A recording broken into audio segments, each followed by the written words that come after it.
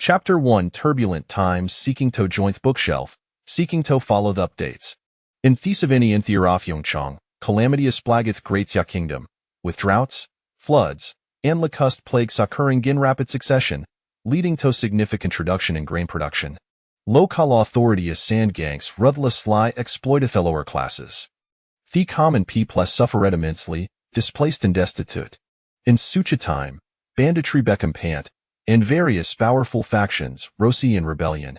Order had collapsed, and consumed. Liangzhou, Greatia Kingdom. Mingchuan Prefecture, Fengyang County.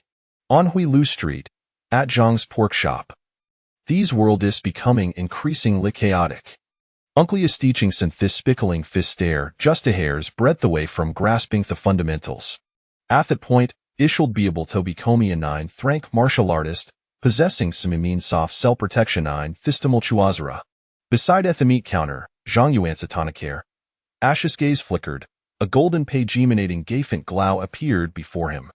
The golden page displayed his fate, martial art skills, and martial ream. 3 months prior, Zhang Yuan's soul had traversed into this world dream in Isentofensian China. Through harem nant so fin formation on the golden page, Zhang Yuan gained a preliminary understanding of his fate, which reward diligence. Asthenamai please, the attributes of this fit dictate the trigardals of whether Zhang Yuan cultivates martial arts manuals, learns a particular skill, or undertakes a task, as long as she exerts effort, Heschel reapperwards. The extent of Hereward's significant lie correlates with his circumstances and Thenacharifi's endeavors. Moreover, another considerable functional shimter record martial arts and skills according to his will. Anything that can be recorded signifies that Zhang Yuan has the opportunity to learn that particular martial art or skill. Simultaneously, the golden page displays his cultivation progress, enabling Zhang Yuan to clearly monitor his training status. The pickling fist dismerly name Zhang Yuan whimsically adopted the original name Yoft, Hiduk Nico was not disclosed Biunclia. Even if I become a 9th rank martial artist, I must continue to tread cautiously. With a thought, the illusory golden page vanished from sight. The size a world where a strength reigned supreme. Martial power king ran to netadal soft nobility, established sects, or even found empires. To a martial artist, taking Gaul life is as trivial as slaughtering gay pig, perhaps even simpler. Althuga 9th rank martial artists surpasses ordinary individuals, in this Mal County of Fengyang, such are include barely shield the family run pork shop. According to Zhang Yuan's observations over the past months, there exists 6th rank martial artists within Thekanti. Master Hu, I bid you, please pareem. Have paid a veripany of this month's protection fee.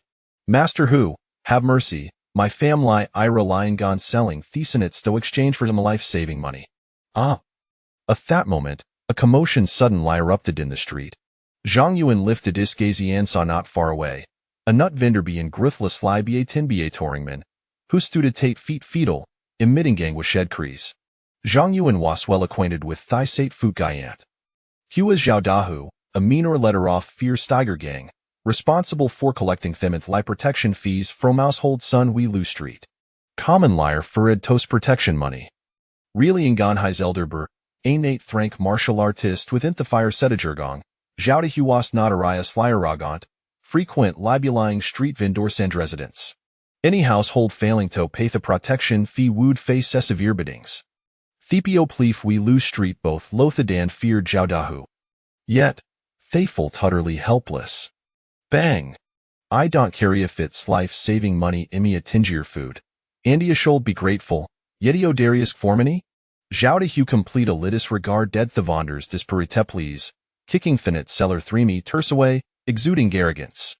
Behind him, 3 lackeys rushed forward, merciless lipamelling Finet vendor. Only when the vendor was half dead did they stop, left-fingered clapping their hands. Surrounding vendors and residents, witnessing such a scene, dared not intervene. Those vendors standing a little farther away hastily lit packet up their stalls and left the street in haste. Humph. This time, consider it a lesson. If I'd to keep our reyes closed next time, it won't be so easy. Zhao Dahus nor Ted coldly, waved Hishin to his lackeys, and continued to the next vendor. Why bother? Everyone in this street knows will master with sasweef toffering goffnet swoon lead to a beating. Zhang Yuan shook his head, unable to contain his disdain as she observed than at vendor, no bear like clinging to life, sprawled in the ground. Having spent 3 months in this world, so coincidence occurred several to me siachmonth. Zhang Yuan had grown accustomed to it. In truth, he deeply understood the Vonder's predicaments, but did not condone any actions. Having lived to lives, Zhang Yuan profoundly comprehended the principle that, without strength, one must maintain as in fall when facing those who will hold the power of fly fin over them. Uncle, what happened? Suddenly, a melodious and clear female voice rang from within the pork shop. The speaker was his sister-in-law, Zhou Yun, with bright eyes and a graceful figure, well-educated and refined. Sister-in-law, her I taught the back courtyard just now, Master Hugh from Fear Steiger Gambly de Vinderhagen, Zhang Yuan Interneto Zhou Yun, quickening his pace and lowering his voice. All right. Zhou Yun's expression changed slightly, and she hurried liar treated to Thikward off Tesh Hop. Their side and soft we Lu Street nearly, Aldred ed Thamiof Xiao Dahu. A special eye them are beautiful women, ho fear Devon stepping outside, apprehensive of being abducted be Zhao De Wan tarnishing the reputations. Ayuan, are you not conducting business anymore? Unbeknownst to him, Zhao Dehu Hadelreedy arrived outside Zhang Yuan's workshop, noticing Zhang Yuan seemingly avoiding Hyman scolding him displeasedly. How cold that? Master Hu, how much meat do you require today? I shall prepare it for you right away. Cursing internally, Zhang Yuan quickly approached Zhao De with his smiling face. Zhao De Hus snorted Dan Strodina Thepperk shop. His Tenu weighs extremely unfriendly, cut him 5 pounds soft lean meat. Not a speck of fat, minced finely, on Danather 5 pounds soft pork biltongs. 3 lackeys, very engine Hayton build, follow Ed close sly behind Zhao De went to the shop. One particular lie short lackey, upon entering, promptly brought over a stool, diligently wiping jit, clean with his liev before placing jit behind Udahu. Theather twole lackey spicket up fanch from the chapan stewed on either side, vigorously fanning him. A cold breeze wafted over, and Zhao De felt considerably moritus. Nodding in satisfaction, Heplip head down into the stool, propping his leg shy. Please wait, the will cut the meat and prepare a theffeling right away. Zhang Yuan maintained as smiley in his face. Hesse veered large piece of lean meat, cutting itin tosmalair chunks, rhythmically ping with a cleaver reniac hand. Moments later, he meticulously wrapped theme in said meat and cut pork belly and lotus leaves, respectfully presenting them to Zhao De. Zhao De instructed his lackey to take the 12 package soft minced meat, kicking the stew less side shiternedly. Upon exiting Thip, Hesse mid to remember he hadn't paid, glancing back at Zhang Yuan with a feigned smile, put themi at Billamy tabil payao when I have a themini. By Theway, prepare for fine pig bonus for me tomorrow I've been training hard ladle yan need to finish my strength. P.S. Dear readers, reaching this point us a testament to Theban to share with the Shambuther. Continue reading, and shall witness first-hand experience ceases to navigate through here. If in a character sore plotline is displease you, I kind ask for our understanding persevere in reading, and you may encounter and expect Teta lights tetlig with our wishes. After all, 1,000 dreaders behold 1,000 hamlets of inmu personal experiences can not satisfy your own. Join the bookshelf, offer your support, and follow the updates daily to deepen the connection between us, granting Althechan Satorsi of Emi insights into the path of enlightenment. Moreover, by joining the bookshelf and supporting my endeavors, you shall be blessed, leading to an influx of wealth, fulfillment of desires, and all endeavors prospering. Chapter 2 The Harshness of Life. Note a problem assure you, the will reserveth the finished pig bonus for Master Hu. This little meat, how cold die carge Master Hu? Master Hu cutting meat from his shopase signifio your favor henceforth, I hope for our continued patronage. Zhang Yuan bent slightly, his face saturnated with a flattering smile. Quite right, Yuan, you're becoming increasing perceptive ears assured. With him, Zhao Dahu, in Hui Lu Street, Nuni Durestabulia. Zhao De Hu was shyly satisfied with Zhang Yuan's attitude.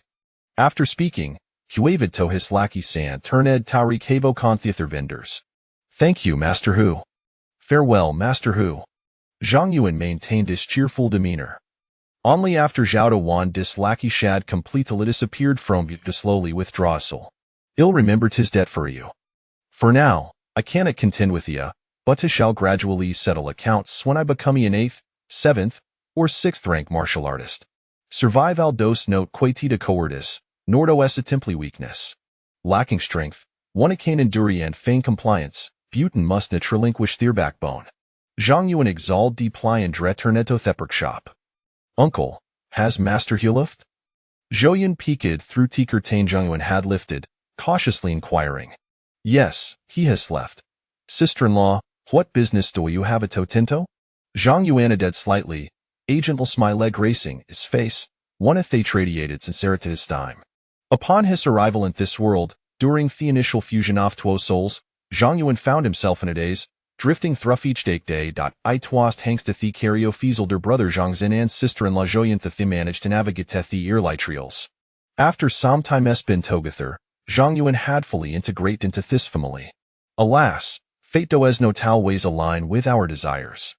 To months prior, onoft hatre prominent familias of Fingyang County, the Wu family sent individuals to forcibly invite Zhang Xin away, leaving behind 20 taels soft silver.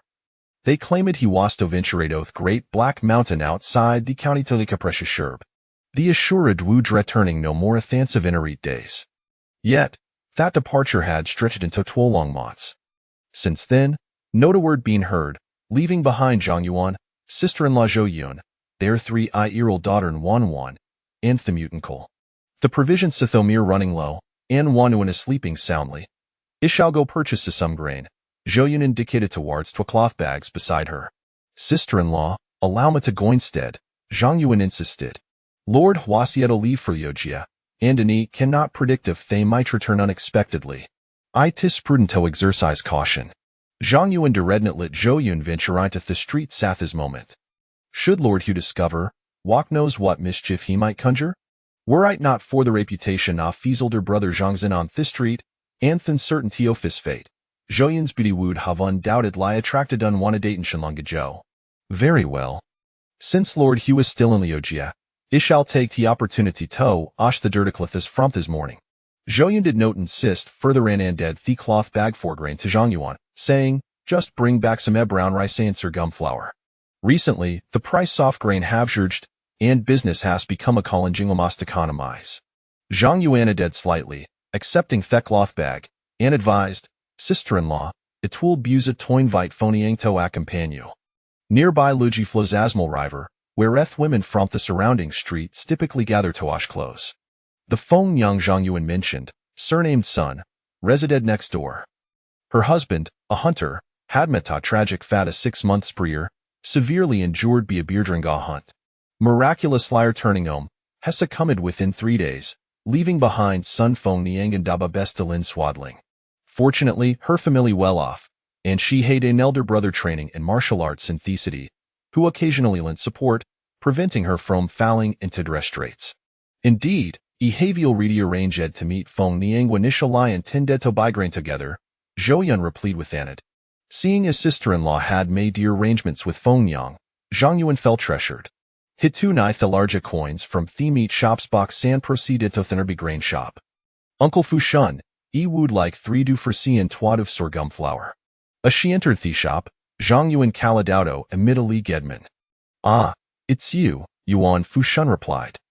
Ricey and sorghum flour have at both risen 9 price recently. 1 do for now costs 1,200 coins, while Leon do sorghum flour costs 100 coins. Why has it increased Edsamic? Just a few days ago, 1 do for Suisanly 150 coins. A Sudan Zinza foreboding washed over Zhang Yuan, prompting Gimtosk, Uncle Fushun. Has something happened?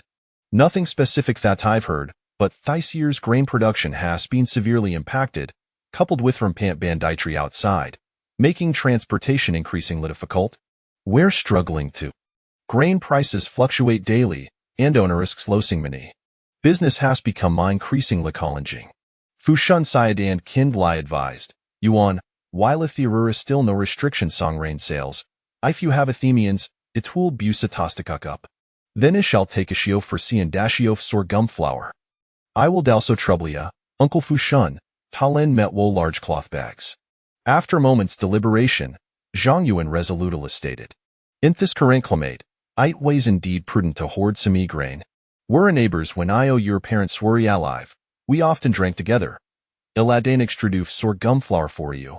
Fushun generous lie included in addition all afdufris. That will be 3,000 coins in total. Thank you. Uncle Fushun, I left in hasty andenly brought onegwanoff coins. It will retrieve the remainder upon my return. Zhang Yuan expressed his gratitude, producing igwanoff coins from Isbaki and hand in Jido Fushun. One adu for sways approximately 12 jin, with 10 du constituting gashi, totaling around 120 jin. With over on 130 jin of sorghum flour, it will suffice for Zhang Yuan's family for a considerable time. Zhang Yuan first transport Theresi home, then returned with twagwanoff goins to Thegrain shop to collect the remaining shiof sorghum flour. He continued to keep an eye in the meat shop. In the afternoon, the number of customers purchasing meat had noticeably dwindled, with only the occasional steward or cook from a fluent household skimming to be pork. As thesen setan themun rose, all the pork had been sold. Zhang Yuan quick lighted eat up the meat, counter and returned it at the shop. Heklo said Thestall, Locked Theodore, and Count Tethades earnings. In this world, business is becoming increasingly arduous. Zhang Yuan calculate Tedo day's profits, unable to suppress his eye. He consistently paid her protection feast to Thilyahu Ganj each month, and with his elder brother Zhang Zinslinger's influence, individuals like Zhao de Hudered net overstepped tier bounds. Yet, these individual frequent litivised succantics, proven exceeding libur densum. Operating a pork shop was no simple endeavor. One had to pay protection fees to Thegong, regular fees to the county office, and maintain various connections. After all the expenses, the profits were meager. There were hardly any substantial coins left. In situations like a today, one might have incurred losses. Moreover, as the duration of his older brother Zhang's insubstance lengthened, his influence had gradually waned. In this world, strength is paramount. It must diligently train and strive toten heron kofanith grade warrior. Shaking his head, Zhang Yuan implicit the tofu had bought earlier into Thekachin. He changed into Alice fitting outfit in his bedroom, then stepped in to the courtyard to stretch. He practiced pig-killing fistical bethamudial. The pig-killing fist consists of 9 stand season 13 techniques, totaling 7 taitwamavaments, each paired with corresponding breathing methods. Zhang Yuan's elder brother Zhang Xin had mastered Thisatov techniques, achieving the rank of 9th grade warrior. Since at the age of 12, Zhang Yuan had diligently practiced Deviride for 60 years. Theston Sesan movement had become sick in nature, ingrained in muscular memory. Alas, his martial talent couldn't libidima davrage. Over 6 years, spanning more than 12 days, he had yet to perfect the synchronization of movement and breath. Wearied not for Zhang Yuan's soul having traversed here, awakening the principle that diligence sees rooted be fate, the original owner might have remained a 9th grade warrior for an indefinite time. Now, however, the process had become considerable easier at the current pace of training. He would like brain I through in 2 or 3 days. Thoth had not yet become a formidable 9th grade martial artist. Zhang Yuan's family operate the meat shop, ensuring they never lacked food and drink. Thus, standing near 8 feet tall, strong and robust, he wielded Thisatov technique with ascertained imposing presence. Chapter 3 The unusual behavior of the sister-in-law. Half an hour passed quietly. Zhang Yuangang had just completed his final set of punches when a commotion was heard at the back gate of the courtyard. Looking up, he saw a tall, fair-skinned middle-aged man herding 2 large, fat pigs into the yard. This man was none other than Uncle Ya.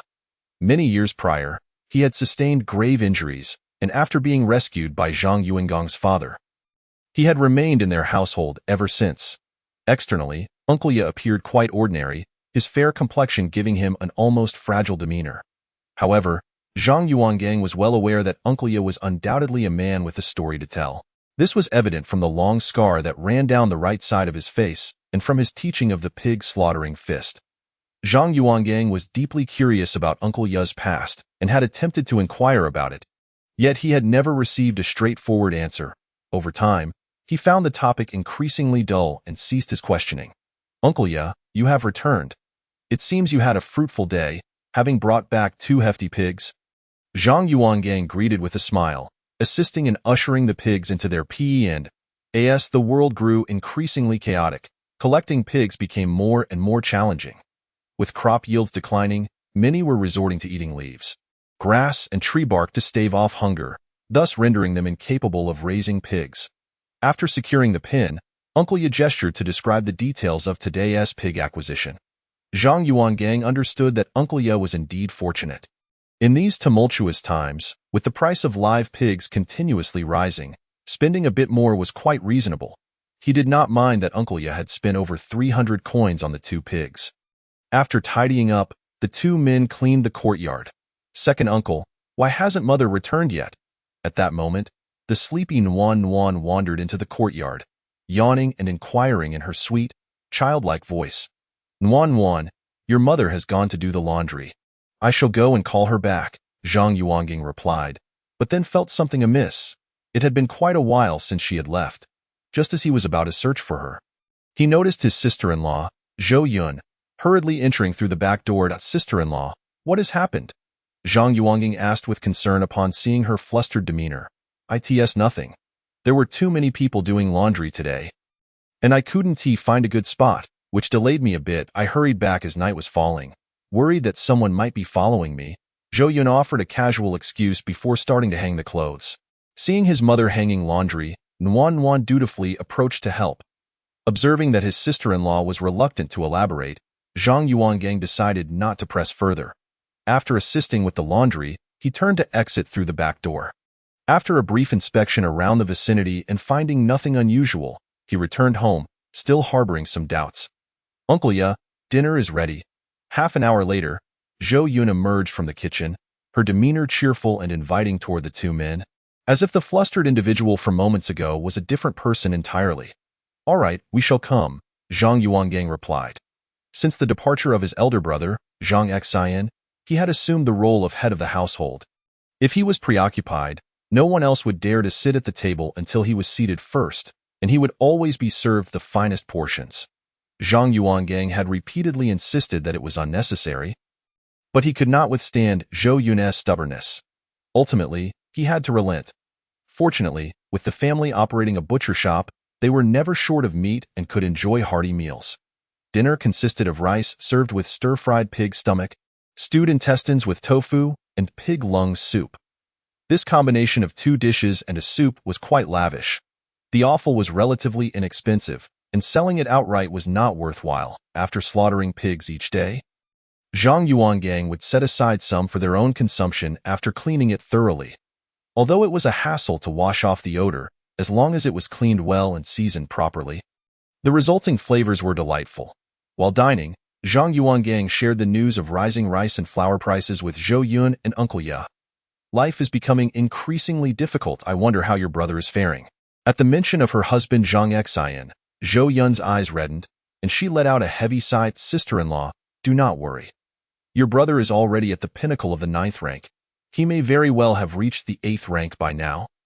And he will certainly be safe, Zhang Yuangang reassured her. Let us hope so, Zhou Yun tentatively suggested, considering the rising prices of rice and flour. Uncle, perhaps we should stockpile more grain? I haven't touched the 20 taels of silver left by the Wu family. I will fetch it for you shortly. Zhang Yuangang shook his head. Sister-in-law, I still have some coins here. It should suffice for now. We definitely need to accumulate more grain, but we cannot rush this matter. If we stockpile too much at once, it might draw the attention of our neighbors and incite unwarranted panic, leading to unnecessary trouble. Zhang Yuanggang's gaze turned toward Uncle Ye, clearly seeking his opinion. Upon seeing Uncle Ye agree with his proposal, and with Zhou Yun having no objections, the decision was made in this household. As long as Zhang Yuangang voiced an opinion, others rarely contradicted him. Nuan, you are still growing. Make sure to eat plenty of meat.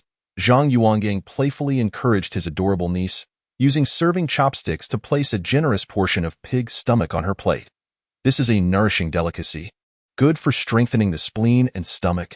Thank you, second uncle, Nuan replied, mouth full as she hastily set down her chopsticks to respond in a muffled tone. Having learned to read and write from Zhou Yun since childhood, her round, bright eyes sparkled with intelligence, making her particularly endearing and understanding. Zhang Yuangang cherished this niece deeply, often taking her out to play during his free time. Brother Yuan, you expend a lot of energy practicing martial arts. Eat more without worrying about us. Zhou Yun attempted to refuse as Zhang Yuangang continued to serve her dishes. It is already too late for that. Sister-in-law, you and Nuan ought to eat more as well. These offals are not worth much. Selling them would be a waste. We can prepare more in the future.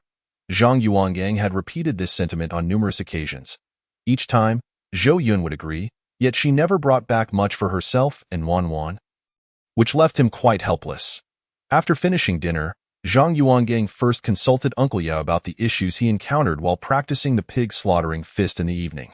Once Uncle Ya provided the corrections on paper, he resumed his practice in the courtyard. Through his recent efforts of research and training, Zhang Yuangang had gained a clearer understanding of the functions of the golden pages, as well as the capabilities of the Fate's decree rewarding diligence. Diligent practice would enhance his progress, and correcting issues encountered during training would also expedite his advancement. According to Uncle Ya, practicing the pig slaughtering fist merely 3 times a day sufficed. Over-practicing could not only hinder physical fitness, but also lead to injuries. Zhang Yuangang was still uncertain whether the decree rewarding diligence and the golden pages could assist him in eliminating hidden dangers. For now, he could only adhere to Uncle Ya's advice and refrain from excessive practice of the pig slaughtering fist. Even so, Zhang Yuangang still needed to purchase medicinal herbs from time to time to remedy his latent injuries. As the saying goes, the wealthy are martial, while the poor are literate, and this statement held true. In this world, lacking money essentially meant lacking the opportunity to practice martial arts. Zhang Yuangang typically practiced once in the morning, once in the evening, and once more after dinner. Each session lasted about half an hour. In this world, there were scarcely any forms of entertainment. After completing his practice of the pig slaughtering fist, he washed up briefly, grasped his slaughtering knife, and rested it against his chest as he lay down in bed. This had become a habit.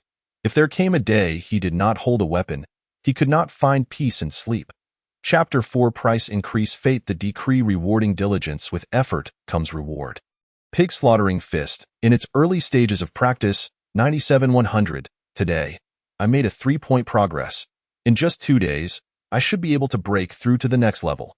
Lying in bed, Zhang Yuangang focused his thoughts, and the golden pages materialized before him. Seeing that he was merely 3 points away from breaking through to a preliminary understanding of the pig slaughtering fist, he could not help but feel a surge of excitement. After tossing and turning several times, he finally drifted off into a muddled slumber. The night deepened. Just past the 5th watch of the tiger hour, Zhang Yuangang awoke precisely as his biological clock dictated. Rubbing his sleepy eyes, he rose from the earthen bed, donned a short shirt, and made his way to the kitchen. Uncle Ya and sister-in-law Zhou Yun had already prepared water and were tending to the fire. After greeting them, Zhang Yuangang headed to the courtyard to practice the pig slaughtering fist. At the hour of the rabbit, 2 young apprentices knocked on the back door. Originally, these 2 had been hired by Zhang Yuangang's father during his lifetime to assist in the shop. However, since his elder brother Zhang Xian had been missing for 2 months, Zhao Dahua frequents the meat shop every few days, causing a significant decline in profits. Unable to sustain the employment of 2 workers, Zhang Yuan decided to convert their positions into temporary roles. Each morning, during the slaughtering of pigs, the 2 would come to lend a hand. For each pig they assisted in slaughtering, they were rewarded with 3 large coins. Upon completion of their tasks, Zhang Yuan would additionally provide them with some pig offal. Aware of the shop's situation, and recognizing the scarcity of work, they were more than willing to assist as temporary laborers. With the offal provided by Zhang Yuan and the 3 coins, they at least ensured they would not go hungry. The 2 men, known as Dazhuang and Erzhu, resided on Huilu Street, not far from Zhang Yuan's home. Each morning, they would arrive punctually at the hour of the rabbit. Zhang Yuan cautiously approached the back door. After confirming their identities, he opened the yard gate. The 2 worked with brisk efficiency. After greeting Zhang Yuan, they immediately assisted in pouring the boiled water into the large tub designated for scalding the pig hair. Subsequently, Uncle Ye used an iron hook to draw out a large fat pig from the pen. Together, Zhang Yuan, Uncle Ye, Dazhuang, and Erzhu lifted the hefty pig onto a long bench. Uncle Ye, Dazhuang, and Erzhu each held down a part of the pig, its head, body, and legs. Zhang Yuan, having cleansed his hands, lit incense and burned paper.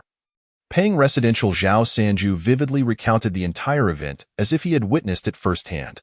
Upon hearing Zhao Sanju's words, Zhang Yuan suddenly understood why his sister-in-law, Zhou Yun, had appeared so flustered upon returning the previous evening. Unwilling to disclose the truth, Sun Jialong is truly commendable. At last, he has avenged us impoverished commoners. It would have been even better had he completely eradicated the Liehu gang. Ergo lamented, though not speak so recklessly. If the members of the Liehu gang were to overhear, it would not bode well for us. Some things can be said, while others must remain unsaid. Fearing that Ergo might implicate him, Zhao Sanju hurriedly glanced around to ensure no one was paying attention before heaved a slight sigh of relief. Turning to Zhang Yuan, he lowered his voice, saying, "Brother Yuan, just pretend you heard nothing." "Uncle Sanju, what are you talking about?" "I know nothing. My hearing has become increasingly poor lately." Having gleaned the information he sought, Zhang Yuan ceased the idle chatter and returned to his butcher shop, sitting down to contemplate. Should he strike under the cover of night? The audacity to harass his sister-in-law Zhou Yun and only suffer a mere injury seemed far too lenient for Zhao Dahu. A glimmer of murderous intent flickered in Zhang Yuan's eyes. Yet, it was prudent to first ascertain the situation before proceeding. Coincidentally, Zhao Dahu had asked him yesterday to set aside 4 pig bones, which provided an excellent pretext. After a moment's reflection, Zhang Yuan devised a plan. He decided that once the pork was nearly sold out, he would take 4 pig bones and 3 gene of pork to Zhao Dahu's residence to gather intelligence. This opportunity would also allow him to gauge the conditions at Zhao Dahu's home. Even if there were no chances for confrontation this time, such a sincere visit would surely leave a favorable impression on Zhao Dahu. It was a trifecta of benefits, regardless of one's strength. In these tumultuous times, one must always exercise caution. For enemies, one must strike decisively whenever the opportunity arises, without a trace of hesitation. In the absence of absolute certainty, one must refrain from acting impulsively to avoid falling into perilous situations. As noon approached, only a small portion of lean meat and ribs remained at the stall. Natural disasters and calamities had led to a decrease in grain production, causing even affluent families to consume significantly less meat. After a long wait, a customer finally arrived, requesting merely half a gene, yet still asking for more. Despite this, Zhang Yuan greeted him with a smile, displaying not a hint of impatience. In the afternoon, he closed the stall early. "Sister-in-law, I heard this morning that master who was severely injured by Sun Erlang." Zhang Yuan ventured cautiously upon finding Zhou Yun in the backyard. Since uncle had already learned of yesterday's events, he felt no need to conceal the truth any longer. "Yesterday evening, Feng Yang and I indeed encountered Master Hud. That moment, he attempted to lay hands on both of us, but fortunately, Sun Erlang was returning from the city." Realizing Zhang Yuan was aware of what had transpired, Zhou Yun no longer held back and recounted the details of the previous day. "Sister-in-law, in the future, should anything like this occur, you must inform me. To be safe, try to avoid going out these next few days," Zhang Yuan asserted firmly. Zhou Yun nodded slightly, understanding that Zhang Yuan was concerned for her safety, and she did not take offense at his tone. After exchanging pleasantries with his sister-in-law, Zhang Yuan took a pig slaughtering knife, a meat-cutting knife, a cleaver, and a bag of lime powder. Grasping 4 pig bones and 3 gene of pork, he left through the back door. Making his way to Zhao Dahu's home.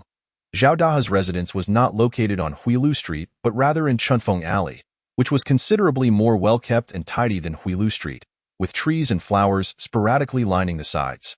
Upon nearing Zhao Dahu's home, Zhang Yuan walked back and forth 7 or 8 times, ensuring he understood the surroundings and identifying the best escape route before finally standing at Zhao Dahu's door. Knock, knock, knock. Is Master Hu at home? Confirming he was in the right place, Zhang Yuan meticulously checked to ensure that any concealed weapons would not be revealed, inhaled deeply, and gently rapped on the door. "Who might you be?" A middle-aged woman's voice soon echoed from the courtyard. "I am Zhang Yuan, of the Zhang family's pork shop on Huilu Street. Yesterday, Master Hu asked me to set aside 4 pig bones for him. I noticed he hadn't come to collect them today, so I brought them over." Zhang Yuan stood outside the door, waiting for a considerable time before the courtyard gate finally swung open. "Young master." "The master is in the inner room. Please come in."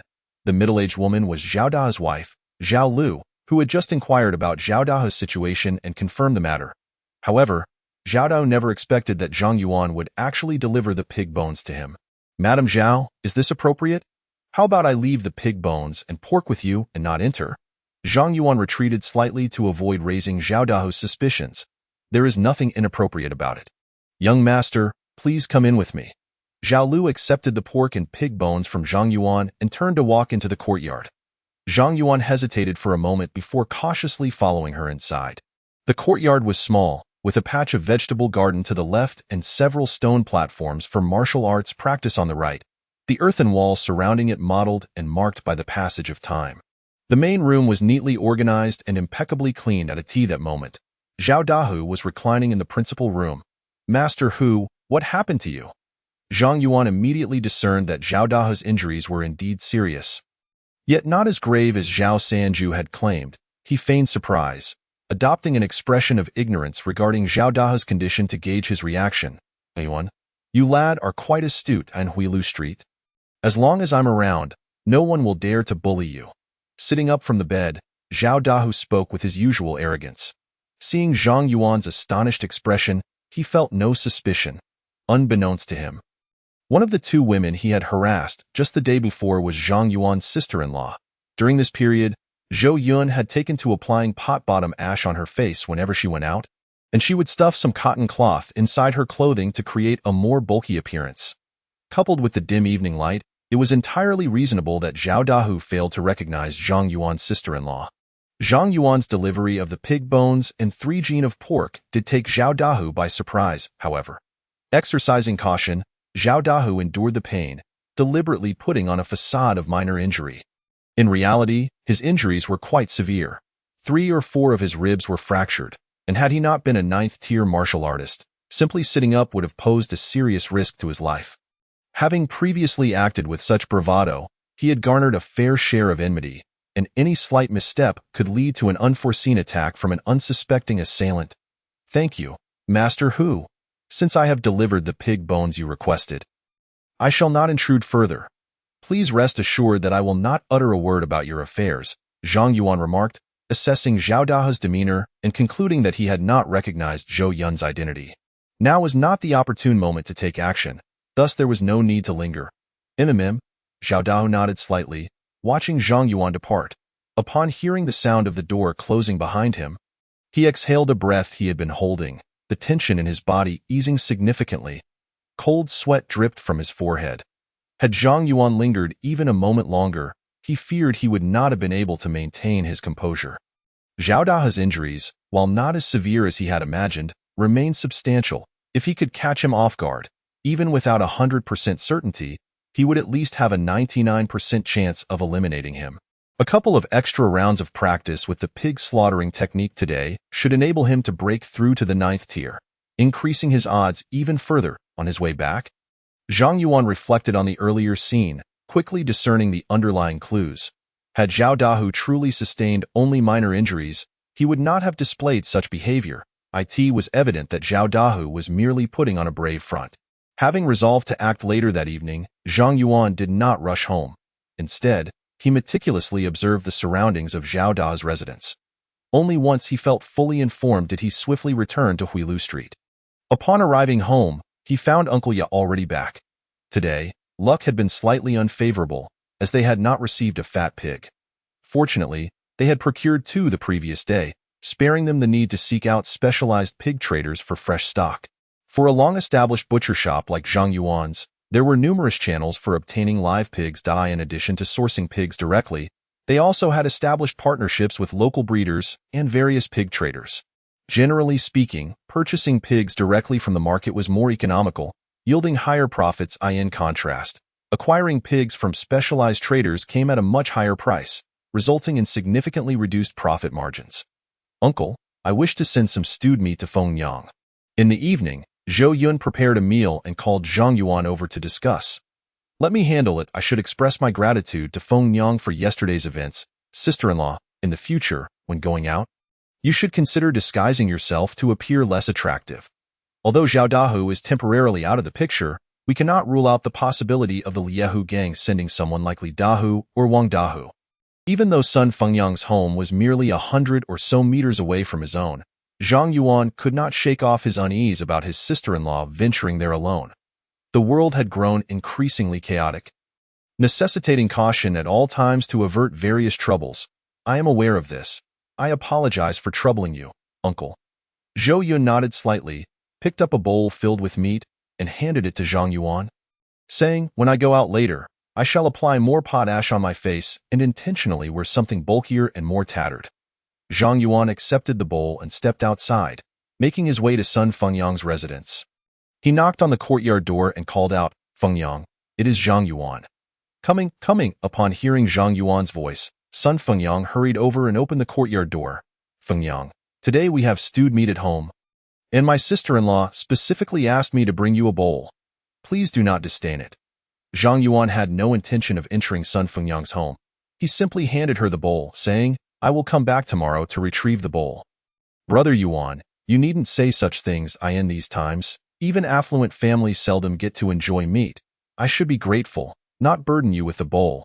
I will send it back tomorrow." "Brother Yuan, why not come in for a moment?" Sun Fengyang invited with a gentle smile and courteous manner. "There is no need to sit. Dinner is already prepared at home, waiting for my return." Zhang Yuan politely declined her invitation and turned to head home. Watching Zhang Yuan's figure fade into the vast night, Sun Fengyang closed the courtyard door and returned indoors. After dinner, Zhang Yuan diligently practiced his pig-killing fist as usual. Whenever he encountered difficulties during practice, he would promptly seek guidance from Uncle Ya. The pig-killing fist was merely 3 points away from breaking through to a nascent understanding. With Uncle Ya's instruction, during the 4th cycle of practice, Zhang Yuan suddenly felt a surge of warmth rising forcefully from the soles of his feet, swiftly enveloping his entire body. This sensation persisted for the duration of half an incense stick, gradually dissipating only when a faint bronze sheen appeared on the surface of his skin. Zhang Yuan realized that he had elevated his realm to the 9th grade of skin refinement. The realm of skin refinement involved training the skin to attain the toughness of leather. Warriors at this level exhibit a subtle bronze hue in their skin, feeling as tough as cowhide to the touch, impervious to ordinary blades. Skin refinement serves as the foundation of martial arts, significantly enhancing a warrior's external defense compared to an ordinary person. To validate his newfound realm, Zhang Yuan ceased practicing and immediately went to the butcher shop, grabbing a meat cleaver to test it on his arm. Indeed, it could not be easily cut through. However, he had only just begun skin refinement, and he could at most withstand the attacks of an ordinary person. A martial artist wielding blades could still easily slice through his skin. After a few simple attempts, Zhang Yuan grasped the general state of his abilities. This breakthrough not only augmented his defensive capabilities, but also resulted in a substantial increase in strength, roughly exceeding 50%. With a thought, golden pages floated before his eyes. Fate the way rewards diligence. Effort will yield results. Pig-killing fist. Nascent understanding. 1200. Realm. 9th grade. Skin refinement.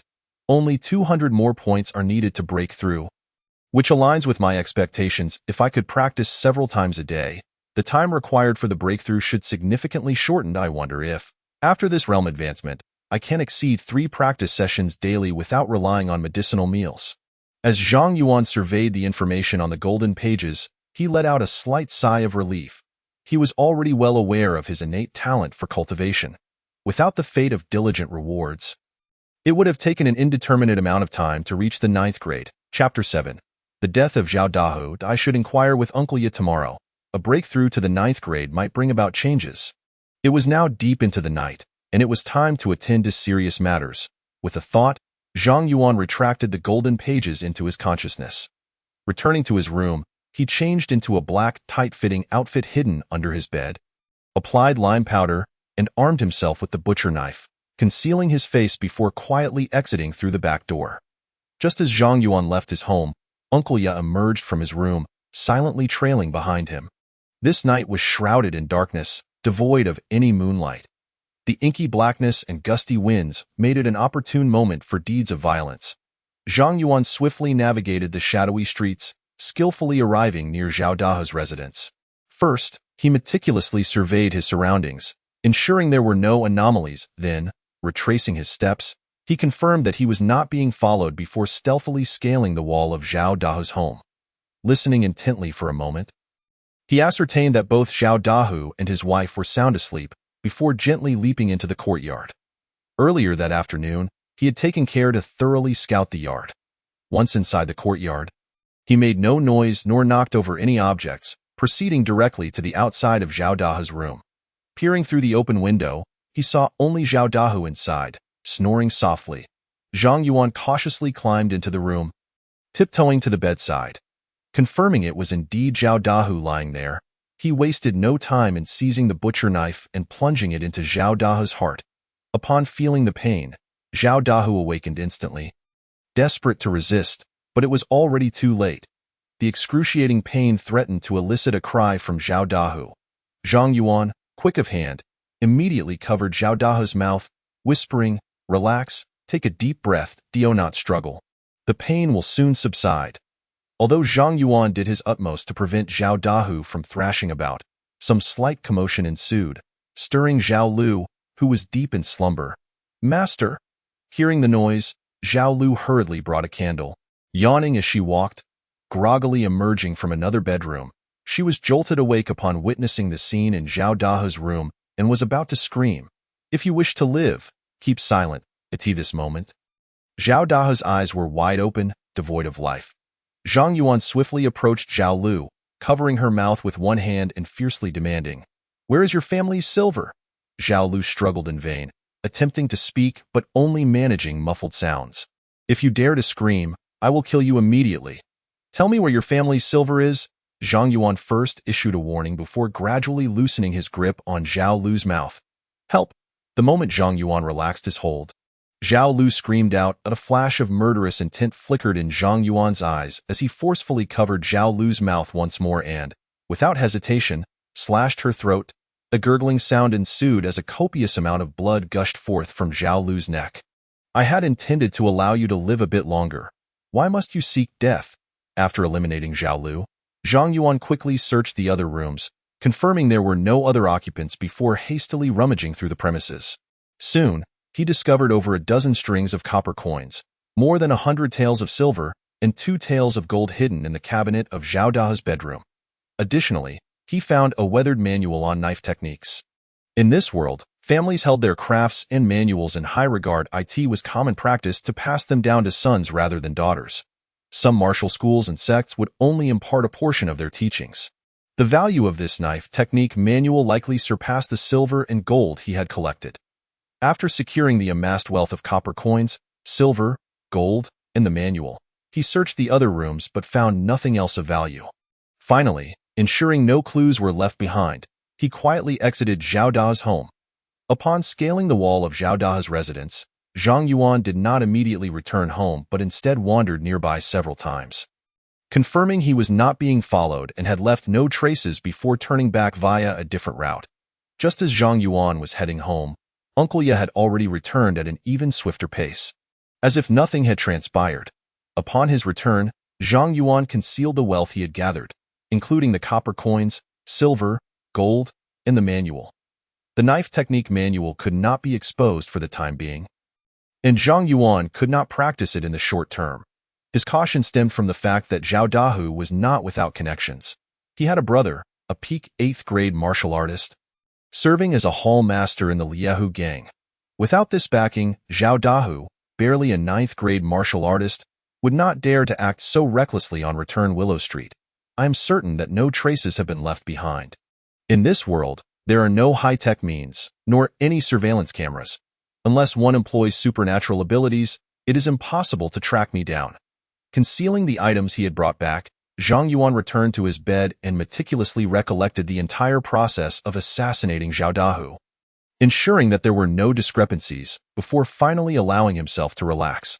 Grasping the butcher's knife, he tossed and turned a few times before succumbing to slumber. The next day, just after the 5th watch of the Tiger Hour, Zhang Yuan awoke precisely as his biological clock dictated. As was his routine, he greeted his sister-in-law, Zhou Yun, and the mute uncle before practicing his martial arts in the courtyard. It was not until a knock echoed from outside that Zhang Yuan, on high alert, confirmed the visitors were De Zhuang and Heir Zhu before opening the back door. Following a series of procedures that consumed half an hour, he efficiently processed the pork and instructed the mute uncle to take De Zhuang and Heir Zhu to the Jiang family restaurant to deliver the meat. During breakfast, Zhang Yuan suddenly proclaimed, "Sister-in-law, uncle, last night while practicing the butcher's fist, I experienced a moment of enlightenment and have broken through to the 9th rank of skin refinement. Zhou Yun, her chopsticks suspended in midair, gazed at Zhang Yuan with sparkling eyes, overwhelmed with joy. The mute uncle, sitting across from her, also displayed a hint of surprise. Although he had followed Zhang Yuan to Zhao Dahe's residence the previous night, he had not noticed Zhang Yuan's breakthrough to the 9th rank. Having helped Zhang Yuan assess his potential since he began martial arts training at 12, he was well aware of his average aptitude. Even if one could cultivate, it was typically believed that reaching the 7th rank was the pinnacle of possibility. Under normal circumstances, with Zhang Yuan's talent, achieving the 9th rank would require at least 8 to 9 years, even with the aid of medicinal cuisine. Yet, here he was, having accomplished this feat in merely 6 years, with little medicinal assistance, which indeed took him by surprise. However, the mute uncle did not dwell on it. A breakthrough was undoubtedly a positive development. Average talent did not necessarily preclude rapid advancement in one's realm and strength. If one possessed high comprehension, or suddenly experienced a moment of clarity, significant improvements could be attained in a short span. Uncle, have you truly become a 9th rank martial artist? Zhou Yun set down her chopsticks, her eyes ablaze with excitement, yet still tinged with disbelief. Sister-in-law, I truly have become a 9th rank martial artist. However, this matter must remain confidential, known only to our family. The world is increasingly chaotic, and the deterrent power of a 9th rank martial artist is far diminished compared to the past. If word spreads, it could invite unnecessary trouble. Concealing our strength is essential for our protection. Zhang Yuan did not conceal his breakthrough from his sister-in-law and uncle, as he wished to spare them from ceaseless worry while also gauging whether the mute uncle possessed any medicinal cuisine that could enhance his training speed. If all else failed, he would have to resort to procuring potent medicine from the black market to augment his power. Having attained the 9th rank, there were many endeavors he could now attempt that were previously beyond his reach, such as venturing into the black market. Chapter 8. Procuring medicinal cuisine. Uncle, rest assured, I will not speak of this to anyone. Zhou Yun, recalling her husband Zhang Xian's abduction by the Wu family, hastily assured. She then turned to Nuan, saying with gravity, Nuan, you two must not speak of what just transpired, understand? I understand, mother, second father, Nuan obediently replied, her demeanor clever and sensible. Given that she rarely ventured out with her sister-in-law, there was little concern that she would divulge this secret. Zhou Yun emphasized her point as a precautionary measure. Uncle, now that I have broken through to the 9th rank, can I not practice the butcher's fist more frequently each day? Zhang Yuan affectionately ruffled Nuan's hair as he turned to the mute uncle. The uncle nodded at first, then shook his head, and after setting down his bowl and chopsticks, gestured to explain. Essentially, he conveyed that a 9th rank martial artist could indeed practice the butcher's fist more often, but it required medicinal cuisine as support. Otherwise, one might suffer from hidden ailments. After breakfast, the mute uncle provided Zhang Yuan with a prescription for medicinal cuisine tailored to the butcher's fist following his breakthrough to the 9th rank. Uncle, does a 9th rank martial artist truly require potent medicine for conditioning? Zhang Yuan, having anticipated this, was nonetheless slightly taken aback upon reviewing the ingredients on the prescription. The so-called potent medicine referred to herbs of considerable age that possess strong restorative properties, such as ginseng, reishi, and he shou wu, among others. Additionally, some herbs that demanded specific growing conditions could also be classified as potent. Among the ingredients listed by the mute uncle, 3 were over a decade old. I see, he mused. Using a batch of medicinal cuisine each month is rather extravagant. Without the unexpected windfall from the previous day, affording even a single batch of medicinal cuisine containing potent herbs would have been impossible for Zhang Yuan, let alone one per month. Despite merely being 10-year-old potent herbs, their prices were not trivial. Even in stable times, the profits from the butcher shop would not yield such a substantial sum. When he saw the mute uncle draft a prescription for a standard medicinal cuisine, Zhang Yuan felt a slight relief. The first prescription required potent herbs because it aimed to strengthen the muscles and fortify the body. The 8th rank for martial artists pertains to muscle refinement. After securing both prescriptions from the mute uncle, Zhang Yuan, as per usual, set up the meat stall to sell pork. The mute uncle continued his work of collecting pigs outside by in the afternoon. Zhang Yuan closed his stall early. After greeting his sister-in-law Zhou Yun, he returned to his room to disguise himself. Donning a wide-brimmed hat, he equipped himself with several weapons, 2 bags of lime powder, a handful of cash, a few taels of silver, and a crossbody cloth bag. He cautiously exited through the back door. Upon turning a corner, he made his way down another alley toward the herbal shop. "Shopkeeper, how much will it cost to procure these herbs in the specified quantities?" Zhang Yuan entered a herbal shop named Grass Juice Hall. Altering his voice, he presented a pre-prepared prescription to the shopkeeper. "Codinopsis, Angelica, Polygonatum," he listed. The shopkeeper casually glanced over, picked up an abacus, and began calculating. "Dear customer, these herbs will amount to 2 taels of silver. Please prepare each herb separately," Zhang Yuan instructed as he retrieved 2 taels of silver from his pocket and placed it on the counter. His purchase consisted of the herbs indicated on the standard medicinal cuisine prescription. Exercising caution, Zhang Yuan rearranged the herbs according to the prescription, haphazardly combining several of them, and transcribed them onto paper. Ensuring that each herb's quantity was 5 times the original dosage, spending 2 taels of silver was within Zhang Yuan's acceptable range.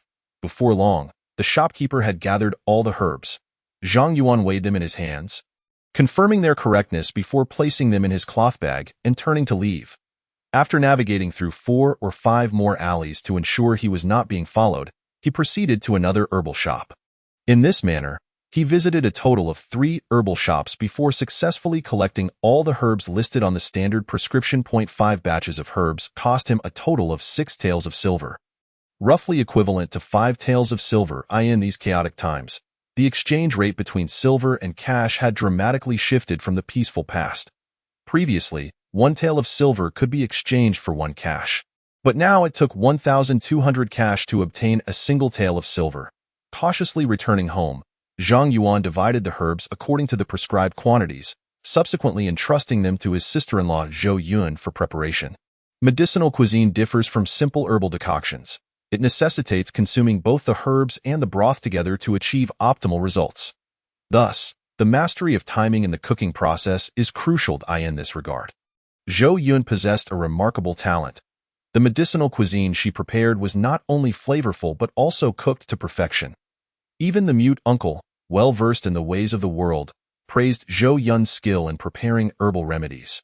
After handing the herbs to his sister-in-law, Zhang Yuan returned to his room, removed his disguise, changed into a fresh set of clothes, and ventured into the courtyard to commence his practice of the butcher's fist.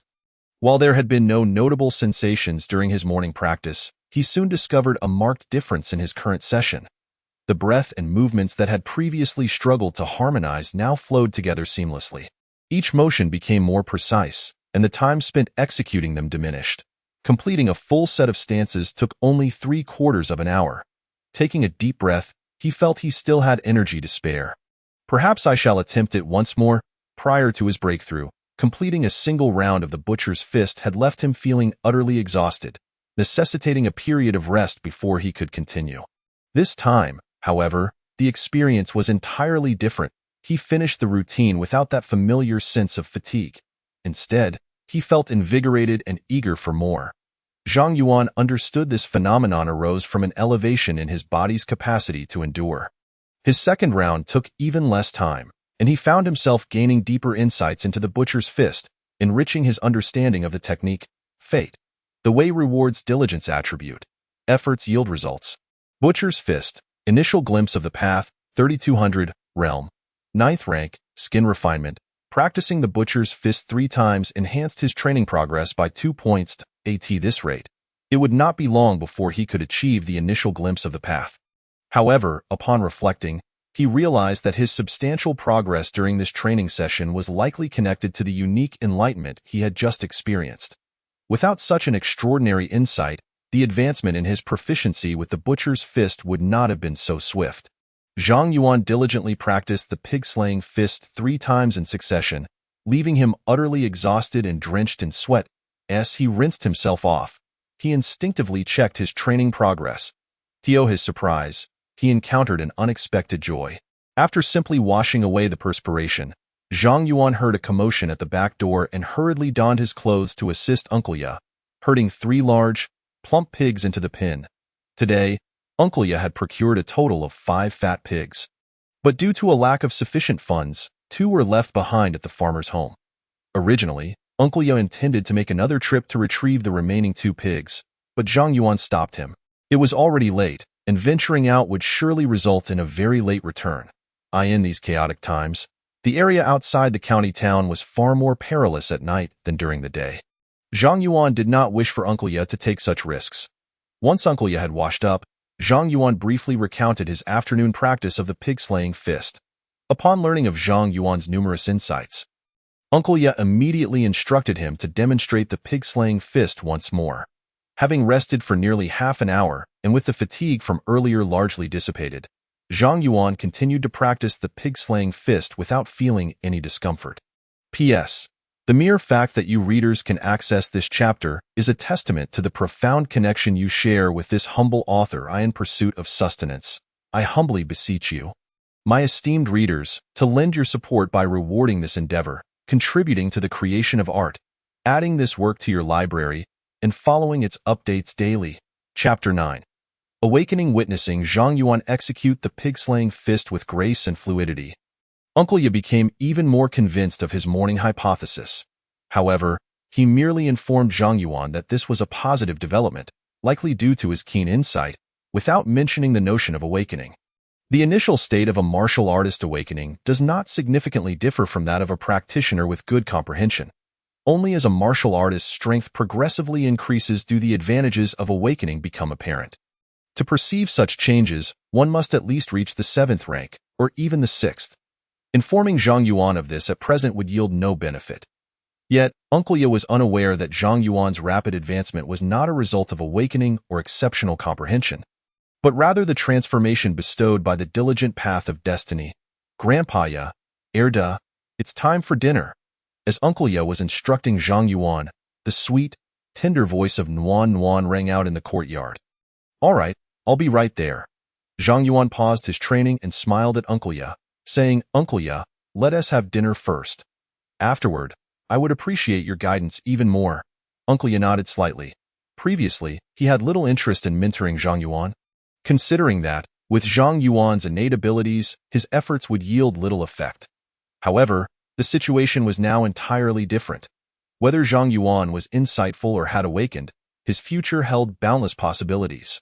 There was great hope for passing down the martial lineage.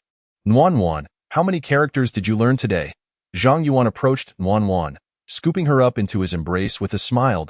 Erda. Today Nuan Nuan learned 5 characters with Mama. Nuan Nuan replied sweetly. How clever you are, Nuan Nuan. Zhang Yuan praised her as he carried Nuan Nuan into the main hall, where sister-in-law Zhou Yun had already set the table with food, including a medicinal dish specially prepared for Zhang Yuan. Once Zhang Yuan took his seat at the head of the table, Zhou Yun joined him at the side. Uncle Ya seated himself casually. After finishing the medicinal dish, Zhang Yuan resumed practicing the pig-slaying fist. With Uncle Ya attentively guiding him, the nourishing effects of the medicinal dish left Zhang Yuan brimming with energy. He practiced the pig-slaying fist 4 times consecutively, feeling no discomfort whatsoever. This scene once again astonished Uncle Ya. Under normal circumstances, even with the aid of a medicinal dish, such results would be unlikely. To ensure no hidden injuries remained, Uncle Ya meticulously examined Zhang Yuan after he finished practicing. Ultimately, he found no issues, allowing him to relax. This left Uncle Ya puzzled. Logically, even if Zhang Yuan had awakened, such a phenomenon should not occur. Uncle Ya, is it all right for me to practice so frequently? I hope it won't cause any problems. Noticing Uncle Ya's grave expression, Zhang Yuan couldn't help but feel anxious. The path of diligent destiny did not endow him with the ability to heal hidden injuries. After a considerable pause, Uncle Ya seemed to recall something. First shaking his head at Zhang Yuan, then beckoning him to remove his upper garment. He proceeded to examine Zhang Yuan from top to bottom, revealing a look of surprise afterward.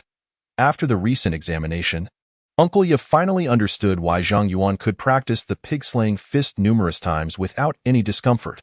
The martial artist's journey to skin refinement could manifest in various forms. Some martial artists, upon reaching this realm, might only have small portions of their skin achieve a toughness akin to that of cowhide. In contrast, Others might possess a larger expanse of skin with such resilience.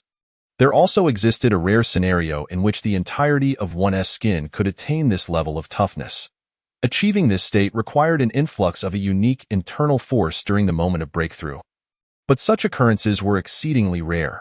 Only those with special opportunities could achieve this under specific circumstances. Naturally, some martial artists, after breaking through to the 9th rank of skin refinement and supplemented by various potent medicines, could also attain similar results, yet external assistance would only render the skin as tough as cowhide, not endow the extraordinary abilities Zhang Yuan possessed. In truth, Zhang Yuan's capacity to infuse his entire skin with this extraordinary power primarily stemmed from the Golden Pages and the Path of Diligent Destiny. The Path of Diligent Destiny was far more complex than it appeared on the surface. Uncle Ya, are you suggesting that in the future, even without medicinal dishes, I want to incur hidden injuries while training? As long as I have the stamina, can I continue practicing the pig-slaying fist indefinitely? Understanding his current situation, Zhang Yuan was overjoyed. Uncle Ya shook his head and wrote a line in the dirt with a wooden stick. While practicing the pig-slaying fist won't lead to hidden injuries, an excessive number of repetitions will not accelerate your strength enhancement. 6 practices daily is most suitable. Gazing at Uncle Ya's writing, Zhang Yuan hardly paid it any mind. Others might be limited to 6 practices, but he possessed the path of diligent destiny. With effort, rewards would follow. By continuously practicing, his progress would steadily rise. Similarly, consuming medicinal dishes or potent medicines would rapidly enhance his training progress. Given his limited daily time, he needed to utilize potent medicines to become an 8th-rank martial artist in the shortest time frame. Selling meat daily significantly hindered his training. It seemed he must bring back Dezhuang and Erju. As Zhang Yuan lay in bed, contemplating future training, he realized that according to Uncle Ya's suggestions, practicing the pig-slaying fist 6 times a day would require 2 to 3 hours. To increase the frequency of practice would inevitably demand even more time. Remaining at the stall would waste a considerable amount of training time. Additionally, practicing the pig-slaying fist required rest to recover, preventing continuous training. Including rest periods, practicing the pig-slaying fist 10 times daily would roughly require 5 to 6 hours, leaving little time for selling meat. However, the butcher shop's business could not cease, as it was currently the sole means by which Zhang Yuan's family could make a living. Moreover, to break through to the 8th rank in the shortest time possible, medicinal dishes and potent medicines were indispensable. Surprisingly, no news had emerged regarding Zhao Dahua's demise today. This, too, was a fortunate circumstance for Zhang Yuan. The later the discovery of Zhao Dahua's death, the more advantageous it would be for him. This marked Zhang Yuan's first experience with killing. Although he felt it bore little difference from slaughtering pigs, it lingered in his thoughts. Yet, as the day passed and he returned to Lu Street, the atmosphere was tranquil as water. Not only was there no news of Zhao Dahua's murder, but there were scarcely any discussions about him. This unexpected development caught Zhang Yuan off guard. Yet he did not dwell on it. He was quite certain that, during the previous night's encounter, he had left no traces or clues. The following morning, Zhang Yuan shared his thoughts with sister-in-law Zhou Yun and Uncle Ya. Uncle, how about I watch the butcher shop during the day? After all, when your elder brother was around, I handled the shop most of the time. Zhou Yun, aware that the shop's profits had significantly dwindled, preferred not to incur additional expenses by hiring help. Sister-in-law, the situation is different now. The world is chaotic, and people from the government and various factions outside act with even greater impunity and lack of moral compass. With your beauty, no matter how much you disguise yourself or try to appear unattractive, it won't make much of a difference. It's best to minimize your exposure. Dezhuang and Erju have worked here long enough to earn my trust.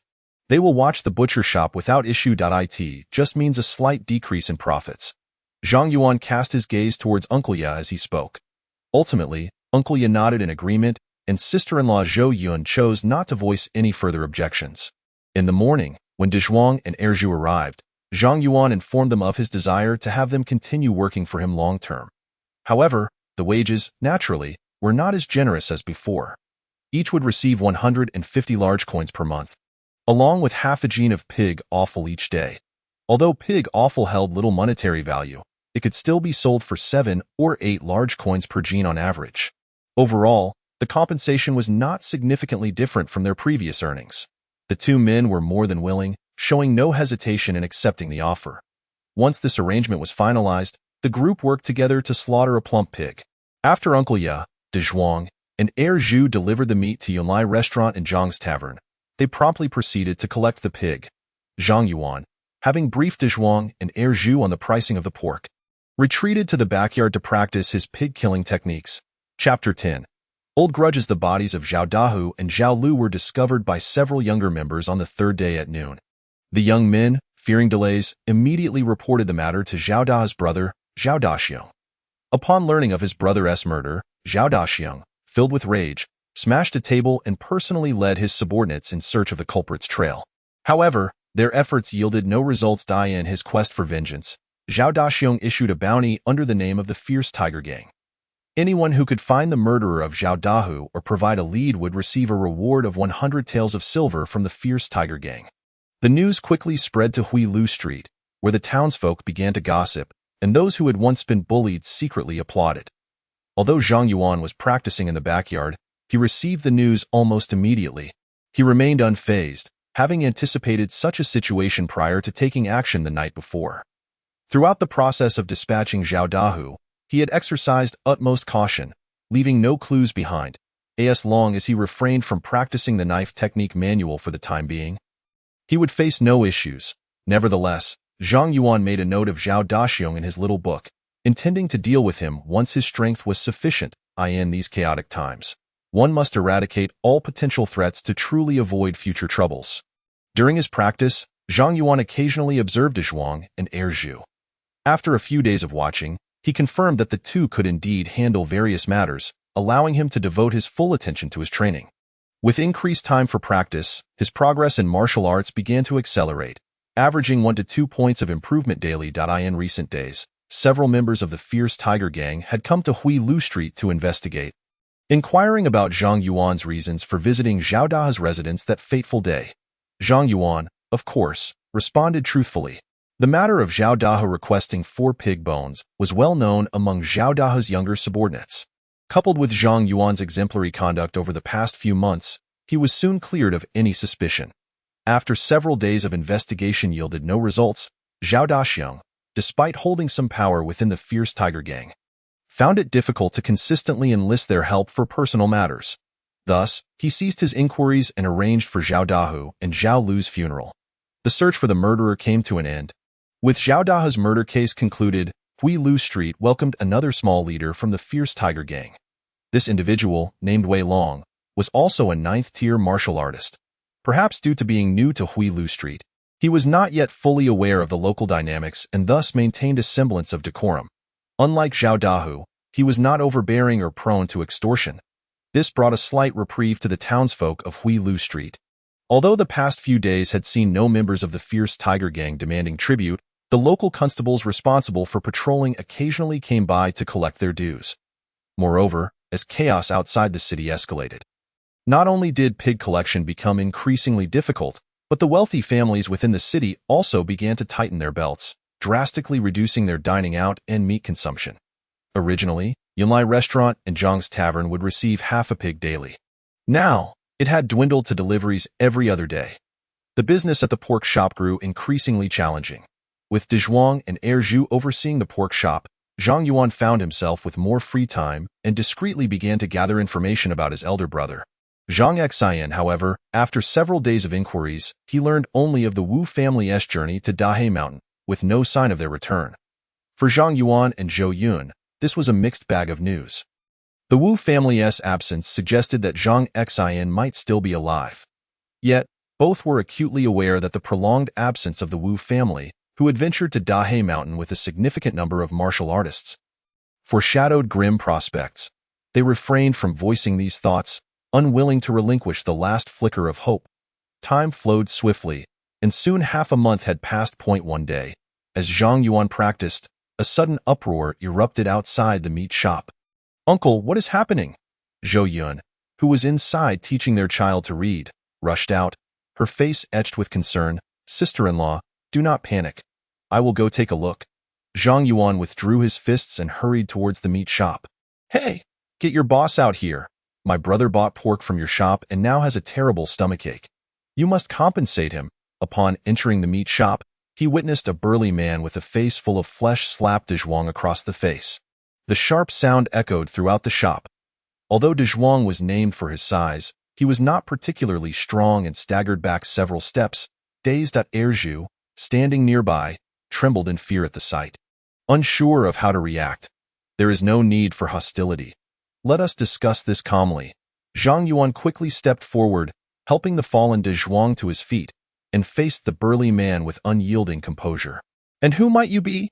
Noticing Zhang Yuan's impressive stature and strength, the burly man's arrogance diminished somewhat. "I am Zhang Yuan, the owner of this meat shop. I am curious to know how my employee has offended you to warrant such a ruckus." Zhang Yuan was certain he had never encountered this man before. Judging by the force of his initial strike and the exposed skin, it was clear he had yet to reach the 9th tier. Merely possessing a robust physique, Zhang Yuan could easily handle such an ordinary person who had not yet attained martial prowess. However, he did not wish to reveal his own status as a 9th-tier martial artist. So he refrained from immediate action. So you are the owner of this meat shop? Why, brother purchased pork from you, and after consuming it, he has fallen gravely ill. He is now unconscious. Do you not owe him some compensation?" The burly man pointed outside towards a scrawny, disheveled figure lying at the entrance, his tone dripping with sarcasm. Following the man's gaze, Zhang Yuan recognized the individual immediately. This man was Sun Dafu, a well-known gambler residing on Hui Lu Street. At that moment, Sun Dafu appeared weak and battered, clearly not suffering from a mere stomach upset, but rather having been beaten to a pulp. Connecting the dots, Zhang Yuan quickly understood who was behind this trouble. Scanning the crowd, he indeed spotted a familiar face. "What compensation do you seek?" Zhang Yuan met the man's gaze, then withdrew his own, asking nonchalantly why brother's family relies on him for sustenance. "Now that he is in this state, you must compensate us with at least 5 taels of silver." The burly man extended his hand, speaking fiercely. "Let us be clear. We both know the truth of this matter. I, Zhang Yuan, conduct my business with integrity and have never engaged in deceitful practices. In light of your brotherly concern for Sun Dafu, I am willing to offer you 1 large coin as a token of goodwill." Zhang Yuan had anticipated the man would demand a hefty sum, maintaining an air of calm and casualness. Having established his stance, he continued, "However, should you persist in your unreasonable demands, I will have no choice but to involve Lord Long of the Fierce Tiger Gang and Constable Lu to mediate." During this time, although Wei Long of the Fierce Tiger Gang had not actively sought tribute, Zhang Yuan had occasionally provided him with pork, ensuring a favorable impression. Such small acts would likely earn him some leniency. Of course, Zhang Yuan's statement was primarily a means of gauging and intimidating the man. Chapter 11. Conclusion. Humph. The burly man scoffed, casting a glance at the leader concealed within the crowd. Receiving a nod of approval, he defiantly retorted, "There's no need to trouble Lord Long or Constable Lu over such a trivial matter. However, you think a mere large coin will suffice?" Before the burly man could finish his sentence, Zhang Yuan seized the cleaver from the meat counter, grabbed a pig bone, and with a resounding crack, split it in half. The man's bravado faltered, and he quickly amended his demand. "Fine, 1 large coin it is." With the man having relented, Zhang Yuan turned and returned to the backyard, retrieving a large coin, which he tossed to the burly man, his expression cold. "Now take your leave and do not hinder my business." The robust man weighed the heavy coins in his hand, no longer entangled in the matter at hand, and turned away from the butcher's shop, neglecting to acknowledge Sun Dafu at the entrance. Soon vanishing into the crowd, Erju, De Zhuang, escort Sun Dafu back to his residence, Zhang Yuan instructed, his brow slightly furrowed. Sun Dafu, already as frail as a wisp of smoke, could succumb at any moment. Should he die at the threshold of his own shop, it would undoubtedly pose a troublesome predicament. The surrounding neighbors, seeing that there was no spectacle to behold, gradually dispersed. "Uncle, what just transpired?" Only when the commotion outside had settled did Zhou Yun cautiously step into the butcher's shop from the backyard. "Nothing of consequence, just a rogue whom I sent on his way," Zhang Yuan replied, shaking his head, concealing the truth. From the moment he laid eyes on the gambling broker hidden amidst the throng, Zhang Yuan had already discerned the purpose behind today's encounter. This individual, named Elsong, was a minor broker employed by the Donglai gambling den. A few months prior, he had been reprimanded by Zhang Xian for harassing Zhou Yun on the street, and since then, he had behaved himself considerably. Now, having learned of Zhang Xian's disappearance for over 2 months without a trace, he was evidently restless and eager to accede. It was a deliberate ploy, sending this burly man to probe the situation. Zhang Yuan had almost forgotten this individual. Since the other party wished to test the waters, he would let him meet his demise, if all is well. Then that's good. Zhou Yun did not press for further details, lowering the course curtain and returning to the backyard to continue teaching Nuan her letters. Before long, De Zhuang and Heir Zhu returned to the butcher's shop. After offering some words of comfort to De Zhuang, Zhang Yuan took out 30 large coins as compensation. He then briefed the two men on a few matters before retreating to the backyard to practice his pig slaughtering techniques. That night, after Zhou Yun, Nuan, and Uncle Ya had all fallen asleep, Zhang Yuan changed his attire, armed himself with weapons and lime powder, and stealthily exited through the back door. He meandered through nearby alleys before finally arriving at the vicinity of the Donglai gambling den. This place was considerably livelier than returning to Lu Street, boasting not only a gambling den but also brothels and taverns. It was the most bustling area of Fengyang County. The business at the Donglai gambling den had always been thriving. Even though it was past the hour of the pig, the time between 9 and 11 at night, when there were no entertainment activities and most ordinary folk retired early, the gambling den remained ablaze with lights and teeming with voices. Until the hour of the rat, patrons steadily emerged from the gambling den, entering nearby brothels or inns. These were the favored establishments prepared by Donglai for its clientele. Around a quarter past the hour of the rat, Elsong emerged from the Donglai gambling den, accompanied by the burly man who had visited Zhang Yuan's butcher shop earlier, along with 2 middle-aged gentlemen. After graciously seeing the 2 middle-aged men settled into a brothel, Elsong, accompanied by the burly man, made his way down another alley. Zhang Yuan, who had been waiting near the gambling den, immediately followed their lead. He was not yet fully acquainted with the surrounding situation near Elsong's abode, nor did he have the confidence to strike down both men in an instant. Exercising caution, he refrained from taking immediate action. He planned to return during the day to assess the area. After escorting Elsong and his companion back to their respective homes, Zhang Yuan turned and left. The following day, Zhang Yuan disguised himself and carefully surveyed the surroundings of Elsong and the burly man's residences.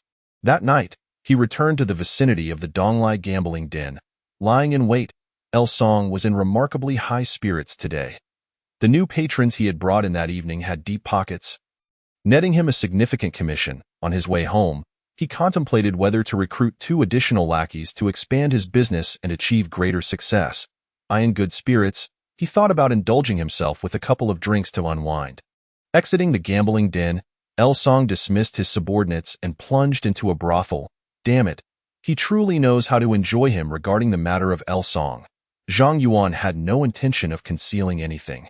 During his first midnight sortie to assassinate Zhao Dahu, although he failed to notice Uncle Ye trailing behind him, the timing of his nocturnal excursions in the past few days had not been excessively late. Given Uncle Ye's astuteness, it was implausible that he would remain oblivious to these outings. Uncle Ye, do you know what this is? Zhang Yuan continued to inquire. Uncle Ye nodded slightly, then retreated to his room.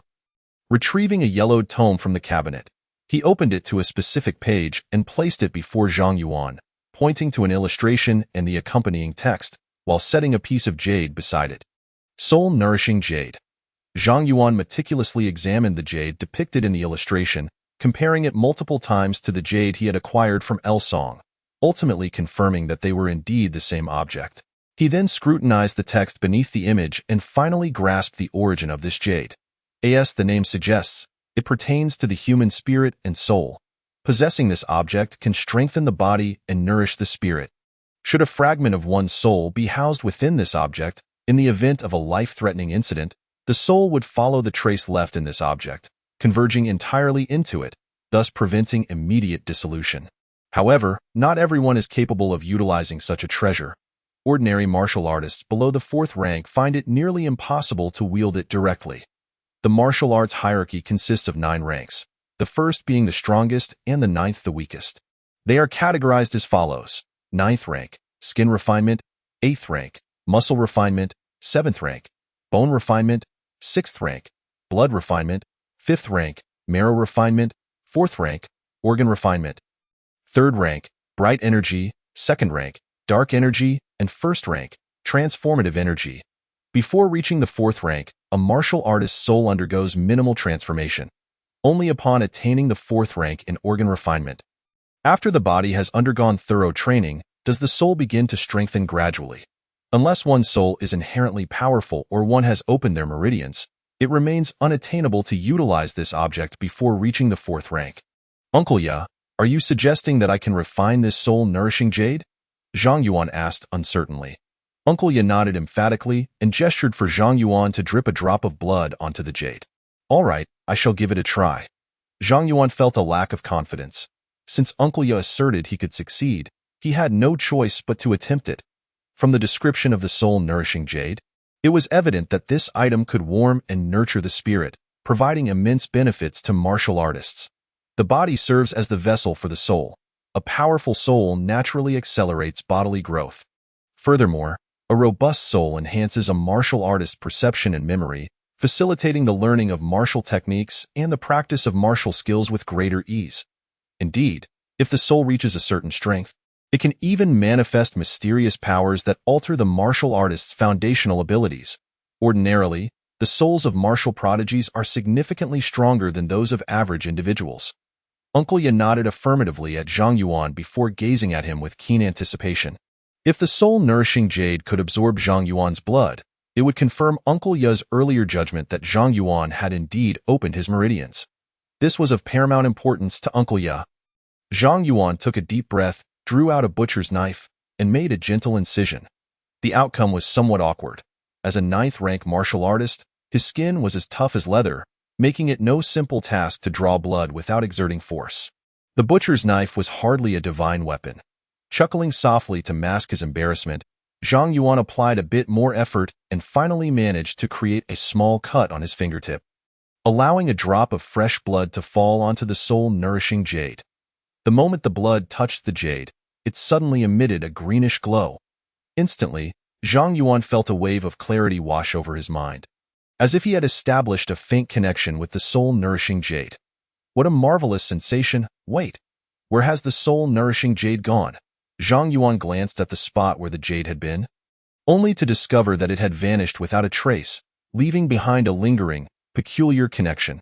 Uncle Ya quickly gestured for Zhang Yuan to remain calm, then inscribed a passage on the ground. The soul-nourishing jade exists between the tangible and intangible. It is corporeal before refinement, but transforms into an ethereal entity afterward. So that's how it is, Zhang Yuan nodded, gaining insight. Delving into his consciousness, he indeed noticed a series of unique symbols floating around a golden page in his mind.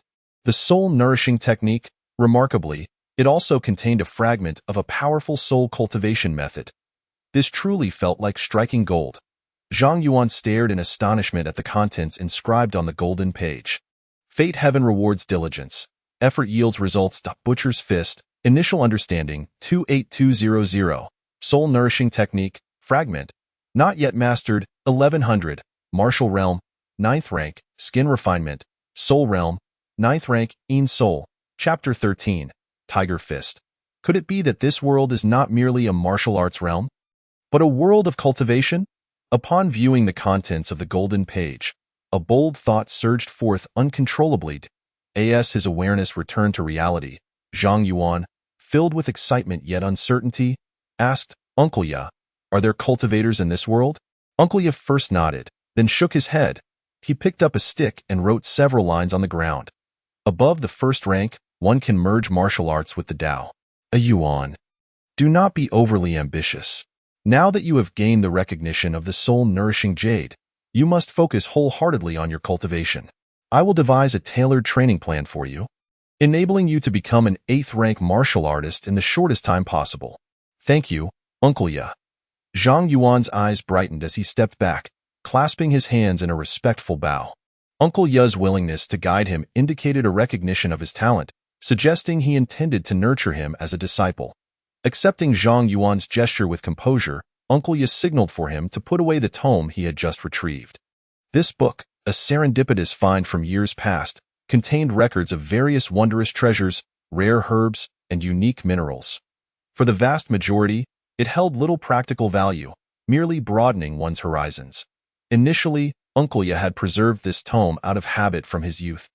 But he never anticipated it would prove useful today. Zhang Yuan secured the book and followed Uncle Ye to his quarters, adhering to Uncle Ye's teachings. According to the plan written by Uncle Ye, to swiftly ascend to the 8th rank, he must consume medicinal meals prepared with rare herbs. However, obtaining herbs aged over 10 years from ordinary apothecaries was exceedingly difficult, reliant entirely on luck in reality. Within Fengyang County, it was not just the rare herbs over 10 years old that were scarce. Nearly all items related to martial artists were rarely circulated in the market. Zhang Yuan could only venture into the black market to acquire the rare herbs necessary for his medicinal meals. In addition to the rare herbs, the equipment needed to aid his cultivation was equally essential. Such items were challenging to acquire in finished form. He could only draw blueprints and have workers craft them on site. Uncle Ye was responsible for finding someone to forge these training tools, while Zhang Yuan would need to devise a way to procure the rare herbs over 10 years old. Uncle Ye observed Zhang Yuan with satisfaction, nodding as he revealed the true name of the Butcher's Fist.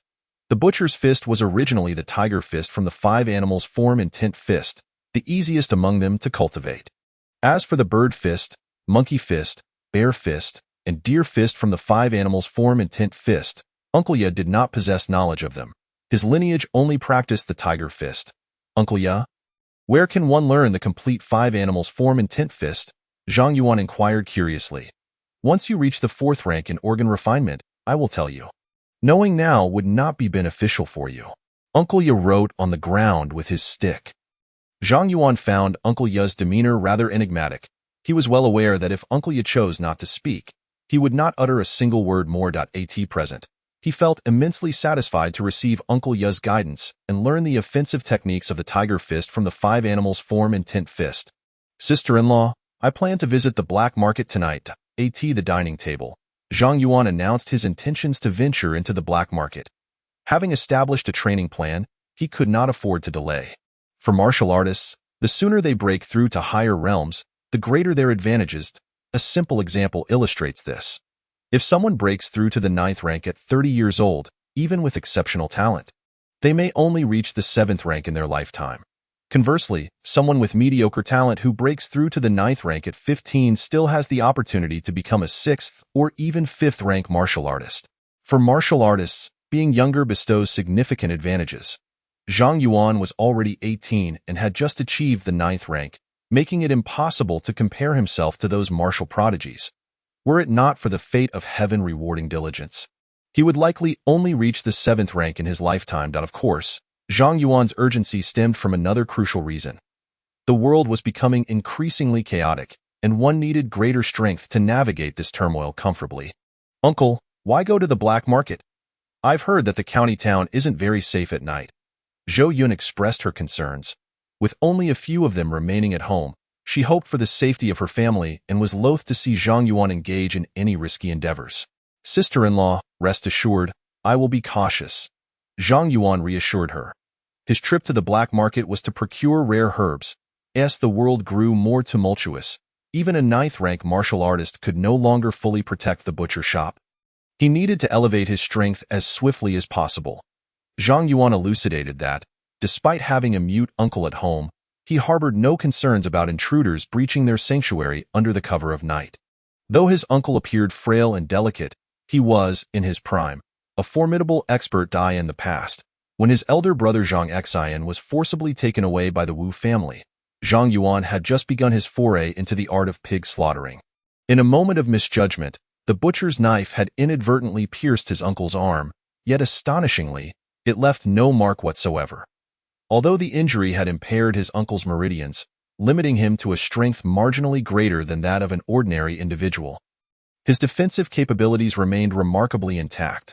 Against 9th grade martial artists, or even 8th grade ones, he would not find himself at a disadvantage. Naturally, it was prudent to avoid provoking his uncle into action, as doing so might exacerbate his injuries.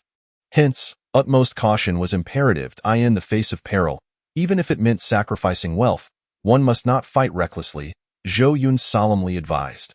Rest assured, sister-in-law, I value my life greatly, Zhang Yuan replied, feeling a warm surge of appreciation for Zhou Yun's concern. After partaking in dinner and executing 2 rounds of tiger fist training, Zhang Yuan awaited the complete embrace of night. He donned fresh attire, adorned a conical hat, and armed himself with a butcher's knife, lime powder, and various items for self-protection, then departed through the back door towards the black market. As he observed his retreating figure, Zhou Yun's heart brimmed with worry, leaving her to offer silent prayers. The black market of Fengyang County lies beyond the western city limits, opening its doors at the hour of the pig and closing at the hour of the rat each night. Since ascending to the rank of 9th-grade martial artist, Zhang Yuan had frequented this place during the day and had become intimately acquainted with its surroundings. To evade unwanted attention, he deliberately took a circuitous route before arriving at the market's entrance. Entry necessitated the payment of 5 large coins, with 3 guards stationed at the threshold point. One of them was a burly figure, towering over 8 feet, with 2 massive axes hanging at his waist. Each axe appeared to weigh no less than 180 pounds. Such a person, wielding such hefty weapons, was likely at least an 8th-grade martial artist, if not a 7th-grade one. The presence of such formidable guardians at the market's entrance instilled in Zhang Yuan a heightened sense of caution. Approaching the trio with the utmost respect, he presented the 5 large coins to one of the guards. "Are you familiar with the rules of the black market?" One of the guards inquired coldly after accepting the coins. "I am," Zhang Yuan replied, deliberately altering his voice to sound muffled, and bowed respectfully before making his way into the market. The black market was modest in size, comprising merely a 300-meter street lined with shops offering a variety of goods. Alongside numerous stalls selling assorted items, "Brother, I have the legendary everlasting pill for sale. Would you care to purchase some?" A lean middle-aged man jogged up to Zhang Yuan, speaking in a conspiratorial tone. "Do I appear to be in need of such a remedy?" Zhang Yuan retorted, his interest piqued only by genuine healing elixirs.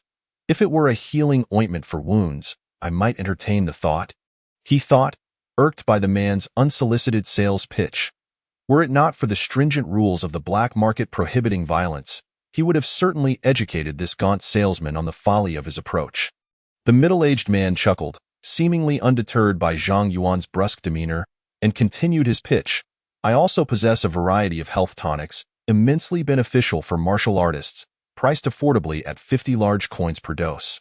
Truly a bargain. As he spoke, he theatrically produced 2 differently colored pouches from a bag slung across his shoulder. "Leave me be," Zhang Yuan exclaimed, having already gathered sufficient intelligence about the market prior to his arrival. And recognizing the man's deceitful tactics, he shot a withering glare at the gaunt salesman, who, sensing the hostility, sheepishly retreated with a nervous smile, fully aware of the types of individuals one ought to avoid in the black market. Having dismissed the middle-aged man, Zhang Yuan began to leisurely wander through the market, pausing to inquire about items that piqued his interest.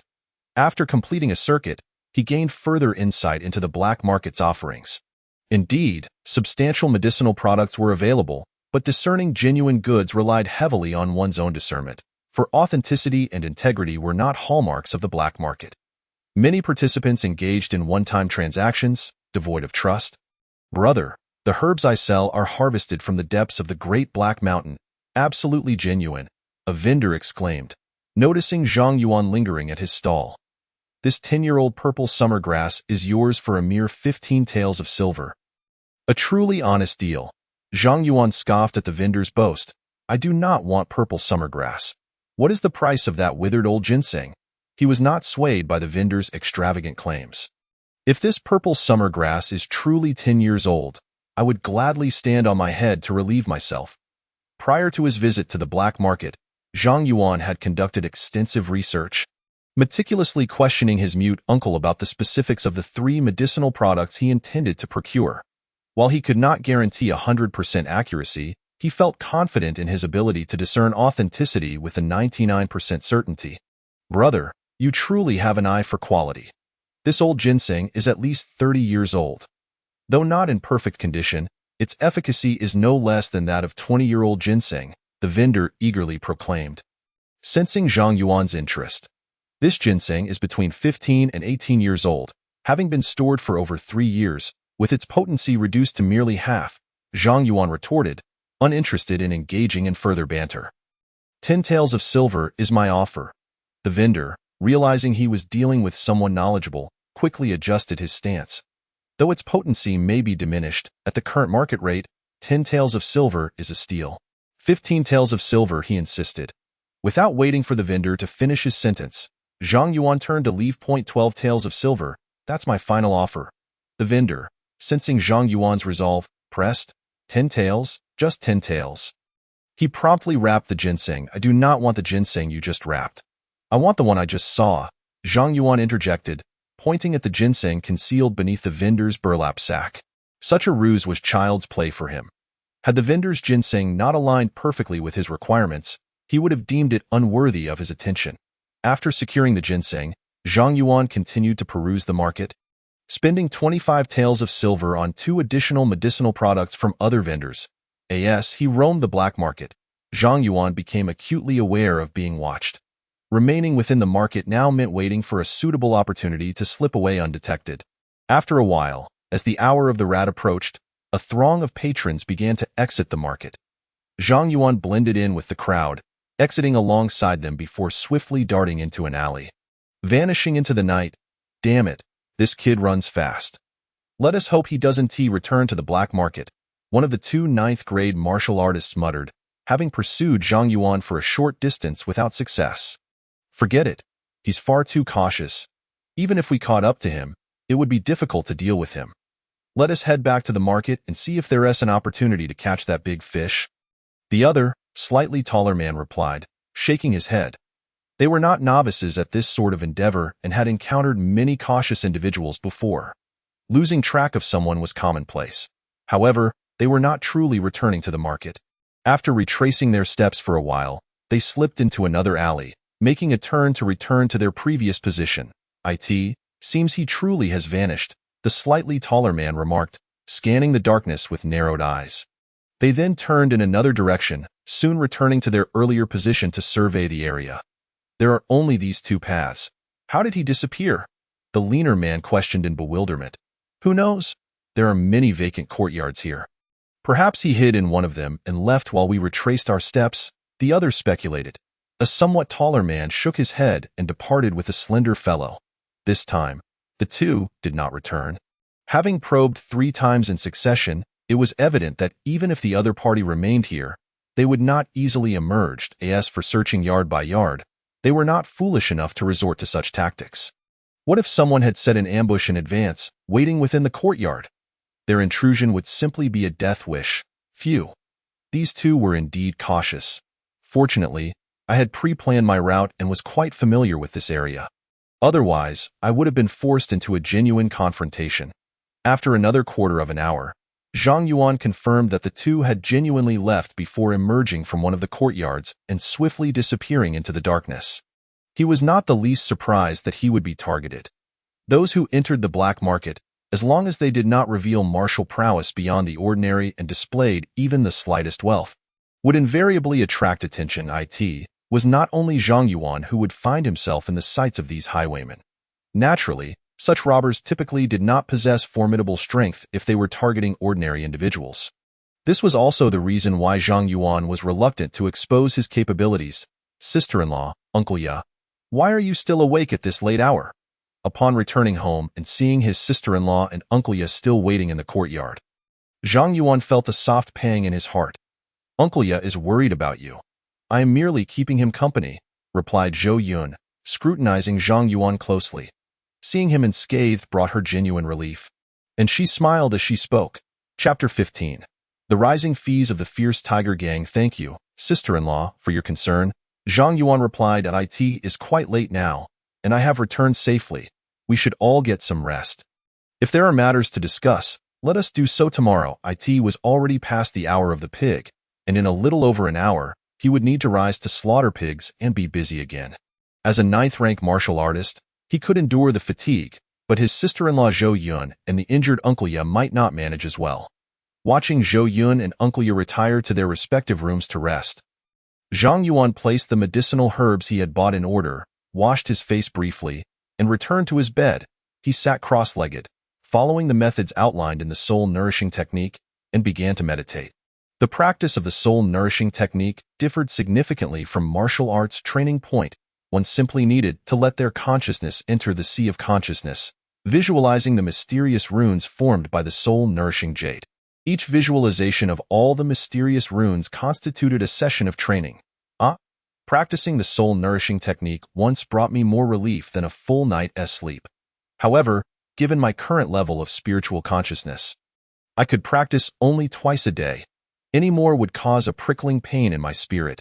After visualizing the mysterious runes revolving around the golden pages of the book twice, Zhang Yuan ceased his training. Upon completion, he felt a significant lift from his earlier fatigue. His spirit invigorated, and even the speed of his thoughts seemed to quicken. Life fate. Heaven rewards diligence, efforts yield rewards. Tiger Fist. Initial glimpse, 30,200. Soul Nourishing Technique, Fragment. Not yet entered, 13100, Martial Arts Realm. 9th rank, Refining Skin, Spiritual Realm. 9th rank in Spirit. Having trained twice, his progress increased by 13 points, with each visualization requiring about half an hour. With a thought, the golden page appeared before him. Zhang Yuan roughly estimated the time required for 2 visualizations and understood it in his heart. As the hour of the tiger approached, Zhang Yuan rose from his bed, quickly washed up, and began practicing Tiger Fist. Just as he reached the second round of practice, Zhou Yun and Uncle Yo awoke almost simultaneously. Let us start boiling water, the hour of the rabbit. De Zhuang and Air Zhu arrived punctually to knock on the back door of the meat shop. After a series of routines, the sky brightened. During breakfast, Zhang Yuan briefly recounted his experiences at the black market to Zhou Yun and Uncle Ya. Subsequently, he disguised himself and went to the herbal shop to purchase additional medicinal ingredients for concocting herbal dishes. This batch of herbal medicine could be consumed 7 times, once every 3 or 4 days. With the support of the herbal concoction, combined with the soul-nourishing technique and Zhang Yuan's daily training sessions, his progress in cultivation surged remarkably. He could nearly increase his training progress by 3 or 4 points daily. As for the murder of El Song, it failed to stir any ripples. The Donglai gambling house neither reported to the authorities nor sent anyone to investigate. El Song had never been a reputable person, often resorting to underhanded means to deceive others into the gambling house, leading patrons to ruin. It was only natural for him to face retaliation from a discerning gambler. The brokers employed by the Donglai gambling house were not limited to El Song. They had neither the time nor the inclination to concern themselves with such trivial matters. Time flew, and soon it was the day for the monthly fee collection. On this day, Zhang Yuan was practicing in the backyard of the meat shop when De Zhuang suddenly rushed in. "Boss, Long Yi has arrived to collect this month's fees." "All right, I'll be right there." Zhang Yuan halted his training, returned to his room to change his clothes, and took the large sum of money to the front of the meat shop. Upon seeing Wei Long, the imposing figure seated within the meat shop, he quickly greeted him with a smile. "Long Yi, I sincerely apologize for keeping you waiting. Here is this month's fee. Please verify the amount." Wei Long accepted the fees Zhang Yuan handed over and weighed them lightly, confirming the sum. Rising, he patted Zhang Yuan on the shoulder. Yuan, this amount is insufficient. Starting this month, the fees for all households and businesses on Lu Street will increase by 10%. Zhang Yuan forced a bitter smile. "Long Yi, please wait a moment. I shall fetch the additional amount." Since everyone's fees were set to rise, even revealing his strength as a 9th-rank martial artist would not exempt him. It was better to pay promptly to avoid trouble. Soon, Zhang Yuan returned to the meat shop with the additional sum and handed it to Wei Long. "You are always so straightforward, Yuan." Wei Long, having frequently received Zhang Yuan's offerings, was even more pleased to see him so forthcoming this time. Before departing, he added with a smile, "Yuan, Lu Luabwa at the pig market is my brother. From now on, buy your live pigs from him." With that, without waiting for Zhang Yuan's response, he left the meat shop with several subordinates. "Thank you for your support, Long Yi." Zhang Yuan hurriedly took a couple of steps to see Wei Long into the neighboring shop before retracting his gaze to the remaining pork on the counter. Furrowing his brow slightly, he asked, "De Zhuang, Air Zhu, what is going on today? Why is there still so much pork left?" "Boss, the number of people buying meat has been dwindling these past few days. I inquired at several other meat shops, and they are facing similar circumstances, Zhu quickly replied. Indeed, our attitude needs to be even better. We must never show impatience just because customers are buying less. Zhang Yuan nodded slightly, choosing not to dwell on the matter further. Outside Fengyang City, chaos had completely erupted, with prices for various goods within the city soaring. Even the wealthy families were tightening their belts. Those with martial artists in their households no longer indulged in daily meat consumption, leading to a natural decline in sales. Fortunately, the weather was turning cooler. If any unsold meat remained at the end of the day, it would not spoil. Long Yi, I beg you for a 2-day grace period. Just then, a series of anguished wails erupted from the neighboring shop. Following this, a middle-aged man and woman were dragged into the street by 3 of Wei Long's subordinates. Dang, dang, dang neighbors, come out. I have important news to announce. One of the subordinates, unknown to where he had procured a gong, began striking it loudly. The sound carried far, instantly drawing the attention of most households on Lu Street. It seemed Long Yi intended to make an example of someone. Hearing the commotion, Zhang Yuan looked over to see the tofu shop's couple, bruised and battered, kneeling in the street, pleading desperately. He could not help but sigh. This world was becoming increasingly difficult to navigate. Given the turmoil, every family struggled with their businesses. The fierce tiger gang's decision to raise fees by 10% was undoubtedly adding salt to the wounds for many households. Moreover, with the fierce tiger gang increasing the monthly fees, it was inevitable that the authorities would follow suit. Fortunately, I have now become a 9th-rank martial artist and acquired an unexpected fortune from slaying Zhao Dahu. Otherwise, it would have been truly challenging to sustain. Zhang Yuan contemplated quietly. Everyone, listen closely. A crowd had gathered in the street. Wei Long cleared his throat and shouted, starting this month, the monthly fees due to the fierce tiger gang will increase by 10%. Anyone who dares to resist or defy the rules of the fierce tiger gang will meet the same fate as these two. A wave of uproar swept through the crowd. Yes, dear readers. Having reached this point, the connection with this humble author is undeniable. If you have yet to add this to your bookshelf, it would be rather unjust not to lend a helping hand for love. I humbly request that all readers extend their generosity, using those prosperous little hands to support this endeavor daily. Thank you immensely. Wishing you all abundant wealth, favorable circumstances, and the realization of your wishes. Chapter 16. Making an example in the current era, the business landscape is exceedingly challenging, compounded by the chaos that envelopes us. We can hardly afford to pay the customary fees. While you still manage to conduct business, we laborers are struggling to find work. Outside the city, a mere half a gene of wheat husk suffices for a day's labor. The neighbors have gathered, murmuring amongst themselves in hushed tones, of course. The Liahu gang is not devoid of compassion. If one lacks substantial funds, they may substitute with grain or provide us with a promissory note. Wei Long's gaze swept coldly over the crowd as he continued. In this day and age, who among us possesses surplus grain? Signing a promissory note is tantamount to courting disaster. Should one dare to do so today and fail to repay within 3 days, their home could be seized.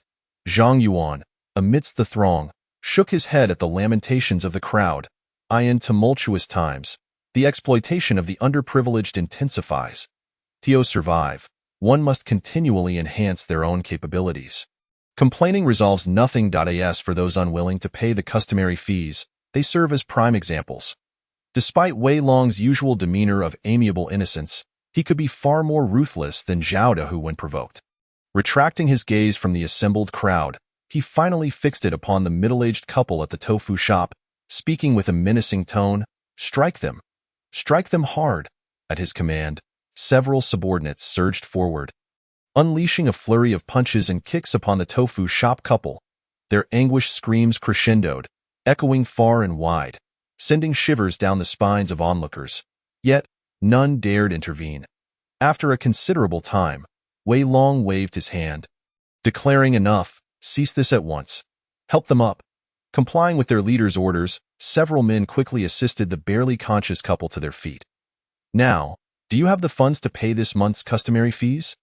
Wei Long inquired nonchalantly as he approached the couple. Yes, we will pay, Dragon Lord. Please stop the beating. The middle-aged man, thoroughly frightened, dared not resist further. Enduring the pain, he tremblingly retrieved a few coins from his pocket and handed them to Wei Long. "Isn't this what we ought to do?" Wei Long remarked, patting the man's shoulder with feigned sympathy, then addressing the crowd with a courteous bow. "Esteemed neighbors, I, Wei Long, am but a lowly henchman of the Liahu gang. If you make my task impossible, I shall be left with no choice but to sever ties with you. This world is difficult for all. I hope we can avoid any further unpleasantness." Upon concluding his speech, he instructed his subordinates to escort the couple back into their shop before moving on to the next establishment. Compared to Zhao Dehu, Wei Long's approach was relatively mild. Had Zhao Dehu been in charge, the situation would have escalated beyond mere beatings, perhaps leading to the destruction of the tofu shop. Following this incident, the residents of Lu Street were deterred from any semblance of defiance. Those temporarily lacking substantial funds would resort to offering other goods as substitutes. "Uncle, what just transpired?" Zhou Yun, having overheard the commotion outside, had remained hidden in the backyard until Zhang Yuan entered. "The customary fees demanded by the Liahu gang have increased by 10% this month. Just now, Uncle Demao from the tofu shop attempted to delay his payment and exchanged a few harsh words with Wei Long, resulting in a severe beating." Zhang Yuan recounted succinctly. "Uncle, since Uncle Demao has always been on good terms with us, you should take half a gene of pig offal to check on them." Zhou Yun sighed. "I had the same intention. However, we must wait a bit. It's not suitable to go over right now." Zhang Yuan nodded slightly. With the two households in such close proximity, they often exchanged pleasantries. During better times, the tofu shop couple frequently gifted them tofu. Out of both sentiment and reason, they should indeed pay a visit. However, it would end there. Although the pig offal held little monetary value, half a gene could still fetch 4 to 5 coins. Many toiled all day for such meager earnings, and thus, this gesture was not indicative of Zhang Yuan's lack of compassion, but rather a reflection of the harsh realities of their circumstances. Excessive generosity might invite trouble. In the afternoon, Zhang Yuan arrived at the tofu shop couple's home with half a gene of pig offal. At that moment, their 13-year-old son, Lu Shuijin, was busy concocting herbal remedies from unknown sources. Upon seeing Zhang Yuan enter the shop, he hurried over to greet him.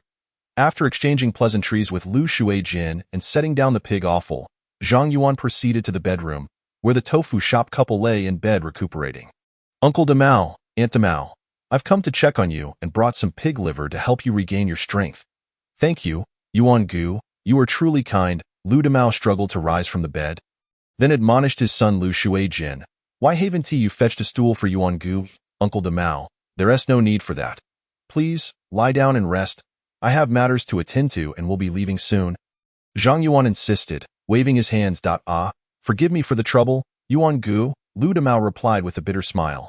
"Take care of your injuries. I must be on my way," Zhang Yuan said, understanding the delicate nature of their relationship. As he turned to leave, Lu Demao called out, "Shuijin, quickly see Yuan Gu off." Only upon his father's command did Lu Shuijin snap to attention, following Zhang Yuan to the door and quietly saying, "Yuan Gu, thank you for visiting my parents. Take good care of your parents," Zhang Yuan replied, patting Lu Shuijin on the shoulder before returning to his own shop. In the evening, Uncle Yu returned from outside, informing Zhang Yuan that preparations for crafting specialized martial arts weapons had been completed, with workers set to arrive the following day with materials. The labor cost amounted to 2 taels of silver, while the materials totaled a hefty 15 taels. Uncle Yu insisted that Zhang Yuan need not cover these expenses, having saved a considerable sum over the years. "Uncle, henceforth you need not procure pigs from external sources. Buy them directly from Lu Luogua," Zhang Yuan remarked, acknowledging Wei Long's directive from earlier. "Uncle, I've noticed that business at the meat shop is declining sharply. If we purchase pigs from Lu Luogua, we will hardly turn a profit." Zhou Yun, while not actively working at the meat shop, was well aware of its situation. "This was a specific instruction from Wei Long this morning, and I have already acquiesced. With sales dwindling, there is no need to buy live pigs daily. Otherwise, the cost of feed would accumulate to a significant sum," Zhang Yuan explained. "It seems it will only become more challenging," Zhou Yun lamented. "Uncle, I heard from Feng Yang the other day that the authorities will soon issue a decree limiting grain purchases. Let us stock up on rice and flour tomorrow." Although their household had already accumulated several stones of rice and flour, Zhou Yun felt it insufficient. As Zhang Yuan diligently practiced the tiger fist, his appetite had grown considerably, requiring 2 to 3 jin of grain and 3 to 4 jin of meat at each meal. Let us visit the grain shop tomorrow. Sister-in-law, Nuan, uncle ya, don't be too frugal. Our family has yet to reach such dire straits, Zhang Yuan said, serving generous portions of stir-fried pig kidneys to his sister-in-law and niece. For now, they could still afford meat, unlike many families in Lu Street, who often struggled to secure a full meal. However, the decline in business was becoming increasingly apparent. If this continued, it wouldn't be long before they could no longer procure live pigs. Zhang Xian had been missing for over 3 months, and as time passed without news, the last flicker of hope held by Zhang Yuan and Zhou Yun began to fade. Time flew by. And as business at the meat shop languished, Zhang Yuan was compelled to have De Zhuang and Heir Zhu alternate in guarding the shop, reducing their wages to half. Despite the difficulties, both men were grateful and bore no resentment towards Zhang Yuan's decision. One day, as Zhang Yuan was practicing the lethal techniques of the tiger fist, Zhou Yun rushed in from the back door, her face a mask of urgency. Sister-in-law, what has happened? Noticing her distress, Zhang Yuan halted his training, rushed over to support her, and asked with concern. Uncle, someone from the Wu family has returned from Dehe Mountain. Most of those who accompanied the Wu family to Dehe Mountain have perished there. Your elder brother may have fallen victim to the beasts. Zhou Yun's face drained of color as she spoke, her voice trembling with emotion. Sister-in-law, Zhang Yuan hesitated, unsure of how to comfort her. And after a long pause, he finally said, I will inquire further. When my elder brother departed, he was already on the brink of a breakthrough, perhaps with a chance to escape. Tears, as large as soybeans, flowed uncontrollably down Zhou Yun's cheeks. This time, among those who accompanied the Wu family to the Dark Mountain, there were not only 9th-tier martial artists but also 8th and 7th-tier ones. However, only 3 returned from the Dark Mountain, 2 of whom had succumbed to madness. Only 1 7th-tier martial artist remained relatively sane. The likelihood of my husband, Zhang Xian, being alive was nearly non-existent. After offering some words of comfort and assisting my sister-in-law back to her room, Zhang Yuan immediately set out to gather information. Initially, the Wu family's expedition to the Dark Mountain had caused quite a stir. The fact that only 3 returned naturally drew significant attention. News spread like wildfire, quickly circulating throughout the Huilu Street. Zhang Yuan did not exert much effort in uncovering the details. Most of the martial artists who accompanied the Wu family to the Dark Mountain perished there. However, a small number had become separated from the main group shortly after entering the depths of the mountain, lost within its confines. Whether among these individuals was my elder brother, Zhang Xian, remained unknown to the Wu family. And thus, to Zhang Yuan as well, the no news was, in fact, the best news. Upon returning home, Zhang Yuan promptly relayed to his sister-in-law, Zhou Yun, the grim situation regarding his brother, Zhang Xian, and the faint hope of survival. Sister-in-law, I feel on the verge of breaking through to 8th-tier martial artist. Once I attain that level, I shall venture to the Dark Mountain to search for my brother. Zhang Yuan's statement was not merely to console his sister-in-law. He genuinely harbored such intentions. Since his arrival in this realm, Zhou Yun and Zhang Xian had shown him unparalleled care.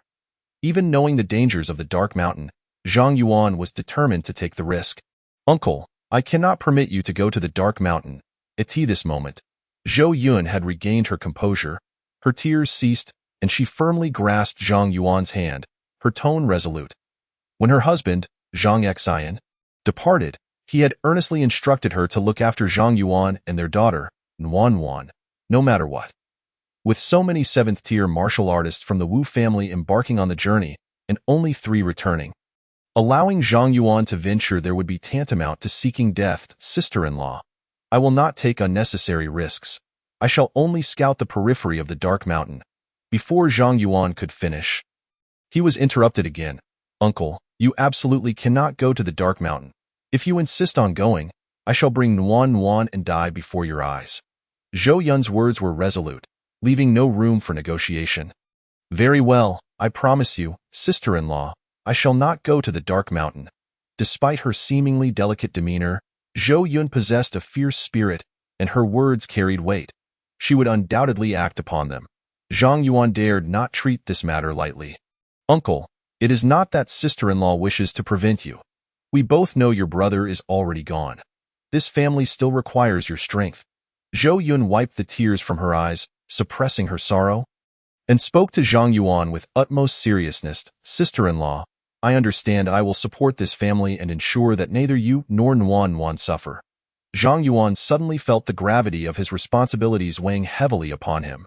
At the same time, a profound resentment towards the Wu family began to fester within him. Were it not for the Wu family's insistence on taking his brother, Zhang Xian, such calamities would not have unfolded. He could have comfortably continued to rely on his brother to manage everything openly. Now, he was compelled to take matters into his own hands. As long as his strength permitted, he would undoubtedly seek vengeance against the Wu family. However, such thoughts must remain concealed until he attained sufficient power. Otherwise, should the Wu family catch wind of his intentions, it would spell his doom. Shortly thereafter, Uncle Ye returned from outside. Zhang Yuan, along with Uncle Ye and his sister-in-law, discussed the arrangements for his brother's funeral. However, they encountered opposition from Zhou Yun. It was not that she was unwilling to arrange for her brother's funeral, but rather that the timing was inappropriate. Furthermore, without Zhang Xian's remains, even if they were to conduct a funeral, it would amount to little more than erecting a symbolic grave. In better years, this would not be out of the ordinary. But the present circumstances were drastically different. Many families could scarcely afford food. When someone passed away, it was common for the deceased to be hastily wrapped in a mat and buried in a random spot outside the city. Few would go to the trouble of arranging a proper funeral for their loved ones. To attempt such a thing now would only draw unwanted attention. Zhang Yuan had considered this as well. But he had raised the idea out of concern for his sister-in-law's feelings. Since she opposed the notion, he readily acquiesced and refrained from further discussing the matter of his brother Zhang Xian's funeral. The following day, a pit was dug beside their parents' grave, where several of Zhang Xian's garments were buried. As autumn gave way to winter, more than a month had passed in the blink of an eye. During this time, to avoid attracting trouble, Zhang Yuan frequented the black market every few days, purchasing the medicinal herbs required for his concoctions in batches. The unexpected fortune gained from Zhao Dahu was nearing depletion. Business at the pork stall had grown increasingly bleak. It took nearly 3 to 4 days to sell the meat from a single pig. After accounting for various expenses and the fees owed to the Liahu gang and the authorities, there was scarcely any profit to be made. Fortunately, by slaughtering a pig every few days, they still managed to keep a supply of pork awful, ensuring that Zhang Yuan's family did not completely run out of resources during this period. As winter set in, the other households in Hui Lu Street grew ever more destitute. Many families, unable to pay their dues, had been evicted. Others, unable to meet the government's fees, had seen their men conscripted into the military and their women sent to brothels. The entire Fengyang County was shrouded in a gloomy atmosphere. The plight of those struggling outside the county was even more dire. Instances of cannibalism had begun to emerge. The chaos within the county intensified. The remaining silver in Zhang Yuan's household could no longer be used to purchase medicinal herbs. At the current rate, without the use of herbal medicine, he should be able to break through to 8th tier within half a month. Any ventures for profit would have to be postponed until his strength improved. Zhang Yuan meticulously organized the remaining funds in his household. Along with the savings set aside by his sister-in-law, Zhou Yun, there was barely 50 taels of silver left. A single batch of medicinal herbs cost no less than 40 taels. Should he spend this silver on the herbs, he would likely be unable to pay the monthly dues afterward. Fortunately, Zhang Yuan had stockpiled a considerable amount of grain in advance. Otherwise, even with money in hand, procuring food would pose a significant challenge. Chapter 18. Sun Erlang pays a visit destiny. The heavens reward diligence, with effort comes reward. Tiger Fist. A glimpse of the path. 171200. Soul Nourishing Technique. Fragment. Beginner's Practice. 85100. Martial Arts Realm. 9th Tier. Refining Skin. Soul Realm. 9th Tier In Soul. The Soul Nourishing Technique should lead to a breakthrough in the coming days. I wonder if this breakthrough will elevate my soul realm to the 8th Tier In Soul. For nearly 2 months, Zhang Yuan had diligently practiced the soul nourishing technique each night, greatly enhancing his soul's power compared to before. As his soul grew stronger, he could distinctly perceive improvements in his memory and perception. Additionally, his understanding of martial arts became clearer and more profound. Before practicing the soul-nourishing technique, many details pointed out by Uncle Yu were difficult to grasp in a short time. Now, after only a few repetitions of the techniques taught by Uncle Yu, he could comprehend them with relative ease. This was also why Zhang Yuan had managed to advance his Tiger Fist to its current level in less than 2 months. After retracting the golden pages into his consciousness, Zhang Yuan delved into his mind sea, envisioning mysterious runes while practicing the soul-nourishing technique. With the strengthening of his soul, he was now able to practice 3 times a day. After finishing his training, he could also allow his fatigued body to recover more efficiently during his rest. Knock, knock, knock. Is Yuan Guru home? It's Feng Yang. The following evening, while Zhang Yuan's family was having dinner, a sudden knocking echoed from the back courtyard. They're here. They're here. Zhang Yuan quickly set down his bowl and chopsticks, hastening to the back door. Upon opening the door, he saw not only Feng Yang but also a towering figure standing at 9 feet tall. This man was none other than Sun Feng Yang's brother, Sun Erlang, a 7th-tier martial artist. Yuan Gu, this is my brother, Sun Erlang, Feng Yang introduced with a smile in her eyes. Greetings, Master Sunday Feng Yang, Master Sun. Please come in. Zhang Yuan stepped aside, welcoming the two into the courtyard, promptly closing the door behind them. Yet, he couldn't help but feel puzzled, unsure of the purpose behind Sun Feng Yang's visit with her brother at this time. Yuan, there's no need for such formality. Just call me Erlang Gu, Sun Erlang replied, his tall and robust figure accompanied by a rugged face. Yet his voice was surprisingly refined, reminiscent of a scholar. Erlang Gu, Feng Yang, I presume you haven't had dinner yet. We just set the table. Why not join us for a meal? Zhang Yuan offered with a subtle smile. Yuan Gu, we've already eaten, Sun Feng Yang replied, glancing at her brother standing beside her. We've come with an important matter to discuss. The county office will soon commence conscription. Any family with male members must have at least 1 person enlist. Yuan Gu, are you prepared? Zhou Yun had just emerged from the main room, lifting the curtain, when she overheard Sun Feng Yang's words. Her body trembled, and she stood rooted to the spot, forgetting to lower the curtain in her hand. Currently, apart from the mute uncle, Zhang Jia had only Zhang Yuan as the sole male heir. If he were indeed conscripted into military service, the consequences would be dire. She was grateful for Feng Yang's reminder, as she was unaware of this matter. Noticing that Sun Erlang had been scrutinizing her without reserve since he entered the courtyard, Zhang Yuan felt a sudden suspicion arise within him. With a respectful gesture, he subtly probed Sun Erlang, uncertain if he had any connections that could assist in exempting him from military duty. You are quite astute, Sun Erlang replied. I have accompanied Feng Yang for this very reason. I have received orders to return to the capital immediately and march against the various rebellious factions. My purpose in seeking Zhang Yuan is simple. I am concerned for my sister, Sun Feng Yang, and wish for you to look after her. The terms he offered were equally enticing.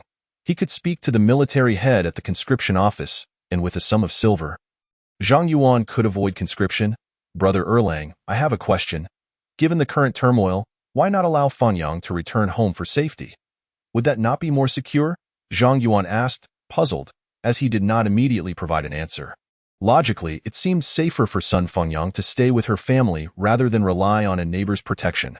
Brother, I have already assured uncle of this matter. As long as it falls within the capabilities of our Zhang family, I will ensure Feng Yang is well cared for, Zhou Yun interjected suddenly, having put down the curtain. She was familiar with Feng Yang and understood her reasons for not wanting to return home. However, discussing such matters openly in front of Sun Feng Yang and Sun Erlang was delicate. After all, every family has its own difficulties. Since sister-in-law has agreed, I have no objections, Zhang Yuan acknowledged, confident that Zhou Yun would not lead him astray, thus refraining from further inquiries. Excellent. Tomorrow, bring 20 taels of silver to find Zhou Chu, who is in charge of this conscription. He will arrange everything, Sun Erlang instructed Yuan. I will be away for no more than 3 to 5 months. I trust you will not break your word. Otherwise, though Sun Erlang did not finish his sentence, the implication was clear to Zhang Yuan. Rest assured, Brother Erlang. Feng Yang has been of great assistance to us. Even without this situation, if she were to encounter trouble, I would certainly lend a helping hand within my means, Zhang Yuan replied sincerely. I have faith in your abilities as a ninth-grade warrior to protect Fengyang and her child, Sun Erlang remarked with a faint smile, directly alluding to Zhang Yuan's prowess, indicating he wished to avoid any underhanded dealings. After bidding farewell to Sun Erlang and Sun Fengyang, Zhou Yun detailed the circumstances surrounding Sun Fengyang's family to Zhang Yuan. The reason for Fengyang's reluctance to return home was primarily due to the domineering nature of Sun Erlang's sister-in-law. Currently, the Sun family was led by Sun Dalong, whose wife harbored deep resentment towards her sister-in-law, Sun Fengyang, feeling that she had been overly coddled by her maternal family. Each time Sun Fengyang returned home, she was met with barbed remarks and thinly veiled hostility. Over time, this had deterred her from returning. Ah, I see. Fengyang is indeed a pitiable soul, but thankfully her elder brother treats her well. Otherwise, as a widow with her child in this world, survival would be exceptionally challenging, Zhang Yuan mused, feeling reassured after understanding the situation. However, the thought of safeguarding Sun Fengyang weighed on his mind, as the two families were not in close proximity, separated by nearly 100 meters. Should anything happen at Sun Fengyang's home, he would not be able to rush to her aid immediately. As for bringing her to stay at his own home, that was an even more inappropriate consideration, one that could not even be broached. Uncle, are you troubled about how to protect Fengyang? Zhou Yun inquired. Noticing Zhang Yuan's pensive demeanor, his furrowed brows and occasional shakes of his head, I do harbor some concerns. Fengyang's home is still a bit far from ours. If something were to occur at night, we might not be able to reach her in time, Zhang Yuan admitted candidly, voicing his worries. Chapter 19. The thief at Fengyang's home having promised Sun Erlang to look after Sun Fengyang. Zhang Yuan felt a moral obligation to keep his word, provided it did not endanger his own family's safety or interests. This was the fundamental principle of integrity. Uncle, you need not worry. A few days ago, Fengyang purchased the courtyard adjacent to ours. She should be moving in shortly, and soon Fengyang will be just a wall away from us, Zhou Yun cheerfully informed him. When she had washed clothes with Fengyang a few days prior, she had heard of this plan, but at the time, Zhou Yun had not fathomed Fengyang's intentions. I was wondering how Mao and his family managed to pay their monthly dues. It turns out they sold the courtyard behind their shop to Fengyang. Zhang Yuan realized suddenly. The shop owned by Liu Demao was not connected to the courtyard behind it, but was rather a separate entity. Selling the back courtyard would allow the family to continue living in the shop at the front. Moreover, the entrance to the courtyard was merely a few meters away from Zhang Yuan's home, separated by a 2-meter-high wall, easily surmountable by Zhang Yuan. The following morning, Sun Erlang departed in haste, and Zhang Yuan assisted Sun Fengyang in moving her belongings next door. To express her gratitude, Sun Fengyang prepared a sumptuous lunch for Zhang Yuan. Around the hour of Shun, he took 20 taels of silver to the southern training ground of the county town and found Zhou Chu. Upon explaining the situation and mentioning Sun Erlang's name, Zhou Chu welcomed him warmly. Brother Zhang, rest assured, since this matter has been brought to my attention by General Sun, I will handle it with utmost care. When the time comes for conscription, simply present this token, Zhou Chu said, handing Zhang Yuan a wooden plaque. Thank you, Lord Zhou. If you have time tonight, I would like to invite you for a drink as a token of my appreciation, Zhang Yuan suggested, respectfully accepting the plaque. Since you are so considerate, it would be unkind of me to refuse. However, let us forego the tavern. I will have my subordinates prepare some fine dishes and good wine right here. Zhou Chu replied, waving his hand dismissively and summoning a subordinate to carry out his orders. Lord Zhou, I happen to have some excellent wine at home. I shall fetch it right away, Zhang Yuan said after a moment's contemplation. Accepting Zhou Chu's hospitality, very well, I shall await your return, Brother Zhang, Zhou Chu remarked, perceiving Zhang Yuan's subtle intentions but choosing not to address them. After leaving the training ground, Zhang Yuan made his way to the finest tavern in Fengyang County, where he spent 10 taels of silver on 2 jars of fine wine. He then returned home, instructing De Zhuang to procure several dozen pounds of pork and a dozen pounds of bones. After explaining the situation to his sister-in-law Zhou Yun and the mute uncle, he returned to the training ground, accompanying one of Zhou Chu's subordinates to a nearby residence. Brother Zhang, you are truly too kind. I will graciously accept this gift, but please do not send anything in the future, Zhou Chu said, somewhat surprised at the quantity of pork and bones Zhang Yuan had brought.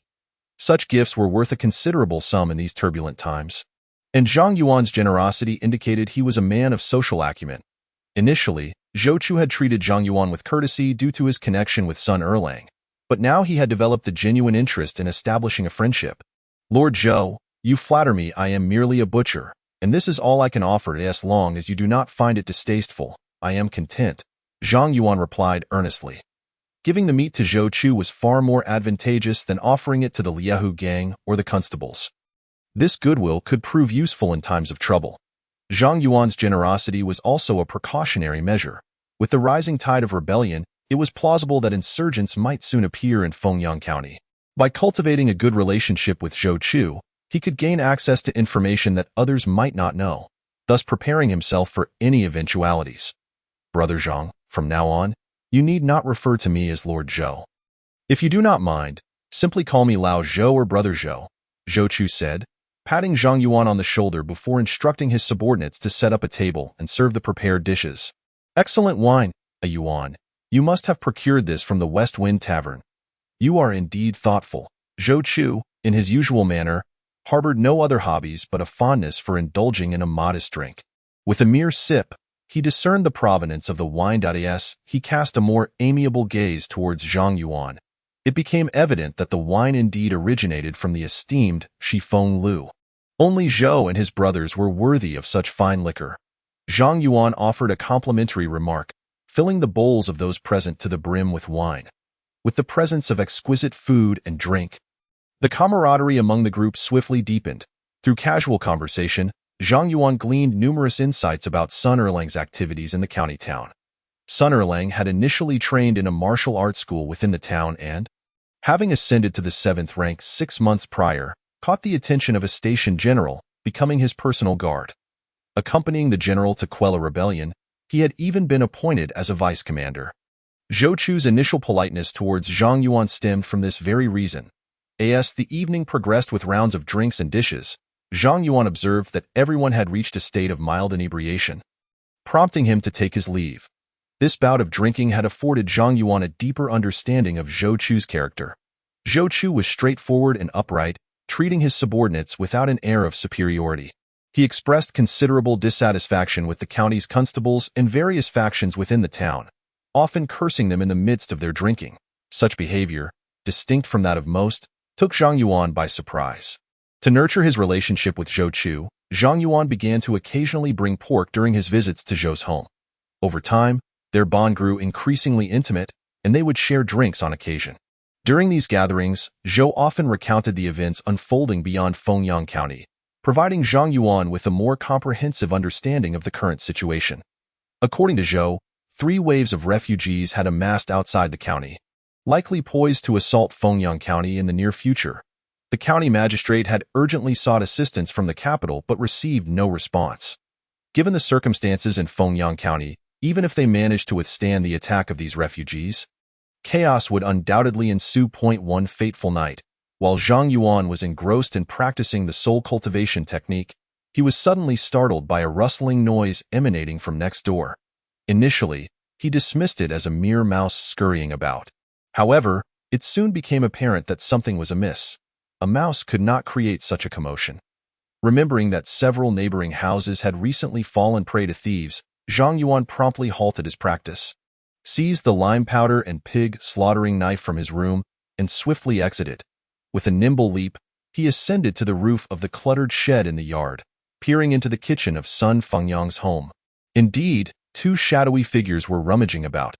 How audacious!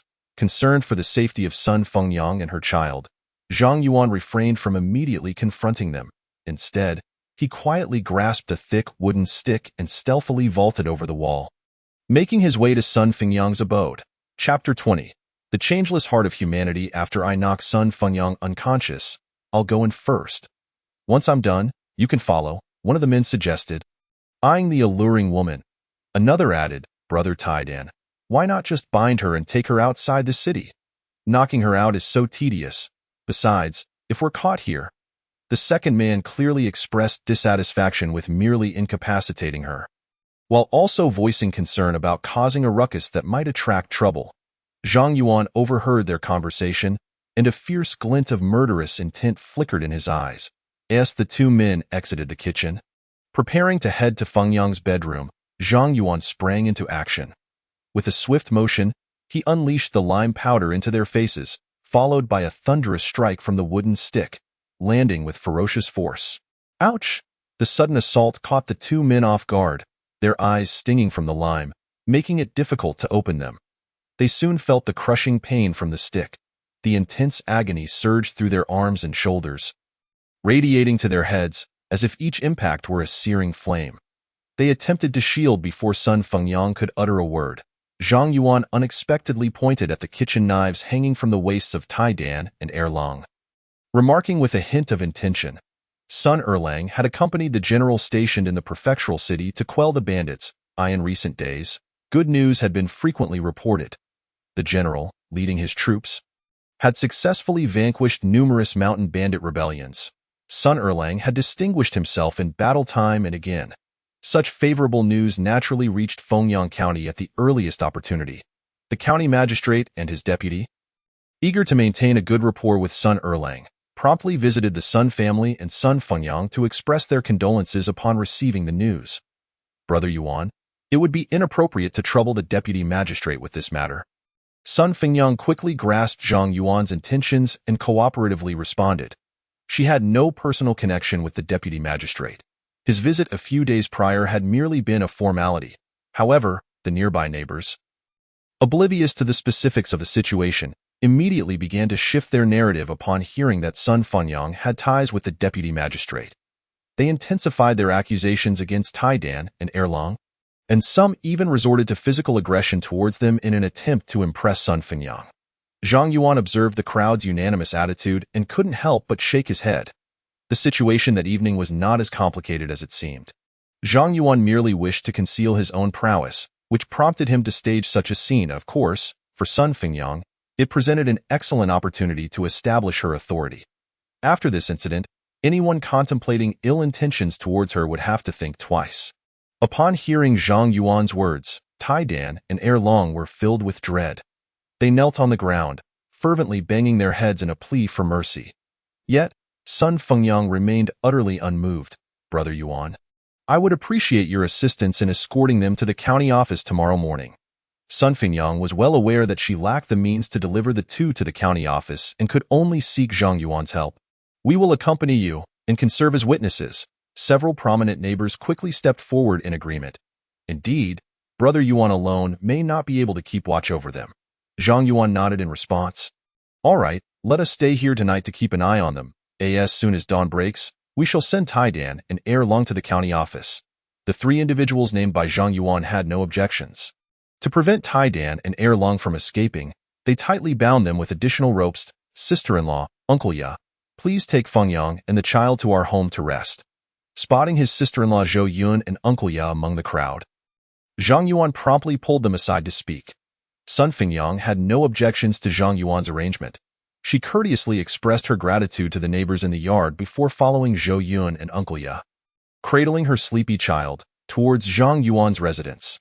Aside from Fuchuan, Dazhu, and Sanshun, the other neighbors gradually departed the courtyard and returned home. Along the way, they continuously whispered about the relationship between Zhang Yuan and Sun Fengyang, as well as her connections with the deputy magistrate. Once all the neighbors had left, Zhang Yuan, accompanied by the three, confined Tai Dan and Erlang to the pigsty. As they lay in the pigsty, Tai Dan and Erlang endured their pain while continually begging for mercy, hoping for Zhang Yuan to relent. How pitiful! Fuchuan lamented while observing the two from outside the pigsty. They brought this upon themselves. What is there to pity? Dazhu retorted, recognizing Tai Dan and Erlang's ill intentions when they arrived at Fengyang's home that night. He understood that Dazhu harbored ulterior motives towards Sun Fengyang and sought to demonstrate his sincerity. Tai Dan and Erlang were filled with regret, harboring intense resentment and anger towards Zhang Yuan. Had it not been for Zhang Yuan, they would never have been captured. As they contemplated the grim possibility of being sent to the county office, where they might face dire consequences, they dared not express even a fraction of their hatred towards Zhang Yuan. Seeing Fuchuan plead on their behalf, they hastily flattered him, hoping to persuade him to speak favorably of them to Zhang Yuan and Sun Fengyang, thus securing their release. Although Fuchuan felt a twinge of pity for them, he was unwilling to invite trouble upon himself. Consequently, he turned his head away, distancing himself from the pigsty, pretending not to hear their pleas. Thus, Tai Dan and Erlong spent the entire night groaning and begging for mercy. The following morning, Sun Fengyang entrusted her child to Zhou Yun for care and returned home, accompanied by Zhang Yuan and the three prominent neighbors. As they escorted Tai Dan and Erlong towards the county office. However, just as they stepped out of their home, they were confronted by the families of Tai Dan and Erlong, who were kneeling at the doorstep. Fengyang, Brother Yuan, it was our Tai Dan and Erlong who were in the wrong. We are willing to apologize and compensate, assuring you that such behavior will never be repeated. We implore you, Fengyang and Brother Yuan, to show mercy and grant them a chance at life if you are willing to spare them. I will break their legs right now, ensuring they can never harm anyone again. Tai Dan's father spoke earnestly, pleading for his son and Erlong. This matter does not concern me. I am merely assisting in capturing thieves, so there's no need to involve me, Zhang Yuan said. Taking a step back to let Sun Fengyang take the lead, he knew he could not overstep, as the situation did not directly involve him. He was merely a helper, of course. If Sun Fengyang were compassionate and decided to let the two men go, Zhang Yuan would discreetly resolve the matter afterward. However, if Sun Fengyang chose that path, it would inevitably alter his perception of her. Kind-hearted individuals can often be taken advantage of. In this world, those with good intentions may not always reap favorable outcomes. Tai Dan and Erlong's families were taken aback, their faces reflecting regret as they turned their imploring gazes towards Sun Fengyang. Uncle Tai Ming, Aunt Tai Ming, Uncle Dashan, Aunt Dashan, what are you doing?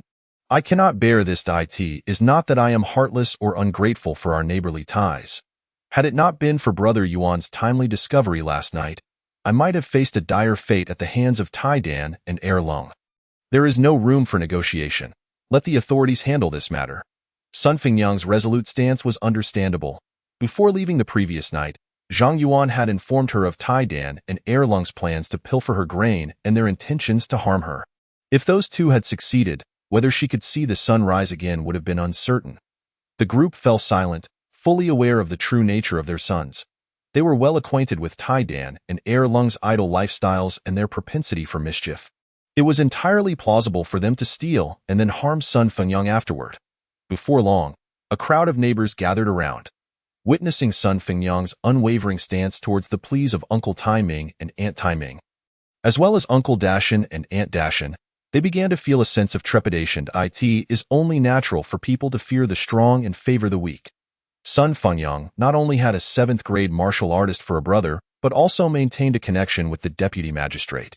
Her decisive manner of handling the situation naturally instilled fear and created a palpable distance between her and the surrounding neighbors. This incident ultimately benefited Sun Fengyang, at the very least, even if her family's circumstances improved compared to others. No one would dare to harbor ill intentions towards her in the future. Fengyang, we are in the wrong for our family's actions. Let the authorities deal with them, so they cannot harm anyone again. After a considerable pause, Uncle Tai Ming finally spoke weakly. In a year of good harvests, the city had not descended into such chaos. Theft would typically result in banishment to a desolate region, leaving a chance for survival. However, the current circumstances were different. The authorities dealt with these opportunistic criminals far more severely than before. Once sent to the authorities, it would be challenging for them to return alive.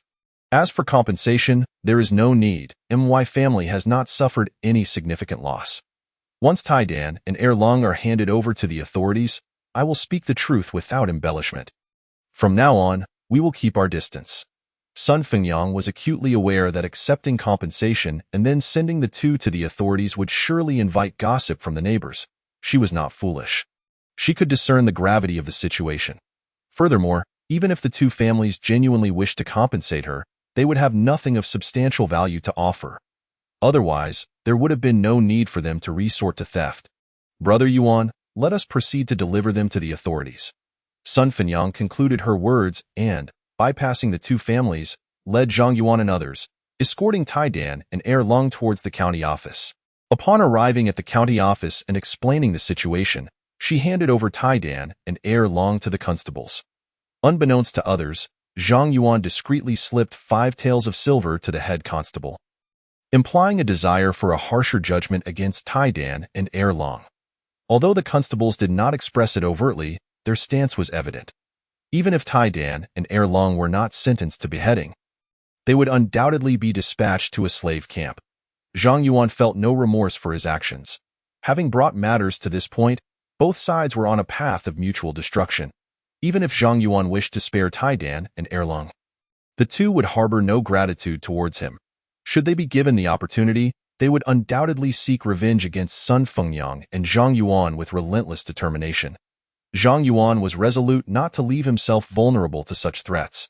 After sending off Fuchuan, Dazhu, and Sanshun, he returned home with Sun Fengyang. Young Master Yuan, I am immensely grateful for your assistance. Without you, my child and I might have fallen victim to Tai Dan and Erlong's malice. Sun Fengyang expressed her gratitude with a bow upon returning home with Zhang Yuan. This time, Zhang Yuan had adeptly managed all affairs for her, instilling an inexplicable sense of security within her. Beyond her gratitude, she felt a peculiar stir of emotions. However, Sun Fengyang was acutely aware that as a widow, her relationship with Zhang Yuan could only remain platonic, limited to that of neighbors. Even if she had certain thoughts, they could only be kept hidden in her heart.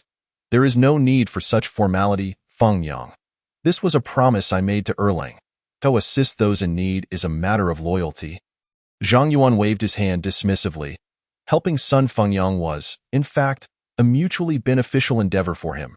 Following this incident, their families would be much safer, and those with ill intentions would surely think twice before acting. Observant neighbors would discern the growing closeness between the two families. Zhang Yuan's family fared better than most, inciting envy but not provoking any extreme actions. Nevertheless, Zhang Yuan remained vigilant of his words and deeds, maintaining a humble and cautious demeanor to avoid antagonizing anyone. Should he inadvertently offend someone, he would deal with the matter decisively, ensuring no lingering threats remained. Earlier, I saw you give silver to Constable Liu. This matter has caused you much trouble, so it is only right that I repay you. I will bring you the amount I owe shortly, Sun Fengyang stated, nodding slightly. Noticing that Zhang Yuan had not mentioned the silver given to Constable Liu, she took the initiative to bring it up. Having given 5 taels of silver, there is no need for such courtesy, Fengyang. Given what has transpired, Tai Dan and Erlong will undoubtedly harbor greater resentment towards me. My actions are also for my own benefit, to eliminate future troubles and prevent further issues. Zhang Yuan was transparent about the amount of silver given and his true intentions. You are facing your own challenges, young Master Yuan. This silver must not be a burden for you. Sun Fengyang's expression turned resolute as she returned home to retrieve 5 taels of silver, pressing it into Zhang Yuan's hands. After sharing a meal at Zhou Yun's invitation, she took her child and returned home. Zhang Yuan continued his routine, practicing Tiger Fist in the backyard. Recently, business at the butcher shop had become increasingly difficult, eliminating the need for daily pig slaughtering. Each pig now took at least 3 to 5 days to sell. Were it not for the dropping temperatures, this method would have resulted in significant losses. As for Yunlai Restaurant and Zhang Family Tavern, they had nearly ceased ordering from Zhang Yuan's butcher shop. This was an unavoidable circumstance. Both establishments had other suppliers, and during a downturn, they would naturally prioritize closer connections. Zhang Yuan had no choice but to accept this situation. He could not afford to lose money while desperately trying to make deliveries. Just a little more progress, and I will break through. That afternoon, the progress of his Tiger Fist training finally reached 199, 200. Zhang Yuan could distinctly feel the changes within himself. His breathing and boxing techniques became increasingly harmonious. As he completed the 3rd round of Tiger Fist, he suddenly entered a unique and profound state. Waves of heat surged through his body, radiating from his chest to his limbs. His muscles and skin were continuously refined under this flow of warmth. Strength, endurance, defense, perception, vision, and hearing all began to enhance. Finally, he achieved his breakthrough. Upon completing the set of movements, Zhang Yuan immediately perceived a significant transformation within himself. The most notable change was in his strength. Prior to the breakthrough, he could lift a stone lock weighing 300 pounds, but now he could effortlessly raise one weighing 500 pounds. This increase in strength was a crucial indicator of his advancement to the 8th rank of muscle refinement. Furthermore, his skin exhibited greater resilience. When wielding a butcher's knife and applying force to his skin, it could only leave a faint mark. Additionally, his vision, hearing, and perception had all seen considerable improvement. Of course, this substantial breakthrough was not solely due to his martial arts advancement. It was also greatly influenced by his spiritual realm's breakthrough to the 8th rank of Yin Soul, a couple of days prior. After his spiritual realm ascended, he had experienced enhanced memory and clearer logical thinking, but little improvement in other areas. This time, the elevation of his martial arts realm resonated with the advancement of his spiritual realm, resulting in the current enhancements in his senses. Fate, the heavens reward diligence. Hard work will yield results. Tiger Fist, ascended to mastery, 1400. Soul-nourishing technique, fragment. A glimpse into the path, 3200. Martial arts realm. 8th rank, muscle refinement, spiritual realm. 8th rank Yin Soul with the training progress doubling. Could it be that it will continue to grow exponentially? Fortunately, the time required for each session of Tiger Fist training has also decreased. If I had powerful elixirs as assistants and worked even harder, I could potentially shorten the time needed to break through to the next realm. However, the cost of elixirs needed for an 8th rank martial artist would undoubtedly surpass that for a 9th rank martial artist. I must find a way to acquire funds. Gazing at the training progress displayed on the golden page and contemplating the expenses for the elixirs required for an 8th rank martial artist, Zhang Yuan couldn't help but feel overwhelmed. In this chaotic era, earning money through legitimate business was exceedingly difficult. Even with the experience of 2 lifetimes, he must adhere to the rules of this world until he possesses absolute strength. When the meal was served and everyone was seated, Zhang Yuan shared the joyful news of his breakthrough with Uncle Ye and his sister-in-law. Upon hearing of Zhang Yuan's achievement, both Zhou Yun and Uncle Ye expressed their astonishment, particularly Uncle Ye, who found it almost unbelievable. As someone who had systematically studied martial arts, Uncle Ye was well aware of the difficulties Zhang Yuan faced in advancing from the 9th to the 8th rank. Given his innate talent, however, considering that Zhang Yuan had already opened his meridians and had the assistance of the soul-nourishing jade, he quickly reconciled his thoughts. Congratulations, Uncle, on your further advancement in martial arts. This is a matter worthy of celebration. Tomorrow at noon, I will prepare more dishes and drinks to celebrate your ascension to 8th rank martial artist. Zhou Yun exclaimed joyfully. The strengthening of their family's power meant better chances of survival in this tumultuous world. Enhancing their safety, however, such news should not be made public. Although an 8th rank martial artist held a significant position in Fengyang County, it was prudent to act discreetly to avoid unnecessary troubles. Zhang Yuan maintained this cautious and low-key attitude. Regardless of his strength, he must retain some secrets. Unless absolutely necessary, he could never reveal his true abilities. I understand. We shall celebrate modestly at home and will not disclose a word to outsiders. Zhou Yun fully agreed with Zhang Yuan's cautious demeanor. In this chaotic era, being strong was essential, but being prudent was equally vital. Many martial artists, upon gaining strength, become arrogant and reckless, ultimately meeting tragic ends. Zhou Yun had intentionally suggested the celebration to gauge Zhang Yuan's attitude. If he were like other martial artists, letting a bit of strength go to his head, she would have urged him to be more humble. Chapter 23. Ways to earn money. I will follow my sister-in-law's arrangements. Zhang Yuan had nothing further to say and merely nodded in agreement. After dinner, he engaged in a discussion with Uncle Ye regarding the subsequent training plans. Warriors at the muscle refinement stage possess tendons as resilient as steel wires, enabling them to execute movements with remarkable swiftness and agility.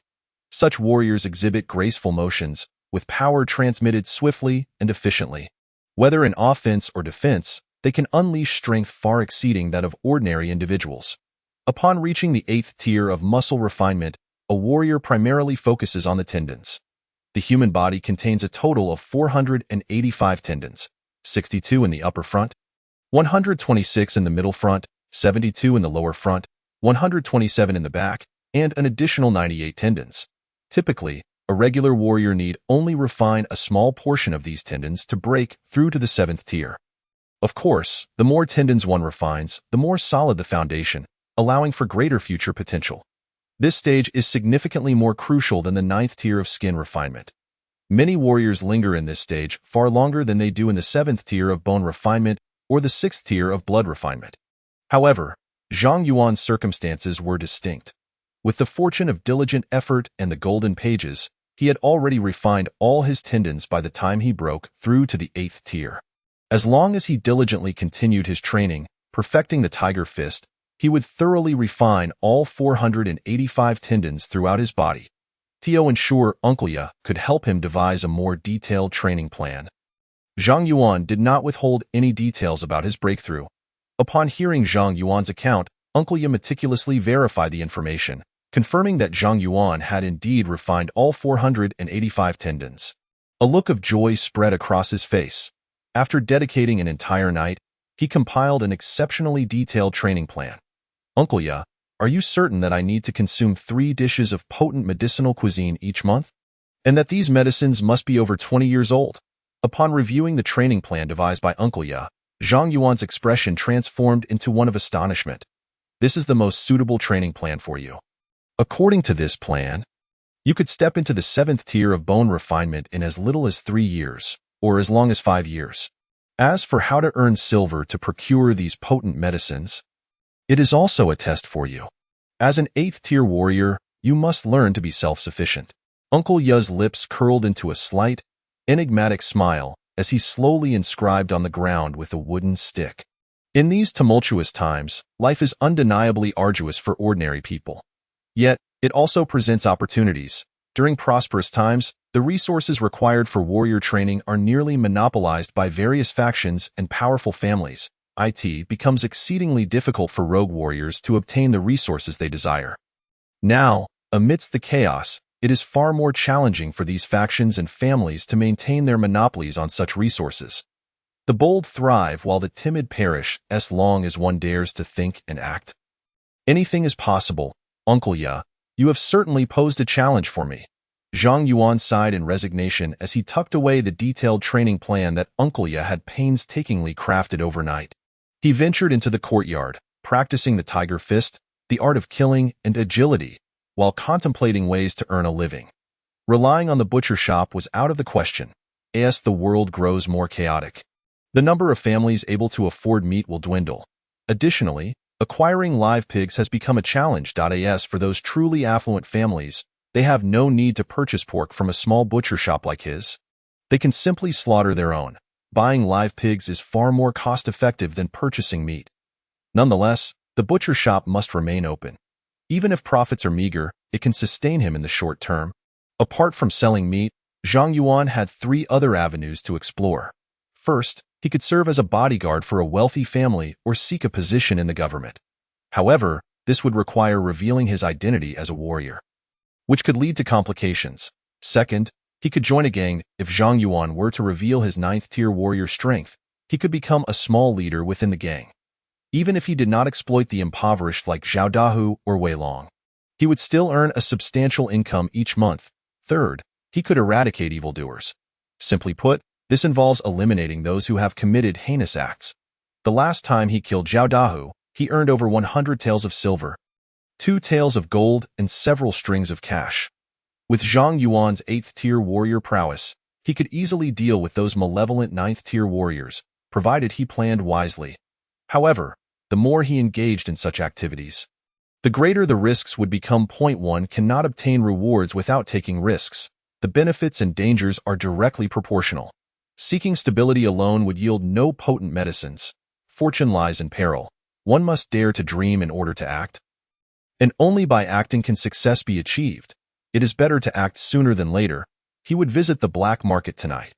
Reflecting on the classic adage of a past magnate, Zhang Yuan swiftly came to a resolution. This decision was born out of necessity. Lacking a specialized skill, it was challenging to pursue any other business in the current state of affairs. Serving the wealthy, working in the government, or joining a gang were not options Zhang Yuan considered.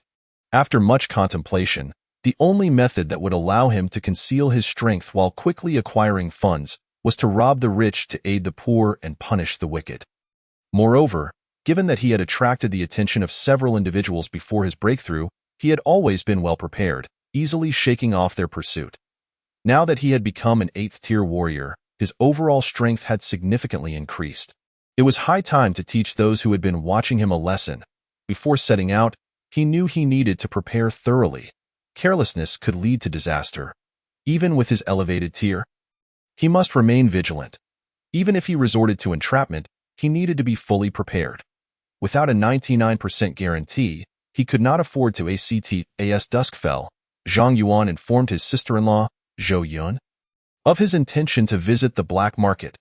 The night deepened, the hour of high. Zhang Yuan donned his attire, equipped himself with a hat and weaponry, and exited through the back door, bringing along lime powder, burlap sacks, and other supplies. He stepped into the twilight.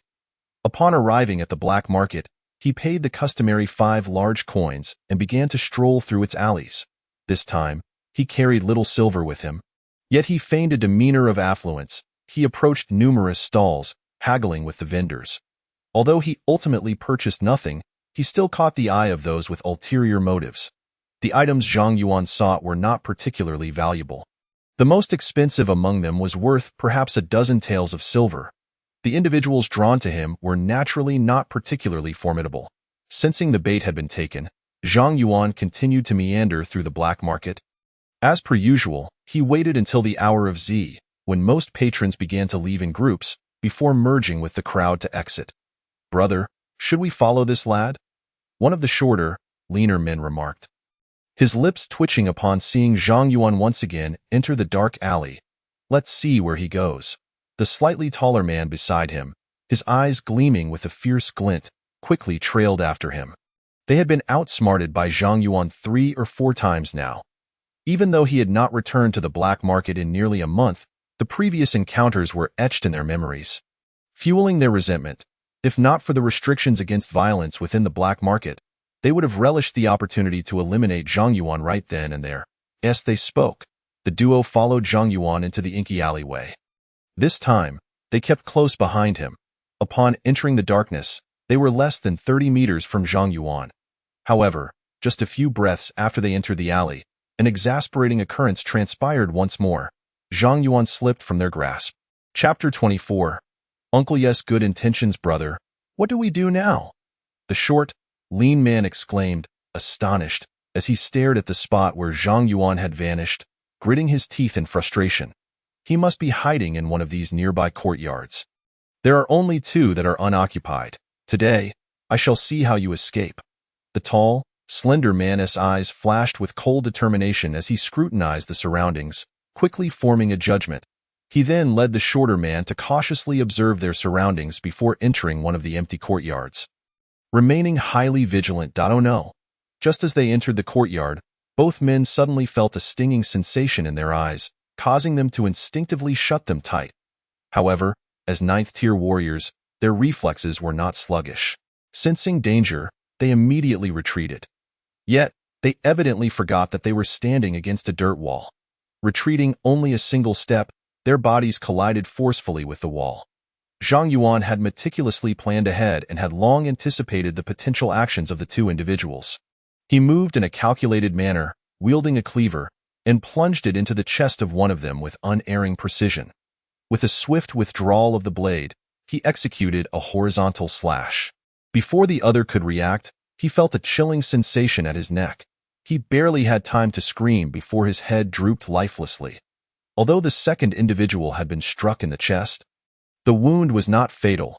Sensing the imminent threat, he disregarded the pain and unleashed a desperate burst of energy, drawing a short knife from his waist.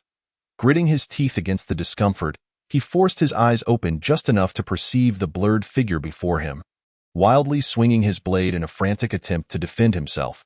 Zhang Yuan, caught off guard, felt the sting of the knife as it carved 2 shallow gashes into his chest, instinctively retreating 2 steps. Seizing the opportunity, he struck once more, delivering a fierce blow to the assailant's arm. With a resounding crack, the arm severed, eliciting a scream of agony from the man. Yet, the sound was abruptly cut short, replaced by a gurgling noise. He had thought himself formidable, but it seemed that a 9th-tier martial artist was not as impressive as he had imagined at that moment. Zhang Yuan took a moment to assess the injury to his chest. Finding only 2 faint white marks, he felt a wave of relief wash over him. He quickly rifled through the belongings of the 2 men, retrieving a substantial amount of cash, over a dozen strings of coins, several dozen taels of silver, and a few banknotes, before leaping out of the courtyard. His figure flickered and disappeared into the darkness. after circling around Fengyang County several times to ensure he was not being followed. He entered an uninhabited courtyard where he had previously concealed a change of clothes. After changing, he evaded several patrols of enforcers and finally returned home. "Uncle, why are you back so late today?" Zhou Yun, along with her mute uncle, had been anxiously waiting in the courtyard. Upon seeing Zhang Yuan return safely, they felt a slight sense of relief. "I encountered a couple of petty thieves and wasted some time," he replied. "Sister-in-law, you no longer need to wait for me in the future. It's better for you to rest early." Although he relished the feeling of being cared for, Zhang Yuan did not wish for his sister-in-law to sacrifice her rest, especially since Zhou Yun was not a martial artist and had a frail constitution. Prolonged sleeplessness would be detrimental to her health. It's good that you're safe.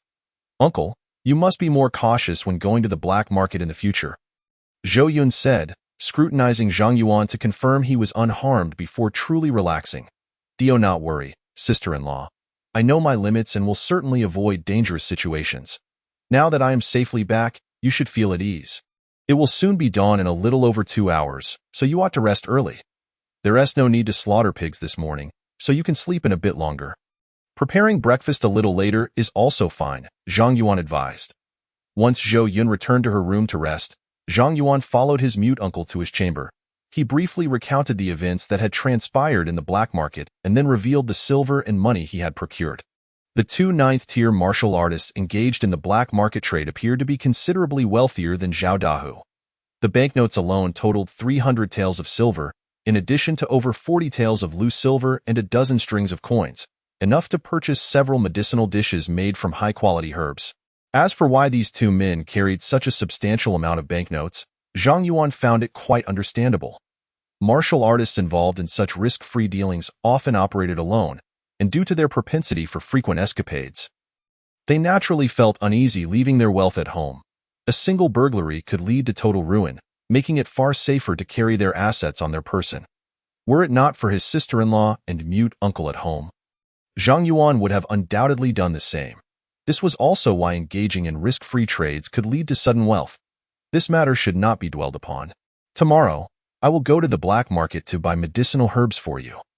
Zhang Yuan's choice to earn money through such means to procure medicinal herbs did not surprise his mute uncle. It was precisely the method he had hoped Zhang Yuan would adopt. A martial artist should not solely immerse themselves in arduous training. They must also accumulate substantial practical experience.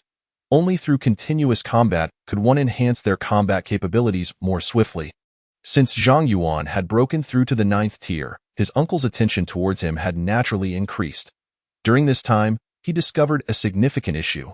Zhang Yuan's caution bordered on excessive. In times of turmoil, a certain level of caution is wise.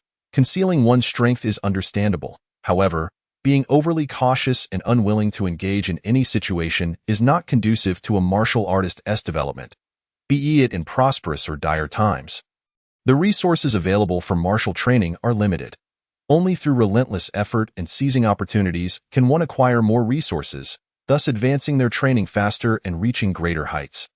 "Uncle, I'll go instead. This batch of medicinal herbs costs around 70 to 80 taels of silver and will undoubtedly attract the attention of robbing martial artists. Your current condition is not suitable for confrontation." Upon seeing his uncle write on the ground, Zhang Yuan shook his head, his tone resolute. His uncle slightly nodded and continued writing. "Starting tomorrow, I will practice with you. Practical experience is of utmost importance for a martial artist." "Uncle, are you capable of that?" Zhang Yuan inquired uncertainly, the words slipping out before he could think. He was met with a fierce glare from his uncle, prompting an awkward smile in return. Feeling embarrassed, he took the banknotes, silver, and coins back to his room, where he began to practice the soul-nourishing technique. Ever since achieving the 8th-tier shadow soul in his spiritual realm, Zhang Yuan could practice the technique 6 times a day. Each session required a quarter of an hour, totaling an hour and a half for 6 sessions. He also had to rise early to practice Tiger Fist and the art of slaughter. Consequently, his days left little time for leisure. 18 noon. His sister-in-law indeed prepared a sumptuous lunch and even called Feng Yang over, though she did not disclose the true reason for the lavish meal. Instead fabricating a casual excuse, that evening, with his uncle's assistance, Zhang Yuan underwent a transformation in appearance. Upon emerging from his room, even his sister-in-law Zhou Yun was momentarily taken aback, unable to recognize him.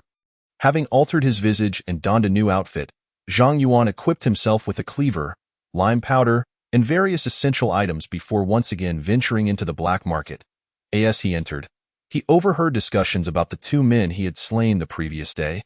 Revealing that they had accomplices, "Thankfully, I have disguised myself today. Otherwise, I would indeed be in a bit of a predicament."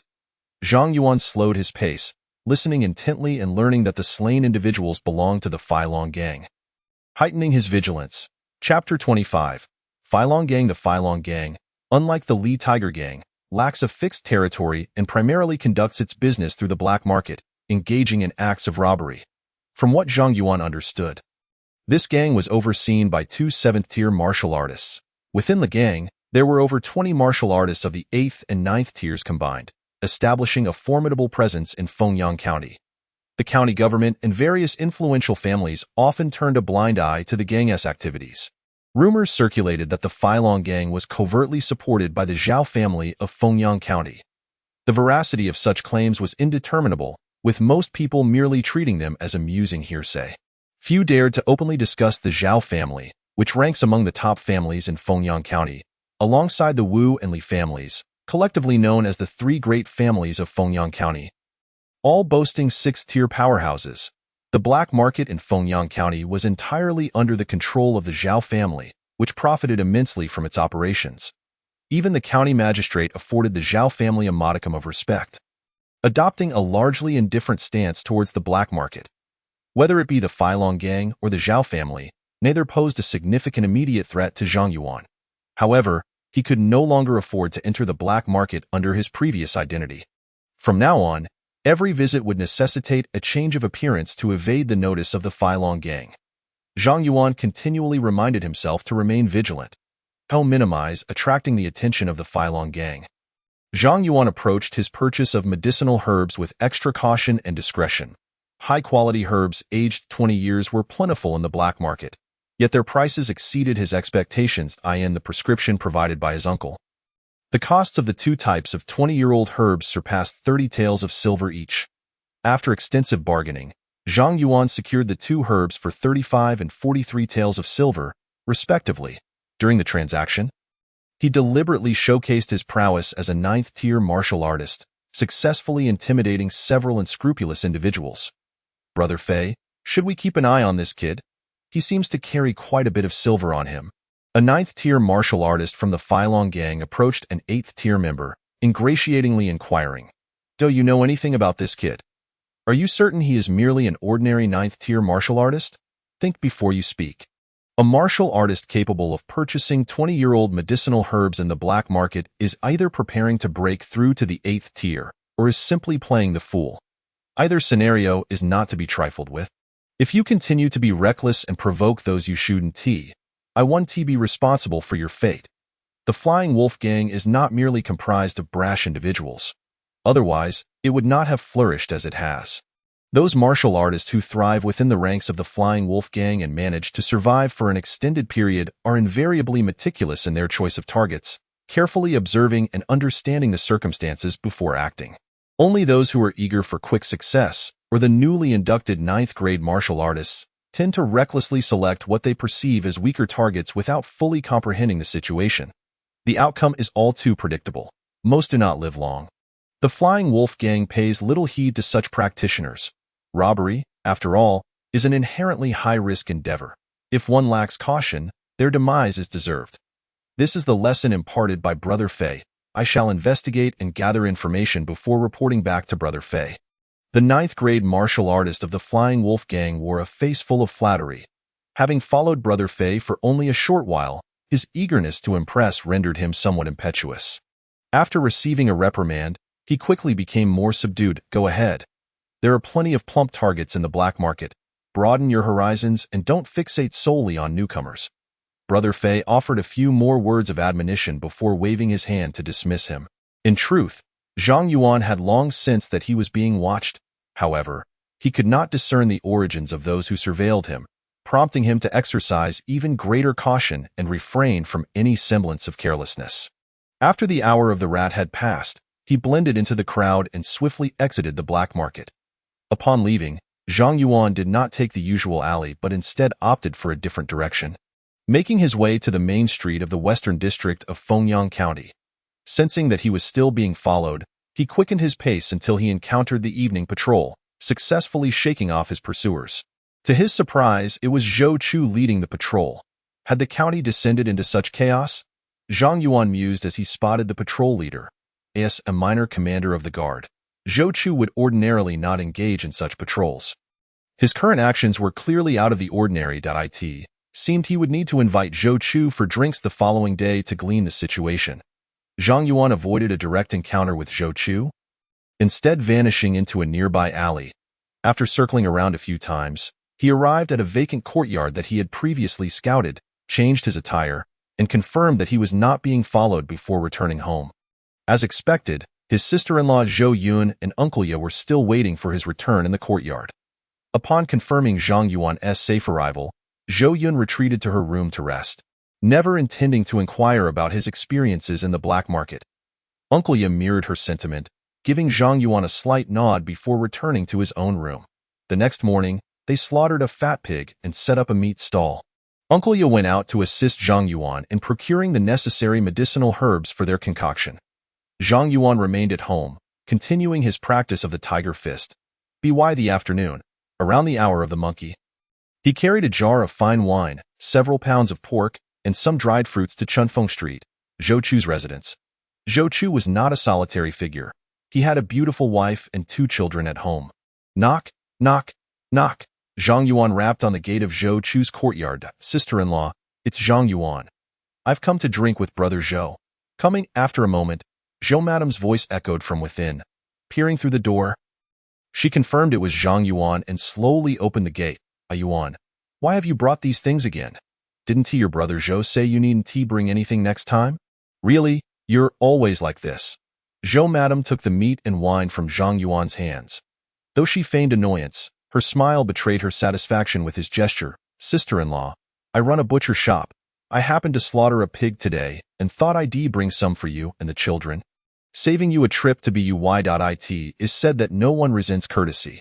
Even if Zhou Chu and his wife were indifferent to such offerings, bringing gifts certainly made a difference. Had Zhang Yuan arrived empty-handed, Zhou Madam would not have been nearly as warm. Your brother Zhou is still at the training grounds. He likely won't return until evening. Yuan, make yourself comfortable with some tea while I prepare dinner. We must ensure your brother Zhou has a good drink tonight. Zhou Madam led Zhang Yuan to a stone table in the courtyard, then placed the items he had brought in the kitchen and prepared a pot of tea for him with great hospitality. Thank you, sister-in-law. Zhang Yuan expressed his gratitude. Yuan, you're always so polite. After chatting for a moment, Zhou Madam returned to the kitchen to prepare dinner. Naturally, Zhang Yuan could not simply sit outside drinking tea. Noticing some unchopped firewood in the courtyard, he took the initiative to grab an axe and began chopping. Chapter 26. Offering benefits, gaining advantages. Yuan, when did you arrive? Your sister-in-law shouldn't let you do such work. At a quarter past the hour of the rooster, Zhou Chu pushed open the courtyard gate and saw Zhang Yuan chopping wood, speaking with a hint of reproach. Brother Zhou, you've misunderstood your sister-in-law. I noticed the firewood was unchopped and volunteered to help. It's just a bit of work, perfect for breaking a sweat. After finishing the last piece of firewood, Zhang Yuan set down the axe with a smile. Yuan, you're a brother I can rely on. Zhou Chu approached Zhang Yuan and patted him on the shoulder with genuine sincerity. Hurry and wash up. Tonight we must drink a few cups together. From the sight of the neatly chopped firewood and Zhang Yuan's ease while working, he had discerned that Zhang Yuan possessed the strength of a 9th-grade martial artist. Coupled with Zhang Yuan's recent conduct, Zhou Chu had fully acknowledged him as a person of worth. Once Zhou Madam saw her husband return, she promptly set the table with food and drink. Yuan is truly a down-to-earth person. Husband, you must take good care of Yuan in the future. Zhou Madam, clearly pleased with Zhang Yuan's actions, couldn't help but speak highly of him in front of her husband. Ha ha! Zhou Chu uncorked the jar of wine Zhang Yuan had brought, filling 2 large bowls to the brim. Yuan, your sister-in-law speaks the truth. Should you encounter any troubles in the future, Do not hesitate to approach me. As long as it is within my capabilities, Brother Zhou will never decline. Let us drink. Damn. This world is becoming increasingly difficult to navigate. Zhou Chu raised his cup and drank heartily. Then I shall not be polite. Business at my butcher shop is becoming increasingly challenging. I wonder if Brother Zhou has any ideas on how to find some outlets. Zhang Yuan, struck by inspiration, half-joked as he drained his cup. Foster closer ties. Aside from frequent visits, seeking help with manageable tasks can also yield excellent results. That's a small matter. I'll inquire for you tomorrow. For Zhou Chu, this was indeed a trivial matter, merely a matter of convenience. As a minor leader of the city guard, he held considerable influence in Fengyang County. If this matter comes to fruition, I would be willing to offer Brother Zhou 30% of the butcher shop's profits. Zhang Yuan began, but upon noticing Zhou Chu's expression darken, he quickly clarified, of course, this 30% profit is not a gift. I would need you, Brother Zhou, to speak to the Lethal Tiger Gang, which oversees our return to Lu Street, to ensure they charge less in fees. Furthermore, I would like to leverage your name to deter any troublesome individuals from causing disruptions at my butcher shop. If Brother Zhou declines the 30%, I would feel awkward proceeding. After Zhang Yuan finished speaking, Zhou Chu's initially sour expression gradually softened. He genuinely wished to cultivate a friendship with Zhang Yuan, rather than merely coveting the latter's butcher shop business. Had it not been for the subsequent explanation, Zhou Chu might have thought Zhang Yuan did not regard him as a brother, hence his abrupt change in demeanor when profits were mentioned. Seeing Zhou Chu's expression return to normal, Zhang Yuan swiftly refilled the wine jar. Yuan, I accept this arrangement. You will no longer need to pay the fees to the Lethal Tiger Gang. I shall also speak to the county office to ensure you only pay the standard rate in the future. A smile spread across Zhou Chu's face. He was quite pleased with Zhang Yuan's candor. During prosperous times, the butcher shop indeed boasted considerable profits. In good seasons, earning 20 to 30 taels of silver in a month was not uncommon. However, with the current chaos, sourcing live pigs was becoming increasingly difficult, and selling pork was equally challenging. Coupled with rising fees imposed by gangs and the government, profits would inevitably take a hit.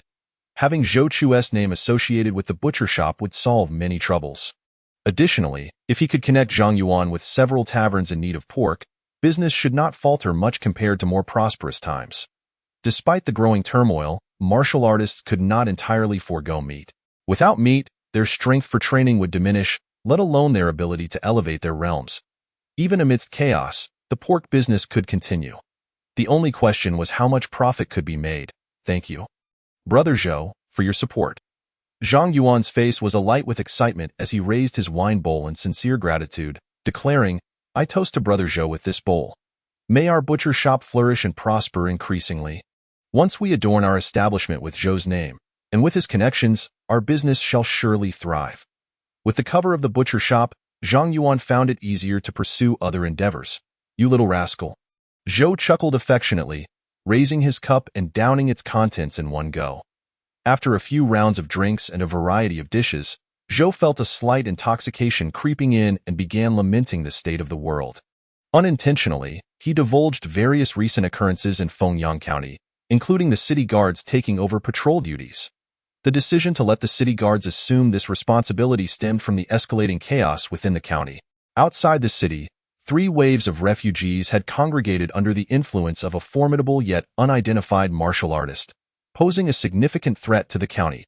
To thwart this emerging force, which had begun to disrupt order and incite disorder, it was deemed necessary to assign the city guards to patrol. Moreover, the county office would soon initiate a second round of recruitment. Once recruitment concluded, the city guards would be dispatched to eliminate this external threat. After numerous pleas for assistance, the magistrate of Fengyang County finally received a response, albeit not a favorable one. The provincial city lacked the capacity to provide aid at that moment, but had delegated some authority to the city guards, allowing them to continue recruitment and resolve their immediate predicament. Alternatively, they could await the resolution of troubles in the provincial city for the station troops to return. Naturally, the prerequisite was that Fengyang County could withstand the onslaught of the refugees during this period. After accompanying Zhou until he was 7 parts inebriated, Zhang Yuan took his leave. The following morning, Zhang Yuan shared the discussions he had with Zhou with his sister-in-law and Uncle Ya. Regarding Zhang Yuan's decision to allocate 30% of the profits to Zhou Yun had no objections. The current butcher shop was barely breaking even, primarily due to excessive fees and the need to navigate various connections. Otherwise, even with modest sales, as long as there were transactions, losses would not occur. With Zhou as a reliable ally, the shop could avoid paying fees to the Fierce Tiger Gang, ensuring that even without Zhou's assistance and business referrals, the butcher shop would still yield some profit. That afternoon, Zhou sent a subordinate accompanied by managers from 3 restaurants to Zhang Yuan's butcher shop. After negotiations, it was agreed that the shop would deliver 50 pounds of pork daily to each of the 3 establishments. At market prices, the managers dared not shortchange Zhang Yuan in the least. A couple of days later, the managers from Yunlai Restaurant and Zhang's Tavern also approached, requesting continued deliveries of 50 pounds of meat each day. This surge in orders revitalized the butcher shop's business, necessitating the slaughter of a pig daily to meet the demands of the 5 restaurants. Simultaneously, Zhou had also made arrangements with Luogua, leading to a decrease in the price of live pigs. Pigs weighing over 300 pounds were now priced 200 coins less than at other butcher shops. Wei Long did not visit Zhang Yuan's shop until nearly half a month had passed after the news of Zhou's protection became known. Upon his arrival, he appeared exceedingly cordial. Yuan, why didn't you say earlier that this shop has the backing of Lord Zhou? Had I known, I would have waived this month's fees. Upon learning this, I immediately punished the subordinate who acted without consulting me. Unfortunately, I learned of this too late, and the fees have already been submitted to the Fierce Tiger Gang. Wei Long feigned innocence. Damn it. He clearly knew about Zhou's protection, yet still sent his underling to collect this month's fees, in an effort to avoid offending Wei Long. Zhang Yuan chose not to inform Zhou of this matter. Paying an extra month's fees was merely a trivial issue. As long as the butcher shop could operate steadily without disturbances, Zhang Yuan would be very content. Chapter 27. The first target. Lord Long, you speak too humbly. It is precisely because of the Fierce Tiger Gang that we can conduct business peacefully on Huilu Street. Paying the fees is merely a matter of course. Zhang Yuan began with polite exchanges, then shifted his tone. However, I must inform you that a significant portion of the profits from my butcher shop will now be allocated to Brother Zhou, and the figures do not quite align, making it difficult for me to account for them. I hope Lord Long will understand that I may not be able to continue paying the fees in the future. Nevertheless, if you wish for meat, you are always welcome to come to my shop. Such concessions from Zhang Yuan greatly pleased Wei Long, who had also learned that Zhang Yuan might now be a 9th-grade martial artist. His demeanor was noticeably more amiable than before. After a brief conversation, they began to address each other as brothers, and Wei Long solemnly assured Zhang Yuan that no one would dare to disrupt his butcher shop in the future.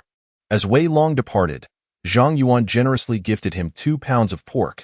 As the saying goes, the king of hell is easy to see, but the little devils are hard to deal with. It was imperative to give Wei Long face. With the butcher shop's business thriving, Zhang Yuan sought to negotiate with Dezhuang and Erzhu, restoring their wages. With the 300 taels of silver obtained from the 2 9th-grade martial artists of the Flying Wolf Gang and the improved business, Zhang Yuan could now devote his time to training, sparring with Uncle Ya, and gathering intelligence on the local bullies of Fengyang County. After a month and a half of preparation, he finally identified a suitable target. This individual, named Wang Meng, was a 9th-grade martial artist in the Fierce Tiger Gang responsible for collecting fees in Shigu Alley. The choice of Wang Meng as a target was due to his even more arrogant demeanor than Zhao Dahu, causing immense suffering to the residents of Shigu Alley. However, Wang Meng was adept at flattering the powerful and never offended influential martial artists, thus thriving within the Fierce Tiger Gang and accumulating some wealth.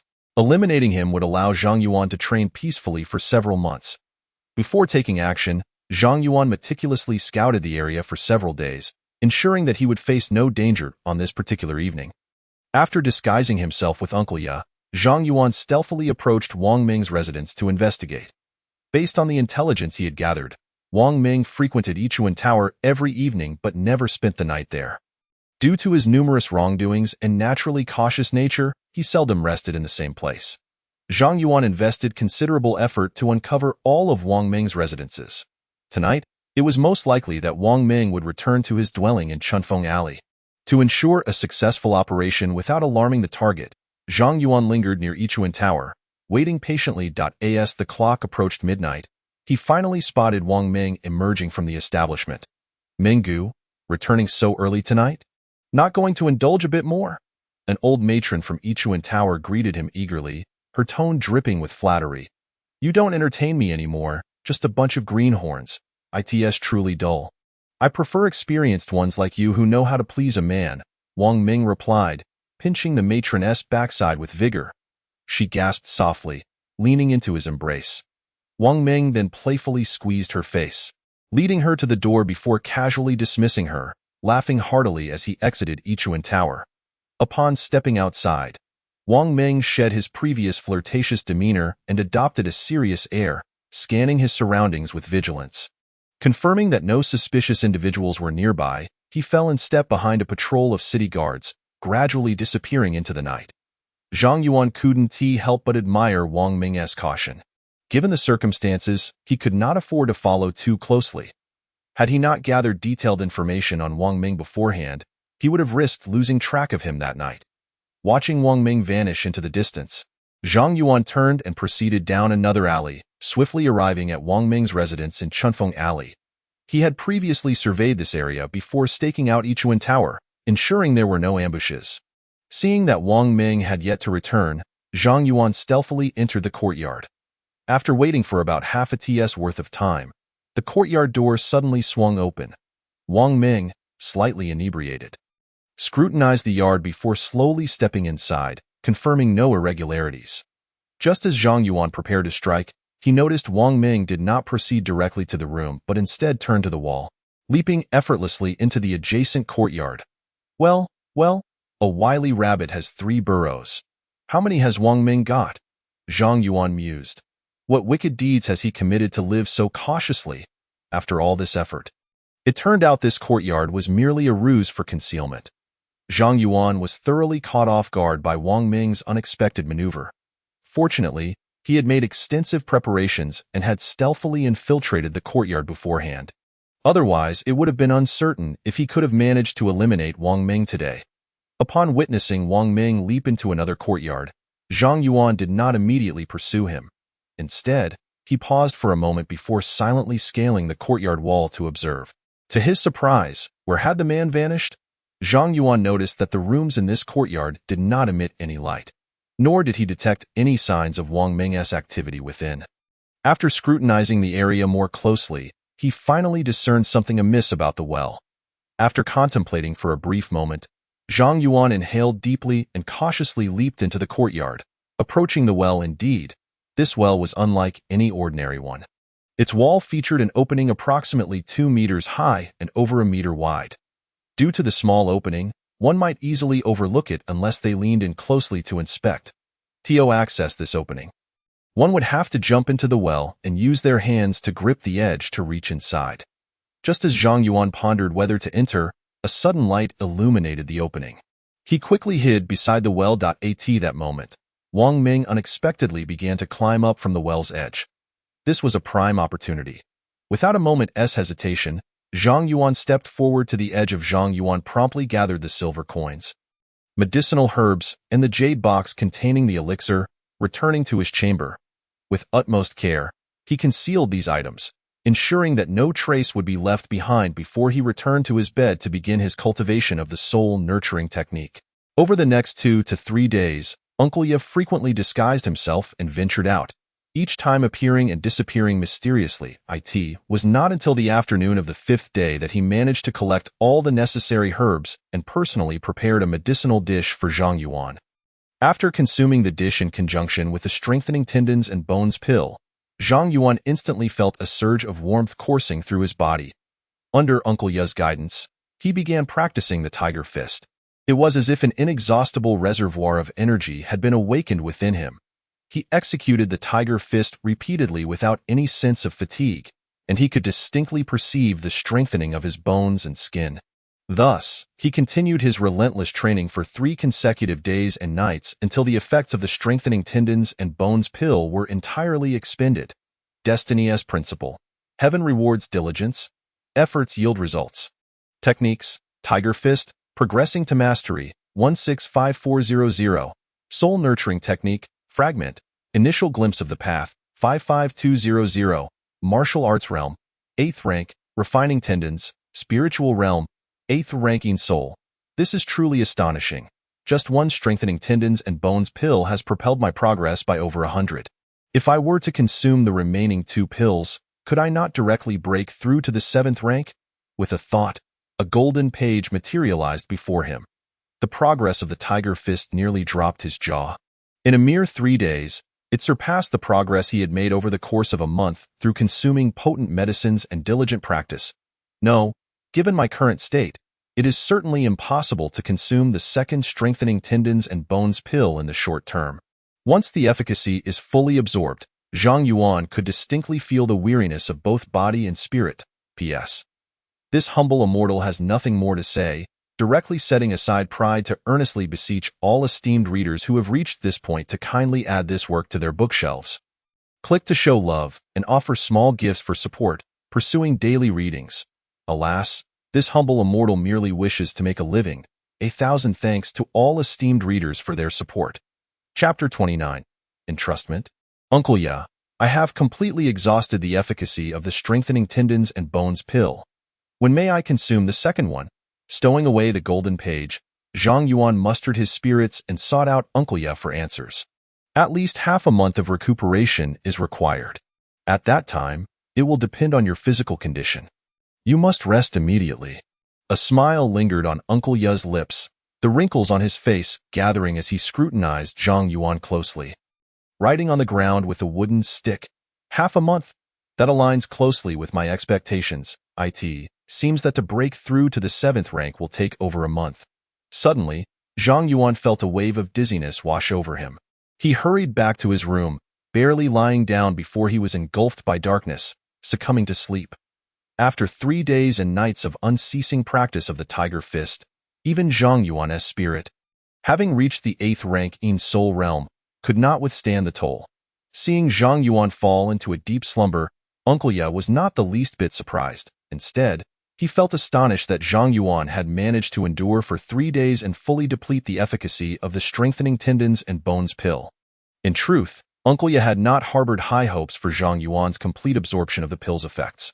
Previously, he believed that even with the medicinal dish's assistance, given Zhang Yuan's recent breakthrough to the 8th rank refining tendons realm, he would be fortunate to endure just over a day, absorbing perhaps half of the pill's efficacy at most. Yet, he had not anticipated the sheer strength of Zhang Yuan's willpower.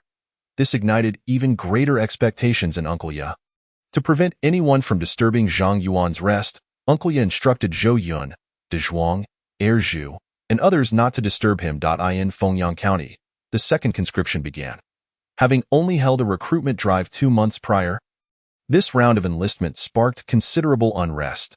The city guards, wielding their sabers, apprehended many male members of affluent families and thugs from various gangs who sought to resist the conscription. It was an unavoidable situation. If sufficient soldiers could not be recruited, it would be questionable whether they could defend Fengyang County, let alone launch an offensive against the rebels. The 2 rounds of recruitment had collectively enlisted nearly 20,000 soldiers. The streets of Fengyang County were noticeably devoid of adult men. The thugs from various gangs sent to the city guards improved the law and order within the county somewhat. Zhang Yuan slept for 3 days. Upon awakening, he felt invigorated. Learning of the conscription situation from his sister-in-law Zhou Yun, he sighed in contemplation. Thankfully, he had Zhou Chu's connections, which spared him from the 2 rounds of service. Otherwise, given the current recruitment circumstances, even with Sun Erlang's goodwill, and the fact that nearly 10 days had passed without news from the garrison, he might not have been able to escape. Uncle, the county magistrate announced yesterday that in half a month, the city guards will be dispatched to suppress the rebels outside the city. During this time, all grain shops will restrict the sale of food. To purchase grain, a household must have someone serving in the military, allowing them to buy a maximum of 1 pound of grain per day. Our family has no one serving, so we cannot purchase grain for now. What a world we live in! I wonder if the government will succeed in quelling the rebellion this time. Seeing Zhang Yuan awake, Zhou Yun was quite pleased and, recalling that he had not eaten for 3 days, prepared an abundance of dishes for lunch. During the meal, she recounted the events of the past 3 days. Sister-in-law, do not worry. Our family has ample grain, sufficient for at least a year. Zhang Yuan reassured her without a hint of anxiety.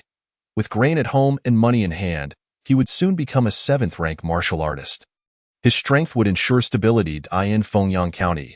A 7th-rank martial artist could adequately support a large family, and of course, Zhang Yuan was not one to flaunt his achievements. Even upon attaining the 7th rank, he would maintain a low profile, for no one could guarantee safety in such tumultuous times. A few days prior, while drinking with Zhou Chu, he had heard that among the rebels outside the city, there appeared to be figures of 6th-rank martial artists in the following days. Zhang Yuan continued to stay at home, practicing the tiger fist and the soul-nurturing technique. Half a month passed in the blink of an eye. One evening, while Zhang Yuan was immersed in his training, Zhou Chu arrived with 2 jars of fine wine. Zhang Yuan quickly asked his sister-in-law to prepare some side dishes. Subsequently, in the courtyard, he engaged in casual conversation with Zhou Chu, simultaneously reporting the profits from the pork shop during this period. Only after finishing 1 jar of wine did Zhang Yuan take the initiative to inquire, "Brother Zhou, you must have something to discuss since you've come all this way. Let us not keep secrets between us as long as it is within my capability. I shall not decline." During this time, thanks to Zhou Chu's assistance, the pork shop's business had improved considerably, and no one dared to trouble it. Allowing Zhang Yuan to focus on his cultivation and gather information about the notorious 9th-rank bullies in Fengyang County, Zhang Yuan felt profoundly grateful to Zhou Chu for this support. This time, Zhou Chu's visit was clearly for a purpose, and Zhang Yuan could not pretend to be oblivious. "Brother, I must go outside the city to quell the bandits. I cannot ascertain whether I will have the chance to return. I have come to ask for your help in looking after my family." Noticing Zhang Yuan's inquiry, Zhou Chu downed his drink in one gulp before explaining the reason. "Brother Zhou, are you not in charge of the conscription? How can you also go to suppress the bandits?" Zhang Yuan was slightly taken aback. "Alas, I am also bound by circumstances. Recently, I broke through to the 8th rank. This news reached General Ma of the City Guards, and he appointed me as a deputy commander. Originally, a breakthrough in realm should have been a good thing. However, no one anticipated that the county magistrate would wish to take the initiative in suppressing the bandits, and they just happened to select Zhou Chu's 1,000-man unit for the task. Military orders are like mountains. Regardless of my reluctance, I must accompany them to quell the bandits. During this time, Zhang Yuan's shop had enjoyed such stability because the fierce tiger gang no longer demanded protection fees, and various taverns were willing to do business with Zhang Yuan's pork shop. No one dared to trouble it, all due to Zhou Chu's recent breakthrough and promotion. Otherwise, with Zhou Chu's previous 9th-rank martial artist status as a minor military leader, he would not have wielded such influence. However, Zhou Chu had not disclosed this information to Zhang Yuan. During this period, Zhang Yuan had devoted the majority of his time to martial arts cultivation and pondering how to punish evil and promote good, completely unaware of Zhou Chu's breakthrough to the 8th rank and his new position. "Brother Zhou, rest assured I will take good care of sister-in-law and my 2 nephews. However, my current residence is quite distant from your home.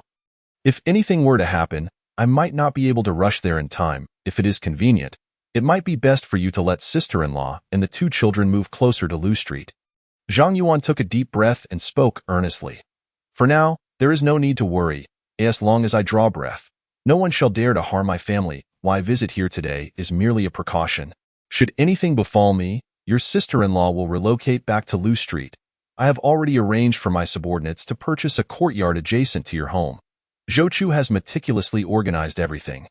In truth, Zhou Chu is not without other acquaintances. However, after much deliberation, he ultimately concluded that entrusting matters to Zhang Yuan would be the most prudent course of action. Through these past few months of interaction, Zhou Chu has gained profound insight into Zhang Yuan. He perceives Zhang Yuan as an exceedingly cautious individual, adept at navigating peril and opportunity, who conducts himself with gravitas and values loyalty deeply. "Since Zhou Gu has made the arrangements, I can rest easy. I extend my heartfelt wishes for Zhou Gu to swiftly eradicate the traitorous forces and return triumphant." Zhang Yuan lifted the wine jar, pouring generous bowls for both Zhou Chu and himself, speaking with sincerity. "Let us toast to the brothers' auspicious words." Zhou Chu, brimming with bravado, downed the exquisite wine in one gulp. Chapter 30. To suppress bandits? Or to deliver heads, brother? I have uncovered considerable intelligence through discreet channels. This time, the rebellion is not confined to Liangzhou. The other 8 provinces are similarly beset by insurrections. The sudden emergence of such a multitude of rebels clearly indicates a hidden force orchestrating this chaos. Thus far, numerous prefectural and county cities have fallen to the traitors. Zhou Chu paused momentarily, then poured himself another bowl of wine, which he consumed in one go. The station troops in Mingchuan Prefecture have been cornered at Fengxiao Mountain. The rebels outside Fengyang County are particularly formidable. Should they seize Fengyang County, my brother, you must assess the situation judiciously and refrain from resistance. In this tumultuous era, it is high time for a reshuffling of power. Zhou Chu appeared to be intoxicated, speaking with reckless abandon. Zhang Yuan chose not to intervene. He gleaned valuable information from Zhou Chu's words. This instilled in Zhang Yuan a renewed sense of urgency. If the worst were to transpire, the relatively stable life he currently led would undoubtedly be shattered. At that juncture, even a 7th-tier martial artist might struggle to safeguard his family. It is imperative to conceal one's strength and remain vigilant. Having enjoyed the wine, Zhang Yuan bid farewell to Zhou Chu, continually reminding himself not to grow complacent at any moment. The following day, the city guards of Fengyang County departed the county office with an army of 10,000 soldiers. That day, Zhang Yuan commenced the consumption of the second Yijin Shanggu Dan this time. The duration required for absorption was less than the first. In just over 2 days, he fully assimilated the medicinal effects of the Yijin Shanggu Dan. The progress of his tiger fist training was a quarter less than the previous time, increasing from 183 to 278. Moreover, after concluding his training, Zhang Yuan did not feel as fatigued as he had after the first session. After merely a day of rest, he had completely recovered. On the 3rd day following the departure of the city guards, grim news arrived from outside the city. The city guards met with utter defeat while besieging the rebels. Suffering heavy losses, Fengyang County was thrown into chaos. Pillaging, arson, and corpses littered the streets. Human tragedies unfolded incessantly. Various factions grew increasingly audacious, even with the remaining city guards and county constables striving to maintain order. Their efforts proved futile. In an instant, panic gripped the hearts of the populace within Fengyang County. Concerned for Zhou Chu's family's safety, Zhang Yuan hurried to Zhou Chu's residence, sister-in-law. The situation in the county is growing increasingly chaotic. You should take the children and move back to Lu Street. We live nearby and can look out for one another. Upon explaining the situation, he noticed Zhou Chu's wife hesitated. Zhang Yuan encouraged her. Although we are still unaware of Zhou Chu's fate, the escalating turmoil in the county is an undeniable reality. Zhang Yuan could not guarantee that some reckless youth might not impulsively target Zhou Chu's family. Having pledged to watch over your family, I cannot renege on that promise while I am able to assist. This was a principle Zhang Yuan held dear. I will follow Brother Yuan's arrangements. Contemplating the state of affairs within the city, Zhou's wife steeled herself, making a decisive choice. After a brief gathering of essentials, she took provisions, money, and some necessities, accompanying Zhang Yuan back to Lu Street. Along the way, they encountered a few nefarious individuals attempting to seize their supplies. However, after Zhang Yuan displayed his prowess as a 9th-tier martial artist and dispatched 2 of them on the street, none dared to provoke them further. A 9th-tier martial artist holds considerable sway over ordinary folk. Upon reaching Lu Street, they placed their belongings down. Zhang Yuan introduced Zhou's wife and her 2 children to his sister-in-law, Zhou Yun. Learning that Zhang Yuan's sister-in-law shared the same surname as her husband, Zhou's wife felt an immediate sense of kinship. The next day, after completing his morning training, Zhang Yuan ventured outside to gather intelligence regarding the city guards' efforts against the rebels.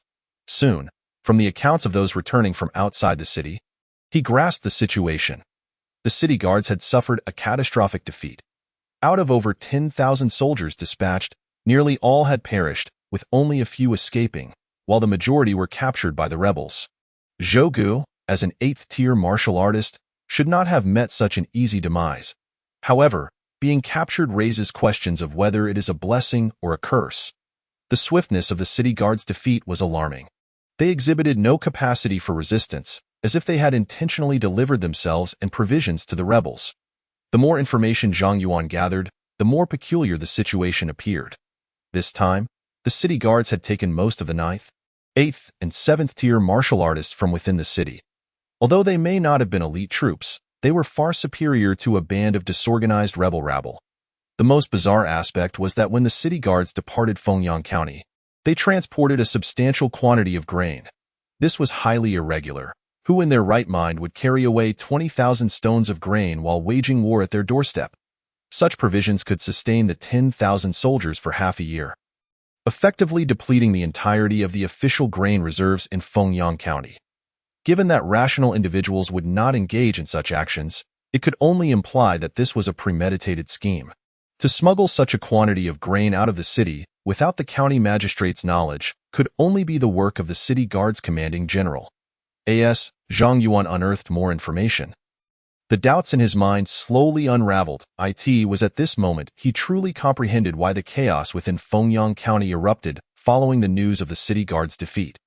The official grain reserves had been largely siphoned away, exacerbating the plight of the government and compelling them to requisition grain from wealthy households and merchants.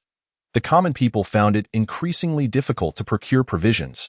Under such circumstances, it was nigh impossible for chaos not to ensue within Fengyang County. Alas, this matter holds little relevance to me, an ordinary and unremarkable citizen. I cannot influence the outcome.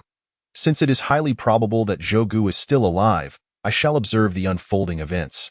Whether the court governs Fengyang County or the rebels seize control, even in the event of a regime change, the situation would not deviate significantly from its current state, in Zhang Yuan's household. The stored grain is sufficient to sustain his family for an entire year, leaving them untroubled by concerns over food. With the protection of this martial arts master, who outwardly appears to be a 9th-tier warrior but is, in fact, an 8th-tier expert, there should be no imminent danger as long as they do not court death through reckless actions. Upon returning home, Zhang Yuan briefly recounted the situation outside to his family. He then solemnly emphasized to Zhou Yun, Sun Fengyang, and Madame Zhou that under no circumstances should they venture outside unless absolutely necessary. From now on, all chores, including laundry, must be conducted at home. Fortunately, the estate purchased by Zhou Chu comes equipped with a well, alleviating any concerns regarding water supply. However, the women have grown accustomed to washing clothes by the nearby river, prompting Zhang Yuan to issue his stern reminders. Naturally, the three women heeded Zhang Yuan's warnings without objection. After instructing his sisters-in-law, Zhou Yun, Sun Fengyang, and Madame Zhou, Zhang Yuan took Madame Zhou aside to share his speculations in the current situation regarding Zhou Chu. Upon learning that her husband was most likely captured but not in mortal danger, Madame Zhou visibly relaxed, as her greatest fear had been the potential defeat of the city guards and the death of her husband in battle. In the ensuing days, the chaos within the city gradually subsided under the joint efforts of the three prominent families and the garrison city guards. To thwart any sudden assaults from the insurgents, the county magistrate and the deputy commander of the city guards collaborated with the three families to reinforce the city's defenses. They intensified patrols within the city to prevent spies planted by the rebels from inciting further unrest. The rapid dissemination of news regarding the defeat of the city guards and their surrender with 20,000 stones of grain was largely attributable to the insurgent spies, for had it not been for them, such crucial information would have been tightly controlled and would not have spread through Fengyang County so swiftly. Chapter 31. The Fall of Fengyang County. Dazhuang, Zhu, as you can see, the meat shop's business has become untenable. For the time being, I will have to close the shop. You will have to bear with resting at home for now. Here is your pay for last month and this month, converted entirely into wheat bran.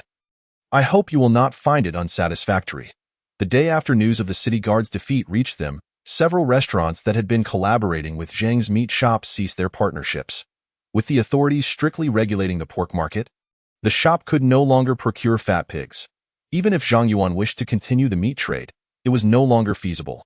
After slaughtering the last 2 fat pigs, Zhang Yuan called Dazhuang and Zhu over to explain the situation. The kindness bestowed upon us by the owner is etched in our hearts.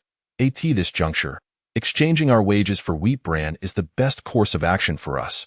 Should the meat shop reopen in the future, we sincerely hope the owner will consider us as employees once again, Dazhuang expressed earnestly. Currently, many grain shops have run out of supplies, and those that still have stock are charging exorbitant prices. For Zhang Yuan to convert cash into wheat bran for their wages at this time is akin to a life-saving grace for them. Meanwhile, Many families along Lu Street have already exhausted their provisions. It is unnecessary to mention wheat bran. They are unable to even procure leaves or tree bark. Da Zhuang and Zhu were deeply grateful for Zhang Yuan's actions. When the meat shop reopens, we will certainly invite you back as employees. Now, take these pig entrails home as a reward for your diligent work during this period. Zhang Yuan took out some pig offal that had long been prepared and handed it over to De Zhuang and Zhu. After sending the two away, he continued to process the remaining pork with Uncle Ya and his sister-in-law. Zhou Yu and It remained uncertain when Fengyang County would return to normalcy, as for the last two large fat pigs that were slaughtered. Zhang Yuan had no intention of selling them. However, in order to preserve the pork for as long as possible, it was necessary to cure it. While the group was working, Madame Zhou and Sun Fengyang also came to lend a hand. Despite their efforts, it took nearly 3 days to process the 500 to 600 pounds of pork. After closing the butcher shop, Zhang Yuan devoted himself to his training with even greater diligence. His progress in the Tiger Fist was steady and methodical. Due to the significant difference in effects from the second use of the bone-strengthening pill compared to the first, Zhang Yuan planned to wait a while longer before consuming the third one. Ideally, taking the third bone-strengthening pill would allow him to directly break through to the 7th rank, thereby enabling a more secure existence amidst the chaos of this tumultuous era. The lives of the common folk in Fengyang County grew increasingly difficult. Many resorted to desperate measures. Nightly, the air was filled with the sounds of anguished cries. Sun Fengyang and Madame Zhou had also experienced 2 prior thefts, all of which Zhang Yuan effortlessly resolved. This time, he showed no mercy. Upon capturing the thieves, he executed them on the spot. To instill fear in the hearts of wrongdoers, Zhang Yuan hung the bodies of the intruders at the entrances of Sun Fengyang and Madame Zhou's homes. In order to maintain stability within the county magistrate had already issued a decree permitting the arbitrary execution of thieves and robbers, if such cases were handed over to the county office. The perpetrators would typically face beheading as a public spectacle. However, severe punishments did little to address the root of the problem. In these chaotic times, many people, feeling they could not survive, embraced a mindset of risking everything, resorting to various illegal activities. On the 17th day after the city garrison suffered a crushing defeat, a shocking piece of news reverberated through the city. The rebel army had organized a force of 50,000 troops, now stationed just 10 miles outside Fengyang County, preparing to attack the city in 3 days. Following this news, patrols within the city increased both in number and frequency, and the management of the populace became more stringent. Yet, the security situation within the city showed no signs of improvement. Numerous night patrol officers and city guards faced varying degrees of attacks. In a fit of rage, the county magistrate and the deputy commander of the city guards launched a sweeping crackdown on the troublemakers within the city, resulting in many innocent civilians suffering the consequences of this unwarranted calamity. The atmosphere in Fengyang County was one of pervasive fear and anxiety. Time passed swiftly, and before long, it was the 3rd day. Zhang Yuan was apprehensive that if the rebels launched an attack that day, it would incite even greater chaos within the city. Therefore, he brought Sun Fengyang and her son, as well as Zhou Chu's family, to his home. That afternoon, during the hour of the goat, the rebels indeed began their assault on the city. However, their initial thunderous display yielded little, and within half an hour, the rebels had retreated, leaving behind several hundred corpses. Stationed 5 miles from Fengyang County, the briefness of the attack meant that no significant disorder ensued within the city, though a sense of dread lingered. That night, the rebels attacked again. This time, the assault was even shorter, lasting only a quarter of an hour before they withdrew. Although the rebels retreated, the citizens, gangs, and affluent families within the city were far from calm. During the assault, the rebels had launched numerous arrows bearing surrender letters into the city. The surrender letters explicitly stated that any citizens, gangs, or wealthy families willing to defect would receive various rewards. Ordinary citizens would be exempt from taxes for 3 years and granted substantial land. Gangs and wealthy families could join the rebel forces and attain official positions. Should anyone dare assist the government in resisting the rebels, they would face severe retribution once the city fell. The letters were direct and clear, offering significant allure to both ordinary citizens and the major factions.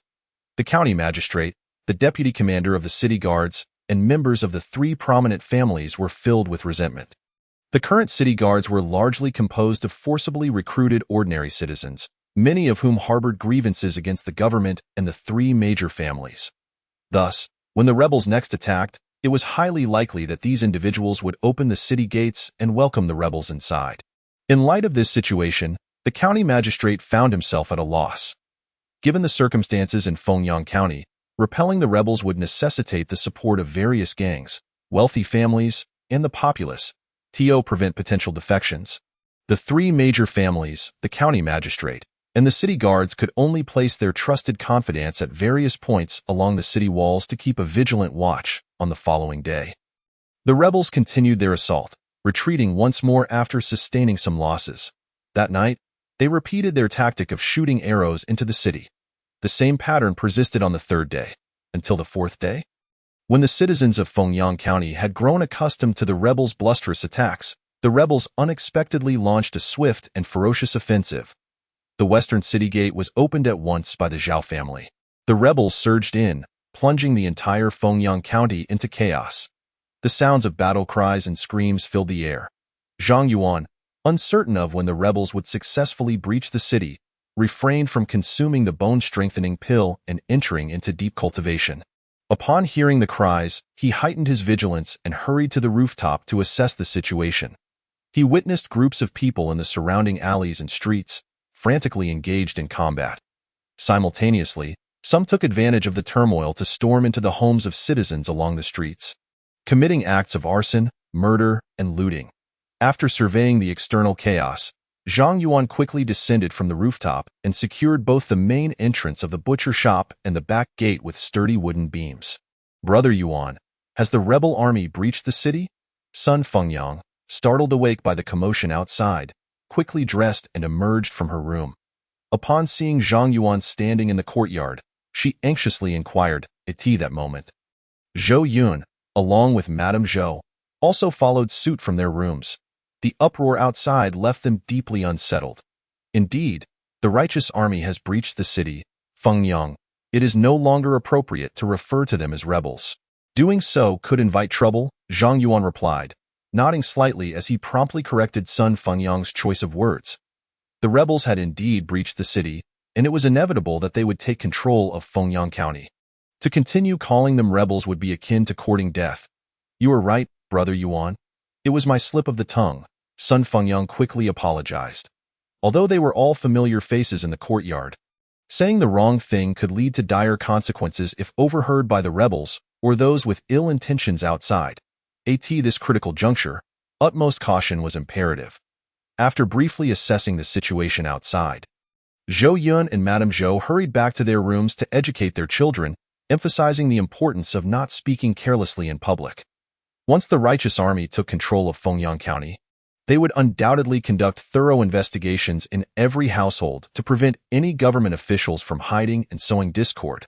It was also expected that many individuals within the county would face purges.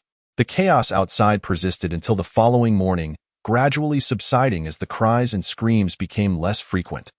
After a night of fierce fighting, Fengyang County was entirely occupied by the righteous army. The county magistrate and the deputy commander of the city guards were both captured alive. The remaining two prominent families within Fengyang County, the Wu and Li families, hastily surrendered, though their treatment was far inferior to that of the Zhao family. Members of both families were strictly monitored and placed under house arrest.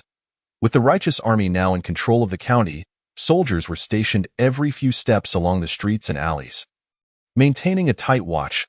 Finally, a semblance of calm returned. It appeared that the righteous army had established preliminary control over the situation within the county.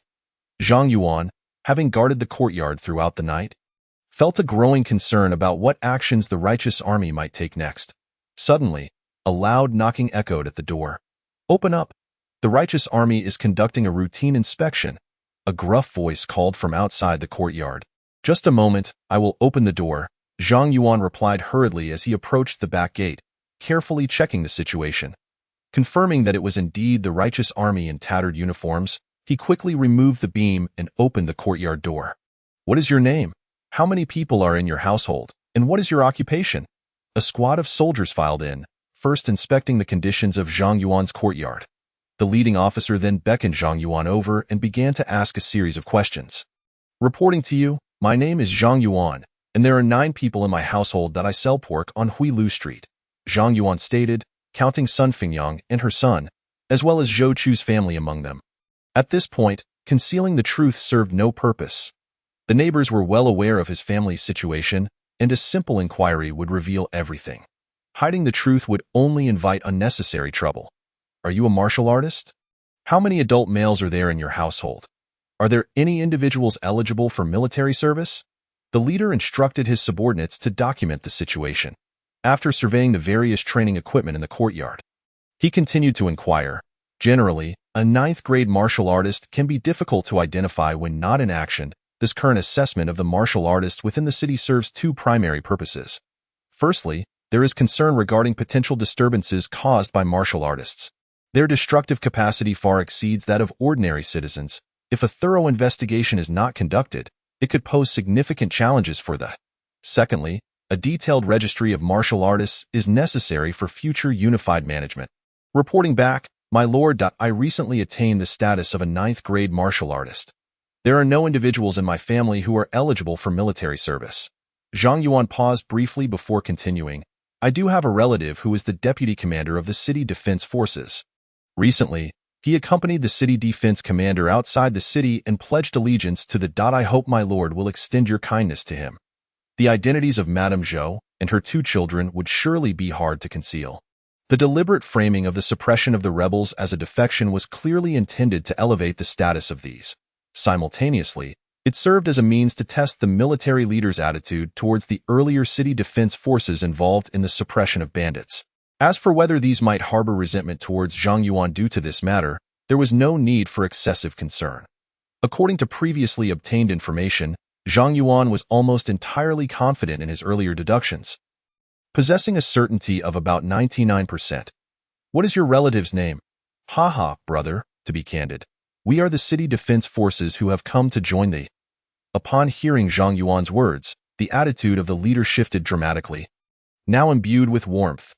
Among those who had accompanied the deputy commander outside, there were only a handful. If what Zhang Yuan said was true, he would undoubtedly recognize him, even if they were not closely acquainted. Zhou Chu, brother Zhou, is my relative. Zhang Yuan silently exhaled in relief. Despite his confidence, there remained a slight possibility of the worst outcome. So it is Lord Zhou. He has indeed achieved great merit this time. I suspect he will soon be promoted to the rank of commander. Brother Zhang Yuan, since you are a relative of Lord Zhou, you are now one of you. My name is Shi Dashan, and I am temporarily in charge of maintaining order in this area. Should you require anything in the future, feel free to seek me out at any time. Shi Dashan's gaze towards Zhang Yuan transformed, reflecting newfound respect.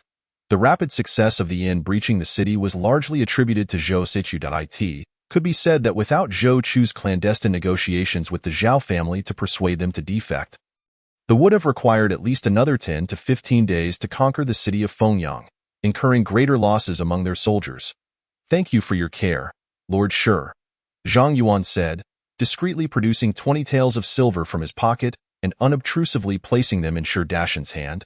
Offering a smile of flattery, Lord Shi has fought tirelessly through the night and must be weary. Please accept this small token as an invitation for you and your brothers to share a drink. I hope you will not find it lacking. Point 1 is never faulted for being courteous. As Shi Dashan was now responsible for maintaining order in the area, it was only prudent to cultivate a good relationship with him. Brother Zhang, what is the meaning of this?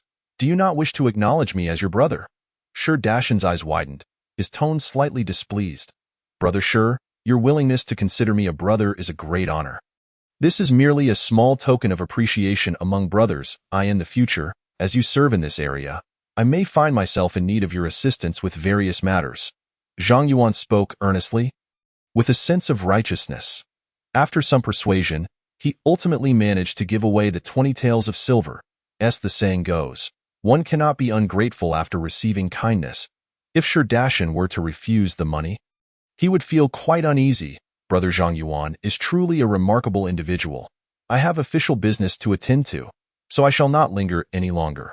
Shi Dashan accepted the silver, nodding in satisfaction at Zhang Yuan, then waved his hand. Come, let us move on to the next place. After seeing Offshore Dashin and closing the courtyard door, Zhang Yuan let out a long sigh of relief. Yuan, has everyone left? Seeing that there was no longer any commotion outside, Madame Zhou hurriedly emerged from the room, her voice tinged with urgency. Just now, I heard you mention your brother Zhou. Has he truly joined the sister-in-law? Do not fret. Brother Zhou is currently a significant figure within the Dai. Believe it will not be long before he arrives. Zhang Yuan nodded with utmost certainty, reassuring Madame Zhou, as long as my husband is alive. That is enough. Thank you, Yuan, for your care during these days. When your brother Zhou returns, I will ensure he properly repays your kindness. Madame Zhou expressed her gratitude to Zhang Yuan, bowing deeply in respect. Had it not been for Zhang Yuan's protection, the three of them might have fallen victim to those driven mad by desperation long ago. Sister-in-law, please do not mention it is merely my duty.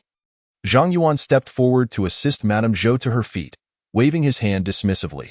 Not only had Zhou Chu helped him evade military service on 2 occasions, but he also felt a profound responsibility to care for Madame Zhou and her 2 children, given the support and trust he had received. Chapter 33. Gratitude and Trust. Knock, knock, knock. Yuan, it is Zhou Chu. Open the door. That afternoon, as Zhang Yuan practiced his tiger fist, he suddenly heard Zhou Chu's voice. He quickly ceased his training, hurried a few steps to the courtyard door, and upon confirming it was indeed Zhou Chu, hastily opened the door to Yuan. My family is here, right? Zhou Chu, pushing against the courtyard door, asked impatiently before even stepping inside. With the city of Fengyang having fallen to the Zhou Chu's status as the greatest contributor had naturally risen, he was immediately summoned by the leader of the to discuss matters concerning the governance of Fengyang. After deliberating on the governance of Fengyang, the next order of business was to reward contributions. Despite recently attaining the rank of 8th grade martial artist and performing admirably during the siege, Zhou Chu had been appointed a guard commander, effectively advancing 3 ranks. Of course, this position was largely nominal, as he commanded fewer than 1,000 soldiers. To solidify his role, he would need to find a way to recruit more personnel. After the meeting concluded, Zhou Chu rushed home to check on the well-being of his wife and 2 children.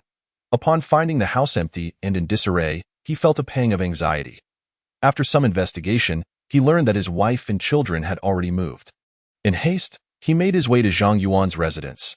Brother Zhou, do not worry. Sister-in-law and the 2 nephews are doing well. They are all here with me. As Zhang Yuan spoke, Madame Zhou emerged from the room with her 2 children. Upon seeing Zhou Chu clad in armor and unharmed, she could not help but burst into tears of joy. Once her excitement subsided, Madame Zhou recounted the events of the past days to Zhou Chu in detail, frequently mentioning Zhang Yuan's care for them during this time. Brother, I knew I had not misjudged you. I am truly grateful for your assistance during this period. Zhou Chu expressed his profound gratitude to Zhang Yuan. Brother Zhou, you have helped me so much in the past. I cannot be so formal. Zhang Yuan replied, this does not seem to align with your character, Brother Zhou. This evening, let us celebrate your triumphant return with a few drinks. Zhang Yuan promptly waved his hand. He merely undertook actions within his capabilities. As the 3 conversed, his sister-in-law Zhou Yun, Sun Fengyang, and Uncle Ya arrived in the courtyard and greeted Zhou Chu. Zhang Yuan introduced Sun Fengyang to Zhou Chu. Upon learning that Sun Fengyang was the sister of Sun Erlang, Zhou Chu exhibited considerable warmth and courtesy. After exchanging pleasantries and engaging in a brief conversation, Sun Fengyang followed Zhou Yun and Madame Zhou to the kitchen to prepare food and drink. Zhang Yuan and Zhou Chu settled beside a stone table in the courtyard, discussing the siege of the city by the righteous army, as well as Zhou Chu's involvement with the garrison general of Fengyang County in their campaign against bandits. The situation regarding the garrison's actions against the bandits aligned closely with Zhang Yuan's conjectures. The leader of the righteous army was a sworn brother of the garrison general of Fengyang County. Long ago, they had conspired together, leading to the current scheme. The garrison's departure from the county was not, in fact, an effort to quell banditry, but rather a rendezvous with the righteous army. Although many generals were taken aback at the time, none dared to resist. After the garrison joined forces with the righteous army, they quickly devised a detailed and actionable plan for the siege. The 2 factions underwent a period of coordination before commencing their assault. Initially, they dispatched spies who pretended to have narrowly escaped from the siege. Subsequently, In Fengyang County, they systematically disseminated news of defeat to demoralize the remaining garrison troops and the prominent families. They then sent another group of spies into the city to incite chaos, applying pressure on the county magistrate, the deputy garrison commander, and the three leading families. Meanwhile, the righteous army clandestinely plotted to sow discord and corrupt the three major families and county officials. Coincidentally, Zhou Chu was well acquainted with a direct descendant of the Zhao family, and their relationship was amicable. He volunteered to discreetly reach out to the Zhao family, clearly analyzing the current situation for them, bolstered by the garrison commander's endorsement. Ultimately, the Zhao family defected and allied with the righteous army. At a critical juncture in the siege, they opened the city gates, allowing the righteous army to successfully capture Fengyang County. While these events may sound straightforward, they were fraught with peril. The conquest of Fengyang County came at a considerable cost to the righteous army. "A Yuan, my family will require your continued care for a while longer," Zhou Chu said, his demeanor suddenly becoming serious as he leaned closer to Zhang Yuan and lowered his voice. "Tomorrow, I will accompany the commander, leading 20,000 soldiers to assault Ling County. This matter is a high-level secret within the righteous army. It's sufficient that you are aware of it. I have already made the necessary arrangements here in Fengyang. Once we have completely eradicated the government and other destabilizing elements, the city should soon return to normalcy, at which point business can resume as usual." Zhou Chu paused, sighed, and continued, "This assault on Ling County is fraught with risk. If all goes well, I should be back within 2 to 3 months. However, should anything happen to me, I would need you, my brother, to look after my family." Chapter 34. The Militia and the New Policies in the Span of 2 days. The progress was elevated to 300 that evening. Zhang Yuan deliberately sought out Shi Dashan, who was responsible for the area of Lu Street, to share a drink. The following day, he consumed the 30 Jinchong Gudan and once again entered a profound state of cultivation. Meanwhile, as Zhang Yuan was immersed in his practice, the militia announced new regulations. The streets and alleys of Fengyang County were plastered with proclamations. Simultaneously, squads of soldiers gathered all the local populace according to streets and districts, repeatedly reading aloud the new policies to ensure they resonated deeply within the hearts of the people. Most of the provisions of the new regulations bore a striking resemblance to the laws and regulations of the Great Xia Kingdom. However, several clauses presented monumental good news for the common folk. The first decree stated that the militia would seize the lands of all landlords, wealthy households, and prominent families, redistributing them based on military merit and performance to all militia members and the local citizens. The second regulation stipulated that henceforth, all land taxes would be assessed based on the actual area of land, abolishing the head tax. Moreover, the more land one possessed, the taxes would increase in a tiered manner. For instance, an individual owning 5 acres would pay 2 do of grain per acre as tax. If one owned 10 acres, the additional 5 acres would incur a tax of 3 do per acre. For those with 15 acres, the extra 10 acres would be taxed at 4 do per acre, and so forth, with the highest tax reaching 1 shur of grain per acre in this world. During bountiful years, diligent labor and careful management could yield no more than 2 to 3 shur of grain per acre. If a tax of 1 shur were indeed levied, after reserving seeds, there would be no profit whatsoever. The third regulation forbade any form of unauthorized land transactions. Anyone wishing to trade land must secure the government's consent, pay a portion of the land tax, and obtain an official seal before being permitted to transact. The fourth regulation declared that, aside from restricted goods such as salt and iron, business taxes would be halved from the previous tax ratios of the Great Xia Kingdom. The fifth decree asserted that within the cities managed by the militia, no gangs would be tolerated. Existing gangs would be fully incorporated into the militia as soldiers.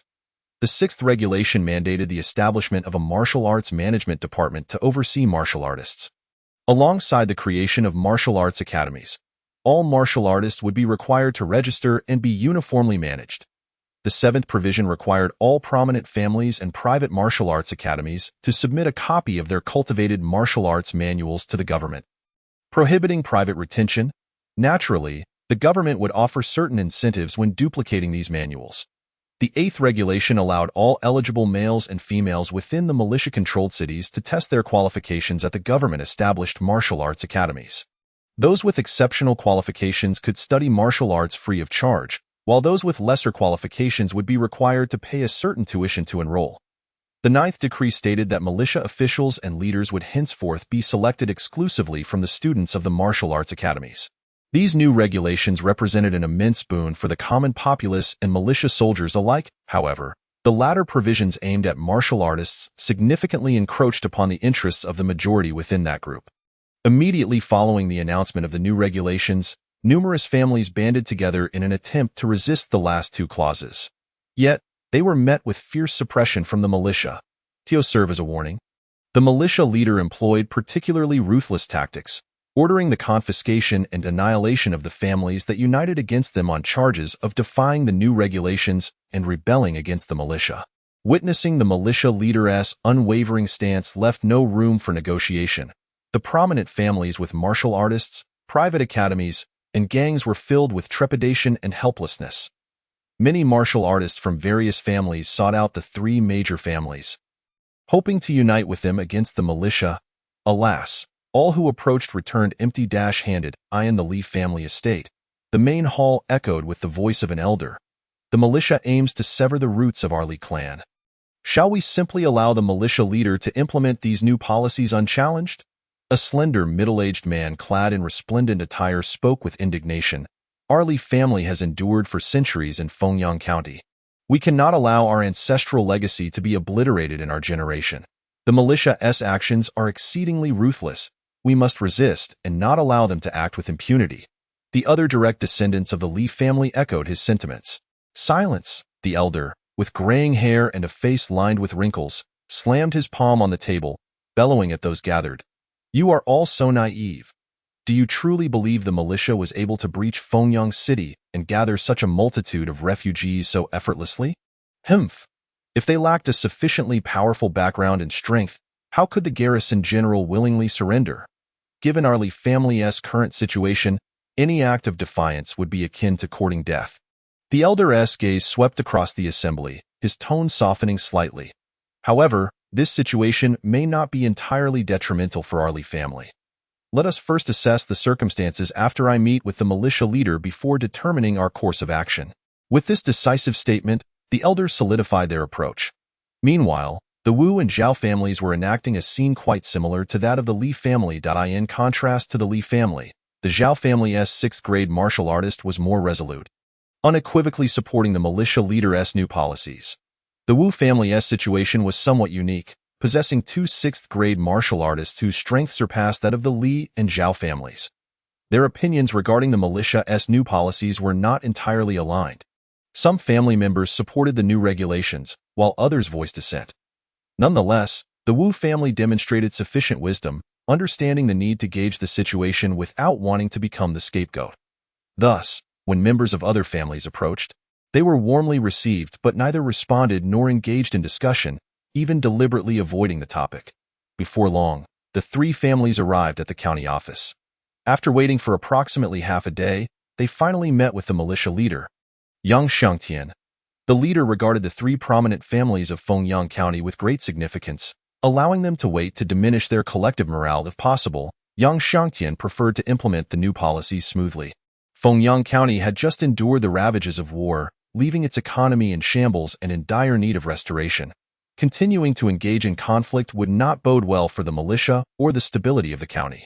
Yang Xiangtian harbored grand ambitions, not wishing to remain confined to this single city. Only by swiftly stabilizing Fengyang County and providing tangible benefits to the citizens could he ensure their support, allowing them to return to productive pursuits and restore the economy. This would enable him to allocate more resources to conquer other cities, continually amassing strength before striking at the provincial and district capitals. Upon meeting Yang Xiangtian, the sixth-grade martial artists from the Zhao, Li, and Wu families promptly rose to greet him. Greetings, General Yang. Yang Xiangtian nodded slightly, his piercing gaze fixed upon the three individuals, exuding an overwhelming aura of vitality. The martial artists from the three families were taken aback as they sensed the formidable presence of Yang Xiangtian. Initially, they believed him to be merely a sixth-grade martial artist, but to their astonishment, he had already broken through to the fifth grade. You three are the most elite martial artists in Fengyang County. There is no need for such formality in my presence. Please, take a seat. Yang Xiangtian strode directly to the main seat of the hall, and once seated, he gestured for the three to do the same, feigning ignorance as he inquired, "Might I ask what brings you three to seek me today?" "We have come regarding the matter of the new policies." The sixth-grade martial artist from the Zhao family stepped forward after exchanging glances with his counterparts from the Li and Wu families. "What, do you have objections to the new regulations instituted by my militia?" Yang Xiangtian's fierce gaze bore down upon them, his voice low yet chilling. "General Yang, there seems to be a misunderstanding. Our Zhao family is in full support of the new policies and is more than willing to submit our family's martial arts manuals. However, these ancestral manuals have been painstakingly gathered over generations at considerable cost. To simply hand them over would not do justice to our forebears. We hope for your understanding." The sixth-grade martial artist from the Zhao family had come with the intent to overtly support the new policies, but was also keen to avoid any disadvantage in this matter. Thus, he was the first to express his stance, aiming to secure greater benefits. "I, Yang Xiangtian, will never shortchange my own people, as long as you are willing to submit your family's martial arts manuals and support the militia's endeavors. I shall provide you with equitable compensation." Yang Xiangtian was quite satisfied with the Zhao family martial artist's attitude. Chapter 35. 7th grade. Yang Xiangtian's strength overwhelmingly surpassed that of the Zhao, Li, and Wu families. The negotiation proceeded remarkably smoothly. He promised various official positions, substantial resources, and assured the three families that each year, 30 of their family's youth could enter the academies established by the militia. Thus, he successfully persuaded the families. "I hope you are genuinely committed to supporting the implementation of my militia's new policies. Otherwise, do not blame me for turning against you." Yang Xiangtian observed the departure of the six-tiered martial artists from the Zhao, Li, and Wu families from the hall, a glint of coldness flashing in his eyes. Had it not been for his desire to swiftly stabilize the situation in Fengyang County, his character would have never allowed for such compromise. Many of the other candidates were already ahead of him. To achieve outstanding performance amidst this turmoil and ultimately emerge victorious, innovation was imperative. Amass grain, build high walls, and delay the proclamation of kingship. This strategy must be etched in his mind. 10 days have passed. It is time for me to preside over Ling County. I hope to successfully breach Ling County this time as well. With the support of the three counties, even if the Mingchuan prefecture sends troops to attack, I will possess the strength to fight back. As Yang Xiangtian stepped outside the hall, he gazed up at the overcast sky, his brow furrowing slightly. Returning to Lu Street, to the Zhang family, Zhang Yuan's cultivation had reached a critical juncture. This time, the duration of consuming the Yijin Xianggu Dan was longer than during the second consumption. So far, 2 days had elapsed. Yet, nearly 1/10 of the medicinal power within his body remained unabsorbed. The progress of the Tiger Fist had surged rapidly, increasing from 300 to 392. With just an additional 8 points of progress, he would achieve mastery and step into the bone refinement realm. Another half-day passed, and all the effects of the Yijin Xianggu Dan were absorbed. However, Zhang Yuan did not withdraw from his deep cultivation. He had now reached a pivotal moment of breakthrough. A special and mysterious energy generated within his body enveloped all his bones, instigating extraordinary changes. This transformation persisted for half an hour before concluding. Destiny. The way rewards diligence. With effort, there will surely be gain. Tiger Fist. Mastery, 1600. Soul-nourishing technique, fragment. Initial glimpse, 85200. Martial arts realm. 7th tier, bone refinement. Spiritual realm, 8th tier. Soul.at last, he had broken through. This time, only 600 points of progress were needed for the next breakthrough, which was somewhat unexpected. At this moment, Zhang Yuan could distinctly sense the changes in his skin and bones. With a mere thought, an ethereal golden page materialized before his eyes. This breakthrough had refined all the bones in his body, rendering them even more resilient. The golden page, along with the destiny of diligence, certainly did not disappoint. For other martial artists, refining all their bones was no simple task. Zhang Yuan's breakthroughs were nearly always in a state of perfection. As his realm ascended, his foundation would grow increasingly solid, making his strength surpass that of other martial artists at the same level. However, he had only 3 Yijin Xianggu Dan left in the future. He would have to rely on concocting medicinal dishes with potent herbs for his cultivation. Based on past experiences, even with the aid of potent herbs, it would take at least 8 to 9 months of practicing the Tiger Fist daily to break through to the 6th tier. One step at a time. For now, he hoped that the army of the Great Xia would delay their assault on Fengyang County, granting him more time to navigate this tumultuous period.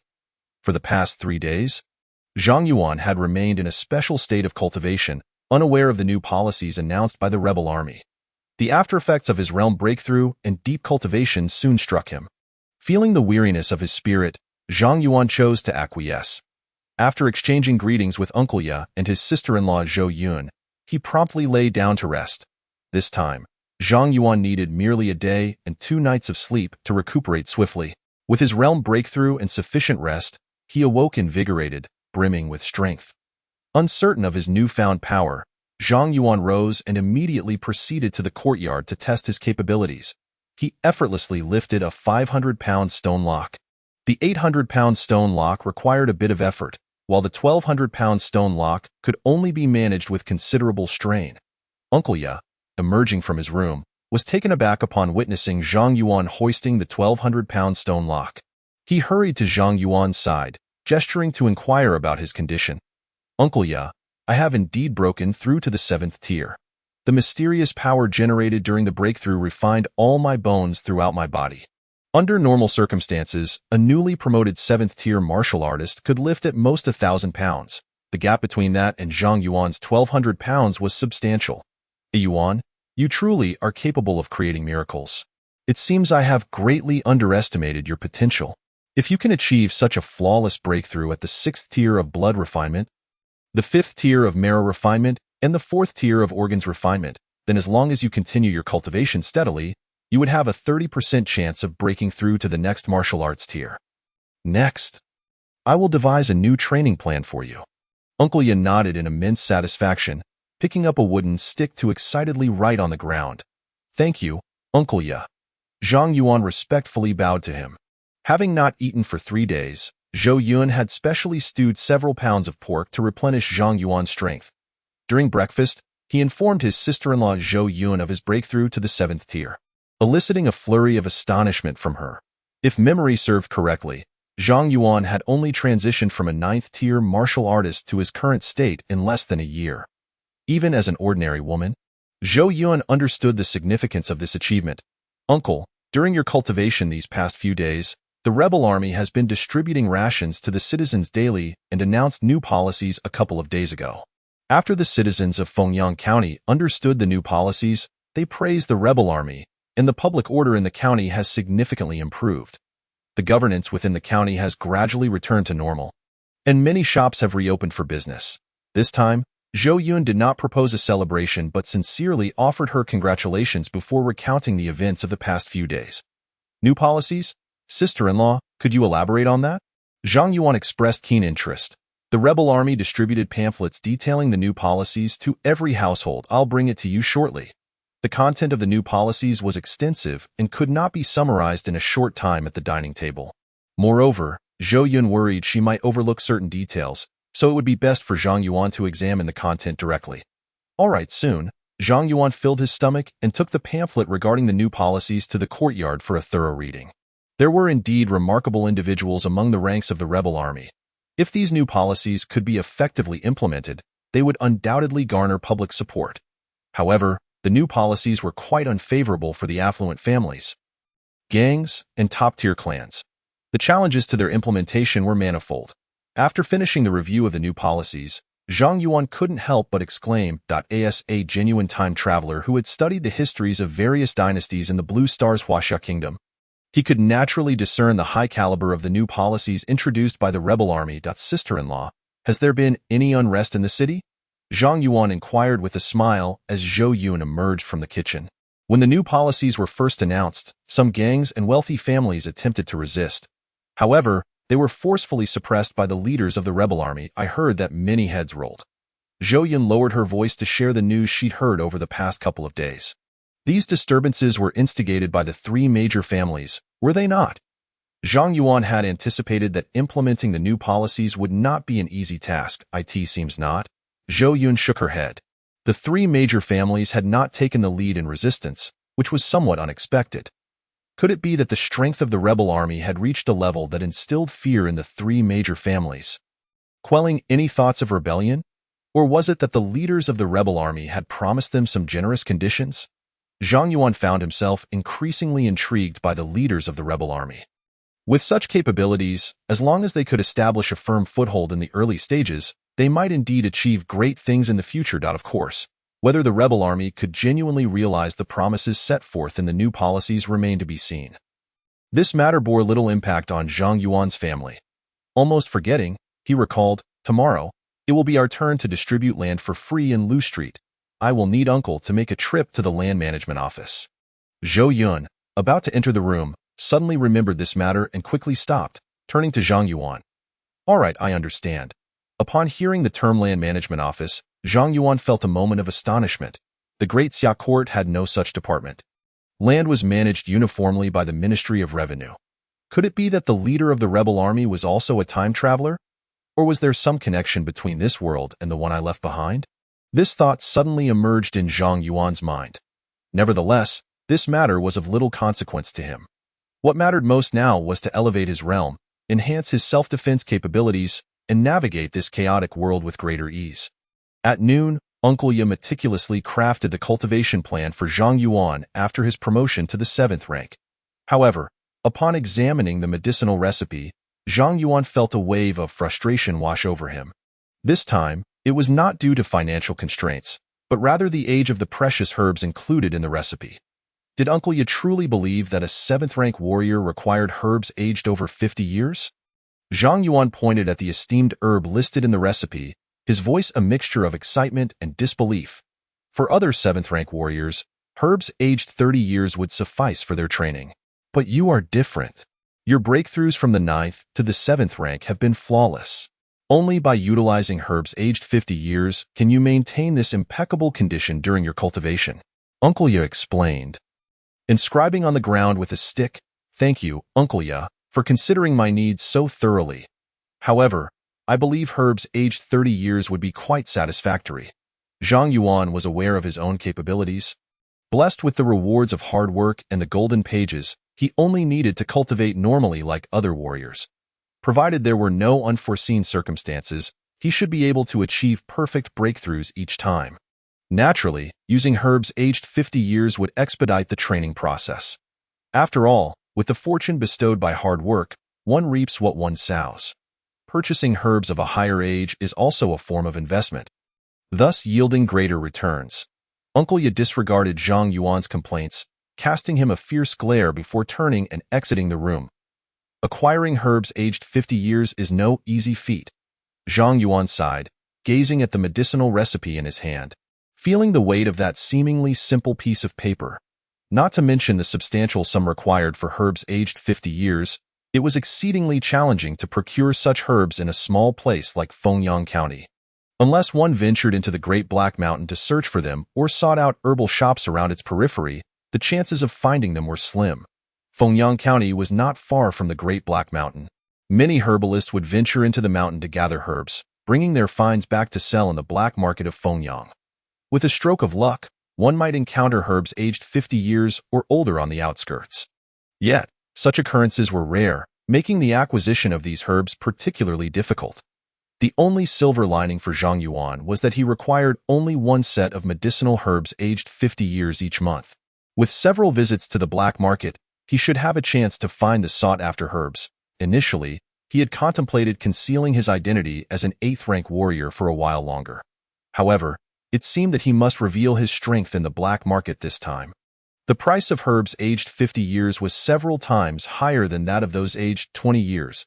If he did not display some of his prowess, he would undoubtedly attract the attention of those ruthless bandits. Fortunately, the peace in the city had improved recently. That evening, Zhang Yuan, carrying 5 pounds of smoked meat, greeted Sherdashan, who was responsible for maintaining order in the Lu Street area, requesting him to keep an eye on his home. Subsequently, he had Uncle Ye assist him in disguising his identity by donning tight-fitting clothing and a conical hat before setting off for the black market. To his surprise, there were significantly more people in the market today than usual. The Flying Wolf Gang, known for their banditry, was conspicuously absent. Clearly, the efforts of the righteous army were proving effective. As Zhang Yuan wandered through the black market, he quickly discerned that today's atmosphere was markedly different from the past. While a few scattered bandits still lurked, their threats appeared diminished, lacking any semblance of organization. Since the implementation of the new policies, only 2 or 3 days had passed, yet the leader of the righteous army had managed to achieve this transformation, illustrating the leader's formidable capabilities. After perusing the market, Zhang Yuan only managed to procure 2 types of herbs aged 30 years, with no sign of those aged 50 years. "Excuse me, may I have a word?" A woman clad in a black veil, with a long sword at her waist, suddenly blocked Zhang Yuan's path. "I have been observing you for quite some time. You are in search of herbs aged 50 years or more. Are you not?" Zhang Yuan, sensing the tension, stepped back 2 paces and replied coolly, "Is it possible that you possess herbs aged 50 years or older? This is not the place for such discussions. If you are amenable, we can proceed to the Yulai tea house, secure a private room, and discuss matters in detail." The woman paid no heed to Zhang Yuan's cautious demeanor, nodding affirmatively before lowering her voice. "I hope you do not deceive me." Zhang Yuan fixed his sharp gaze upon her for a moment before turning and walking toward the Yulai tea house within the market. The tea house was relatively safe, as transactions involving valuable items typically occurred there. The woman trailed behind him, maintaining her distance until they reached the establishment. Inside, Zhang Yuan requested a discreet private room, offering a handful of coins to the waiter before proceeding to the innermost chamber. "I require 50-year-old by Lingji. May I inquire if you possess such a herb?" He wasted no time in getting to the point after ensuring they were not being overheard. "I do not have 50-year-old by Lingji, but I do possess a 70-year-old specimen. Would you be willing to purchase it?" The woman unsheathed her sword and retrieved a wooden box from her bag, placing it on the table and opening the lid. "What is the price?" Zhang Yuan asked, aware that sourcing 50-year-old herbs was already a challenge, let alone 70-year-old ones. The efficacy of higher-aged herbs was undeniably superior. If he were to train with the 70-year-old herb, the results would surpass those of the 50-year-old. However, the other 2 supplementary herbs would still need to be 50 years old. 500 taels of silver, she stated, extending her slender hand to convey the price. "If you have the 50-year-old Ziling Jin and the 50-year-old Jian Guoqiao as well, I would be willing to pay 700 taels of silver for them. But for just this 70-year-old by Lingji, I can offer no more than 300 taels." Zhang Yuan assessed the herb, recognizing its pristine condition. The 70-year-old by Lingji had been unearthed less than 6 months ago and was exceptionally well preserved. Despite this, purchasing it alone at such a high price was unwise. Zhang Yuan was no longer the naive individual he once was. After numerous visits to the black market, he had become well-versed in the prices of various herbs. Typically, the price for 70-year-old herbs ranged from 400 to 500 taels of silver.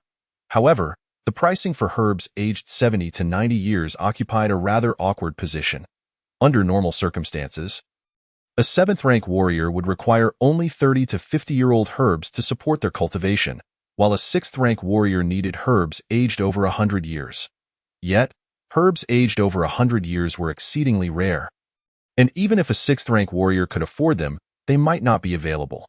Most 6th-rank warriors relied on 50-year-old herbs to aid their cultivation, avoiding any lingering ailments. How fortuitous! I happen to have the 50-year-old Ziling Jin and the 50-year-old Jian Guoqiao you seek.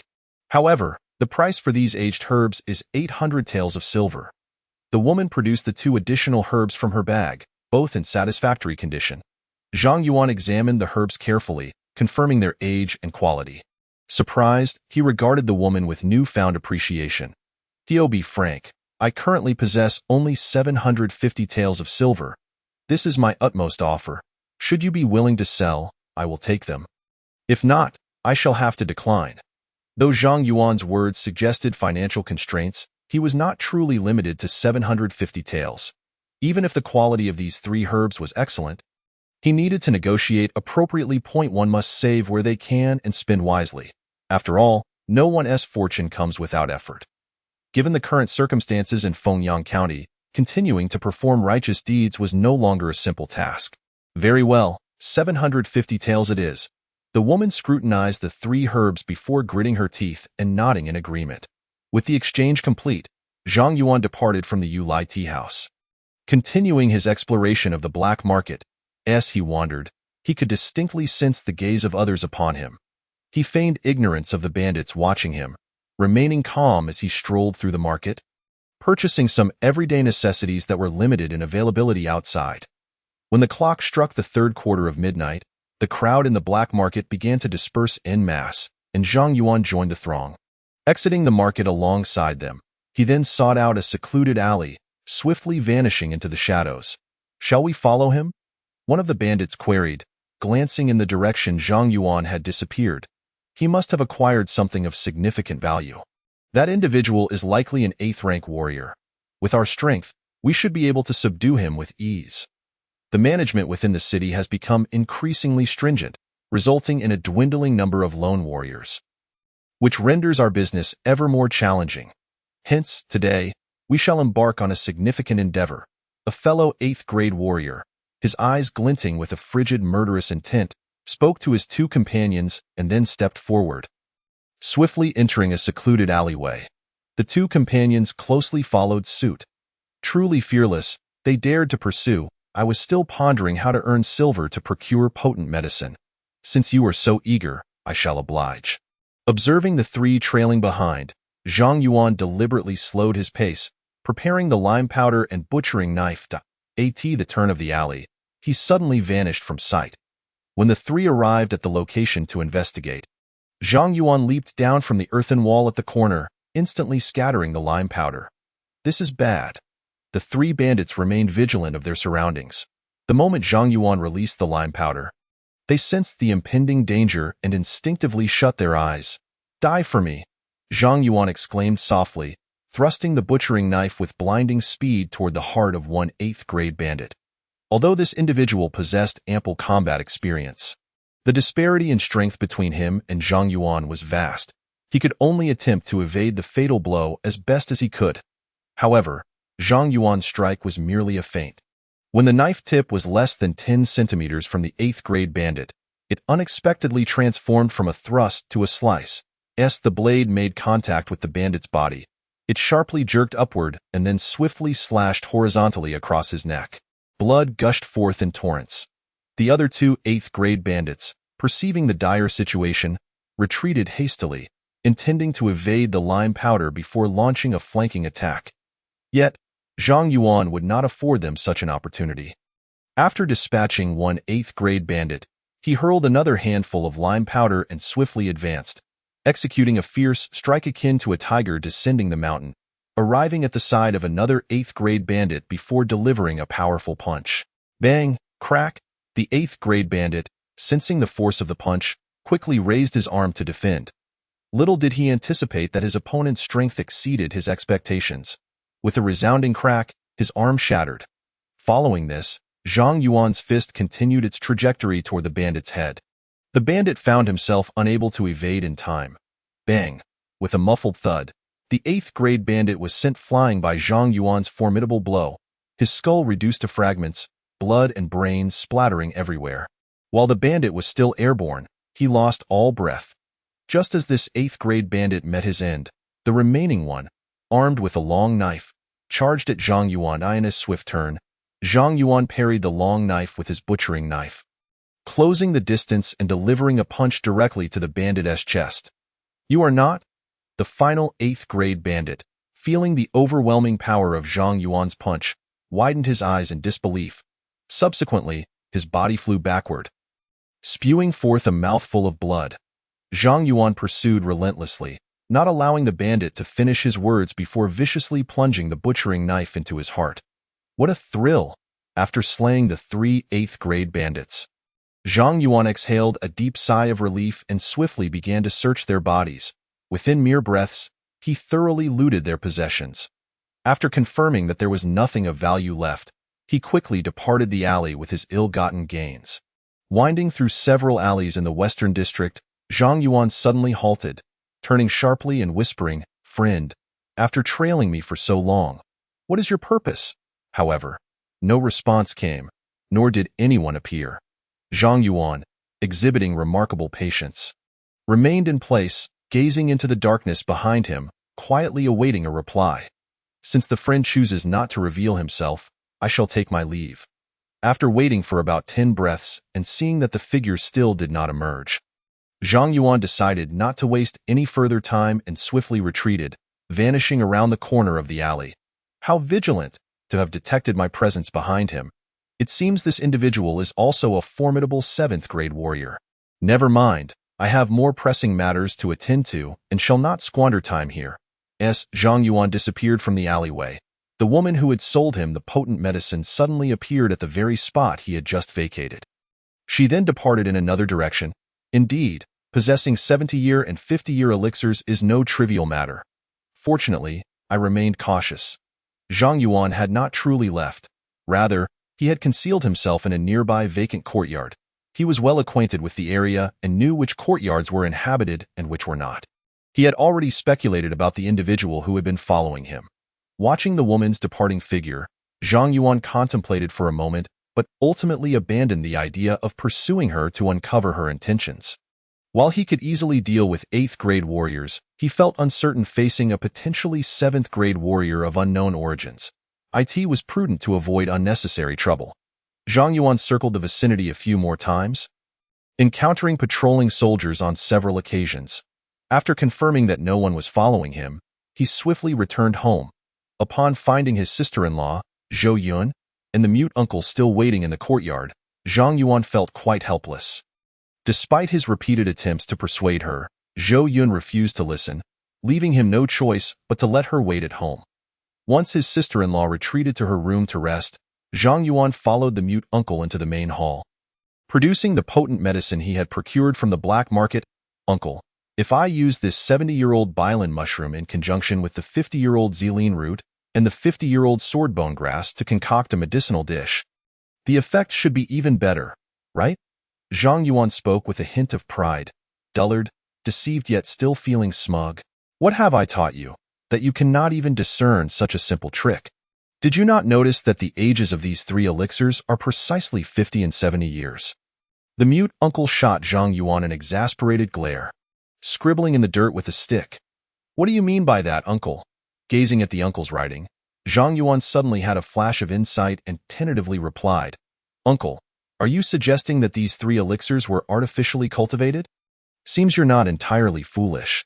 Fortunately, these 3 elixirs were cultivated using the blood and flesh of exotic beasts, not from living humans. They can still be used to prepare medicinal dishes." The mute uncle erased his previous notes and continued writing in the dirt. "Damn it! I've spent all day hunting swallows, only to be pecked in the eye today." Zhang Yuan muttered, immediately shifting to flattery. Regarding the cultivation of elixirs from living humans versus exotic beasts, he had heard the mute uncle mention it before. In this world, there were countless warriors, and those seeking rapid enhancement of their strength inevitably required potent medicine. However, the stronger a warrior became, the older the elixirs required. Even though many ancient forests harbored high-age elixirs, the supply could not meet the demand of so many warriors. To cater to a greater number of warriors, some began devising methods to enhance the age of elixirs. Cultivating elixirs rapidly using living humans was one such method. However, this approach was exceedingly cruel. Consuming elixirs cultivated from living humans was akin to cannibalism. The cultivation of these elixirs necessitated the blood and flesh of the living, which would taint the elixirs with resentment. Over time, as this resentment accumulated, those with weak wills might even suffer from mental degradation. If these elixirs were truly cultivated from living humans, Zhang Yuan would not dare to consume them. Apart from the use of humans, there was another method, which involved cultivating elixirs using the blood and flesh of exotic or demon beasts. While the cost was considerably higher than using humans, the side effects were significantly less severe. Prolonged consumption could still result in the warrior acquiring some demonic aura. Under normal circumstances, a warrior would hardly notice. Yet, once they entered dense forests, they could easily be detected by exotic or demon beasts, leading to frenzied assaults. Many families exploit these warriors, tainted with demonic auras, to attract exotic or demon beasts for mass hunting, thereby cultivating more elixirs. Don't flatter me. Next time you purchase elixirs, keep your wits about you. Do not be deceived and mistakenly think you've gained an advantage. Tomorrow, I will prepare the supplementary herbs needed for the medicinal dish for you. Now, go rest early." Once Uncle Ye completed his writing, he gestured towards Zhang Yuan. This time, he took the initiative to prepare the auxiliary herbs for the medicinal dish. The reason being that the primary herb brought back by Zhang Yuan was of a significantly higher vintage than what was stipulated in the recipe. Consequently, the requirements for the auxiliary herbs were correspondingly stringent. Moreover, the primary herb brought back was cultivated from the blood and flesh of exotic beasts, necessitating the use of several special herbs to eliminate the taint of the exotic beast's essence as much as possible. After being urged by Uncle Ye to return to his room, Zhang Yuan retrieved the spoils obtained from slaying 3 8th-grade warriors. Each of these 3 8th-grade bandits was quite affluent. The total amount of gold and silver alone was nearly 1,200 taels. In addition, there were 7 stalks of 20-year-old primary herbs, as well as 2 prescriptions capable of enhancing vitality and healing wounds. It seemed that these 3 8th-grade marauders had not refrained from plundering others in the black market recently. "I suppose I have done a service to the people." Zhang Yuan carefully stored the silver and the primary herbs, planning to sell them in the black market during his next visit. The 20-year-old primary herbs held little value for Zhang Yuan now. The longer they were kept, the more their efficacy diminished, resulting in a lower selling price. As for the 2 prescriptions, he decided to consult Uncle Ye before making any decisions. Zhang Yuan was well versed in various matters, yet utterly clueless in this domain. The following day, at the 5th watch of the Tiger Hour, Zhang Yuan awoke from his slumber, quickly washed up, and began practicing Tiger Fist along with its associated killing techniques. The killing techniques inherent in Tiger Fist proved to be exceedingly useful. Yesterday, during his confrontation with the 3 8th-grade marauders, Zhang Yuan instinctively employed them. Their effectiveness even surpassed that of his butcher's knife. Of course, this was primarily due to his lack of practice with sword techniques. The killing techniques of Tiger Fist encompass San Jian Si Min, Fierce Tiger Descends the Mountain, Short Horn, Scissors Hand, 1,000-character strike, Fierce Tiger Washes Paws, Tiger Cub Stretches, Earth Toppling Tiger, and the 5 techniques of Tiger Form Fist, among others. During practice, his footwork was somewhat diminutive, predominantly employing the 3-7 step, while his hand techniques frequently utilized tiger claws and palms, characterized by rapid and varied movements akin to the rotation of a wheel. Simultaneously, Tiger Fist emphasized the coordination of qi, utilizing the qi from the dantian, guiding the qi with intent, allowing force to follow the qi. Achieving a complete unity of form, qi, strength, and intent. In terms of offense and defense, Tiger Fist advocated for diverse techniques and agile footwork, highlighting the characteristics of close-quarters combat, while also emphasizing the integration of defense with offense, clear defense with concealed attack, and using rigidity to counter rigidity. Leg techniques were employed cautiously, with the initial step being somewhat feigned, ensuring that one could not be caught off guard. Furthermore, the force generated by Tiger Fist was fierce, and during practice, one would often roar and exhale forcefully, stomping to amplify their momentum, thereby accentuating its fierce and aggressive nature, utilizing rigidity to counter rigidity. Since Uncle Ye imparted the killing techniques, Zhang Yuan had been diligently practicing them in conjunction with the training regimen of Tiger Fist. His progress was perfectly aligned with that of Tiger Fist. Now, a complete practice session of Tiger Fist required merely 15 minutes. With Zhang Yuan's exceptional physical strength as a 7th-grade warrior, even without the assistance of the bone-strengthening pill, he could practice continuously for 10 rounds without issue. He continued until his sister-in-law called him for breakfast, at which point he ceased his training, drenched in sweat. After breakfast, armed with the official token issued by the militia, Zhang Yuan accompanied several neighbors to the newly established land administration office adjacent to the county office. Upon arrival, they were greeted by a long queue. Brother Shi was maintaining order nearby, prompting Zhang Yuan to approach him with urgency. "Ah Yuan, follow me. As a 9th-grade warrior, you need not wait in line here." Shi Dashan pulled Zhang Yuan towards the interior of the land administration office. Soon, he received a grant of 20 acres of land. With Shi Dashan's assistance, the clerk responsible for distributing the land was particularly accommodating. The land allocated to Zhang Yuan was conveniently located near the county town and comprised entirely of 1st-grade plots. "I owe a great deal of gratitude to Brother Shi for his help. Otherwise, I would not have been able to receive such excellent land," I wonder if Brother Shi is free tonight. I would like to treat him to a drink. Zhang Yuan wished to gain a clearer understanding of the current situation in Fengyang County. If others invite me for drinks, I surely have no time. But since you invite me, I will make time, Shi Dashan replied. Once my duties are done today, I'll come to your house. Shi Dashan had intended to cultivate a friendship with Zhang Yuan, so he naturally welcomed such goodwill. After arranging a time, Shi Dashan returned to maintain order with his subordinates, while Zhang Yuan headed straight home. Uncle, should we cultivate this land ourselves or lease it to farmers? Upon seeing Zhang Yuan return with the land deed, Zhou Yun asked with some difficulty. Zhang Yuan's family had been merchants for several generations, and they no longer possessed any land. When it came to farming, he was equally clueless. Let us lease it to farmers. I'll inquire about the specifics when Brother Shi arrives tonight. Zhang Yuan shared the same concern over the matter. Whether it involved butchering or farming, he truly lacked the necessary skills in either life. Chapter 39. The Wu family deserves death. In the evening, after arranging for his subordinates to return to Liujia for duty, Shi Dashan arrived at Zhang Yuan's residence bearing some dried fruits and a large, plump wild rabbit gifted by one of his subordinates. Brother Shi, you are too kind. Why bring something along? Zhang Yuan opened the courtyard door, welcoming Shi Dashan, who wore a beaming smile while carrying his offerings. Subsequently, his sister-in-law Zhou Yun took the wild rabbit to the kitchen. The two men sat at the stone table in the courtyard, and Zhang Yuan poured a cup of freshly brewed tea for Shi Dashan. Recently, the security in Liujia has improved significantly, all thanks to your efforts, Brother Shi. After living in Liujia for so many years, this is the first time I have felt the peace of being able to leave my door unlocked at night. Shi Dashan raised his teacup, drinking it down in one hearty gulp. Setting the cup down, he shook his head. This is not my achievement. It is entirely due to General Yang's great virtue and concern for the people, which has led to effective management. I am merely a small pawn of the militia, obediently following orders, Yuan.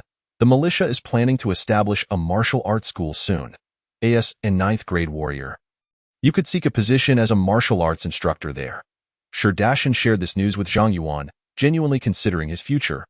Holding a position as a martial arts instructor at the school would entail no danger and offer decent benefits.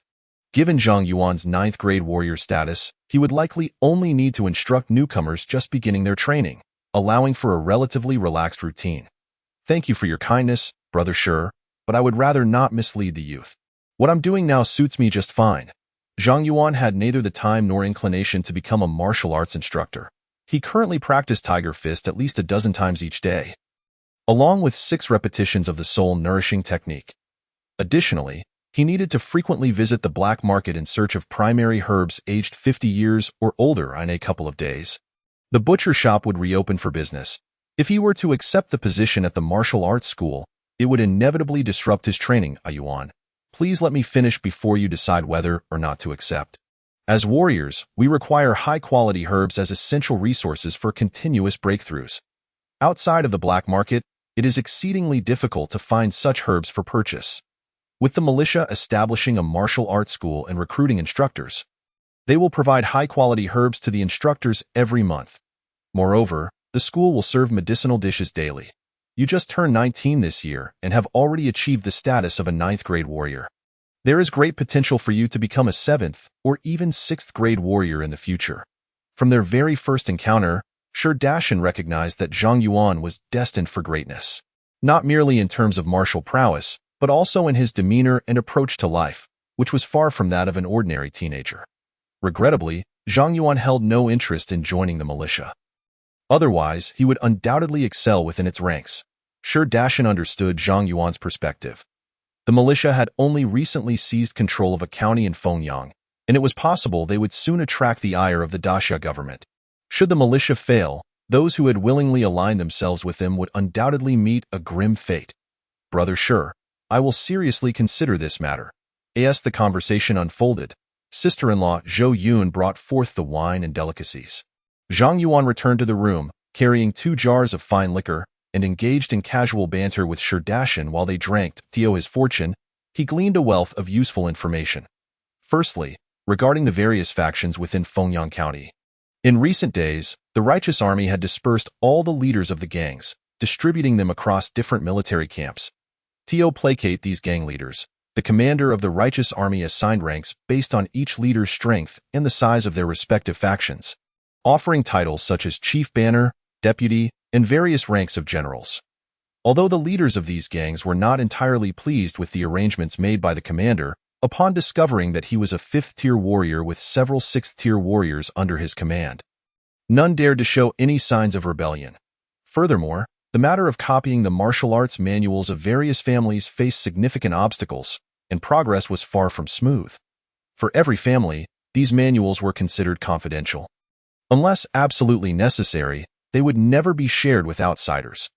Now, with a mere command from the commander of the righteous army demanding the surrender of these manuals, it was not an easy task. However, these families dared not openly resist. They could only resort to delaying tactics. Some smaller families, in a bid to prevent their manuals from being forcibly taken by the righteous army, hastily relocated from Fengyang County. The families that remained chose to observe the unfolding situation, eager to see how the 3 leading families would react. If even the top 3 families capitulated, they would have no choice but to follow suit. However, the announcement of the new policy had been issued for several days, and the 3 major families had reached an agreement with the commander of the righteous army. Yet, as of now, not a single one had stepped forward to voluntarily surrender their martial arts manuals. In truth, the pressure on the 3 families was equally immense. Unlike the smaller families, which could simply relocate from Fengyang, the Zhao, Wu, and Li families had invested many years in Fengyang County, with various industries both within and outside the city, along with a large number of family members. Leaving Fengyang would be tantamount to digging their own graves, Yuan. You must not let anyone else hear what I've just shared with you. Otherwise, I shall find myself in a predicament, Sherdashin said, having indulged a bit too much in drink and unable to contain his tongue. Unbeknownst to him, he had inadvertently divulged several confidential matters. Brother Sher, do you still not trust me? My lips are sealed. I assure you not a word shall escape, Zhang Yuan declared, thumping his chest in assurance and raising a bowl in a toast. Brother Sher, the righteous army cannot allow the 3 major families to drag this on indefinitely, can they? Of course, they cannot allow the 3 families to prolong this situation, Sherdashin replied with a smirk. Just watch. It won't be long before there are significant moves made. These families, accustomed to being high and mighty, will face dire consequences if they dare to resist. Indeed, the commander of the righteous army possesses great resolve. Zhang Yuan said, refilling Sherdashin's bowl. He casually inquired, Brother Sher, you previously mentioned that the righteous army would provide potent medicine to the martial instructors and students at the martial arts academy. Do you know the source of these medicines? The righteous army aims to establish a martial arts academy, which cannot solely consist of 9th-tier martial instructors. Inevitably, there will be 8th-tier, 7th-tier, and even 6th-tier warriors serving as instructors. Moreover, many commanders within the righteous army are also 8th-tier, 7th-tier, or 6th-tier warriors. If the commander intends to supply the academy's instructors and students with potent medicine, it stands to reason that he would also supply these commanders. Yet, 8th-tier, 7th-tier, and 6th-tier warriors require medicines that are at least 20 years old. Where could such a vast quantity come from? Zhang Yuan pondered, having visited the black market numerous times in search of such medicine. He was acutely aware of the vendors there. Even if he combined all the potent medicines available in the black market, it might not suffice to meet the academy's needs for 10 days. This kind of secret matter is beyond my knowledge. However, I do know where the 3 families acquire their potent medicines, Sherdashin whispered, lowering his voice. To my knowledge, each of the 3 families has their own medicinal fields.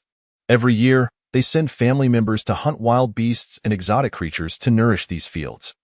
There are also rumors that the Wu family possesses a field that cultivates potent medicine using living humans. As for the truth of these rumors, I cannot say. Sherdashin's character starkly contrasted with Zhou Chu's. He lacked Zhou Chu's steadfastness and had a penchant for embellishment. Much of what he spoke was hearsay. Zhang Yuan could only trust about 30 or 40% of Sherdashin's claims. Nevertheless, he believed with 80% certainty that the Zhao, Wu, and Li families indeed had their own medicinal fields. Suddenly, an idea struck Zhang Yuan as he recalled the Wu family's invitation to dozens of warriors to venture to the Great Black Mountain.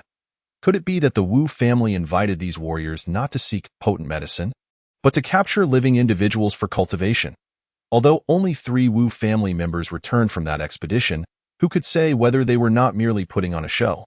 Using warriors to cultivate potent medicine would yield far superior results compared to using ordinary people. The more Zhang Yuan thought about it, the more plausible this scenario seemed. If that were indeed the case, then the Wu family was truly deserving of their fate. Brother Shi, are the 3 major families likely to sell these artificially cultivated medicines in the black market? Zhang Yuan quickly quelled his rising anger.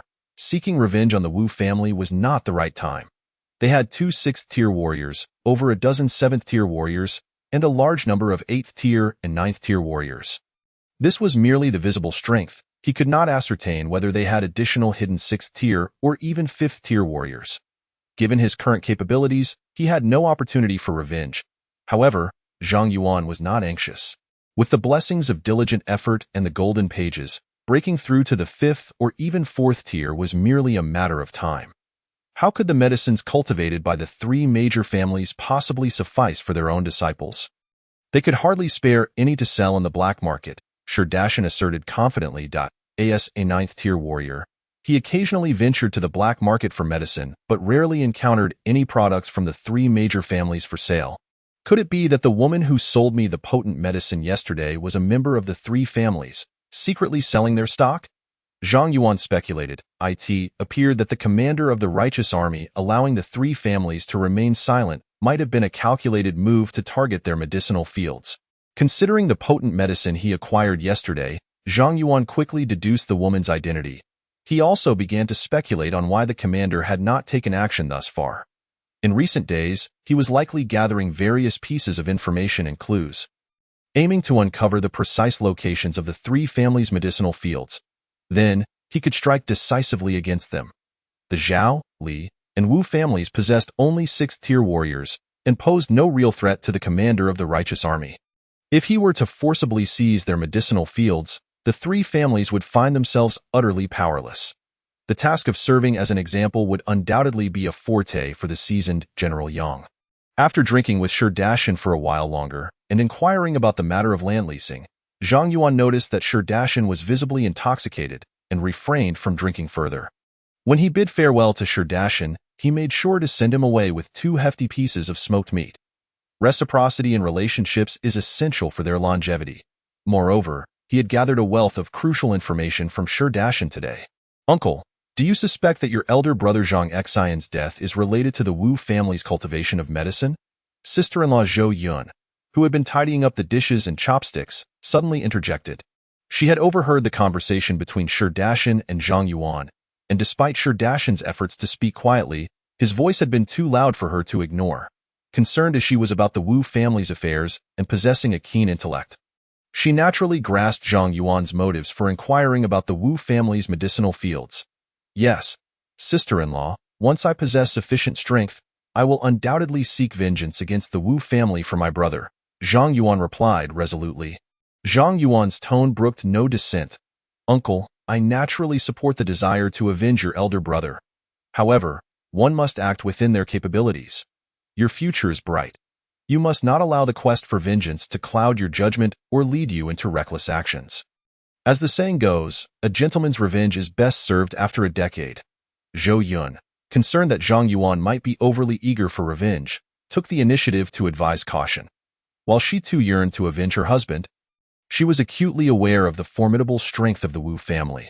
She did not wish for Zhang Yuan to act impulsively and jeopardize his future. Sister-in-law, there is no need to worry about me.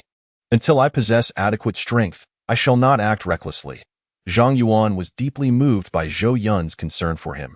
After assisting in clearing the tableware, he returned to his room to practice the soul cultivation technique.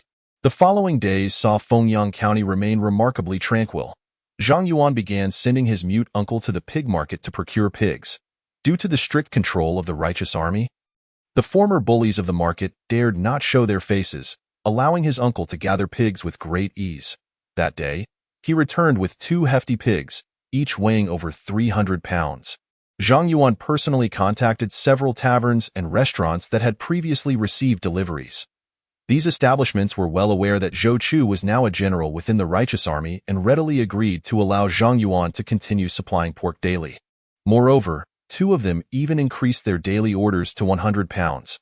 After the righteous army took control of Fengyang County, they distributed a considerable amount of gold and silver to their soldiers. With wealth comes the desire to spend.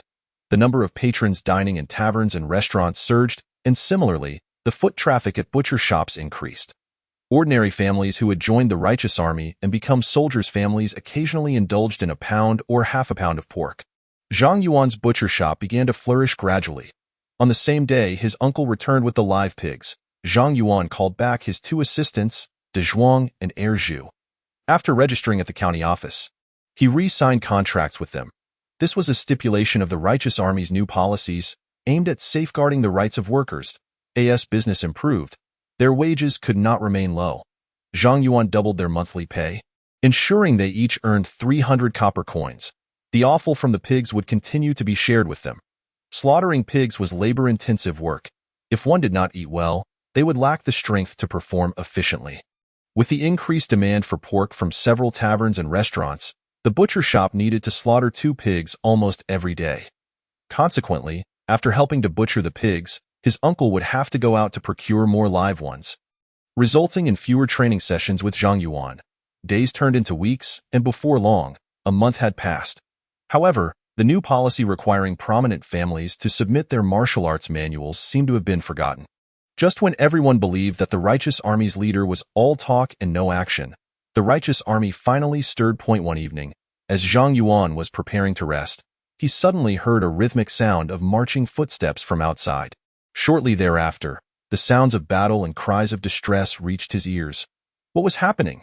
Could it be that the armies of the Great Xia were attacking? Zhang Yuan leaped onto the roof to assess the situation.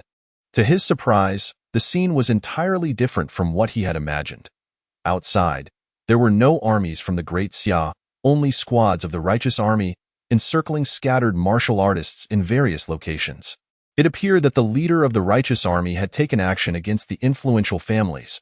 This was indeed unexpected. The leader had chosen such an aggressive approach. Zhang Yuan quickly deduced who the targets of the righteous army's assault were, and he felt little surprise. He had anticipated that the leader would eventually turn against the wealthy families in the city, particularly the 3 prominent clans. It was merely a matter of timing. "Uncle, what is happening outside?" Zhou Yun asked with a hint of worry as she saw Zhang Yuan jump down from the roof. "Sister-in-law, there's no need to panic. It seems the righteous army is targeting some defiant wealthy families. This does not concern us ordinary folk." Zhang Yuan explained with a smile. "That's good to hear. The new policies of the righteous army are so beneficial for the common people. I truly hope they can continue." Zhou Yun's genuine concern stemmed from the fear that Fengyang County might fall back under the control of the Great Xia, reverting to a life of oppression by officials and gangs. Chapter 41. Excessive order is not always a good thing. The series of new policies and measures implemented by the righteous army after their takeover of Fengyang County quickly won the hearts of the people. The residents, who had previously struggled on the brink of survival, did not wish to see the righteous army besieged by the troops of the Great Xia. I believe the leader of the righteous army is ambitious and cares for the well-being of the people. He is likely to achieve great things. For us common folk, it is a blessing to simply live our lives in peace. Sister-in-law, do not fret so. It would be best to return to your room and rest early. I will keep watch tonight, and nothing will happen. As an outsider with 2 lifetimes of experience, Zhang Yuan perceived the situation clearly. The leader of the righteous army, Yang Shangtian, was undoubtedly a man of both courage and strategy. Given the precarious state of the Great Xia, if this general lays a solid foundation and develops steadily, it is not inconceivable that a change in regime could occur in the future. After watching his sister-in-law return to her room, Zhang Yuan splashed his face with water and went to the courtyard to practice the tiger fist. When fatigued, he sat cross-legged in the yard to cultivate the soul cultivation technique. The night passed without him feeling weary. The next day, at the hour of the rabbit, as dawn broke, the commotion outside gradually subsided. De Zhuang and Heir Zhu arrived at Zhang Yuan's home as usual, unimpeded along the way. The righteous army soldiers treated the ordinary folk with kindness, which was one reason why the common people did not want to see the righteous army wiped out by the Great Xia. Of course, such strict discipline was primarily due to the effective leadership of the righteous army's commander, De Zhuang. What is the situation outside now? As De Zhuang and Heir Zhu entered the courtyard, Zhang Yuan closed the gate and casually inquired. When we just came over, I overheard the soldiers of the righteous army discussing that they are capturing those defiant martial artists. I'm not entirely sure about the specifics, but an announcement should be forthcoming from the righteous army soon. De Zhuang's eyes sparkled with enthusiasm as he spoke of the righteous army. If it weren't for the current weakness of the righteous army, and the fear of them being eradicated by the great Xia, he would have wished to join their ranks as a proud soldier, I see. Well then, let us get to work. Regardless, we must attend to the butcher shop. Zhang Yuan said, calling for his mute uncle, and the group began to slaughter pigs. Today, as usual, they processed 2 pigs. Just as Zhang Yuan and his companions were about to finish with the 2 fat pigs, a clear sound of a gong and the righteous army's loud shouts echoed from the alley. The general message conveyed was to assure everyone not to panic. The previous night had been dedicated to clearing out those disobedient wealthy families. As long as everyone adhered to the policies set forth by the righteous army's leader and supported them, there would be no repercussions. Today, people were free to go about their business as usual, and the righteous army would ensure the safety of the townsfolk. Additionally, patrolling soldiers informed the populace that there were posters displaying the names and likenesses of the fleeing martial artists. Those who could provide information leading to their capture would receive generous rewards. After delivering the meat, De Zhuang, Erju, and the mute uncle brought back an announcement from the soldiers of the righteous army. The content of the announcement was largely in line with what had been said during the morning patrol, and Zhang Yuan paid it little heed. Even if all the wealthy families in the city were eradicated, it would only benefit ordinary folk like them. The announcement also contained 2 additional points. One was a recruitment for martial arts instructors for the newly established martial arts school, and the other was a call for soldiers. All martial artists above the 9th rank could register at the county office. However, whether one could become an instructor at the new martial arts school would depend on passing an assessment. It was not as simple as Stone Dash had claimed, where any 9th rank martial artist could suffice. Those who failed the assessment would receive a corresponding high-grade medicine as compensation. Furthermore, it was stated that 9th rank martial artists could enroll in the martial arts school to practice martial arts. The Righteous Army's martial arts school would offer tuition reductions based on the martial artist's rank and talent.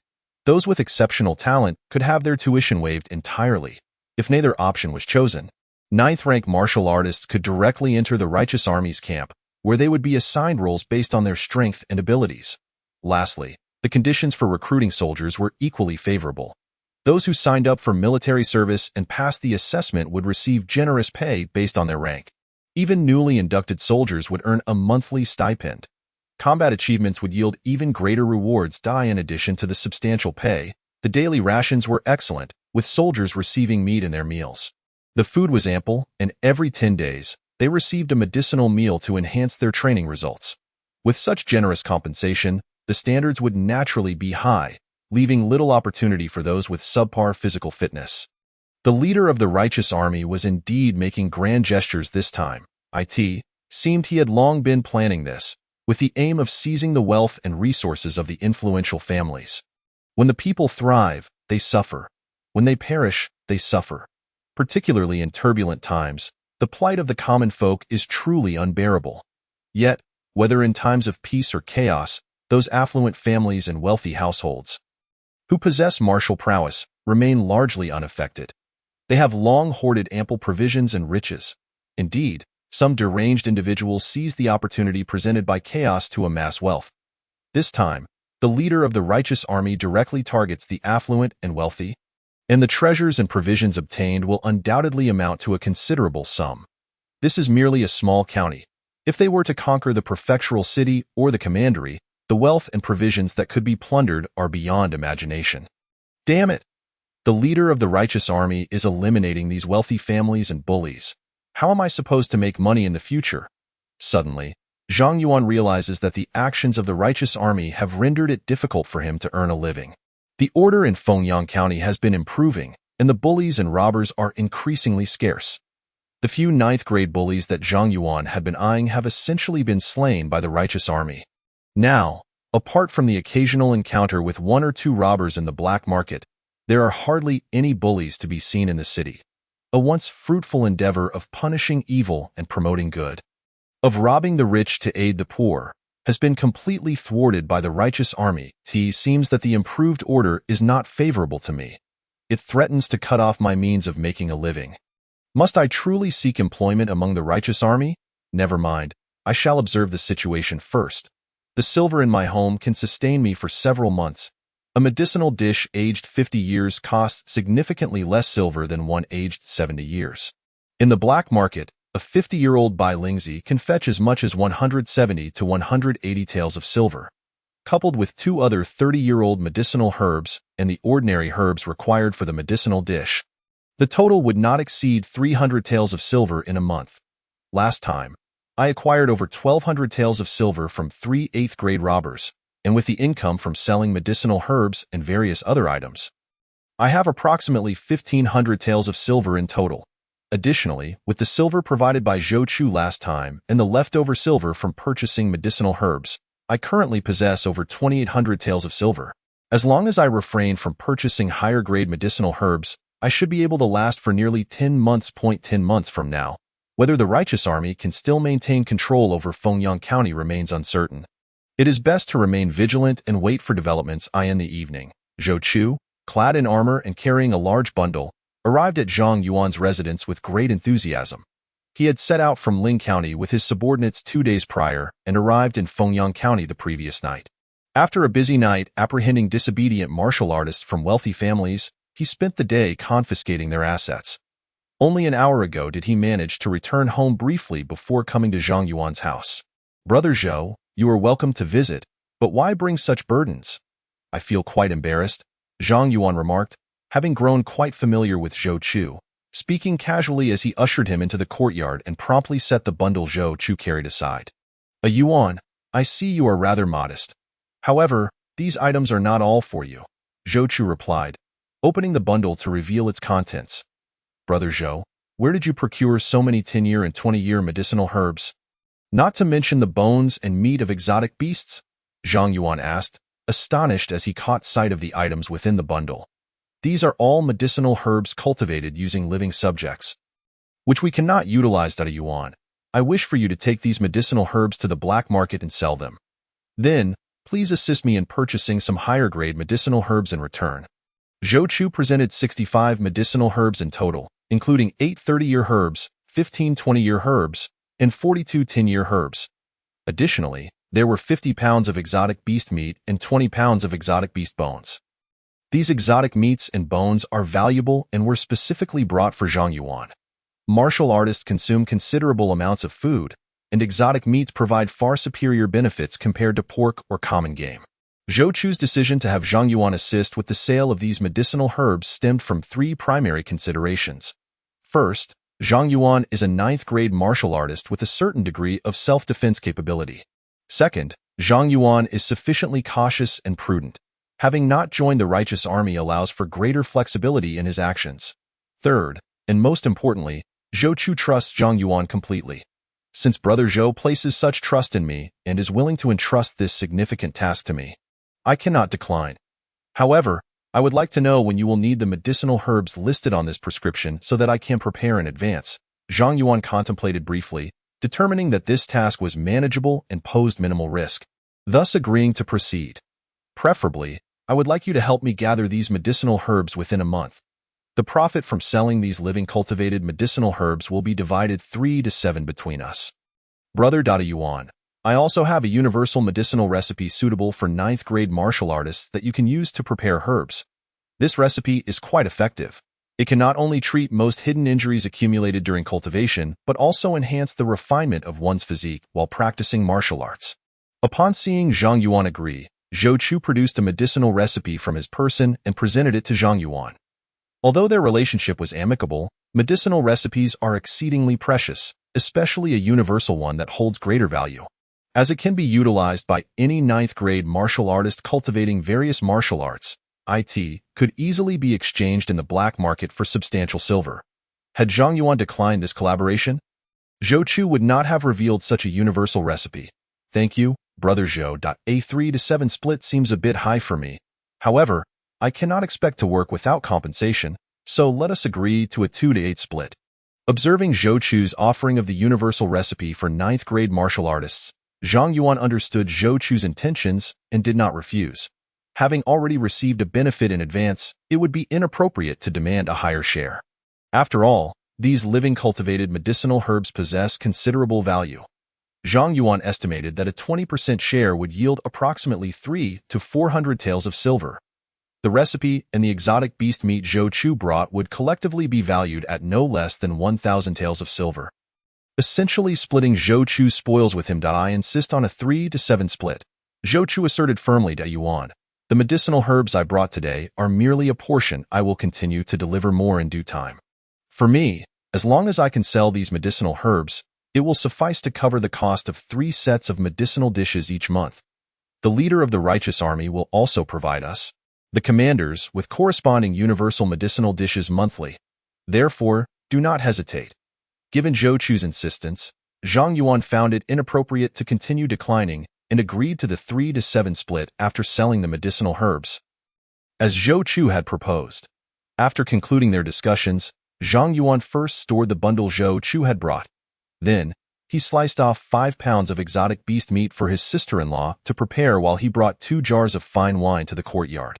His sister-in-law, Zhou Yun, had already begun preparing food as soon as Zhou Chu entered, and she soon brought out 2 refreshing dishes. Brother Zhou, did you return victorious from Ling County? After a while of drinking, Zhang Yuan inquired curiously. Ha ha, this time, we did not merely capture Ling County. We, alongside General Yang, simultaneously seized both Ling County and Lu County. The 3 counties now form a triangular stronghold. Even if troops from the commandery come to confront our righteous army, it will not be so easily accomplished. In fact, I returned to Fengyang County yesterday, accompanying General Yang to deal with those affluent families. Ha ha. Those wealthy families truly believed that General Yang was benevolent and soft-hearted, fearing him, yet they were unaware that General Yang had long devised a plan. He did not act against them simply because the timing was not ripe. Zhou Chu's excitement grew increasingly palpable. Over the past month, he had not only assisted Yang Xiangtian in conquering 2 additional counties, but had also recruited a formidable force, amassing an army exceeding 10,000 men. He had truly become a general commanding a vast and powerful faction. Nevertheless, Zhou Chu remained merely an 8th-tier martial artist. Without a swift elevation to the 7th tier or beyond, his prospects for promotion would be significantly constrained. This urgency to locate Zhang Yuan stemmed from his desire to sell the potent elixirs cultivated from living beings in his possession. In order to procure superior medicinal concoctions for his own use.as for the origin of these living cultivated elixirs, it was quite serendipitous. During the assault on Ling County, they had eliminated a recalcitrant wealthy family and, from them, learned of a prominent family's medicinal fields where such elixirs were cultivated. Discreetly accompanied by a dozen loyal subordinates, he adventured to this field, vanquished its guardians, and absconded with a substantial portion of the decade-aged elixirs. Moreover, upon revealing the location of the medicinal field to the rebel leader Yang Xiangtian, he was handsomely rewarded. The exotic beast meat Zhou Chu had brought was a part of that reward. Now it became clear to Zhang Yuan why the rebel forces had taken so long to act against the affluent families in Fengyang County. It was only after securing the other 2 counties that they had gained the confidence to proceed. Eradicating the threats in Fengyang County was undoubtedly the correct course of action for the rebels. Only by resolving the issues within Fengyang County could they swiftly implement reforms in the other 2 counties. Brother Zhou, how does General Yang intend to handle the 3 major families in Fengyang County? Zhang Yuan pondered aloud, as Zhou Chu had yet to mention the circumstances surrounding those families, leaving Zhang Yuan puzzled. At this point, there were no longer any formidable families to be concerned about. The Wu, Li, and Zhao families had promptly capitulated once they were confronted. All the medicinal fields and martial arts secrets they controlled had been surrendered to General Yang. From this moment forth, the 3 families had no choice but to align themselves completely with the rebels if they wished to survive. As Zhou Chu spoke of the 3 families, a spirited fervor illuminated his demeanor. It was he who had initially contacted the Zhao family, facilitating the rebels' successful breach of Fengyang County. This opportunity had irrevocably tied Zhou Chu to the rebel cause, establishing him as their guarding general. Will the 3 families truly acquiesce to surrendering their medicinal fields to the rebels? Zhang Yuan could not help but harbor doubts, of course not willingly. General Yang has promised numerous incentives. Alas, he has displayed a degree of leniency. Had he chosen to eradicate the Wu family outright, the other two families would have been far more compliant. Zhou Chu, as the rebels' guarding general, was well aware of the dynamics that forced the three families into submission. Having participated in the campaign against the wealthy families himself, General Yang may have his reasons, Zhang Yuan reflected, understanding the rationale behind Yang Xiangtian's actions. Fengyang County was, after all, the first city he had conquered. If he were excessively harsh, the newly acquired wealthy families from the other two counties would not remain passive. Yang Xiangtian's desire to stabilize the three counties quickly necessitated a more tempered approach in dealing with the three major families of Fengyang County, lest the families from the other two counties and the wealthy families within the city unite in desperation, leading to disastrous consequences. Chapter 43. A reunion and the century-old elixir. The two continued to drink until the hour of high. Both were now moderately inebriated, and all pertinent matters had been sufficiently addressed. With the drinking session concluded, Zhou Chu took his leave. Although he would remain in Fengyang County for a time, he was burdened with numerous responsibilities. In addition to training his soldiers daily, he was also tasked with recruiting and patrolling, among other duties. The recent purging of the wealthy families in Fengyang County by the rebels meant that there could still be vengeful elements at large, making it difficult for Zhou Chu to find time for himself. After bidding Zhou Chu farewell, Zhang Yuan's mind suddenly cleared. As a 7th-tier martial artist with an 8th-tier soul realm, he could easily dissipate the effects of the alcohol within him. It was fortuitous timing. He resolved to venture to the black market that very evening. It seemed an opportune moment to test the waters by bringing along a few elixirs to see if they could be sold. With that thought, he made his way to Uncle Ye's room, requesting assistance with his disguise. To avoid drawing unnecessary attention to his identity, it was prudent to exercise caution. Yuan, are you planning to sell the elixirs Zhou Chu brought to the black market? Uncle Ye wrote in the dirt with a stick. Indeed, that is my intention, Zhang Yuan replied. Aware that Uncle Ye wouldn't make idle comments, he instinctively asked, Uncle Ye, do you perhaps have another idea? The elixirs should be sold in a few days. If you sell them in this state, you might attract significant trouble. I have a method to eliminate the lingering resentments from the elixirs, making it untraceable to their origins. Uncle Ye nodded slightly, continuing to write in the dirt. Very well, I shall entrust you with the handling of these elixirs. However, I still intend to visit the black market tonight in search of a 50-year-old Bailingzhi in the past month. Zhang Yuan had frequented the black market every 2 days. It was a necessary endeavor. 50-year-old Bailingzhi was exceedingly rare. Not to mention, encountering wild 50-year-old Bailingzhi, even artificially cultivated ones from exotic beast flesh, was a daunting challenge. In his numerous visits, he had only encountered a seller of 50-year-old Bailingzhi once. The woman who had previously sold him potent elixirs had not been seen again. Keep your eyes open and do not fall for any tricks. Uncle Ye naturally would not dissuade Zhang Yuan from going to the black market. After finishing his writing, he ushered Zhang Yuan out of his room. This time, Zhang Yuan carried all the silver notes Zhou Chu had given him. Upon arriving at the black market, he began searching for the elusive 50-year-old Bailingzhi. To his dismay, there were no sellers. He then shifted his focus to the elixirs Zhou Chu required. As Zhou Chu was merely an 8th-tier martial artist, the elixirs he needed were not particularly aged, primarily ranging from 30 to 40 years. Before long, Zhang Yuan discovered 2 varieties of 30-year-old elixirs required for Zhou Chu's medicinal recipes at a stall. After some haggling, he purchased the 2 elixirs for 78 and 85 taels of silver, respectively. He continued to meander through the black market, observing that elixirs were relatively easy to sell. Most buyers did not concern themselves with whether the elixirs were artificially cultivated.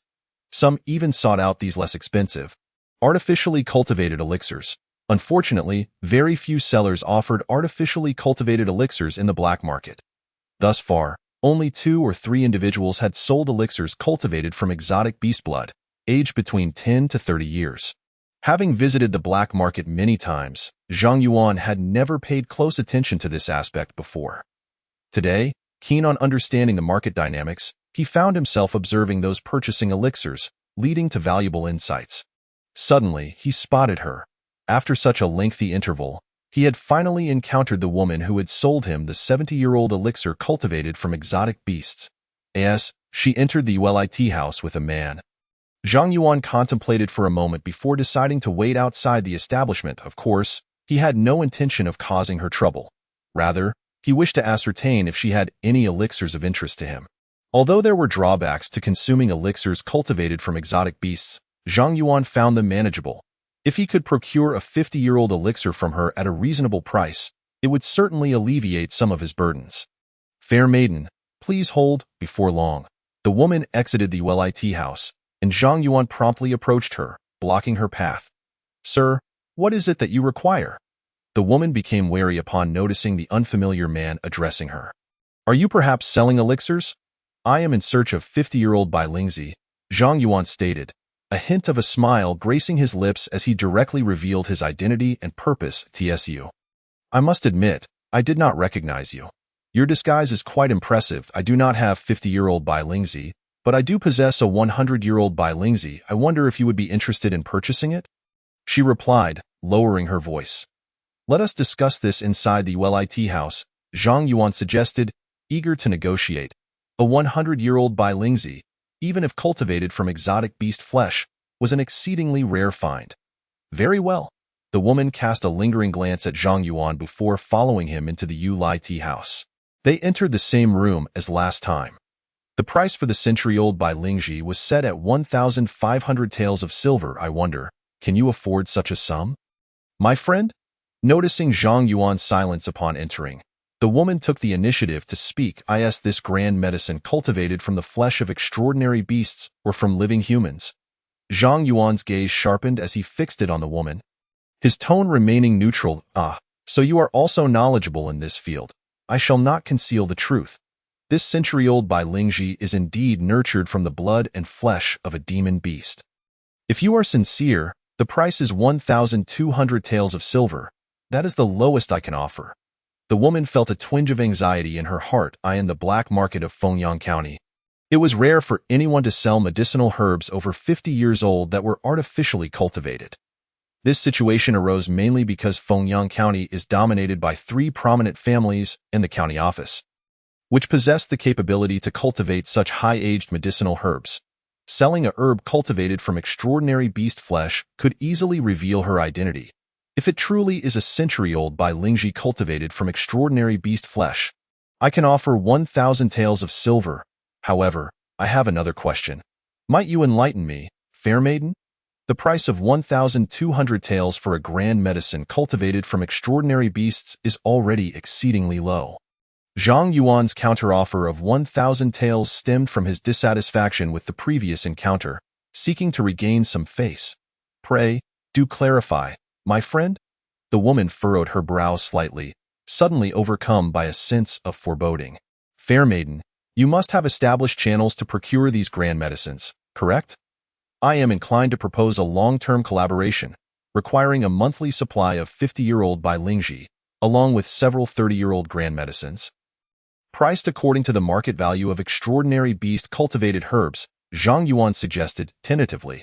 Securing a steady supply of grand medicine from this woman would not only mitigate his risks, but also alleviate his concerns about sourcing the required herbs each month. He was indifferent to the origins of the grand medicines in her possession. I indeed have reliable channels for procuring grand medicines. Since you wish to collaborate, I see no issue in that. The woman replied, secretly relieved. She had feared that he might have discerned her identity and intended to use it as leverage against her. She had not anticipated that he simply sought a long-term partnership, which was advantageous for her as well, leaving her no reason to refuse. Fair maiden, may I now behold the century-old Bai Lingzi you mentioned? Zhang Yuan inquired with a smile. Of course, the woman replied. Retrieving a palm-sized wooden box, approximately 5 to 6 centimeters tall, from her crossbody bag and placing it on the tea table. Chapter 44. The Black Market for Grand Medicines. This is indeed a grand medicine cultivated from extraordinary beast flesh. Precisely 100 years old. Fair maiden, what is your opinion on the price I proposed? Zhang Yuan meticulously examined the herb using the techniques taught by Uncle Ya, confirming after several thorough inspections that the century-old Bai Lingzi was genuinely cultivated from extraordinary beast flesh, which allowed him to proceed with the negotiations at ease. I must apologize for the confusion earlier. I am willing to sell this Bai Lingzi for 1,200 taels of silver as an apology for our previous encounter. May I inquire when you will require the 50-year and other 30-year grand medicines? I would like to prepare in advance. The woman contemplated briefly, suddenly understanding Zhang Yuan's motive behind lowering the price to 1,000 taels. And thus, she candidly acknowledged the previous incident. She clearly indicated her willingness to sell the century-old Bai Lingji at the price of 1,200 taels as a means of moving past the earlier matter. Henceforth, any grand medicines he needed would be transacted at market prices. How does trading on the 15th of each month in the black market sound? Zhang Yuan understood her intent and did not take offense. His breakthrough to the 7th tier and the time spent using grand medicines for cultivation coincided with mid-month. Acquiring the grand medicines at that time would ensure a seamless continuation of his medicinal regimen without interrupting his training. Agreed. It is settled then, the woman replied, her eyes glinting as she accepted the terms. If it were any other time, it would indeed pose some complications. A mid-month transaction suited her perfectly. Fair maiden, I have one more matter I wish to inquire about. If you prefer not to disclose, feel free to remain silent. Noticing her lack of response, Zhang Yuan continued, if I am not mistaken, your grand medicines must have been procured from the medicinal fields belonging to one of the three families, Zhao, Li, or Wu. As far as I know, the leader of the righteous army is set to take control of the medicinal fields of these three families. Will I still be able to trade grand medicines with you regularly in the future? Zhang Yuan maintained a steady gaze, acutely aware that the woman instinctively retracted her fingers at the mention of the Wu family. This indicated a likely connection between her and the Wu family, suggesting that the grand medicines she possessed were likely obtained clandestinely from one of their secret medicinal fields. I assure you, I will deliver the grand medicines you require to the black market monthly without fail. As for other inquiries, I am unable to disclose further details, the woman stated as she calmly accepted the silver note Zhang Yuan offered, confirming there were no issues before turning to leave the Yulai tea house. Interesting, Zhang Yuan mused to himself. It seemed the Wu family possessed not only a medicinal field for cultivating grand medicines from living humans, but also one for extraordinary beast-cultivated medicines. This time, the leader of the righteous army had likely only confiscated one of the Wu family's medicinal fields. He resolved to gather more information in the future and planned to give the Wu family a taste of their own medicine. With these thoughts in mind, he exited the tea house. Time was of the essence, and he chose not to linger in the black market any longer. After making a few detours, he returned home. Uncle Ya, today proved fortuitous. I managed to procure a century-old Bai Lingji, Zhang Yuan announced cheerfully as he entered Uncle Ya's room, presenting the grand medicine he had acquired. Yuan, you are not yet suited to utilize the century-old Bai Lingji. Uncle Ya replied. Wait until you are on the verge of breaking through to the 6th tier. Then, the efficacy of this century-old Bai Lingji will be significantly enhanced. Since you have acquired a century-old Bai Lingji, you must also prepare to obtain a century-old Ziyu Ting and a 70-year plus Ilyanai in due course. I shall concoct a special medicinal dish for you. For now, let this century-old Bai Lingji remain with me. Uncle Ya meticulously examined the herb, confirming its quality before using a stick to jot down notes on the ground and subsequently storing the century-old Bai Lingji away. You must be joking. Uncle Ya, I can't shake the feeling that you're doing this on purpose, Zhang Yuan remarked, realizing he had unwittingly dug himself a deep hole. Noticing Uncle Ya's disapproving glare, he offered a sheepish smile. Finding century-old grand medicines is no easy feat. I can only do my best. Before breaking through to the 6th tier, you must locate the 2 grand medicines I mentioned. This is for your own benefit. Do not be ungrateful, Uncle Ya instructed. Now, I require rest. With that, Uncle Ya waved his hand, ushering Zhang Yuan out of the room. After closing the door, a smile crept onto his face. Originally, he had planned to visit the capital city to procure the 3 grand medicines just before Zhang Yuan's breakthrough to the 6th tier. But he never anticipated Zhang Yuan's luck would be so favorable. There was no need for him to intervene, as Zhang Yuan had already brought back a century-old Bai Lingji. Now, it remained to be seen whether Zhang Yuan would continue to be fortunate enough to acquire the other 2 grand medicines. Should he fail, Uncle Ya would have to make the trip to the capital city himself, shrouded in secrecy. It appeared that moving forward, he could not solely focus on martial training. He would also need to learn more about medicinal cuisine and medical knowledge. Otherwise, he might find himself deceived without realizing it. Given his current memory capacity and the fortune of diligent endeavor, mastering medicinal cuisine and medical principles should prove simpler than other studies, of course. Zhang Yuan trusted Uncle Yu would not deceive him. His desire to learn about medicinal cuisine and medical knowledge was primarily for his own consideration. As the saying goes, medicine and martial arts are intertwined. Mastering medical knowledge and the art of concocting medicinal dishes would greatly benefit Zhang Yuan. The following morning, after slaughtering pigs, once Uncle Ya and heir Zhu had delivered meat to several inns and secured the live pigs, Zhang Yuan persistently probed Uncle Ya about his medical skills and the preparation of medicinal cuisine, exhibiting a rather tenacious demeanor. "You needn't hover around me incessantly. With that energy, you should practice your fist techniques a few more times." Uncle Ya remarked, "I do possess some medical knowledge and am familiar with certain recipes for medicinal dishes. If you wish to learn, I shall teach you, but you must not misplace your focus. I shall dedicate 1 hour each evening to instruct you. The extent of your learning will depend entirely on your own capabilities." Uncle Ya, well aware of Zhang Yuan's persistence, was more than willing to impart all his knowledge to him. "Thank you, Uncle Ya." Having achieved his objective, Zhang Yuan finally settled down. No longer did he wander before Uncle Ya every little while. In the morning, he practiced Tiger Fist at home, and in the afternoon, he accompanied Uncle Ya to learn how to process the precious herbs brought by Zhou Chu. After 3 days of diligent effort, the two managed to process all the valuable herbs Zhou Chu had delivered. These herbs, cultivated using living beings, became indistinguishable, even to Zhang Yuan, who had grasped the essence of discerning herbs as taught by Uncle Ya. That night, Zhang Yuan ventured into the black market with a dozen herbs aged 10, 20, and 30 years. This time, he entered the market as a herbalist, yielding a significantly larger sum of money. After paying the stall fee, his total earnings amounted to 100 taels of silver. Upon entering the black market, Zhang Yuan quickly secured a suitable spot and displayed all the herbs he had brought.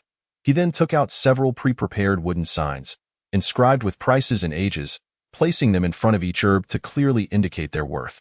This transparent pricing attracted a considerable number of onlookers, as no other vendor in the black market operated in such a manner. Many vendors sought to deceive customers, knowing that in the black market, physical confrontations were forbidden as long as one's identity remained concealed. One could safely exit the market, remaining anonymous. Next time, they could simply don a different hat and attire to continue their deceptions. However, such trickery was minor, often yielding only small sums, and regular patrons of the market were well aware of these schemes, rarely falling victim to them. "Friend, would you sell this 10-year-old wisteria root for 10 taels of silver?" inquired a burly man who had gathered around. "This is a small-scale business. Prices are clearly marked and non-negotiable," Zhang Yuan replied coolly, casting a brief glance at the man. "Are your herbs genuine?" asked another man, his face obscured by a wide-brimmed hat. "Honesty prevails here. You may consult an expert for verification," Zhang Yuan asserted. Before he could finish, a furtive hand reached out to snatch one of the 30-year-old herbs from the stall. In a flash, Zhang Yuan seized the thief's wrist, his voice icy. "If you wish to take the herb, you must first pay the silver." This 30-year-old blood spirit herb costs 85 taels. Chapter 45. People like grass caught in the act. The thief's face darkened. He struggled to retract his hand, but no matter how hard he tried, he could not free himself. Unable to contain his frustration, he retorted, "This is the black market. Physical confrontations are prohibited. What do you intend to do?" "Heh, attempting to steal my precious herbs and then accusing me. I shall summon the guards of the black market to see how this matter is dealt with." Zhang Yuan replied with a cold smile, rising to his feet while still gripping the would-be thief. "Who said I was trying to steal your herbs? I merely wanted to verify the age of the herb." The man hastily defended himself. "Did you seek my permission?" Taking without asking his theft, Zhang Yuan retorted, calling out to the guards not far away, "Sir, there's a thief here trying to steal my herbs. I caught him in the act. I request fair treatment." The crowd surrounding Zhang Yuan had already drawn the attention of the guards. Upon hearing of the theft, several guards hurried over. "Did he truly steal from you?" the head of the black market guards inquired, surveying the onlookers. Not a single person answered. In the black market, no one wished to invite trouble upon themselves. "Hemph," the head guard scoffed, turning his gaze to Zhang Yuan. Are you certain he stole your herbs? Indeed, sir, the herb in his hand was taken from my stall, Zhang Yuan asserted boldly, retrieving the herb from the thief's grasp with unwavering conviction. Excellent, bring him to me, commanded the head guard, gesturing for two ninth-tier martial artist guards to seize the thief. Sir, I am not a thief. I only wish to check the herb's age, the thief protested. However, the head guard paid him no mind. He had observed this man several times today attempting to pilfer from other vendors, but those vendors had not caught him in the act. Now, with a vendor having caught him red-handed and insisting on action, the head guard felt compelled to set an example and deter other troublemakers in the market. With a cold smirk, the head guard swiftly drew his long knife and, with a swift thrust, pierced the man's heart. This shocking display stunned all those present, including Zhang Yuan, who had not anticipated such ruthless action from the guards. The guard had not even granted the man a chance to defend himself before executing him. No disruptions are permitted in the black market. Everyone must conduct themselves with propriety, the head guard declared, his blood-stained knife in hand, casting a chilling glare over the crowd. Sir, your wisdom is unparalleled. We are all law-abiding individuals. Zhang Yuan quickly responded, approaching the head guard and discreetly offering 10 taels of silver.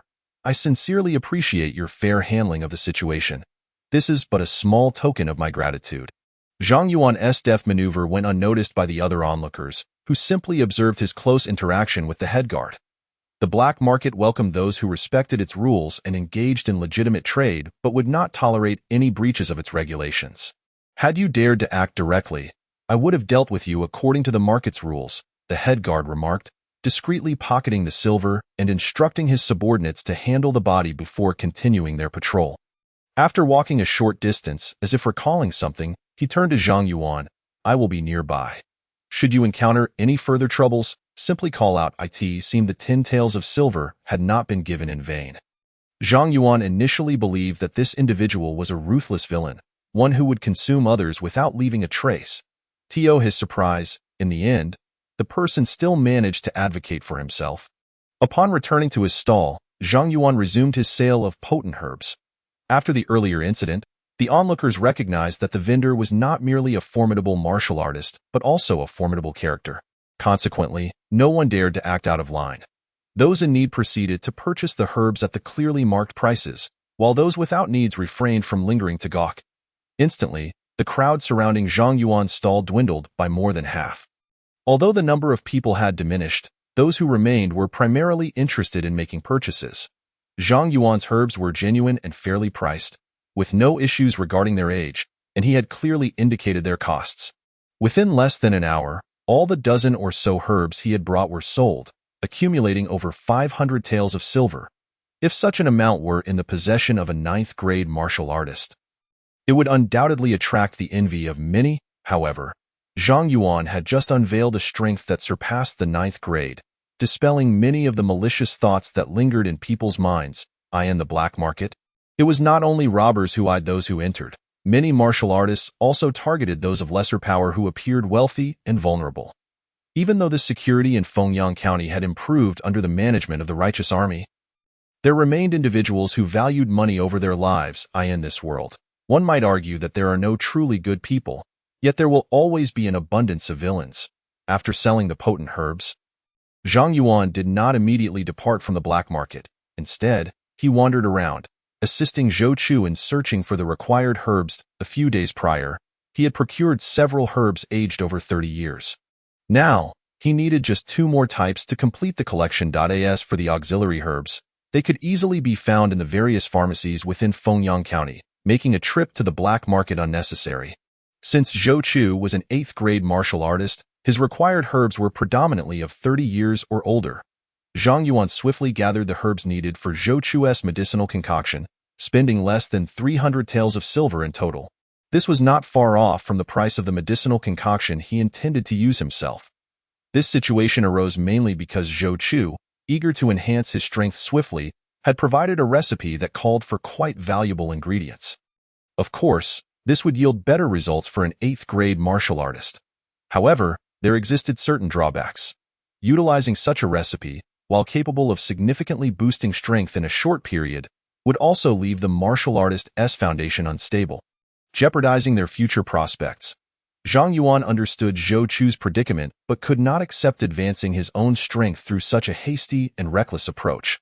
For Zhang Yuan, rapid advancement in power was essential, but establishing a solid foundation was of even greater importance. After breaking through to the 7th grade martial artist level, Zhang Yuan had already sensed the transformation of his perfect foundation. Having procured the necessary herbs for Zhou Chu, Zhang Yuan, after the midnight hour, followed the throngs departing from the black market. Today, having revealed a portion of his strength, he left without anyone trailing behind. Although no one followed, Zhang Yuan maintained the requisite vigilance. As per usual, he meandered through the alleys near the black market several times, ensuring he was not being followed before returning home.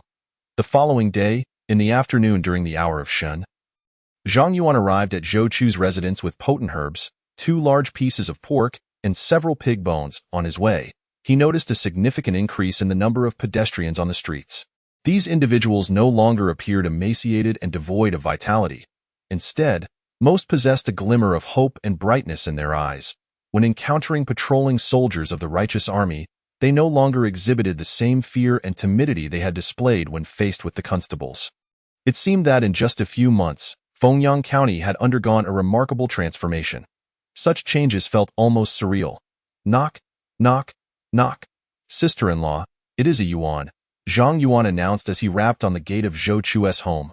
Calling out loudly, "Die in a short while," Madame Zhou opened the gate, receiving the items Zhang Yuan had brought and instructing a maid to take them to the kitchen. Since Zhou Chu's return from Ling County, where he had become a powerful general with authority, the Zhou household had seen a steady stream of visitors. In recent days, the Zhou residence had been bustling with activity. Moreover, with Zhou Chu no longer lacking in silver, he had acquired a couple of maids to assist Yuan. "I wonder if your elder brother Zhou will be home for dinner today." Recently, his colleagues have been hosting various banquets, which have become quite tiresome. Yet attendance is mandatory. You have come here today, not for any other reason than to deliver medicine to your brother, correct? Madame Zhou, now quite familiar with Zhang Yuan, spoke casually, allowing a few complaints to slip through. "Indeed, I have no other matters at hand. I happened to procure the herbs your brother needed at the black market yesterday, and fearing it might delay his training, I brought them over today. Sister-in-law, I have been quite busy these past few days, so I shall not linger. If your brother requires anything, he can simply come by and inform me." Given the uncertainty of whether Zhou Chu would return, Zhang Yuan felt it inappropriate to stay in the Zhou household and promptly took his leave. "Yuan, do stay for dinner before you depart. Perhaps your brother will indeed return today," Madame Zhou implored. Eager for him to linger, "Sister-in-law, there is no need for such courtesy. There will be many opportunities in the future. Today, I shall refrain from discussing your brother and sister-in-law." After leaving Zhou Chu's house, Zhang Yuan strolled along the street, curious to witness the changes in the county now under the righteous army's governance. Unbeknownst to him, he had arrived at the street where the Wu family residence was located. Here, he distinctly perceived that the Wu household had fallen into neglect, with far fewer individuals entering and exiting, and they were notably subdued. Regrettably, he still lacked knowledge of the exact location of the Wu family's hidden medicinal fields. Otherwise, he could have further stoked the flames of their troubles. Zhang Yuan passed by the entrance of the Wu residence like an ordinary passerby, casting a fleeting glance at the wide-open doors before hastily departing.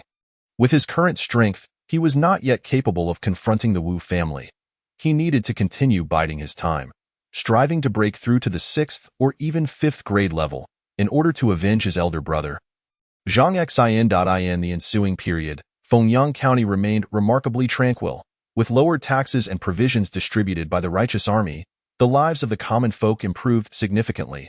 Zhang Yuan's meat stall thrived, often requiring the slaughter of 2 large pigs in a single day to meet demand. As business flourished, so too did the silver flow. With earnings rising steadily, on particularly good days, he could earn 1 or 2 taels of silver in a single day. De Zhuang, an heir Zhu, had become adept at managing the meat stall, requiring little assistance from Zhang Yuan. This allowed Zhang Yuan more time to devote to his cultivation. Since the previous occasion when he had persistently sought to learn about medicinal cuisine and medical arts, Zhang Yuan dedicated an hour each evening to studying various potent herbs, medicinal dishes, and medical knowledge under the tutelage of Uncle Ya. Although he could not incorporate this skill into the Golden Pages, it nonetheless deepened his understanding of medicinal cuisine, medical practices, and the myriad potent herbs. As winter gave way to spring, the season for sowing grain arrived swiftly. Zhang Yuan rented out the land allocated to his family to a trustworthy farmer from the countryside. However, since autumn of the previous year, the weather had been abnormally dry, with not a drop of rain or a flake of snow. The harvest for this year was likely to be poor. To address the drought, the leader of the righteous army set out with his subordinates to the distant Luo River, hoping to find a way to divert water for irrigation. However, upon witnessing the condition of the river, he promptly abandoned the idea. The current water level of the Luo River was less than 2/3 of what it had been in previous years. Drawing water from a lower elevation to a higher one was simply impractical. Without a solution to the irrigation problem, the issue of food shortages remained unresolved.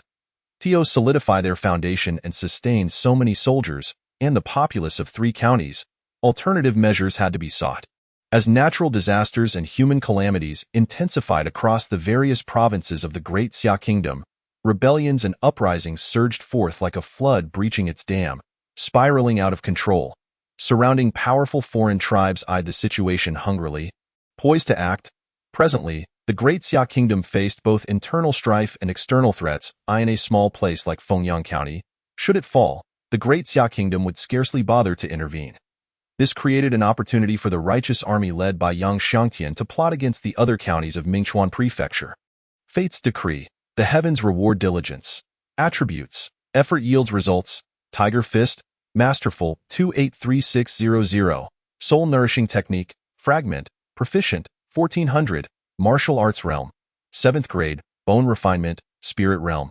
7th grade In Spirit Zheng. The Spirit Realm has finally broken through to the 7th grade In Spirit level. Since the last breakthrough to the 8th rank of the spiritual realm, several months have passed. After achieving this advancement, Zhang Yuan diligently practiced the soul-nourishing technique more than 6 times a day. The accumulation of effort over time has finally culminated in a breakthrough today.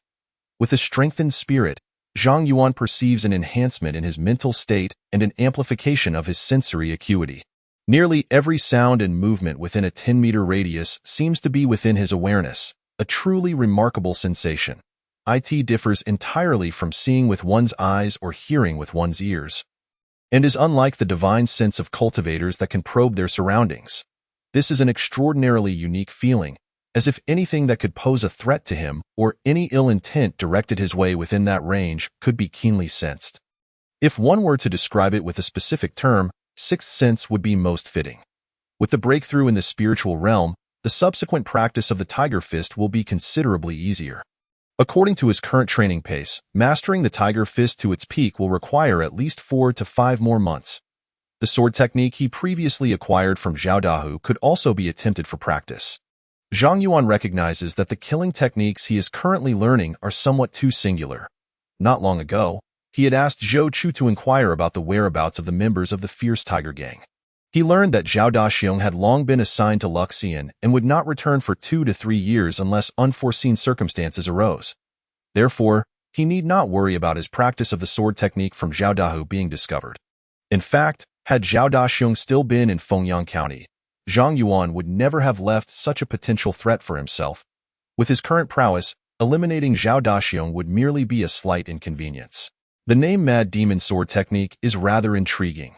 Since he has decided to practice it, Zhang Yuan immediately retrieved the sword technique that had been buried at the bottom of the box. This marks the first time he has examined it since acquiring it. The Mad Demon Sword Technique, while its name suggests great power, is in truth merely a rather ordinary sword technique. It comprises 3 moves and 18 forms: Frenzied Dance of the Mad Demon, Blood Sea Turmoil, and Shadow of the Demon. Additionally, there are some fundamental swordplay techniques. With Zhang Yuan's memory, he committed the entirety of the Mad Demon Sword Technique to memory in less than an hour. Recording it onto the Golden Pages, Mad Demon Sword Technique, not yet initiated, 1100. Indeed, whether it pertains to skills or martial arts, the initial progress is always set at 100. He wonders how long it will take at his current level to reach the beginner's stage of this sword technique. Upon recording it on the ethereal Golden Pages, It displayed the required progress to attain the novice level of the sword technique. Observing the outside world, he noted that dawn had fully arrived. Zhang Yuan rose and proceeded to the courtyard to practice the tiger fist. After practicing it 10 times consecutively, he awaited Dezhuang and Heir Zhu to return from slaughtering pigs and delivering meat to several taverns and restaurants before attempting to practice the Mad Demon Sword technique. It proved to be even simpler than he had anticipated. However, mastering this sword technique to its utmost pinnacle would still demand considerable time and energy. As a 7th rank warrior, with his spiritual realm also reaching the 7th rank of Yin spirit, Zhang Yuan found it quite easy to grasp the sword technique despite having never practiced it before. In less than half an hour, he completed 3 rounds of the sword technique, achieving the novice level. Mad Demon Sword Technique, novice level, 1100. As expected, the progress of martial arts training aligns similarly. Judging by the fact that he reached the novice level after just 3 rounds of practice, it likely won't take long to reach the stage of initial comprehension. Zhang Yuan gazed at the progress displayed on the golden pages and resumed his training. P.S. Esteemed readers, this humble author shamelessly requests your support with free clicks to generate love and add to your reading list for daily updates. Alas, for the sake of sustenance, my pride has become inconsequential. I sincerely thank you for your generous rewards and for joining the reading journey. Chapter 47. Zhou Chu seeks aid. Brother Zhou, what brings you here today? Zhang Yuan, immersed in practicing the Mad Demon Sword technique, suddenly noticed Zhou Chu, clad in armor and appearing weary from travel, hastily approaching from the meat shop. He promptly ceased his training and greeted him. A look of curiosity upon his face. Yuan, I have just returned from Mingchuan Prefecture with urgent matters that require your assistance, Zhou Chu stated as he followed Zhang Yuan to a stone table in the backyard. General Yang is preparing to attack Mingchuan Prefecture soon. I wish to discuss certain matters with Sun Fengyang's second brother, and thus I intend to take Sun Fengyang to Mingchuan Prefecture. After hearing Zhou Chu's words, Zhang Yuan fell into contemplative silence for a moment. Brother Zhou, I cannot agree to this. The risks involved are too great, and I cannot gamble with Fengyang's safety. If General Yang merely seeks to contact Sun Erlang, I can attempt to persuade Fengyang to write a letter to her brother for you to deliver. Zhang Yuan understood Zhou Chu's true intentions in bringing Sun Fengyang to Mingchuan Prefecture. It was possible that Zhou Chu merely wished to utilize Sun Fengyang's identity to approach Sun Erlang, seeking an opening from him. However, the other members of the righteous army may not share the same perspective. If there were an opportunity to use Sun Fengyang to coerce Sun Erlang into opening the city gates, the other commanders of the righteous army would undoubtedly act without mercy. It was my momentary folly to consider this without sufficient foresight. Yuan, please do not take offense. This matter is of utmost importance to our righteous army, and I implore you to persuade Fengyang to assist in convincing Sun Erlang to collaborate with us and seize Mingchuan Prefecture. I can assure you that if Sun Erlang is willing to cooperate, once we take Mingchuan, General Yang will not treat him unjustly.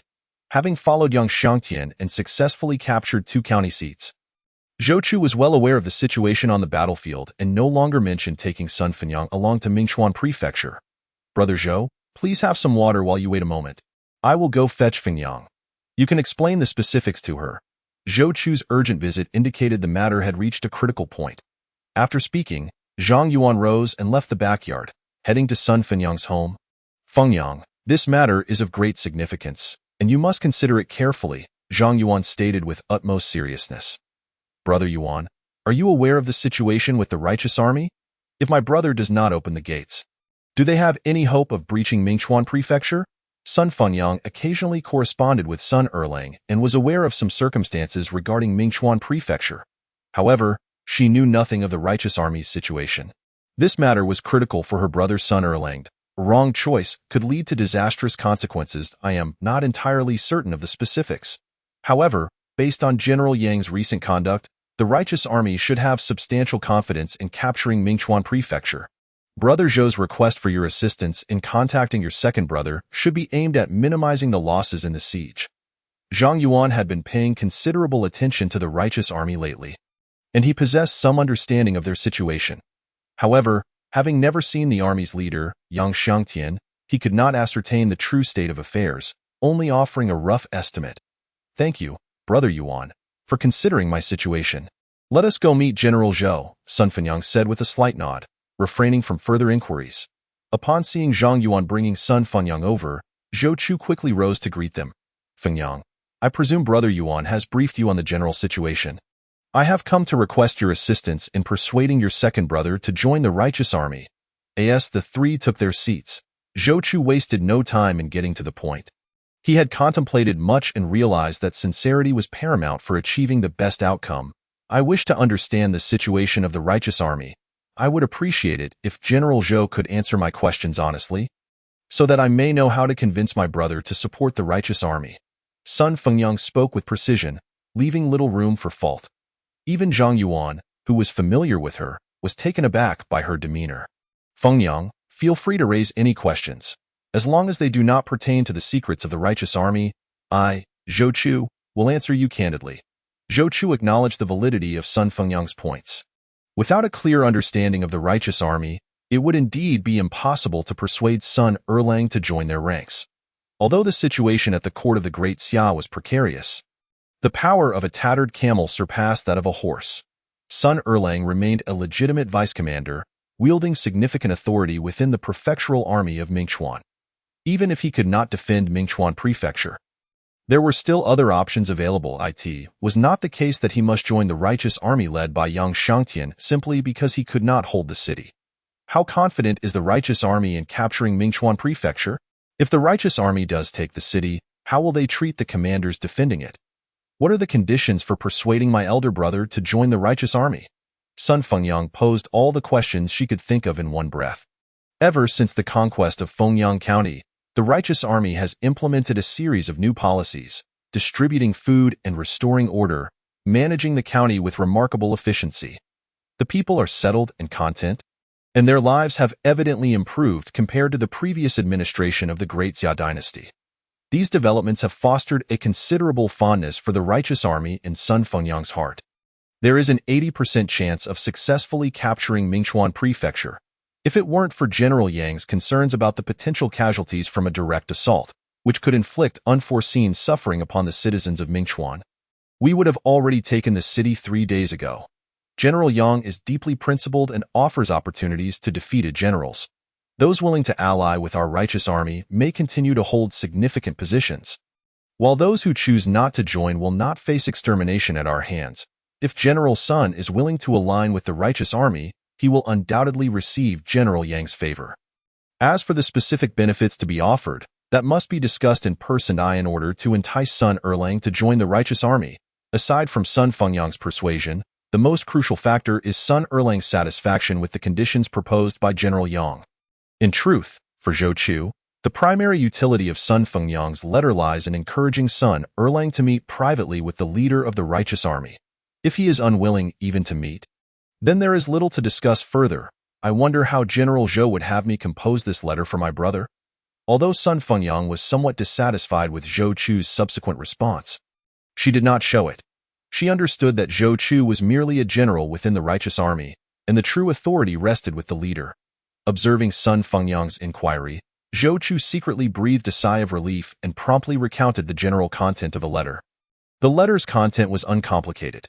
It merely needed to convey the situation of the citizens in Fengyang County and the surrounding areas, as well as the desire of the righteous army to meet privately. Other matters were left to Sun Fengyang's discretion. General Zhou, is this how I should write it? Sun Fengyang inquired, somewhat uncertain that, of course, it would be best to include a token that General Sun could easily recognize. This would serve as an additional safeguard, Zhou Chu suddenly recalled, adding the suggestion, then I shall bring this sachet along. Sun Fengyang removed a sachet she had been wearing at her waist and handed it to Zhou Chu. Zhang Yuan, who had been listening nearby, felt uneasy and contemplated stopping Sun Fengyang, but deemed it inappropriate to do so, only able to sigh inwardly. Thank you, Fengyang. This may indeed be a fortuitous opportunity for General Sunday. The Great Xia dynasty has been rife with turmoil, and General Yang harbors grand ambitions, destined for significant achievements in the future. Should General Sun ally himself with General Yang, he might very well attain titles and become a regional lord. Zhou Chu accepted the letter and sachet, bowing respectfully to Sun Fengyang before expressing his gratitude to Zhang Yuan.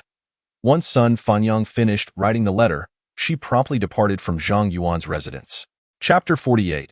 Termination of cooperation. Yuan Guer, thank you for your assistance in resolving this crisis once again.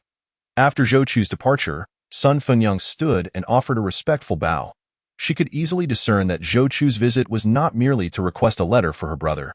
Had it not been for Zhang Yuan's intervention, she might have already been taken to Mingchuan Prefecture, with her fate uncertain. Fenyang, there is no need for such formality. This matter cannot be attributed solely to Brother Zhou. Sometimes, he too is constrained by circumstances, Zhang Yuan interjected, wishing to ease any resentment that Sun Fenyang or Sun Erlang might harbor towards Zhou Chu. I understand. Sun Fenyang nodded slightly. Yuan Guer, I shall take my leave now. Very well. After sending Sun Fenyang off, Zhang Yuan was not affected by the recent events and resumed his practice of the frenzied blade technique. Regardless of the circumstances, in this world, strength reigns supreme. As long as one possesses sufficient power, it matters not who sits on the throne. They must treat him with respect. During this time, Zhang Yuan had gleaned much from Uncle Ye regarding the myriad martial artists of the great Xia dynasty over the millennia. Particularly, those transcending the first rank, who lived for 200 to 300 years, evoked great admiration. This further solidified Zhang Yuan's resolve to diligently train. In the afternoon, Uncle Ye returned from outside. Upon seeing Zhang Yuan practicing his sword techniques, he initially paid little heed. However, the more he observed, the more astonished he became. If memory served, Zhang Yuan had never engaged with sword techniques before, yet now he could execute a set of moves with impressive finesse. Even if he had awakened his potential, it would not be to such an exaggerated degree. Could it be that Yuan's innate talent for swordplay surpasses that of his fist techniques? Uncle Ye mused silently, then shook his head. Zhang Yuan had made considerable progress in his tiger fist training during this time. In fact, judging solely by the lethality of his tiger fist techniques, he was even more formidable than Uncle Ye had been in his youth. Even now, when sparring with Zhang Yuan using the tiger fist, Uncle Ye occasionally found himself at a disadvantage, of course. This was largely due to Uncle Ye's injuries, which prevented him from exerting his full strength. Otherwise, with Uncle Ye's former martial prowess and combat experience, Zhang Yuan would have gained no advantage whatsoever. Uncle Ye, how do you find this set of sword techniques? After finishing a round of practice, Zhang Yuan approached Uncle Ye, who had been watching intently, and asked with a smile. This sword technique is far too rudimentary. Unless you can master it to perfection, it will serve little purpose. You would be better off dedicating your energy to the tiger fist. Uncle Ye shot Zhang Yuan an exasperated glare and unsparingly wrote on the ground with a wooden stick. Isn't there a superior sword technique available? Uncle Ye, if there were a better sword technique to pass on to me, I would have mastered it long ago. Zhang Yuan jested, but upon seeing Uncle Ye's serious demeanor, he quickly added, "Haha, I was merely practicing casually. It won't hinder my training in the tiger fist. Very well, hand me the manual for this sword technique. I will see if I can help you integrate it into the lethal techniques of the tiger fist." Training must be methodical. Step by step. One must avoid lofty ambitions, for the mountains seem ever higher. Uncle Ye did not wish to overly dampen Zhang Yuan's enthusiasm, and thus endeavored to alleviate his concerns. "Thank you, Uncle Ye. I knew you would come through for me," Zhang Yuan exclaimed with delight, swiftly returning to his room to retrieve the manual for the frenzied blade technique and presenting it to Uncle Ye. If it is indeed possible to merge the sword techniques with the lethal arts of the tiger fist, he would no longer need to train the frenzied blade technique separately but could practice both simultaneously. This would not only save a substantial amount of time but also mitigate the drawback of overly singular attack methods inherent in the lethal arts. Do not rejoice too soon. I may not be able to perfectly combine the two. Uncle Ye shot Zhang Yuan another glare, finished writing with the wooden stick, and retreated to his own room with the manual. It was not until dinner time that he was called out by Nuan. "Uncle, your medicinal meal is only available for tonight." After Zhou Yun brought out Zhang Yuan's medicinal meal, she reminded him, "Yes, I know. Tonight, I will go to the black market to procure the needed herbs." Hearing his sister-in-law mention that the medicinal herbs were running out, Zhang Yuan recalled that it was once again the middle of the month. After dinner, he had Uncle Ye assist him in altering his appearance, and at the hour of the pig, he set off for the black market, equipped with silver, a butcher's knife, lime powder, and other essential items. Although Fengyang County was now entirely under the control of the righteous army, the leader had not taken over the Zhao family's black market. Not only that, but as the righteous army's foothold in Fengyang County grew ever more solid, they had deliberately stationed soldiers to patrol near the black market, enhancing its security. This left Zhang Yuan without even the opportunity to fish. Many highway robbers had been forced to vacate Fengyang County. With the improving security of the black market, the number of ambushes diminished, and the volume of trade increased. Zhang Yuan paid 5 large coins and entered the black market to wander about. It was not until the hour of the rat that he spotted the woman he had been collaborating with for several months hastily arriving at their agreed meeting spot. "Brother, this is the last transaction. I will no longer be bringing medicinal herbs for trade." After concluding the transaction, the woman suddenly spoke. "May I inquire as to the reason?"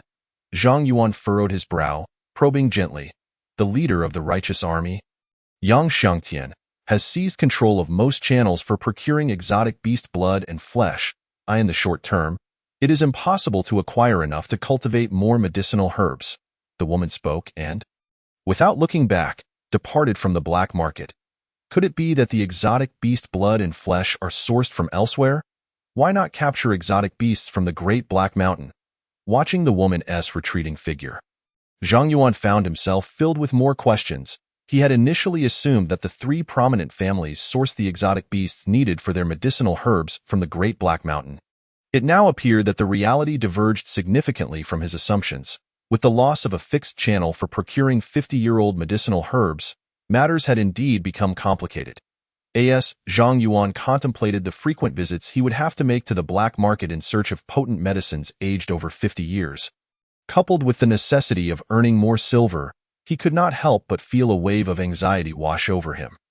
Recently, the influx of martial artists to the black market had surged, making it increasingly difficult to procure high-quality elixirs. Even when herbalists brought forth such rare medicines, they were swiftly snatched up. It was impractical for Zhang Yuan to remain at the black market indefinitely, watching and waiting. Alas, it seemed that misfortune had compounded upon him, akin to a leaky roof beset by torrential rain, or a vessel delayed by headwinds. If all else failed, he would have to seek alternative locales for his purchases. Upon leaving the black market and ensuring he was not being followed, Zhang Yuan hastened back home. With his spiritual realm having ascended to the 7th rank, his perception had significantly sharpened. Even from dozens of meters away, he could sense any malice directed towards him. Furthermore, both his hearing and vision had improved in tandem with his spiritual advancement, enabling him to discern happenings several meters away in the dark and detect the faintest sounds from afar. "Uncle Ya, still not resting?" Zhang Yuan jested as he entered Uncle Ya's room, finding him deep in contemplation over the frenzied blade technique. There's no need to rush the integration of the knife techniques into the tiger fist-esque killing methods. If it proves too challenging, I won't mock you. Uncle Ya, too weary to write on the ground, gestured dismissively, shooing Zhang Yuan from the room. The task of merging the frenzied blade technique with the tiger fist-esque lethal arts was far from simple. Uncle Ya aimed not only to achieve a flawless integration, but also sought to enhance the frenzied blade's effectiveness and practicality. "Uncle Ya, I was merely joking. Please don't take it to heart," Zhang Yuan said, feigning sincerity as he was ushered out. Turning back, he noticed Uncle Ya's expression grow increasingly fierce, prompting him to retreat swiftly to his own quarters. In the days that followed, Uncle Ya dedicated himself to refining the frenzied blade technique, secluding himself in his room after fulfilling his daily tasks of butchering and delivering meat. Zhang Yuan made occasional visits to the black market, but fortune eluded him. Aside from acquiring a few 30-year-old elixirs, he saw no sign of those aged 50 years or more. It became evident that the black market in Fengyang County could not provide what he sought. Zhang Yuan shifted his focus elsewhere. After some inquiries, he finally gleaned information from several herbalists. To procure elixirs aged over 50 years, there were 2 reliable destinations: the black markets in Mingchuan Prefecture or the medicinal markets within the Great Black Mountain. Given the current siege on Mingchuan Prefecture by rebel forces, traveling there was out of the question. Thus, the only option left was the medicinal markets of the Great Black Mountain. The Great Black Mountain stretched for thousands of miles, with medicinal markets established every few dozen to 100 miles along its periphery. These markets were not solely dedicated to selling herbs. They also engaged in the trade of hunted exotic beasts and other goods. However, Compared to the markets in Mingchuan Prefecture, the risks associated with the Great Black Mountain were considerably higher. These markets were not organized by the government but were controlled by powerful martial clans, who commanded a multitude of herbalists to gather resources from within the mountain's depths. Fearless of governmental or familial rivalries, these clans possessed an intimate understanding of the mountain's terrain and could easily evade danger by retreating into its depths, making them hard to track. For martial artists unfamiliar with the Great Black Mountain, venturing inside was perilous, fraught with the unknown dangers posed by formidable beasts, toxic miasmas, and various strange phenomena. It could be said that those who dared to delve deep into the mountain in search of herbs were either driven by desperation or were reckless adventurers. The herbalists selling potent elixirs in the Fengyang County black market primarily harvested from the mountain's outskirts, explaining the scarcity of those aged 50 years or more. According to Zhang Yuan's findings, the nearest medicinal market to Fengyang County was located over 50 miles to the west. Should he fail to procure the desired elixirs within the next few days, he would have no choice but to venture into the Great Black Mountains markets. Upon returning home empty-handed, Zhang Yuan found Uncle Ya, his sister-in-law Zhou Yun, and his niece Nuan Wan gathered in the courtyard. Sister-in-law, what has happened? He inquired urgently, approaching Zhou Yun. Recently, as the security within Fengyang County improved, Zhang Yuan's visits to the black market had led Zhou Yun to avoid waiting for his return in the courtyard to spare him her concerns. Yet today, she remained with Nuan Wan, which struck Zhang Yuan as unusual. Last night, Fengyang's parents and her elder brother and sister-in-law came over and made quite a scene at her house before leaving not long ago. Nuan Wan and I were awakened by the commotion.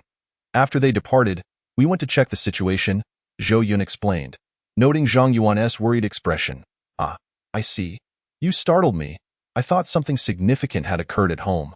It's getting late now. You and Nuan Wan should rest early, Zhang Yuan sighed in relief. Uncle, Fengyang's parents and elder brother and sister-in-law took all the food from her house. Fengyang's brother even seemed to have laid hands on her. Zhou Yun hesitated, her tone laden with concern. Sister-in-law, do you wish for me to assist Fengyang? Zhang Yuan asked, uncertain. It's not so much about seeking revenge for Fengyang, but rather to prevent her brother and sister-in-law from continuing to bully her. Sigh, this is originally a family matter of Fengyang's, and we shouldn't meddle. Yet, seeing her alone with a child is truly pitiful. Zhou Yun lamented. In the past, when son Erlang frequently returned, Fengyang's brother and sister-in-law dared not treat her so poorly. However, with son Erlang absent for an extended period and observing that Fengyang, a widow with a child, was faring better than they were, they developed ulterior motives. In truth, Fengyang's brother and sister-in-law were not in dire straits. Their circumstances were decent. Unfortunately, they were both lazy and had developed a gambling habit. Had it not been for son Erlang's early departure to the capital for martial training and his subsequent success, Fengyang's brother may have met a tragic end at the gambling den. It was son Erlang who helped pay off the gambling debts and repeatedly warned him against gambling, threatening to cease caring for him should he persist, which had temporarily curbed his reckless behavior. Given the current situation, it seemed he had succumbed once more to his gambling addiction, losing a significant sum, which explained his reckless intrusion into Fengyang's home. Tomorrow, I shall visit Fengyang to see what she wishes to do. Zhang Yuan resolved, feeling compelled to act upon Zhou Yun's words. For him, this was a mere trifle. Despite currently displaying only the prowess of a 9th-tier martial artist, he still wielded considerable influence over Fengyang's brother and sister-in-law. Watching Zhou Yun lead Nuan Wan back to their room, Zhang Yuan noticed Uncle Ya lingering in the courtyard, prompting his curiosity. Approaching with a smile, he intended to inquire, only to find Uncle Ya with his eyes closed, breathing evenly and sound asleep. What a sight! It pains me to see him so exhausted, Zhang Yuan mused. Uncle Ya had scarcely rested during this time. Fortunately, the weather outside was still mild. Zhang Yuan retrieved a heavy cloak from his room and draped it over Uncle Ya. After a brief wash, he settled in the courtyard to practice the soul-nourishing technique, entering a meditative state until the early hours of the morning. Upon waking, he found Uncle Ya already in the kitchen, assisting Zhou Yun in boiling water. The routine of butchering completed, dawn broke. In the morning, as Zhang Yuan practiced the Tiger Fist's lethal arts, Uncle Ya returned with Erju, driving 3 hefty pigs back to the pen before summoning Zhang Yuan to his room. This is the modified frenzied blade technique I have crafted, which can seamlessly integrate with the Tiger Fist-esque killing methods. From now on, practice according to this, Uncle Yu instructed, handing Zhang Yuan a stack of parchment. After practicing, note any discrepancies or issues promptly. Thank you, Uncle Ya. The thick stack of parchment bore testament to Uncle Ya's diligence over the past days. Zhang Yuan bowed deeply in respect. Memorize the techniques first. Should you encounter any confusion, feel free to ask me at any time. After Uncle Ya finished writing, he waved his hand at Zhang Yuan and, taking the tools for collecting pigs, strode out. The security in Fengyang County had improved, allowing Uncle Ya to occasionally venture out, not only to the pig market to purchase live pigs, but also to the farms outside the county to procure livestock. Each outing consumed half a day. Yet the number of fat pigs he brought back was scant. Zhang Yuan paid little heed to this. The rebel forces had occupied Fengyang for merely a few months. Presently, without feed or growth enhancers, even with optimal care, it would take at least 6 months for pigs to be ready for market. Receiving live pigs daily would indeed be abnormal. With the modified frenzied blade technique bestowed upon him by Uncle Ya, Zhang Yuan returned to his room and began to study it meticulously. Originally consisting of only 3 moves, Uncle Ya had expanded the frenzied blade technique to 5 moves and even renamed it the Tiger Howl blade technique. These 5 moves bore the essence of the frenzied blade technique while simultaneously reflecting the ferocity of the Tiger Fist-esque combat style. The combination was remarkably harmonious, merging the strength of the Tiger Fist with the madness of the frenzied blade technique. One could only wonder about the true extent of Uncle Ya's prowess. It was astonishing that he could devise such a formidable technique in less than half a month. Zhang Yuan had inquired more than once about Uncle Ya's rank as a martial artist before his injury, yet he had never received a direct answer. Initially, Zhang Yuan presumed Uncle Ya to be at most a 3rd-tier martial artist. However, it now seemed he was of a higher caliber. A 3rd-tier martial artist merely reaches the level of Mingjin. Their comprehension and insight into martial arts could not possibly attain such depth. Chapter 50. The Map of the Tiger Howl Blade Technique. The first move, named Tiger Leap Slash, is akin to a fierce tiger leaping into action, delivering a cunning and incisive strike that catches the enemy off guard. The second move, Tiger Pounce Chop, simulates the action of a tiger pouncing on its prey, unleashing a devastating slash with astonishing power. The third move, Tiger Tail Sweep, takes advantage of the enemy's unpreparedness, sweeping through with the blade like a tiger's tail, its light flashing and covering a wide range of attack. The fourth move, Tiger Howl Shock, produces a sound akin to a tiger's roar as the blade vibrates, capable of shaking the enemy's spirit. The fifth move, Tiger's Roost on the Mountain, resembles a fierce tiger claiming its territory on a mountaintop, solid and unyielding. It possesses formidable defensive capabilities while also allowing for opportunistic counterattacks. The first 3 moves incorporate elements from the frenzied blade technique, while the latter 2 encapsulate the essence of this new blade art. It remains uncertain whether the cultivation of the Tiger Howl blade technique can synchronize with that of the Tiger Fist-esque combat skills. Zhang Yuan spent nearly an hour committing the newly revised Tiger Howl blade technique to memory, which offered far more detailed explanations and illustrations for each move compared to the frenzied blade technique. He only needed to follow the diagrams drawn by Uncle Ya and practice according to the accompanying explanations.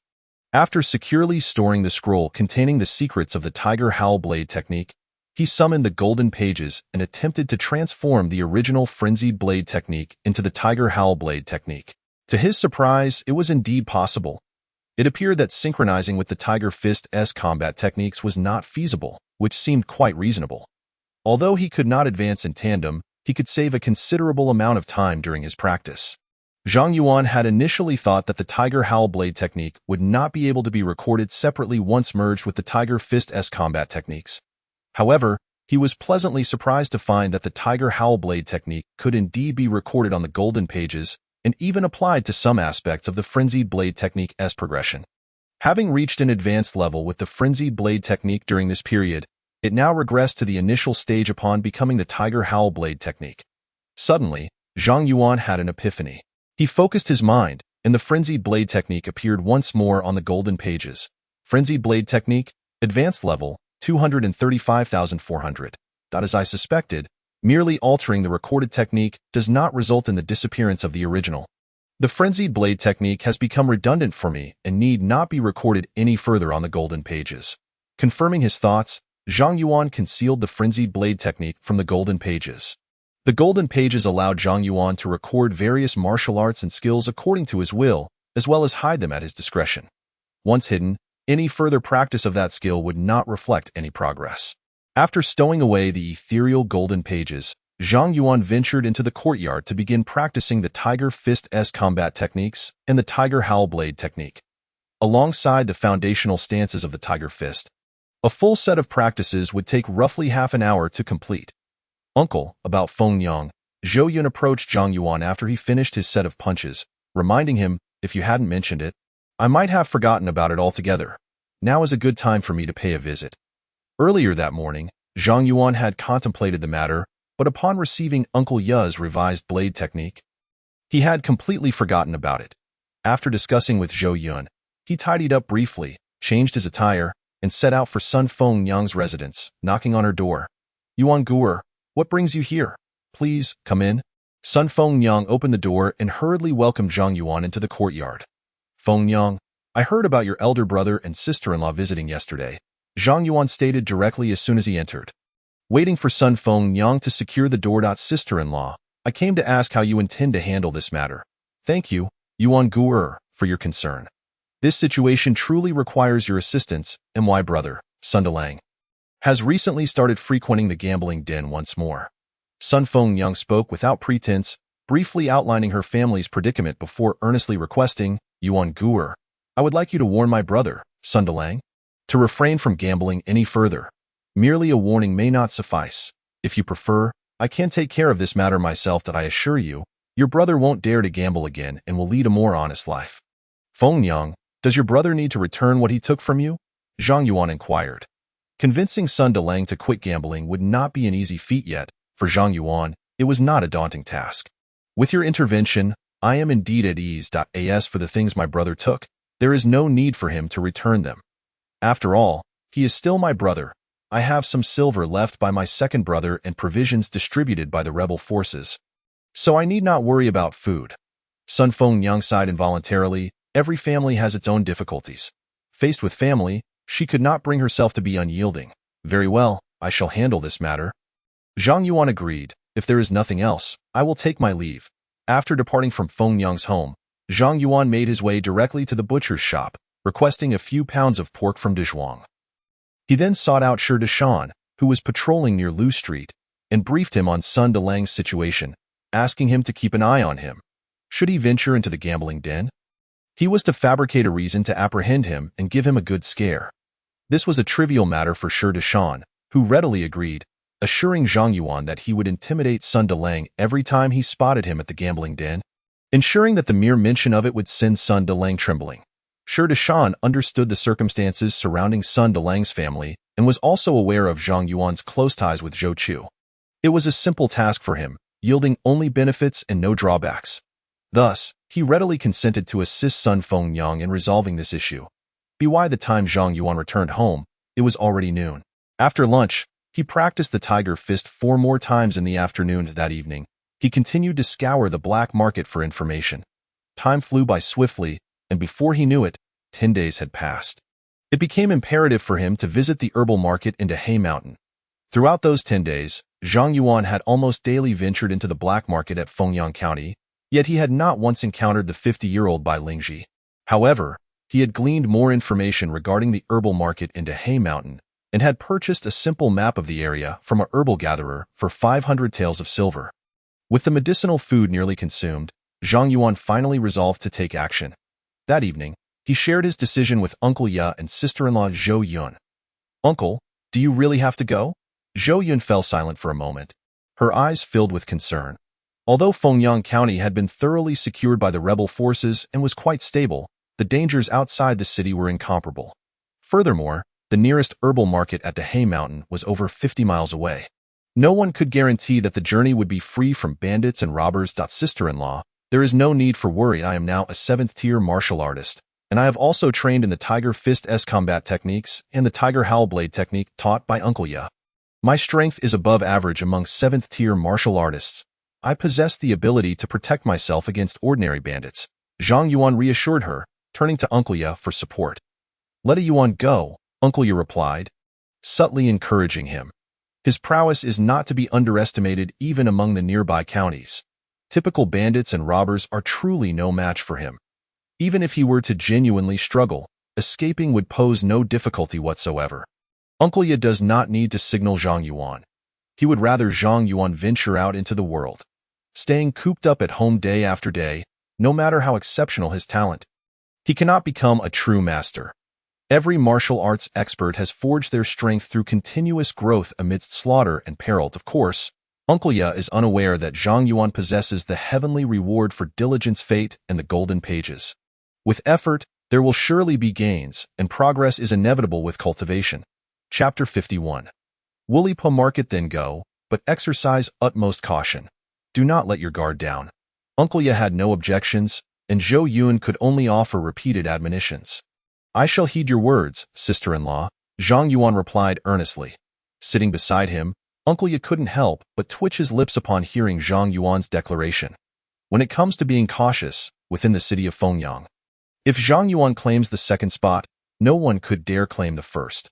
Having lived for so many years and witnessed so much, Uncle Ye has never encountered a teenager as young as Zhang Yuan, who is so careful and so fearful of death. Each time he visits the black market, he meticulously checks his weapons and lime powder multiple times. Upon returning from the black market, he would rather circle Fengyang 3 times. Any slight disturbance would leave him suspicious for a long while. If Zhang Yuan's elder brother, Zhang Xian, were to visit the medicinal herb market at Dahe Mountain, Uncle Ye would undoubtedly offer a few words of caution. However, regarding Zhang Yuan, he would prefer to directly advise him against such excessive caution. Oh dear Uncle Ye, what has come over you? Surely you haven't had a stroke. Allow me to take your pulse. Zhang Yuan jested, noticing Uncle Ye's subtle movements. He promptly seized Uncle Ye's arm, placing his fingers on his wrist. During this time, whenever he had the opportunity, Zhang Yuan would accompany Uncle Ye in the evenings to study medicine, the properties of herbs, and the preparation of medicinal cuisine. Although he has yet to reach the level of prescribing remedies, he has gained some insights regarding pulse diagnosis. His jesting was, in fact, an attempt to discern Uncle Ye's physical condition. With your meager skills, you still have a long way to go. There's no need to feign modesty. My health is perfectly fine. After you leave, I will see to the household. There is no need for concern. Uncle Ye was fully aware of Zhang Yuan's intentions and spared him no face, gesturing for him to relax. Heh, old ginger is still the spiciest. Zhang Yuan, with a thick skin, was unfazed by Uncle Ye's discernment of his little antics. The somewhat oppressive atmosphere transformed into a light-hearted one under Zhang Yuan's influence, with laughter from Yin Yin and Zhou Yun occasionally echoing around the dining table. The following morning, Zhang Yuan assisted in slaughtering 2 fat pigs, then set out with silver, a waste knife, a butchering knife, lime powder, disguise tools, a bundle of clothing, and various small items. Upon leaving the county town, the dawn had just begun to break, and a foul stench wafted from both sides of the official road, causing the seasoned Zhang Yuan to furrow his brow. Since the righteous army had taken over Fengyang County, the streets within the city had become much cleaner. It had been a long time since he had encountered such a nauseating scent. After some distance, having completely distanced himself from the outer slums, the pungent odor began to dissipate. The situation outside the city was far more desolate than Zhang Yuan had anticipated. Occasionally, he would see exposed skeletal remains along the roadside. The number of passers-by was sparse. After nearly an hour's journey, he had only come across a few ragged farmers. The villages he passed through were nearly deserted. Having spent over a year in this world, this was Zhang Yuan's first genuine encounter with its brutal reality. As he gradually moved further away from the county town, the surroundings grew increasingly barren. Unbeknownst to him, he quickened his pace, as a 7th-grade martial artist. If he were to exert himself fully, he could cover 50 miles in just over an hour. However, Zhang Yuan did not choose this path. Maintaining a high speed would greatly deplete his stamina. While traveling, he must always ensure he possesses ample physical strength and combat capability, leaving no room for error. Nonetheless, by the time Zhang Yuan approached the vicinity of the medicinal herb market, He had only taken an hour and a half. Along the way, he had also undergone a disguise. His journey had been remarkably smooth, with no encounters with bandits or robbers. As he neared the medicinal herb market, the foot traffic began to increase, with small merchant caravans also appearing, drawn by the promise of trade. Soon after, Zhang Yuan found himself among the bustling crowd at Wulipo Market, located on the outskirts of Dahe Mountain, one of the many medicinal herb markets in the area. The residents of this market were not ordinary folk. They were primarily herbalists venturing into Dahe Mountain for herbs or traveling merchants from various regions. Wulipo Market stretched along a main street, extending into the distance, resembling the black market of Fengyang County. Both sides of the street were lined with shops operated by merchants and stalls selling various wares. Friend, is this your first visit to Wulipo Market? Just as Zhang Yuan was about to enter the market, a gaunt man with a waist knife suddenly blocked his path. What is your business? Zhang Yuan instinctively stepped back, gripping his waist knife tightly. His gaze piercing as he coldly inquired, No need for misunderstanding, my friend. I simply noticed you seem unfamiliar. Perhaps this is your first visit to Wulipo Market. I wanted to remind you that to purchase large quantities of medicine or beast blood here, you must register within the market. Of course, if you're not well acquainted with the situation here, I can provide you with a brief introduction for just 50 coins. The gaunt man explained with a smile. Why must one register? In other markets, I have never heard of such a rule. Before arriving, Zhang Yuan had thoroughly inquired about various circumstances and had never come across the notion of registration for market transactions. Furthermore, even if registration were required, it seemed futile. Few individuals visiting such places would use their real names, and no fool would flaunt their identification tokens. You must not have visited the surrounding markets in a while.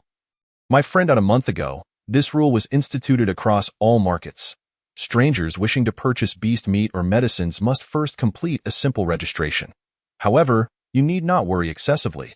The registration does not require detailed information or identification checks. The gaunt man continued, It will only cost you 10 coins.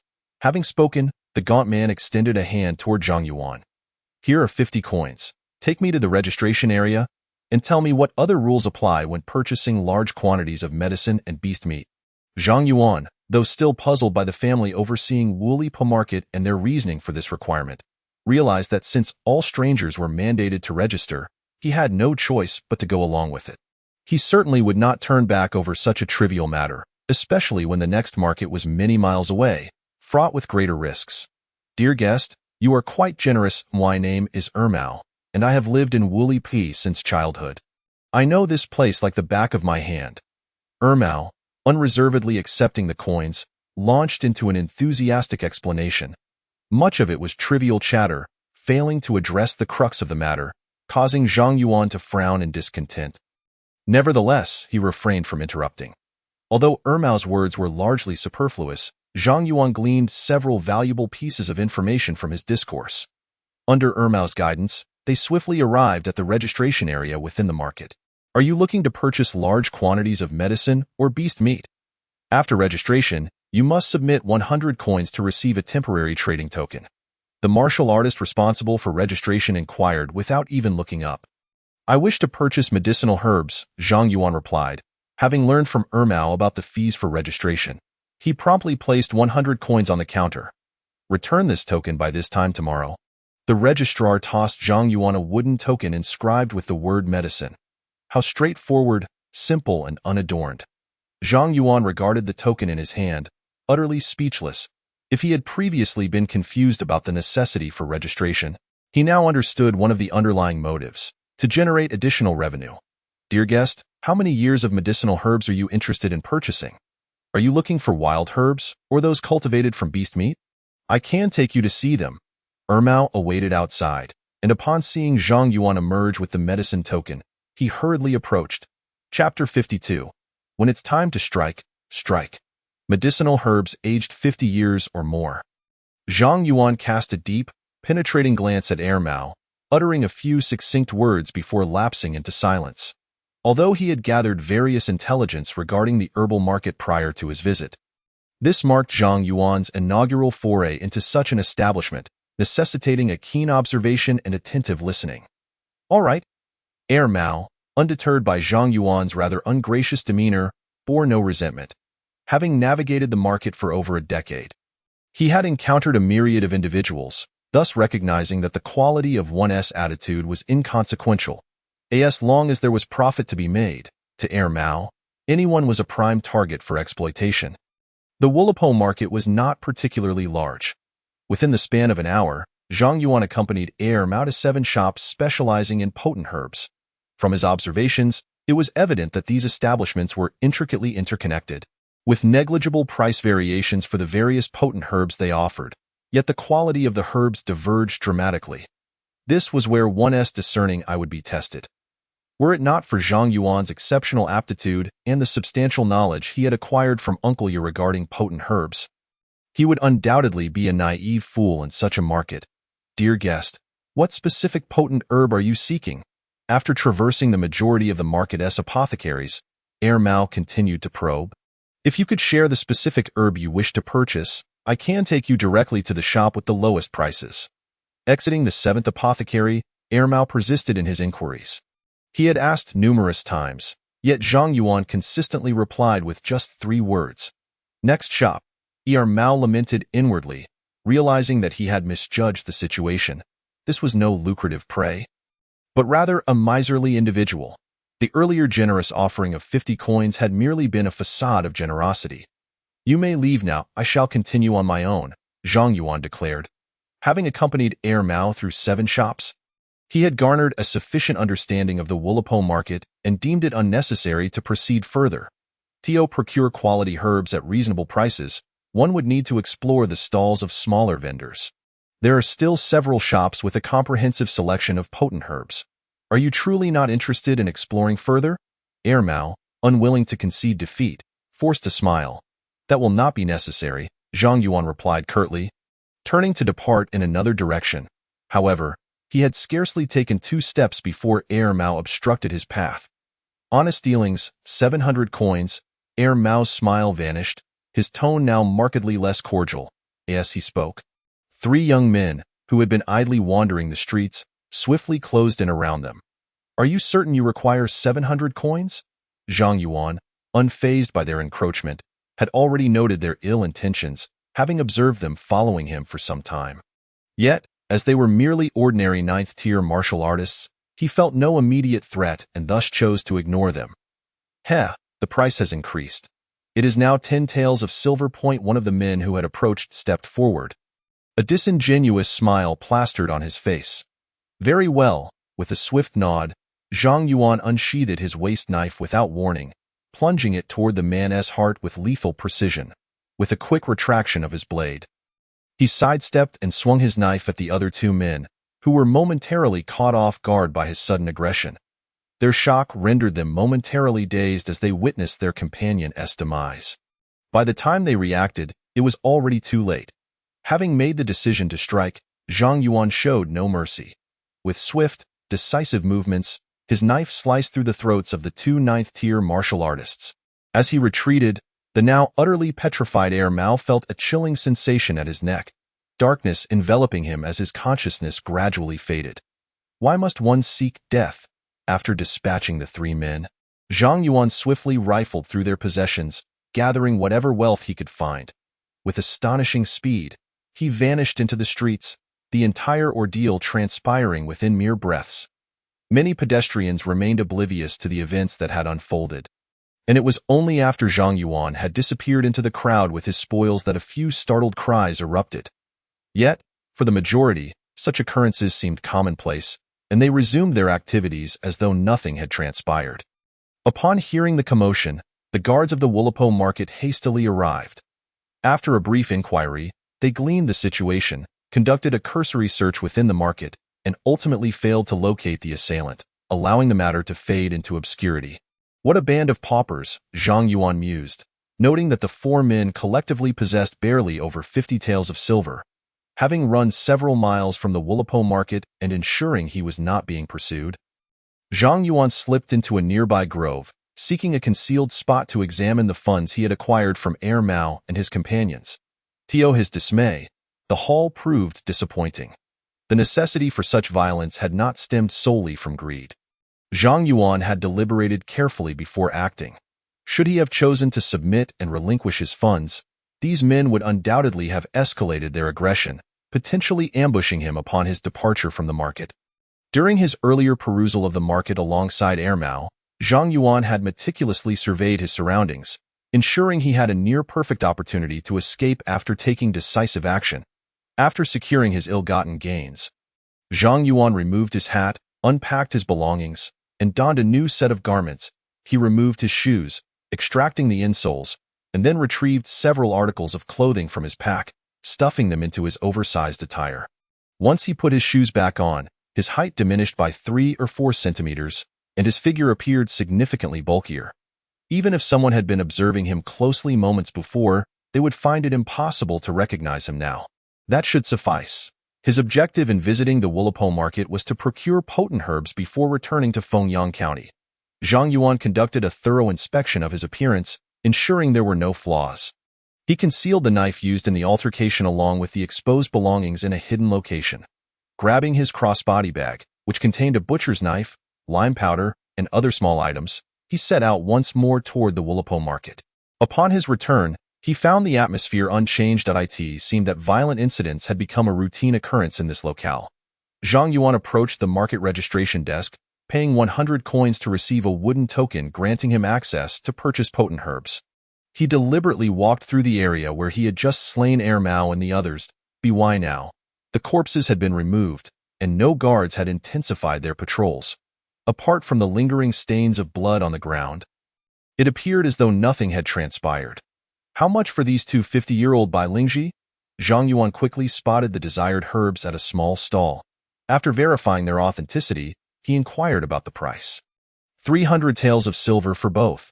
The vendor glanced up briefly, casually stating the price point 240 taels of silver. Will you sell? This was the Dahe Mountain Herbal Market, a primary wholesale hub, where prices were considerably lower than those in the black market of Fengyang County. After all, traveling from Fengyang County posed significant risks for those lacking strength. Zhang Yuan offered 120 taels per herb, a fair price with room for negotiation. 260 taels. Acknowledging that the customer was knowledgeable, the stall owner promptly lowered the price. Very well, Zhang Yuan readily accepted the offer, taking the 250-year-old Bai Lingji for a final inspection to confirm their quality before handing over 260 taels in silver notes. Once the vendor verified the transaction, Zhang Yuan turned to leave the stall. Given the effort it took to arrive here, Zhang Yuan did not intend to return immediately to Fengyang County. Instead, he planned to continue browsing in hopes of acquiring a few more 50-year-old Bai Lingji at even lower prices. Oh, what is she doing here? As Zhang Yuan placed the 2 herbs into his shoulder bag, he raised his gaze to spot a familiar figure. It was the woman with whom he had previously collaborated in Fengyang County to trade for 50-year-old potent herbs. Although this was his first time seeing her true visage, the unique aroma of medicinal herbs emanating from her was unmistakable to Zhang Yuan. Approaching her inconspicuously like an ordinary passerby, he drew nearer until they were separated by a distance of 7 or 8 meters. Suddenly, an elderly man with white hair emerged from the shop behind her. Miss Fengling, the He family is unwilling to meet with us. The elder spoke with deference. The He family has likely reached an agreement with the Ijuan and is beginning to restrict the trade of potent herbs and exotic beast blood. Indeed, although Wulipo Market is merely a small establishment, its proximity to Fengyang County makes collaboration with Yang Shangtian quite natural. The woman did not appear surprised. She glanced back at the shop, sighed, and proceeded to exit the market alongside the elder. Chapter 53. News from the capital. Miss Fengling? The elderly man exuded a long-lasting aura. Even without malicious intent, he emanated a sense of danger, his strength undoubtedly at least at the 7th tier. The identity of this woman appears to be quite extraordinary. However, why would she secretly carry potent medicine to sell in the black market of Fengyang County? Although Zhang Yuan harbored doubts in his mind, he chose not to dwell on them excessively as they crossed paths. He did not look back but continued on his way. The stronger a martial artist, the keener their perception. If he were to fixate on her, it would inevitably draw her attention. Yet, her actions and identity left Zhang Yuan perplexed. Never mind. Having gleaned some preliminary information, he resolved to inquire further upon his return, which should yield some insights. it was not mere curiosity that prompted Zhang Yuan's desire to investigate her identity. Rather, it was the likelihood of her connection to the Wu family and her peculiar behavior in dealing with the Wu family in the future. This could prove advantageous. The medicinal herb market at Wulipo was relatively well stocked. After walking a short distance, Zhang Yuan found another vendor selling by Lingji and purchased a specimen for the price of 130 taels of silver. Subsequently, he also acquired 3 portions of 30-year-old auxiliary herbs for a low price. Realizing that time was slipping away, Zhang Yuan worried that if he returned too late, his sister-in-law, Zhou Yun, would become anxious. Thus, he returned the wooden token he had initially received at the market's registration desk. Indeed, in such places, one cannot escape the presence of highwaymen. I shall first demonstrate my 8th grade strength and see how many will follow me. Just after exiting the Wulipo market, Zhang Yuan noticed that someone was trailing him, prompting him to quicken his pace. Brother, this person seems to be an 8th grade martial artist. Should we continue to follow? One of the bandits behind Zhang Yuan observed his strength at a glance and immediately reconsidered their pursuit. For highwaymen, keen eyesight is paramount. Naturally, they must avoid formidable foes. Just as before, when Zhang Yuan had slain Air Mao and his companions and swiftly left the market, no one dared to follow him. Let it go. This person dares to come alone to purchase 50-year-old potent medicine, indicating he must possess some hidden cards.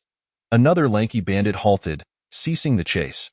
Previously, they had merely underestimated Zhang Yuan's true capabilities. Had they known he was an 8th grade martial artist, they would not have pursued him at all. This was also due to Zhang Yuan's deliberate concealment of wealth. If he had been purchasing a century-old medicine or had displayed several thousand taels of silver for such a transaction, even with knowledge of his 8th grade status, some highwaymen would still have taken the risk. For wealth, men perish. For food, birds die. When the lure of profit is substantial enough, desperate individuals will invariably flock to it. Furthermore, such profits might even attract the attention of 7th grade martial artists. Zhang Yuan had meticulously contemplated these issues. Thus, after purchasing 3 specimens of 50-year-old potent medicine and 3 portions of 30-year auxiliary herbs, he decisively chose to leave Wulipo market. The highwaymen were surprisingly cautious and did not pursue him. It appeared that today, he would not gain any unexpected fortune. After walking several hundred meters, Zhang Yuan realized there was no one following him anymore and could not help but shake his head. Of course, for the time being, he could not engage in any deliberate baiting in this unfamiliar territory. With no knowledge of the area, who could tell if he would attract fish or beasts? Upon reaching the location to stow his belongings, Zhang Yuan retrieved his waist knife, package, and other items. He then resumed his journey at the speed befitting an 8th grade martial artist. Along the way, he encountered several groups of ill-intentioned individuals. However, upon witnessing his rapid pace, none dared to intercept him. Shortly after the hour of Yu, he successfully arrived at Fengyang County. News had just broken that General Yang had led the righteous army to breach Mingchuan Prefecture. When did this happen? This is splendid. The strength of the righteous army is growing, and we may have some hope. Indeed, ever since General Yang took charge of Fengyang County, life for us common folk has improved significantly. Now that General Yang has taken Mingchuan Prefecture, I wonder if it is good or bad. What if it draws the attention of the Daxia court, sending elite troops to retaliate? General Yang commands an army of 100,000 and oversees 5 counties. He surely possesses both courage and strategy. This matter has long been considered, and there is no need for us to worry. As ordinary citizens, we should simply focus on our own affairs and not complicate matters for the righteous army. Old Liu, please elaborate on General Yang's conquest of Mingchuan Prefecture. I heard your son has joined the righteous army's martial arts academy. You should have plenty of news. As Zhang Yuan approached the city gate, he overheard a crowd of common folk discussing the righteous army's victory in Mingchuan Prefecture, prompting him to slow his pace. Since the righteous army had captured Mingchuan Prefecture, they would likely take some time to recuperate. For the common people, this was indeed a boon. He wondered whether Sun Erlang had joined the righteous army. If he had not, then Fengyang's situation might be rather precarious. Shaking his head, Zhang Yuan ceased to dwell on such uncertainties and quickened his pace towards the city. Hearing a commotion at the back courtyard, Zhou Yun rushed out from her room. Upon confirming it was Zhang Yuan, she immediately opened the courtyard door to sister-in-law. You make me feel quite bashful. Rest assured, everything went smoothly. I am unscathed and encountered no dangers. Under Zhou Yun's watchful gaze, Zhang Yuan confidently turned in a circle. Ever since receiving the news of his brother Zhang Xian's demise, Zhang Yuan had sensed his sister-in-law's heightened concern for his safety. In terms of daily life, she took care of him with meticulous attention. Moreover, for both significant and trivial matters, she would defer to Zhang Yuan's decisions, which only heightened his sense of responsibility and pressure. For this reason, he made it a point to inform Zhou Yun about his outings to alleviate her worries. "Uncle, it is good that you returned safely. You must not have eaten well today. I shall prepare a meal for you." Zhou Yun paid no heed to Zhang Yuan's jest and meticulously examined him, confirming that he was indeed unharmed, which allowed her to breathe a sigh of relief. The anxiety that had gripped her all day finally dissipated. Once home, Zhang Yuan presented the potent medicine he had purchased to his sister-in-law. After changing into clean clothes, he headed to the front meat shop to inspect the day's business. He then chatted with nearby neighbors before returning home with Ah Shu, who was herding 2 plump pigs. During dinner, Zhang Yuan recounted his experiences from the black market at Dahou Mountain to Zhou Yun and Ah Shu. For Ah Shu, such tales were nothing extraordinary, but Zhang Yuan narrated them vividly, akin to a storyteller. Zhou Yun and the little girl listened with rapt attention. Even when it was time to sleep, the little girl continued to cling to him, insisting he share more amusing stories. Since becoming a 9th-grade martial artist, Zhang Yuan had devoted most of his time to training, seldom having time to play with the little girl. Today, he took the opportunity to spend extra time, telling her several tales of the Calabash brothers outsmarting the serpent demon to rescue their grandfather.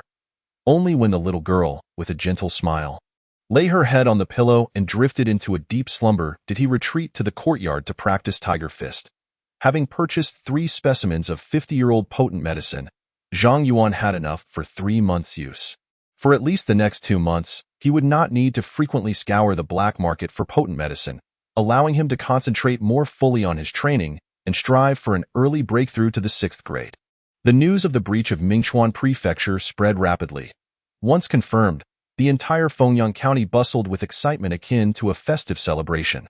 The common folk spontaneously celebrated the righteous army's victory. The number of individuals wishing to enlist in the righteous army and attend the martial arts academy grew steadily. The business of Zhang Yuan's family's meat shop benefited significantly as well. Some proprietors of taverns, upon learning of Zhou Chu's recent success in the assault on Mingchuan Prefecture, which gained him further recognition within the righteous army, approached Zhang Yuan's meat shop for potential collaborations. Consequently, the Zhang family's meat shop was slaughtering 3 to 4 fat pigs daily, selling out by the afternoon at the latest. This prompted Zhang Yuan to consider hiring 2 or 3 additional assistants. Chapter 54. Recuperation. Uncle, are you contemplating hiring more assistants? Zhou Yun asked with a smile as she approached Zhang Yuan, who was lost in thought at the stone table in the courtyard. The meat shop's business is thriving, and no one dares to cause trouble. In fact, due to the shop's association with Zhou Chu, our monthly fees have been halved, and our profits are steadily increasing. Life at home is improving, which naturally brings more smiles to my face. Not only the matter of assistance, but also regarding our courtyard. It has become unbearably foul with odors daily, which severely impacts our quality of life. We must find a new location for slaughtering the pigs. The matters concerning the hiring of assistants are indeed quite manageable. As long as the wages are appropriate, I believe there will be no shortage of individuals eager to work. However, the selection of a suitable location is paramount. It must facilitate the delivery of pork to various restaurants while ensuring that it does not disrupt the daily lives of the neighboring residents. Otherwise, it could easily provoke discontent among them and invite unnecessary trouble upon oneself. Uncle, what do you think of the courtyard belonging to Uncle Huailu? It is isolated from other houses and conveniently situated by the river, making water access effortless. I have heard that Uncle Huailu is planning to sell this property to send his son to the Martial Arts Academy of the Righteous Army. Zhao Yun suddenly recalled the news she had heard yesterday and eagerly spoke up. Uncle Huailu's courtyard indeed seems like a commendable option. Sister-in-law, can you confirm whether Uncle Huailu truly intends to sell his courtyard? Zhang Yuan's eyes lit up. The distance from Uncle Huailu's home to Zhang Yuan's is neither too far nor too close. Approximately 200 meters. Beside it flows a small river where women wash clothes, and it is located downstream. All aspects align with Zhang Yuan's requirements. making it ideal for a slaughterhouse. Should I go and inquire with Uncle Huailu? Zhao Yun was merely repeating what she had heard from others and was not entirely certain. There is no need to trouble sister-in-law with such trivial matters. I shall handle it myself, Zhang Yuan asserted. Rising to return to his room, after changing into a fresh set of clothes, he made his way to Uncle Huailu's residence and stated his purpose. Without much ado, he quickly acquired the courtyard for 80 taels of silver. With the courtyard secured, Zhang Yuan promptly posted a hiring notice in front of the butcher shop that afternoon. Although finding assistants is relatively easy, identifying one who is diligent and honest requires thorough vetting. Not long after the notice was posted, inquiries began to pour in. Zhang Yuan personally oversaw the interviews. However, after an entire afternoon, he had yet to find a satisfactory candidate. Boss, may I introduce a relative? De Zhuang approached Zhang Yuan somewhat bashfully after the shop had closed for the date. Of course, but I must emphasize that they must possess the same work ethic and integrity as you and Erju. Zhang Yuan replied. Relieved at De Zhuang's willingness to help, he had refrained from broaching the subject directly with De Zhuang and Erju, fearing that if he initiated it and their referrals did not meet expectations, it could create a rift between them. Rest assured, my cousin is undoubtedly a diligent and honest worker, De Zhuang assured him eagerly. Bring him by tomorrow morning for a trial. After concluding their conversation, Zhang Yuan handed De Zhuang an Erju 2 gene of pork offal and some scraps of meat. As their workload increased daily, it was essential that they were well fed. Moreover, with the slaughtering of more fat pigs, the offal fetched only a modest price, so Zhang Yuan occasionally provided them with extra. As Erju was leaving, he too, somewhat shyly, mentioned wanting to bring a relative along. Zhang Yuan had no objections and readily consented. The following day, De Zhuang and Erju arrived with 3 individuals. After observing them throughout the morning, Zhang Yuan found them to be satisfactory and allowed them to stay temporarily in the afternoon. He instructed Erju to take the 2 newcomers to tidy up the newly purchased courtyard, transferring all the slaughtering tools there. They efficiently completed the arrangements for the slaughterhouse. After tidying up at home, Zhang Yuan's residence was no longer filled with foul odors, allowing him to resume his peaceful cultivation. As time passed, discussions in Fengyang County regarding the righteous army's breach of Mingchuan City gradually diminished. The lives of the common folk returned to normalcy. Although Yang Xiangtian had conquered Mingchuan City, fully taking control proved to be no simple feat. The dynamics of a city are vastly different from those of a county. In Fengyang County, the most formidable warriors among the 3 prominent families were only of the 6th rank. In contrast, the top families in the city boasted 5th rank warriors and were embroiled in a web of intricate relationships. Any mismanagement could lead to significant trouble. The righteous army's leader, Yang Xiangtian, was thus compelled to bide his time, recuperate, and seek an opportunity to unify Mingchuan City. As spring transitioned into summer, 3 months had swiftly elapsed. Destiny, hard work reaps rewards. Efforts yield returns. Tiger Fist, Mastery, 560600, Soul Nourishing Technique, Fragment, Proficient, 130400, Tiger Roar Blade Technique, Proficient, 362400, Martial Arts Realm, 7th rank, Bone Refinement, Spiritual Realm, 7th rank, In Spirit.it is time to concoct medicinal meals using the century-old medicinal herbs. Zhang Yuan murmured to himself while gazing at the contents displayed on the golden pages. The 50-year-old medicinal herbs purchased from Wulipo Herb Market were nearly depleted. Based on his current progress, he would only have about a month's worth of medicinal herbs left before breaking through to the pinnacle.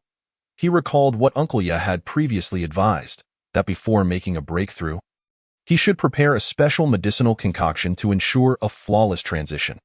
Although he had achieved perfect breakthroughs at the 9th, 8th, and 7th ranks with the assistance of Destiny and the Golden Pages, he understood that the breakthrough to the 6th rank differed from the earlier ones.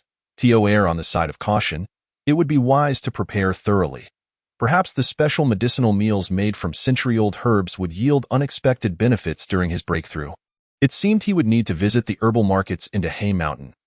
Over the past few months, Zhang Yuan had occasionally ventured into the black market but had not found any century-old medicinal herbs. Having made his decision, Zhang Yuan informed Uncle Ya and sister-in-law Zhao Yun of his plans early the next morning. This time, Zhao Yun was considerably calmer and did not attempt to deter him. After 3 months, The righteous army had largely taken control of Mingchuan Prefecture. The overall security within Mingchuan had improved significantly compared to before, with bandits and robbers becoming increasingly scarce. It was now safer to venture outside than ever, alleviating Zhao Yun's previous concerns. These are the auxiliary herbs needed for the century-old medicinal meals. There are several types that are difficult to procure in Fengyang County. Please purchase them all during your trip to the herbal market in He Mountain. If possible, seek out century-old four-leaf lotuses. If not, aim for those over 70 years old. The purple jade vine and four-leaf lotus needed this time should ideally be wild herbs. The efficacy of these two herbs cultivated from exotic beast blood is somewhat inferior. Uncle Ye summoned Zhang Yuan to his room, handed him the recipe for the medicinal meal, and then wrote on the ground with a stick, "Good. I will do my utmost to procure century-old wild herbs. Uncle Ye, I must trouble you to keep an eye on things at home. I may not return on the same day from the herbal market into He Mountain." After glancing at the recipe, Zhang Yuan put it away. The herbs he needed to acquire required a century of age, and he might not be able to find them all at Wulipo Herb Market. He might have to explore a few nearby herbal markets. Go ahead. I will watch over the home. Nothing will go amiss. Uncle Ye waved his hand after finishing his writing on the ground. He had no concerns regarding Zhang Yuan's safety. Zhang Yuan was no ordinary 7th-rank warrior. He had achieved perfect breakthroughs since reaching the 9th rank. Now, he was not far from the 6th-ranked in a real fight. Even 2 or 3 7th-rank warriors would struggle against him. Furthermore, the nearby herbal market scarcely had any warriors above the 7th rank. Uncle Ye was not merely a collector of pigs. He was well informed about various news within Mingchuan due to his frequent outings. P.S. This humble immortal once again shamelessly requests all esteemed readers to add this work to their shelves and support it daily. Adding it to your shelves and reading it daily is the motivation for this humble immortal's updates. Surely, all esteemed readers will grant this humble immortal such a favor. If not, this humble immortal shall not share the secrets of cultivation with you. Haha, just a jest, and I am immensely grateful to all readers who have made it this far. Chapter 55, Bandits and Robbers. Sister-in-law, I am off. Should I not return tonight, there is no need for concern. The medicinal herbs I am acquiring are of high quality, and I may need to visit several herbal markets. Zhang Yuan prepared all the essentials, disguised himself, and bid farewell to sister-in-law Zhao Yun before turning to leave. Uncle, please be cautious. Return early, Zhao Yun urged as she watched Zhang Yuan depart. Her concern evident. It was only after his figure vanished at the end of the street that she closed the courtyard door and returned inside. Exiting Fengyang County, Zhang Yuan navigated the route with ease, traveling at the speed of a 9th-rank warrior toward Wulipo Herb Market. He wondered if there were any foolish souls who would dare to ambush him along the way. 2 wild century-old medicinal herbs, even when purchased in the medicinal markets of the Black Mountain, would cost at least over 2,000 taels of silver. Had it not been for the recent sale of live-cultivated medicinal herbs by Zhou Chu, which earned him a tidy sum, he might not have had enough funds. This time, Zhang Yuan had nearly emptied his family's treasury, bringing with him a total of 2,850 taels of silver. In addition, he possessed 3 universal medicinal recipes suitable for warriors. One of these was a universal recipe for 9th-grade warriors, the very one Zhou Chu had given to Zhang Yuan earlier. The other 2 were universal medicinal recipes used by 8th-grade warriors.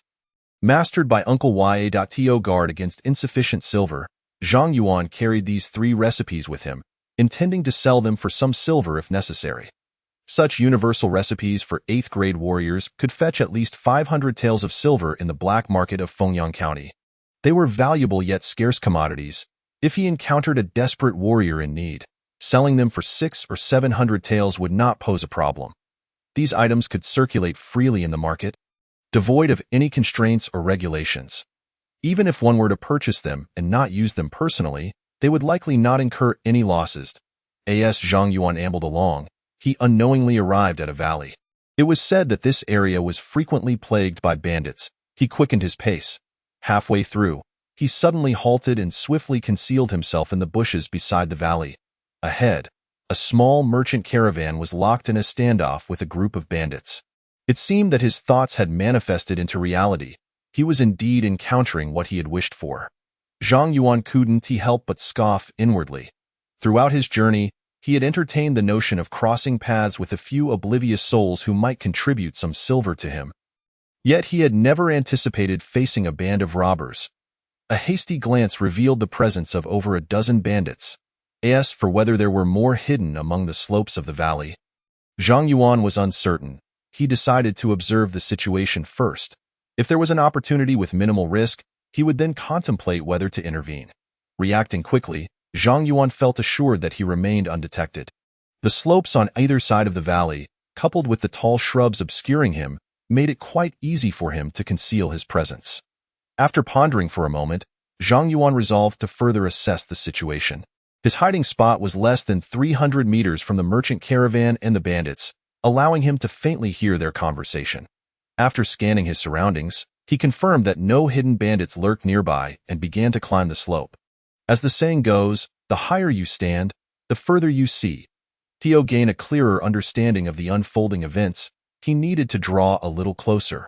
Upon nearing within 100 meters of the caravan and the bandits, the members of the caravan engaged in combat with the robbers. It appeared that negotiations had failed. Zhang Yuan dared not advance further and remained concealed in the bushes halfway up the slope to observe. The caravan comprised only 7 individuals. Judging from the skirmish, there were 4 ninth-grade warriors, 1 8th-grade warrior, and 2 ordinary individuals. The bandits, on the other hand, numbered 23, with 15 in the valley itself and 8 hiding on the slopes, all poised with bows and arrows. Among the 15 bandits engaged in combat, 6 were 9th-grade warriors, leveraging their numerical superiority to press the caravan into retreat. However, casualties soon followed among the bandits. The 8th-grade warrior from the caravan had evidently realized that there were still hidden bandits on either side of the valley, and in an effort to protect the 2 ordinary individuals, he refrained from unleashing his full strength. The battlefield momentarily fell into a stalemate. Suddenly, arrows flew from the concealed bandits on the slopes, and 2 9th-grade warriors from the caravan were struck. Not good.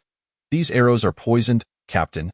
You must take the young master and flee while we hold off these bandits. One of the wounded 9th-grade warriors, upon realizing the poison in the arrows, turned pale and urgently shouted to the 8th-grade warrior beside him. Just as his warning fell, 8 more arrows were loosed. By sheer misfortune, one of the arrows struck the young man whom the 8th-grade warrior was protecting, piercing his chest. You seek death. Upon witnessing his young master hit by the poisoned arrow, the 8th-grade warrior was instantly enraged. Brandishing his waist blade, he launched a fierce attack against a 9th-grade bandit. The clash was brutal. The bandit stood no chance against the furious might of the 8th-grade warrior. The blade cleaved through the bandit's weapon and bisected his body in one swift motion.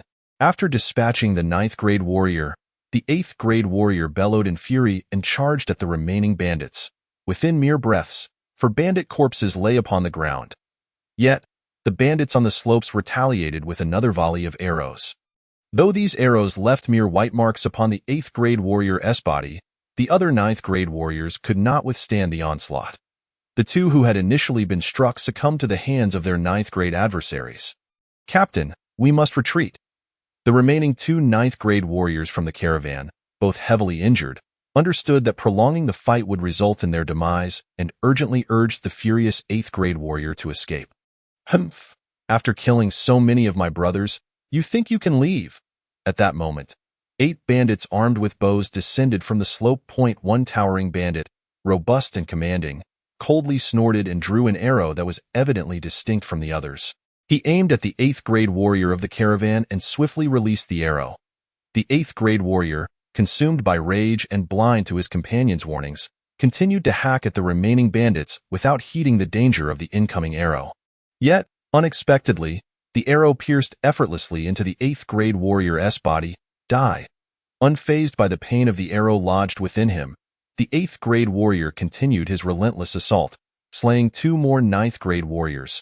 Suddenly, he pivoted and charged towards the bandit who had just loosed the arrow. On the battlefield, aside from this 8th-grade warrior, there remained only 1 9th-grade warrior from the caravan. The bandits had suffered greater losses, with 4 of their 9th-grade warriors and 8 ordinary bandits felled, each bearing wounds. All of them converged upon the last remaining 9th-grade warrior of the caravan. Witnessing the 8th-grade warrior, despite being struck in the chest, still fighting with such ferocity, the archers among the bandits began to panic. Die! The bandit who had previously shot the 8th-grade warrior, maintaining his composure, retrieved another arrow from his quiver and aimed it once more at the 8th-grade warrior. At this moment, the 8th-grade warrior had already focused his attention on the bandit who had shot at him. As the arrow was released, he swung his waist blade, and with a sharp crack, he deflected the arrow away in a frenzy. He charged at the bandit once more, closing the distance to less than 10 meters in mere breaths. Chapter 56. Unexpected windfall. Could it be that this band of robbers would perish alongside the merchant caravan? Surely, my luck cannot be so fortuitous. Watching the brutal scene of battle and the impending clash. Even with 2 lifetimes of experience, Zhang Yuan found it hard to believe. Particularly perplexing were the archers among the bandits, who could have remained safely on the slope to shoot arrows yet chose to recklessly charge into the valley to meet their doom. Zhang Yuan was certain that among these archers, the strongest was merely a slightly more formidable 9th-grade warrior. It was solely the sharpness of his arrows that allowed him to penetrate the 8th-grade warrior's defenses. In close combat, he stood no chance against the 8th-grade warrior, even in his injured state. Zhang Yuan believed he could effortlessly slay the archer.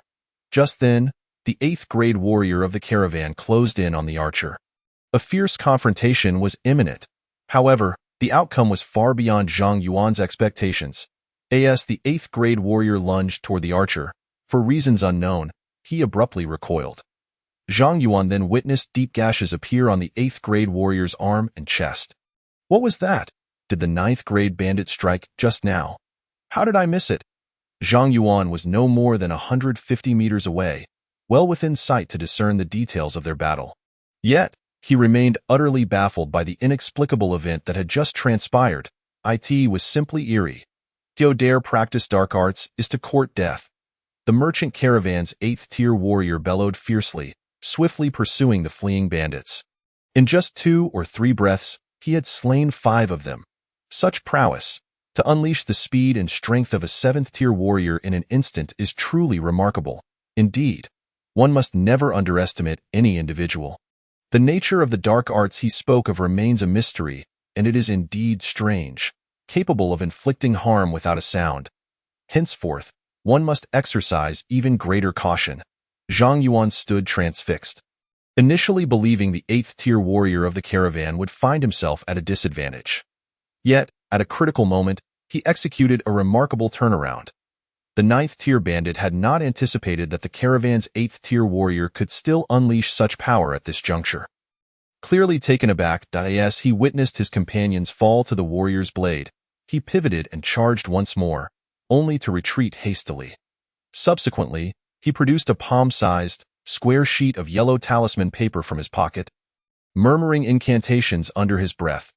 Zhang Yuan, standing at a slight distance, could not discern the words due to their faintness. However, he clearly observed the object that harmed the 8th-tier warrior. The yellow paper in the 9th-tier warrior's hand transformed into a dazzling, pale golden blade of light the moment he ceased his murmuring. As the 8th-tier warrior lunged toward him, the blade struck with ferocity. Thud, thud. No, I do not wish to die.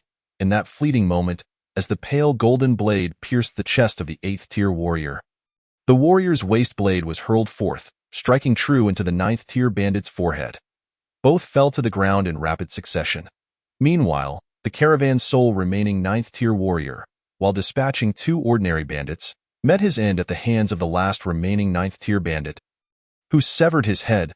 Bold bandits, under broad daylight, you dare to rob the caravan. I am the vice-leader of the righteous army. With 100,000 soldiers at my back, you should surrender at once. Zhang Yuan ensured that no other bandits lingered nearby before hastening down the hillside. As he shouted nonsensically, he quickly approached the last remaining bandit. Spare me, General, spare me. The 9th-tier bandit, already injured, saw a man wearing a conical hat rushing toward him with the speed of a tempest and felt his fighting spirit wane.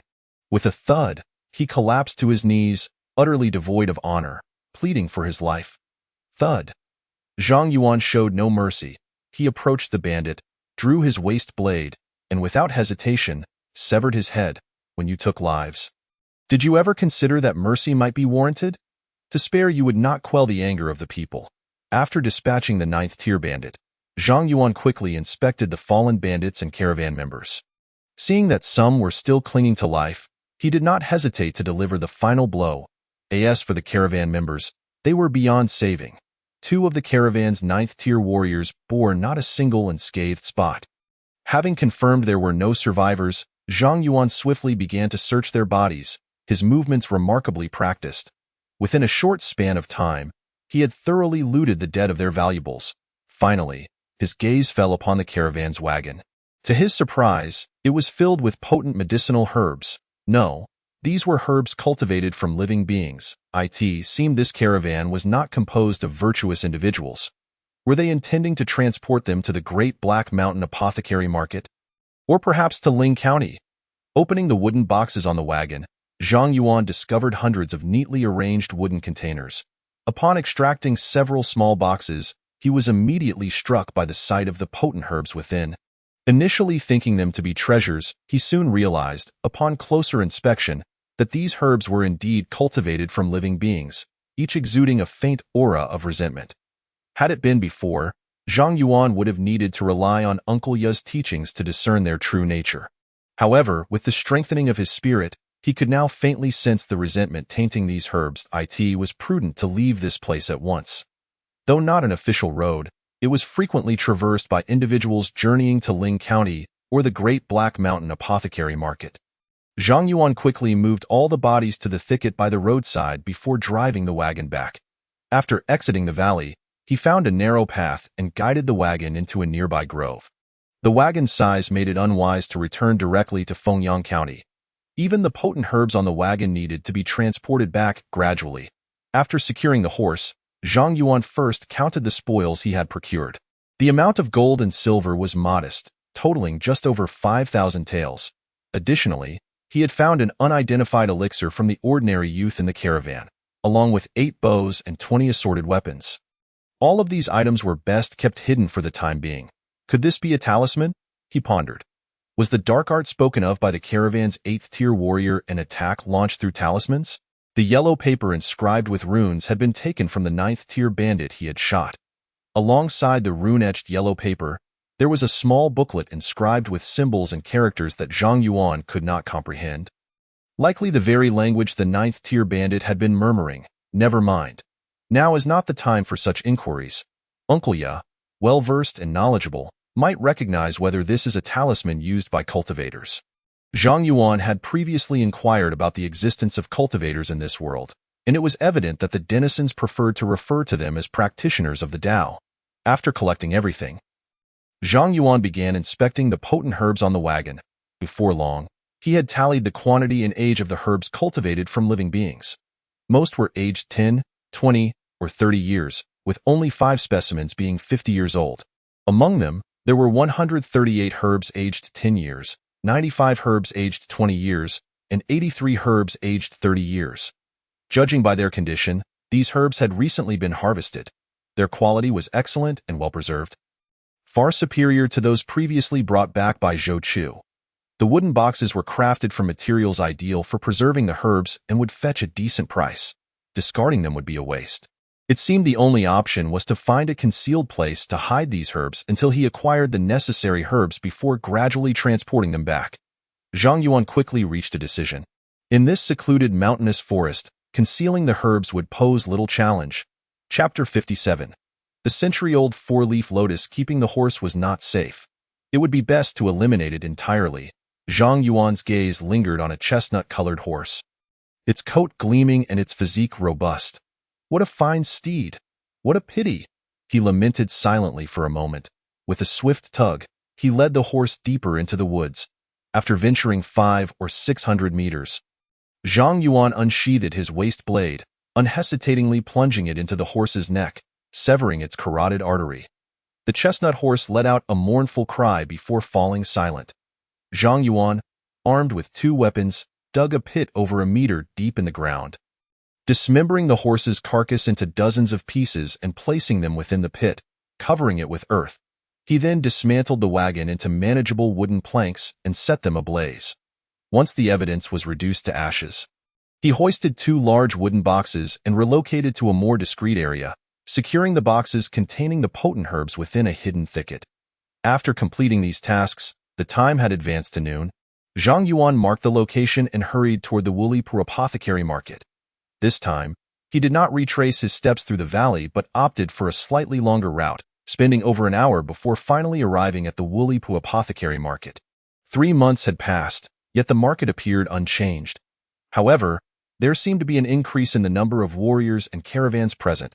As per usual, Zhang Yuan registered his arrival at the market and began searching for the potent herbs he required. To his dismay, he found no herbs exceeding a century in age among the ordinary stalls.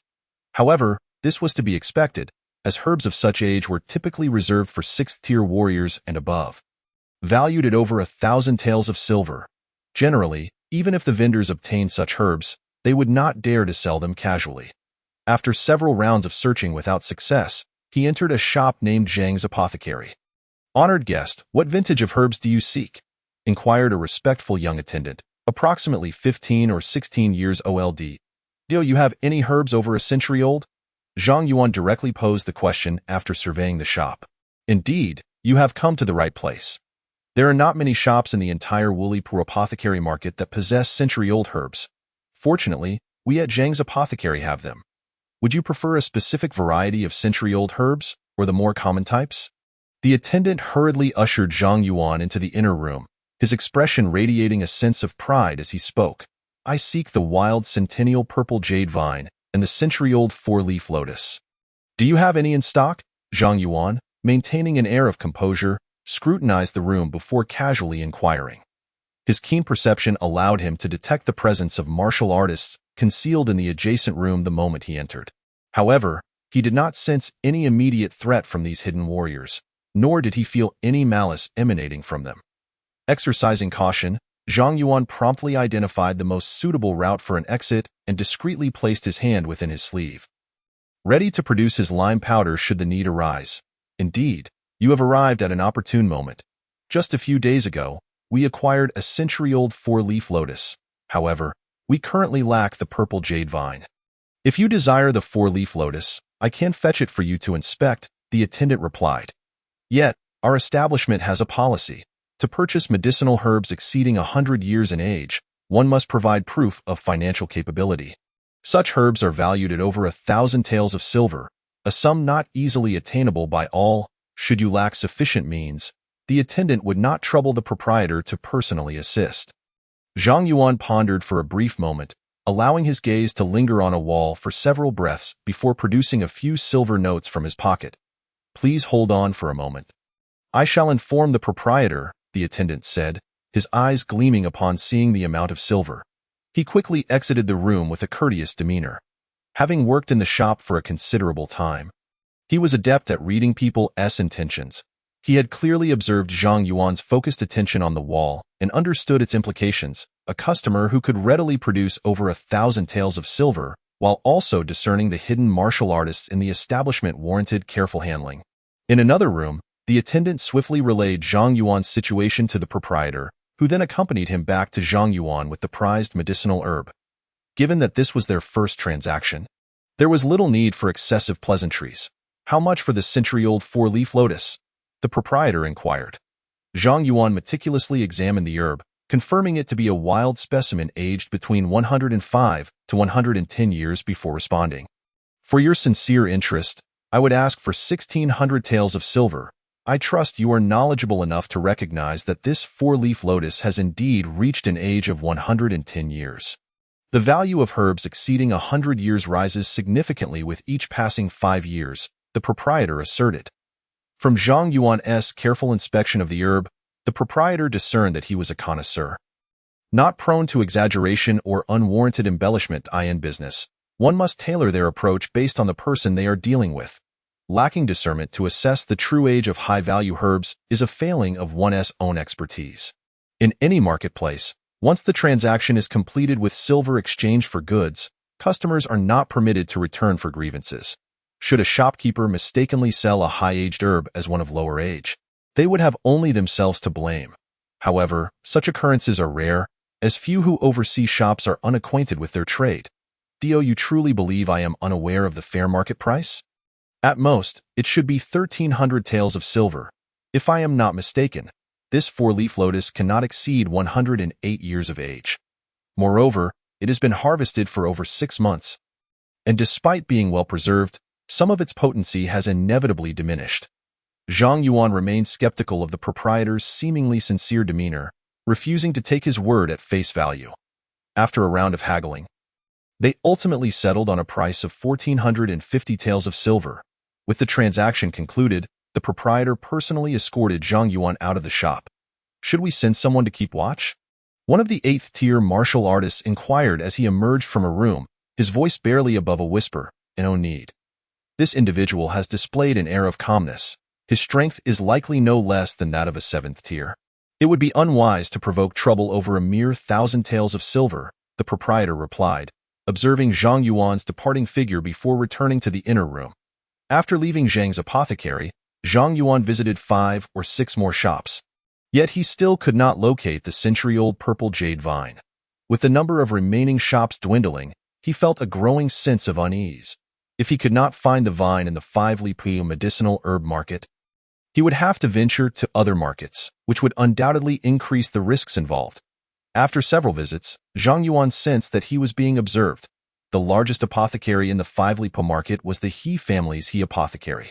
If they did not have what he sought, he would have no choice but to explore other markets. Taking a deep breath, Zhang Yuan approached He apothecary. He had already gathered sufficient intelligence about the 5-li situation, knowing that the He family controlled this market. This was precisely why he had refrained from visiting their shop until now. Arriving at He apothecary, Zhang Yuan steeled himself. He addressed the attendant directly, stating his needs and confirming the availability of the century-old purple jade vine, which relieved him slightly while simultaneously heightening his vigilance.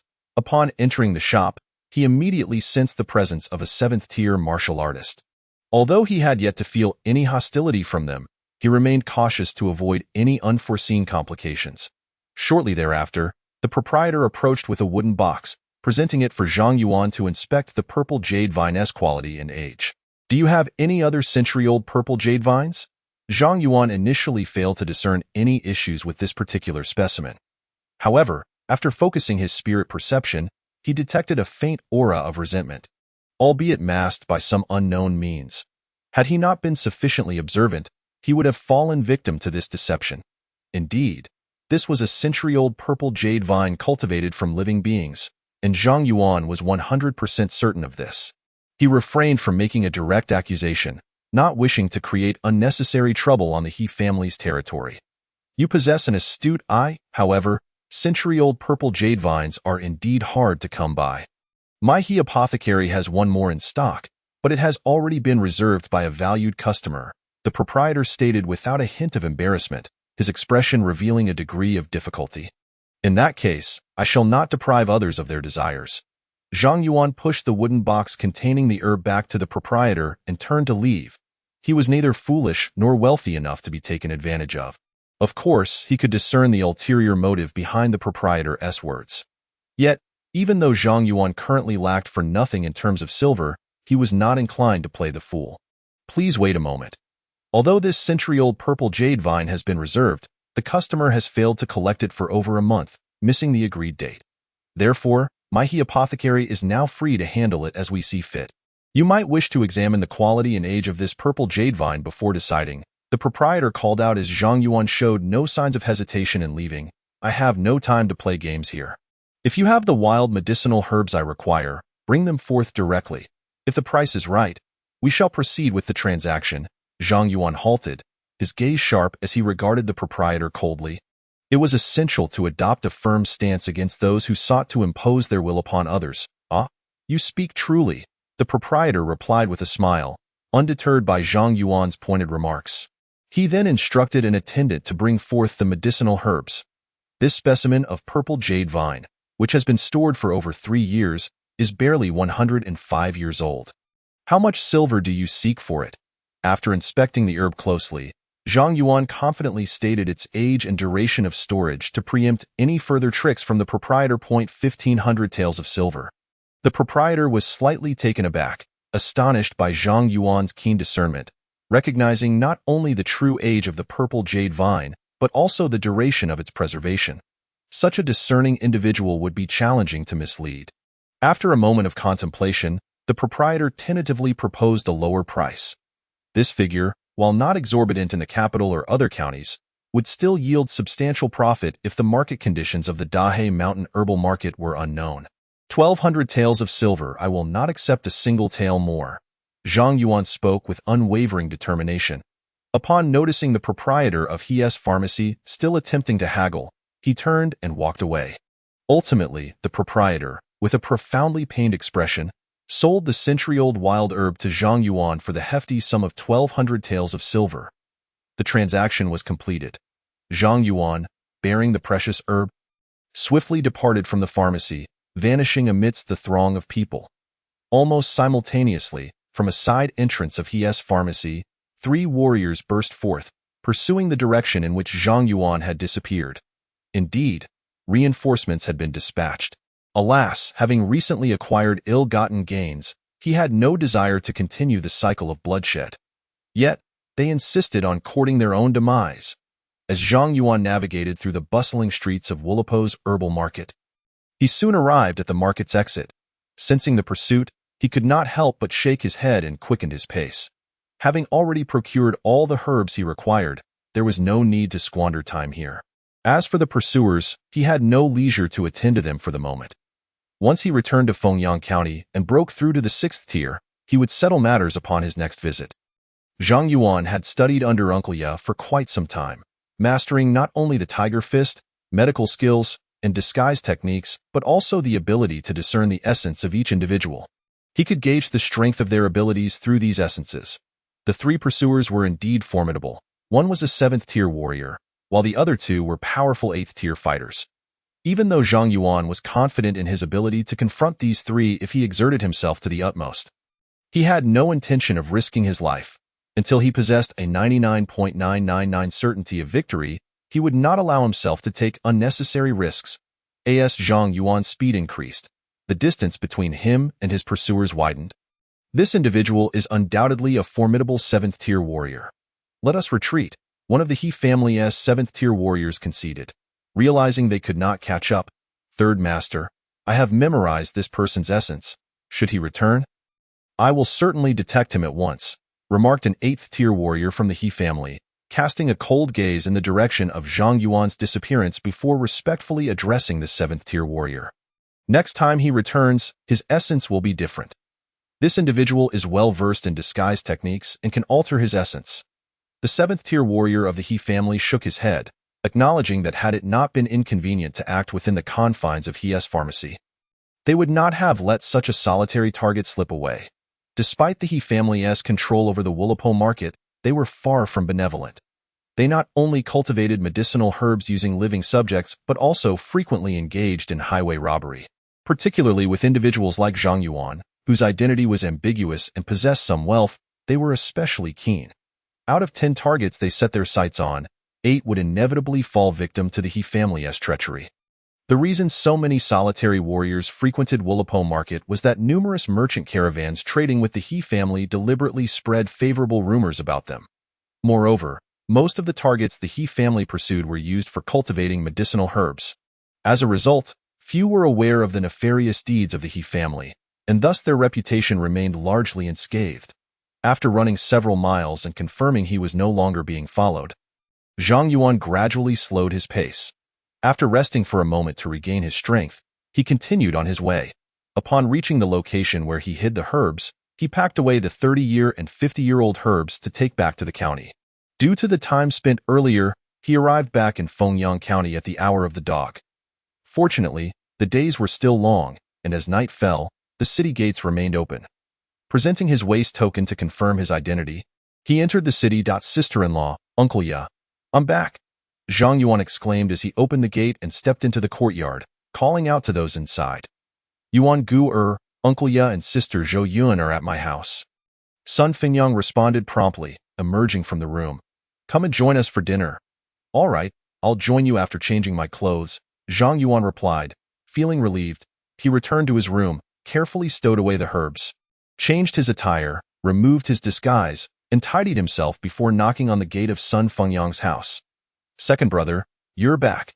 As the gate swung open, Zhang Yuan was greeted by the robust Sun Erlang, who smiled broadly in recognition. "Yuan, come in quickly." Sun Erlang nodded slightly, ushering Zhang Yuan into the courtyard. "Second uncle, Mama said that boys and girls should not be too close. You can't kiss me anymore."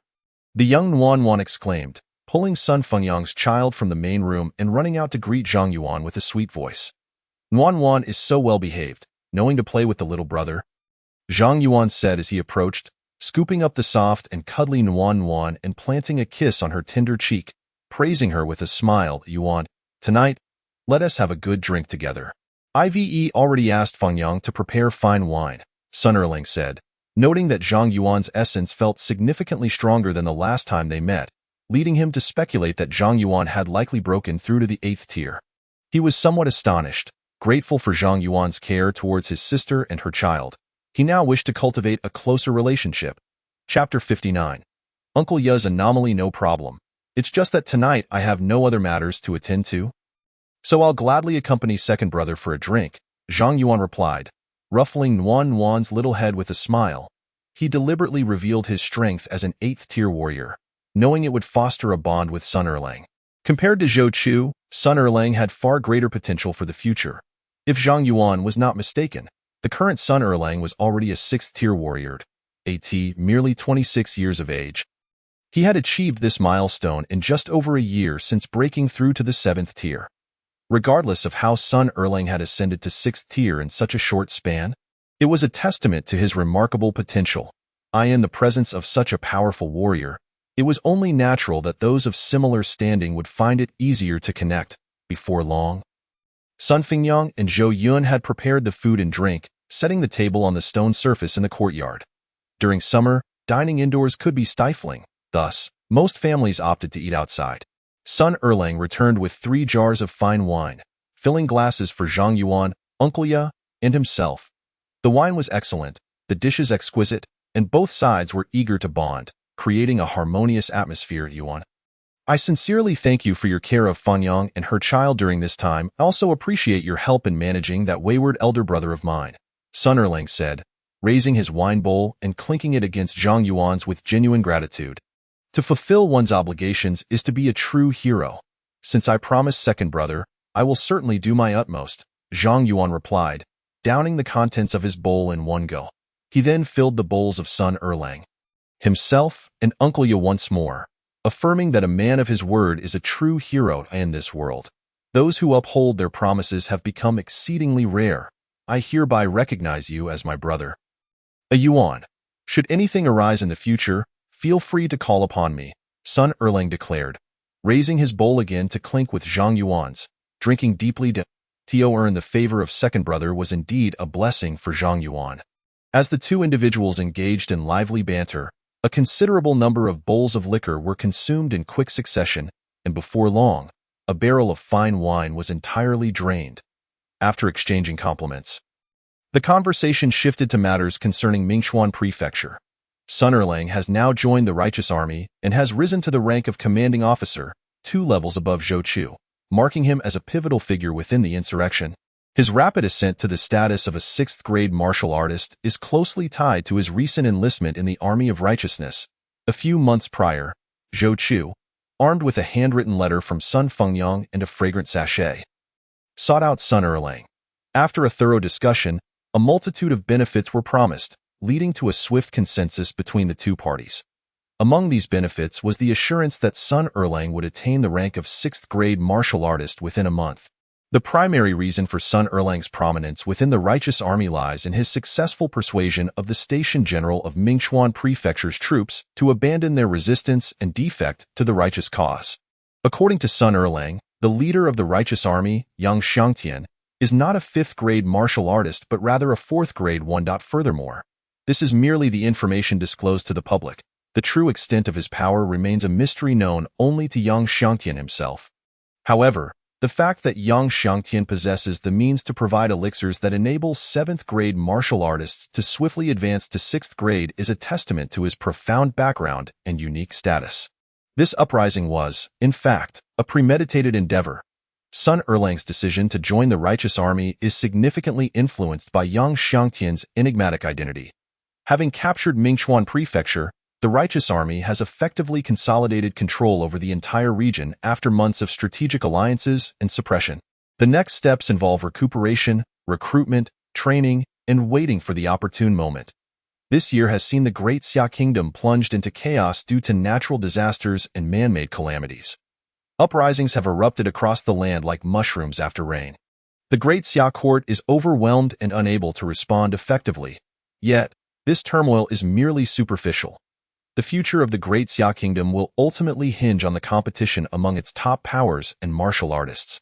During his drinking session with Sun Erlang, Zhang Yuan gleaned a wealth of information regarding the major powers within the Great Xia Kingdom. Although this information holds little immediate value for Zhang Yuan, it serves as an expansion of his knowledge. However, as his strength continues to grow, he will inevitably find himself interacting with these formidable martial artists or top-tier factions to secure the necessary resources for cultivation. Thus, acquiring more information can only prove advantageous. With a slight intoxication, Zhang Yuan rose, bidding farewell to his sister-in-law Zhou Yun, his daughter, and the mute uncle before departing. This encounter has significantly strengthened the bond between Zhang Yuan and Sun Erlang. With an additional ally and having gained much today, Zhang Yuan's spirits were exceptionally high. Upon returning home, he recounted his visit to the medicinal herb market at Wulipo to his sister-in-law Zhou Yun and the mute uncle. After his sister-in-law retired to her room for rest, he returned to his own quarters, bringing along the precious herbs he had procured. These 2 herbs are without issue. Tomorrow, I shall personally instruct Yun on how to prepare the medicinal dish. Purchasing these 2 herbs today should not have been as effortless as you claim. Correct? After thoroughly inspecting the herbs, the mute uncle confirmed their quality and inscribed on the ground with a wooden stick. Ha! The mute uncle is indeed remarkable. The entire process was naturally far from simple. After acquiring the herbs, I was targeted by the martial artist from the He family, who oversees the Wulipo medicinal herb market. Had I not escaped swiftly, I could have potentially earned several thousand taels of silver more. Uncle, on my way to the Wulipo medicinal herb market, I encountered a band of robbers attacking a small merchant convoy. Given the mute uncle's astuteness, even if Zhang Yuan attempted to conceal the details, it would be unlikely to succeed. Thus, he candidly recounted the entirety of his journey to the Wulipo medicinal herb market. Subsequently, he presented the obtained elixirs and yellow talisman paper for the mute uncle's examination. This is an elixir designed to suppress a rare chronic poison. It holds no benefit for you. The yellow talisman paper is indeed inscribed by a cultivator. However, it is merely an ordinary talisman, useful at most for 8th or 9th grade martial artists. For you, a 7th grade martial artist, it poses little threat. Could you elaborate on the merchant convoy and the 8th grade martial artist involved? Ideally, recount every detail of their confrontation. The mute uncle tucked the elixirs away and continued to write in the dirt with his stick. Of course, no problem.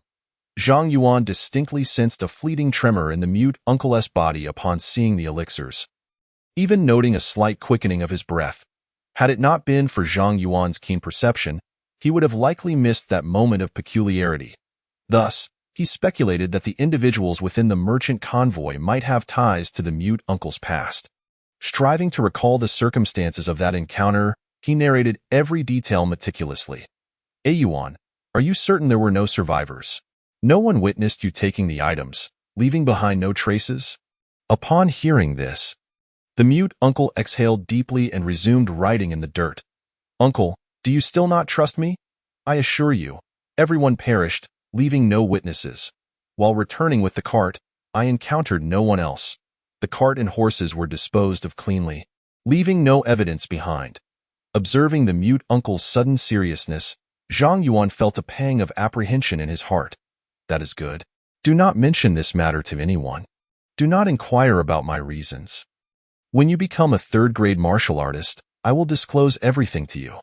The method for using this talisman is recorded in the booklet you brought back. It is of no use to you. It would be better to give it to Yun, as possessing such an item while out in the world offers some degree of self-protection. The mute uncle had long witnessed Zhang Yuan's caution and had complete confidence in him. Since there were no traces left behind, it was unlikely that any issues would arise. Uncle, you are intentionally keeping me in suspense. It is merely a matter of becoming a third-grade martial artist. It won't be long before I achieve that. As for the talisman, I would appreciate your assistance in providing it to my sister-in-law. Since this talisman is beneficial to her, I would gladly acquire more for her. Enough. You have labored throughout the day. Return to rest early. You need not concern yourself with the talisman. Do not think of specifically seeking out such items. The possessions of cultivators are not easily obtained. Do not inadvertently attract great trouble for yourself. This time, acquiring this talisman was merely a stroke of luck on your part. The mute uncle completed his writing and ushered Zhang Yuan out of the room. Chapter 60. Sixth grade martial artist. The resurgence of the Holy Moon sect signifies that chaos will soon engulf the land. Alas, as a mere invalid, pondering such matters is futile. For me, the paramount task is to expedite Yuan's ascension in strength, ensuring he possesses sufficient means of self-preservation amid this turmoil. The mute uncle retrieved the elixirs brought back by Zhang Yuan, scrutinizing them once more. He then gazed through the window at the ink-black sky, his expression a mixture of melancholy and a hint of defiance. Upon returning to his chamber, Zhang Yuan commenced his practice of the soul-nourishing technique. The following day, he ventured out once more, systematically transporting the large herbs concealed in the wilderness back home. In the days to come, apart from occasionally gathering with Sun Erlang for a drink to deepen their camaraderie, he dedicated himself to relentless training. Naturally, he also engaged in the black market to sell some of the herbs cultivated from living beings. These herbs had been treated with special materials by the mute uncle, thus evading detection as products of living cultivation and averting considerable trouble. After half a month, Sun Erlang returned but soon departed once more, taking Fanyang and their children with him to Mingchuan Prefecture. On the eve of his departure, during a drinking session, he extended an invitation to Zhang Yuan to join them. Zhang Yuan politely declined. The situation in the prefecture was far more complex than in Fengyang County.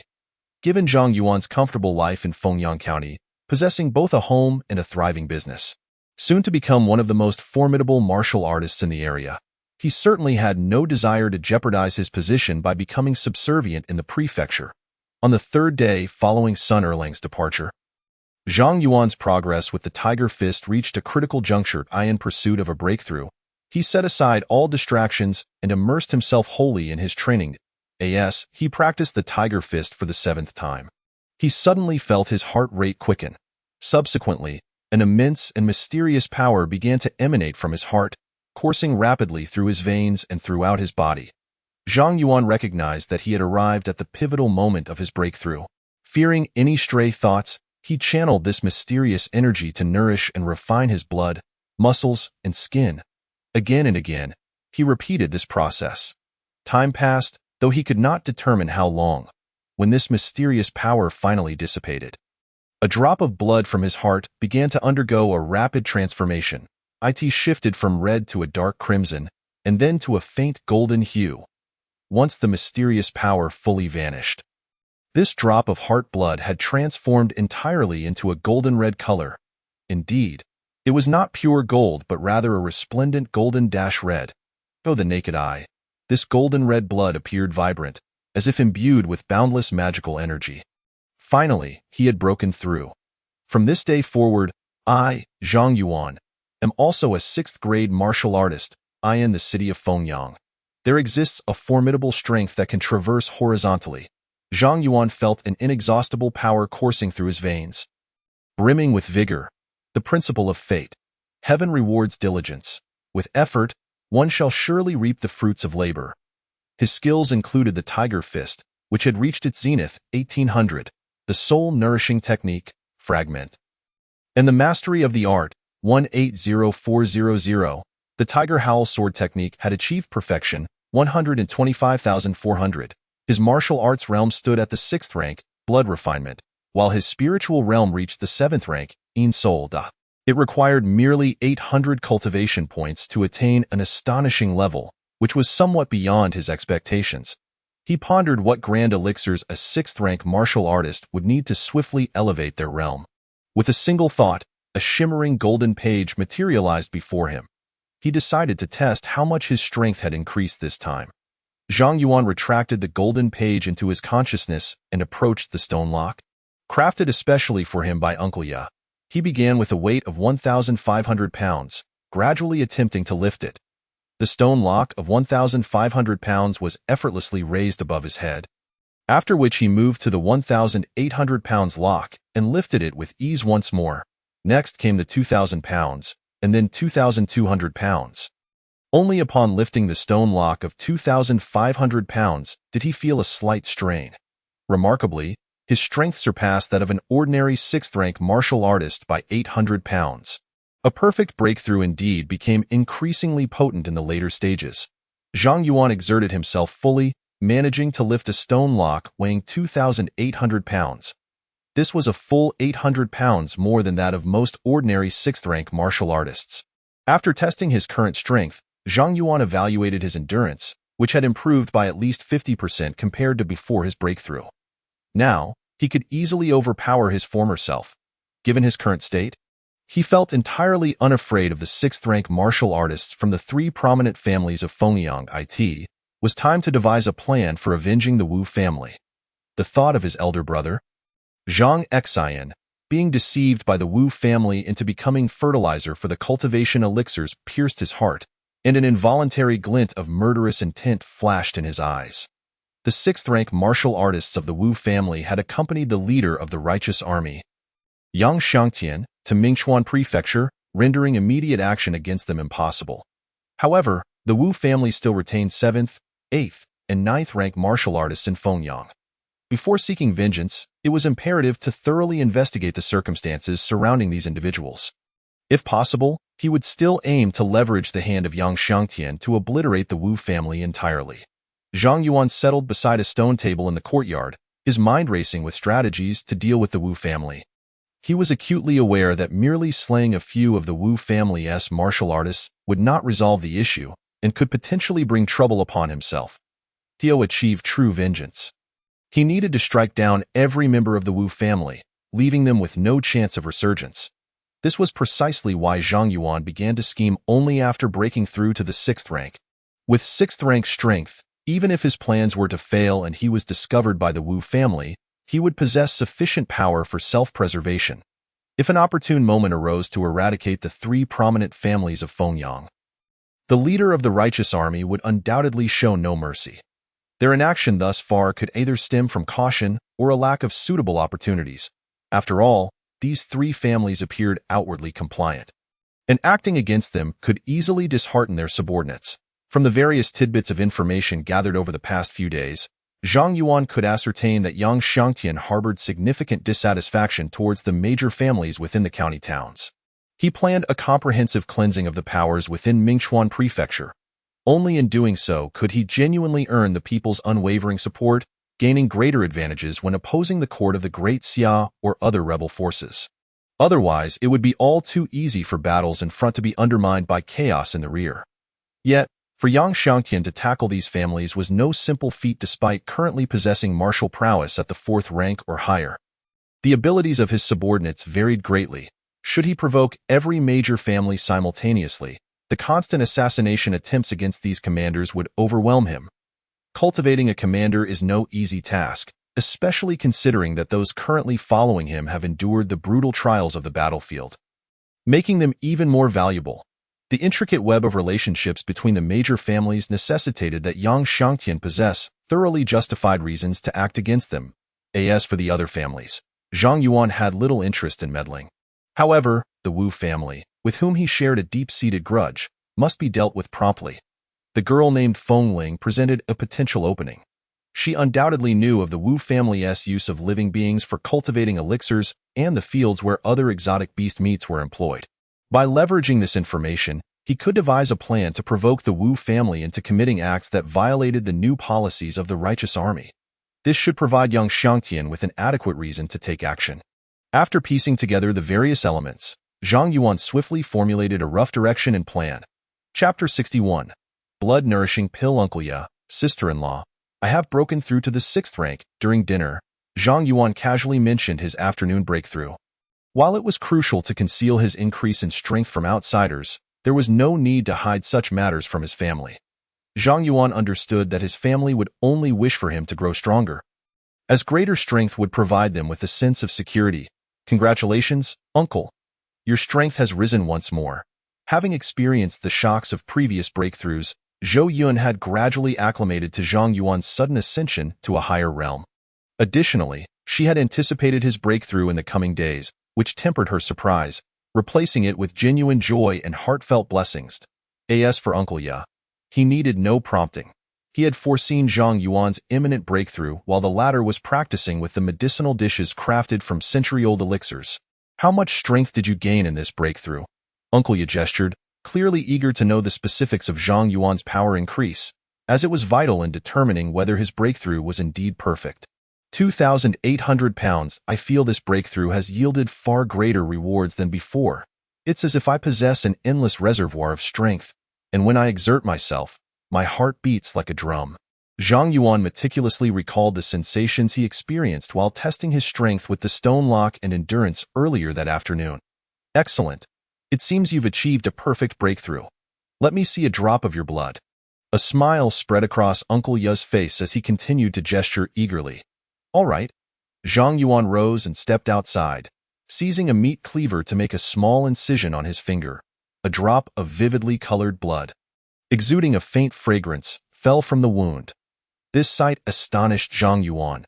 He had not anticipated that upon reaching the blood refinement realm, his blood would undergo such a transformation.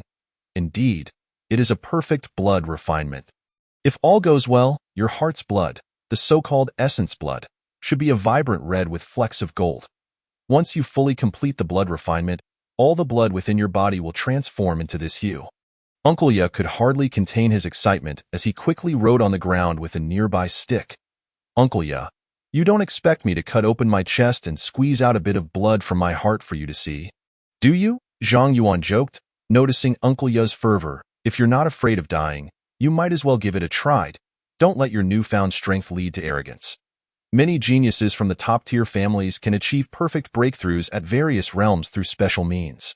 You are merely standing on an equal starting line with them now.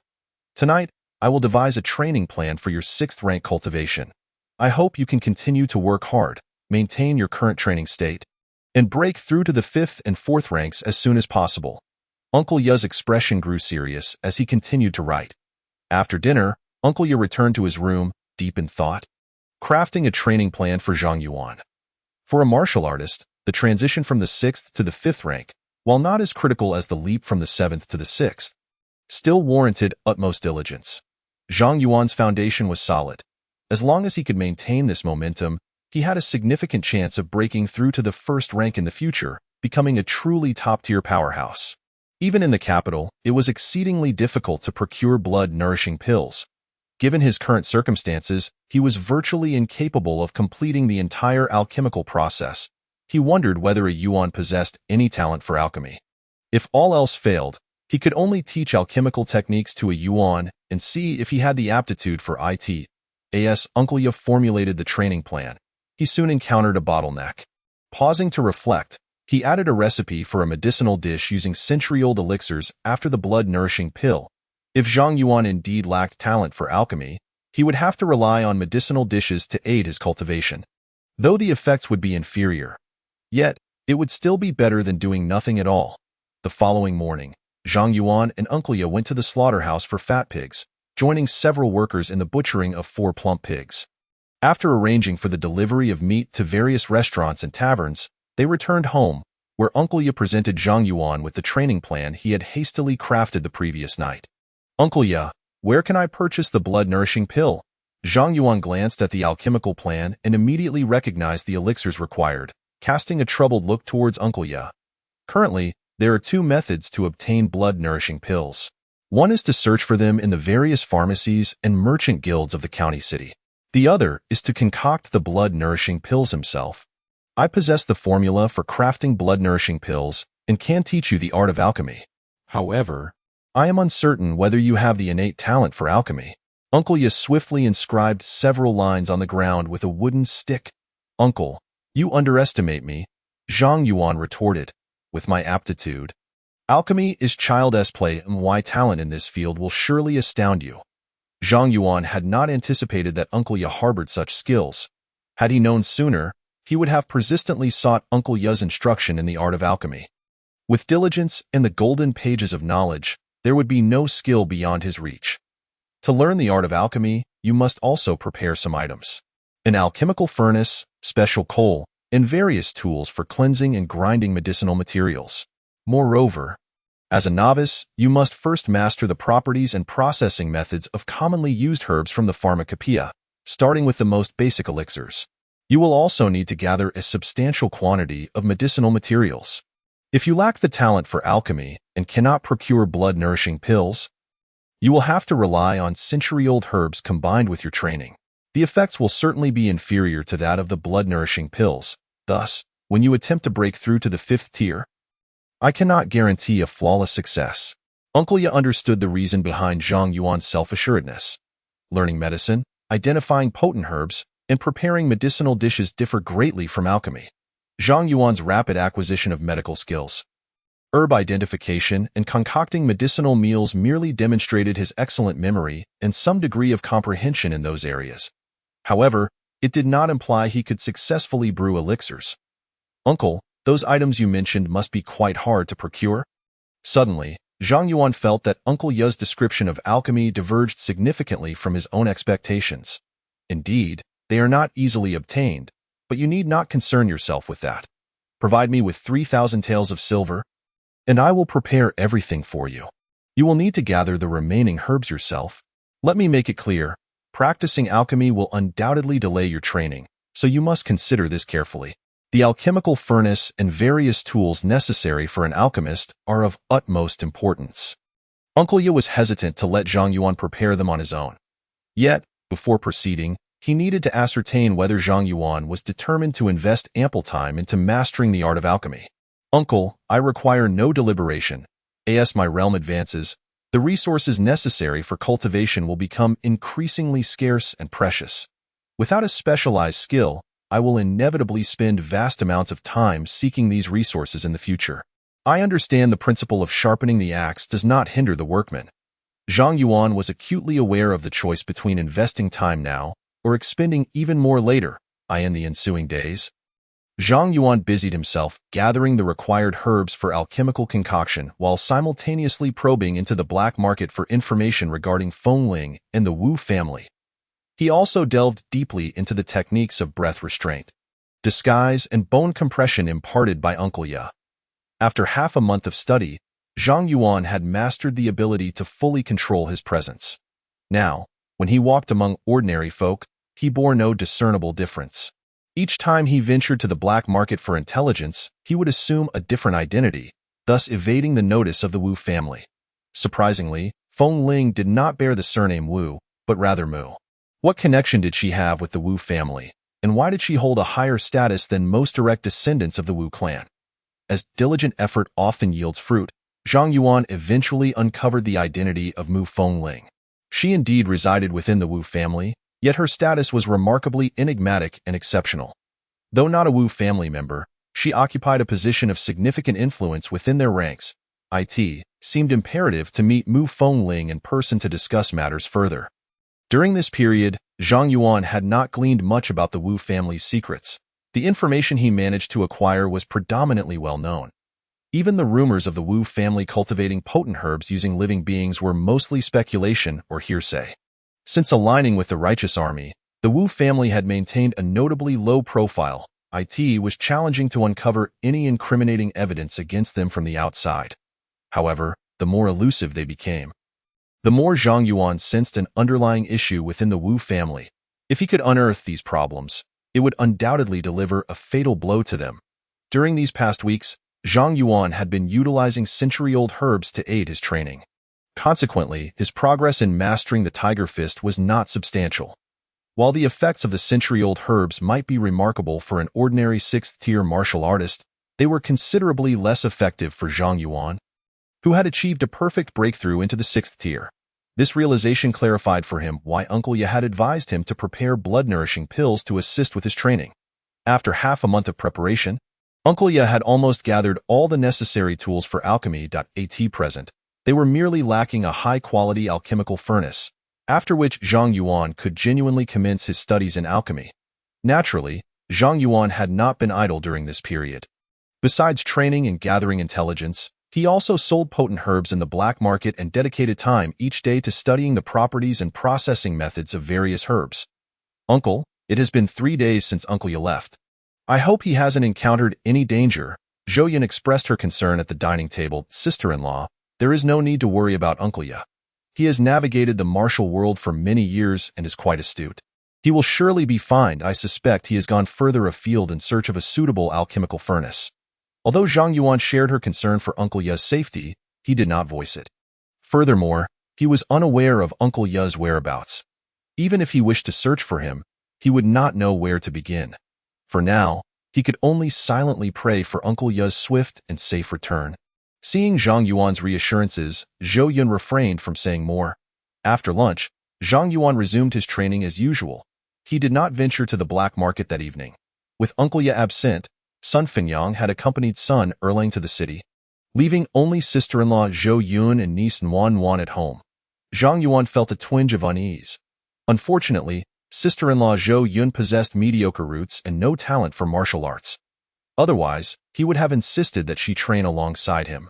Nuan Nuan, on the other hand, exhibited promising roots. Once she grew older, she would be able to practice martial arts alongside him. Uncle Ya's absence extended to 7 days. Just as Zhang Yuan began to feel restless, Uncle Ya finally returned, weary and bearing an alchemical furnace upon his back. "Uncle Ya, you have finally returned. Had you delayed any longer, I would have resorted to posting missing person notices in the city." Zhang Yuan hurried over to assist Uncle Ya in taking down the furnace. Initially, Zhang Yuan believed the furnace, measuring only 50 centimeters in height and over 30 centimeters in diameter, would not be excessively heavy. To his surprise, it felt quite weighty in his hands, estimating it to weigh at least 700 to 800 pounds. "Uncle Ya, you've returned. Please have some water first. I will prepare a meal for you." Zhou Yun emerged from the room, holding a water jug, and handed it to the sweating Uncle Ya. She then swiftly moved to the kitchen to prepare food. "Yun is far superior to you. I, an old man, have gone through great efforts to bring back this alchemical furnace, and here you are making light of it." Uncle Ya gulped down several mouthfuls of water and shot Zhang Yuan an exasperated glare. Scribbling on the ground with a wooden stick, "Uncle, you are unjustly accusing me. I truly intended to post missing person notices in the city, but I didn't expect your return to be so discreet." Zhang Yuan scrutinized Uncle Ya, confirming he was merely weary from travel, which put him at ease, and he continued to jest. "Before you left, did you remember all the knowledge I asked you to retain? Have you attempted to clean, grind, or brew the herbs I mentioned?" Uncle Ya was well aware of Zhang Yuan's character, understanding that he often bore burdens alone, reluctant to display any signs of worry. His current demeanor was merely a playful ruse to lighten the atmosphere. "In a moment, Uncle will directly assess my results, and then you will know. But first, Uncle, where did you go that took so long to procure this alchemical furnace?" Zhang Yuan shifted the topic, curiosity evident on his face. "Do not divert me. Where I went is of no concern to you regarding your alchemical studies." After resting briefly to regain some strength, Uncle Ya approached the newly established room designated for alchemy next to the kitchen. "Zhang Yuan, do you know what is the most crucial aspect for an alchemist? With your reckless demeanor, do you really think you can learn alchemy? I suggest you wash up and sleep. Perhaps you can try your luck in your dreams." Witnessing the disarray caused by Zhang Yuan in the alchemy room, Uncle Ya's expression darkened considerably. "I was unaware you would return today and hadn't the chance to tidy up. These are but fleeting clouds. Uncle Y.do take a look at the medicinal herbs I have ground, simmered, and cleansed. Have I not met your esteemed standards?" Upon seeing the characters inscribed by Uncle Ya on the ground, Zhang Yuan, despite his thick skin, felt a slight flush creep across his face. His mind had not been on this matter in recent days, resulting in a rather disheveled alchemy chamber. His sister-in-law, Zhou Yun, had wished to assist in tidying up, yet her unfamiliarity with the herbs left her apprehensive about mixing them up and inadvertently causing more harm than good. Thus, she left the various herbs scattered chaotically on the floor. In truth, the sight of the disorderly herbs pained her heart deeply. she endured and restrained herself from organizing them. Immediately, clean this place up and arrange all the herbs into proper categories. Should such a situation arise again, I will have you transcribe the medicinal scriptures 1,000 times. The medicinal scriptures were transcribed by Uncle Ya during a period of boredom a few years back, created from memory merely to pass the time, without any inkling that they would one day serve a purpose, a serendipitous outcome. Now, they provided an excellent foundation for Zhang Yuan to learn the basics of pharmacology in preparation for alchemy. This tome recorded the properties, pharmacology, and processing methods of over 3,000 medicinal herbs. A treasure Uncle Ya had stumbled upon in his youth. It was precisely because of this scripture that Uncle Ya was able to delve into the art of alchemy. Chapter 63. Reunion. Haha, Uncle Ya certainly possesses a sense of humor. Zhang Yuan chuckled awkwardly and promptly began to clean up. He spent over half an hour meticulously categorizing and organizing all the herbs within the alchemy chamber. Since beginning his studies in alchemy under Uncle Ya, Zhang Yuan discovered that the true art of alchemy was far more intricate than he had ever imagined, starkly contrasting the simplistic depictions found in those immortal cultivation novels. It was not merely a matter of placing herbs into an alchemical furnace and igniting them with magical energy or true qi to produce elixirs. The genuine practice of alchemy involves numerous meticulous steps. The initial stage alone comprises cleaning, grinding, slicing, peeling, and removing cores. If one cannot manage this first step correctly, the subsequent processes become even more daunting.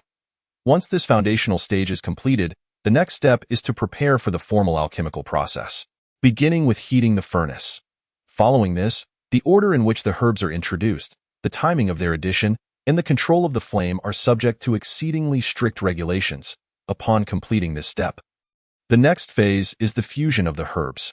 After placing all the herbs inside, a pestle must be used to stir continuously within the alchemical furnace, ensuring that all the herbs meld into a singular essence. Once the herbs are fully combined, impurities must be meticulously removed from the resulting herbal paste. This task requires a keen sense of perception. Failure to eliminate all impurities can not only prevent the formation of an elixir but also compromise its quality. Should it be formed at all, after purging the impurities, one proceeds to the condensation of the elixir, a process that demands exceptional skill. Without the guidance of a master, relying solely on one's own exploration would necessitate a considerable investment of time and practice. Finally, the elixir is completed and collected. The control of the flames during this final stage must be exquisitely precise, as timing is crucial. A moment too late, and the elixir could scorch; too early, and the elixir may not have fully solidified, resulting in a disarray upon extraction. In either case, the outcome would be deemed unacceptable.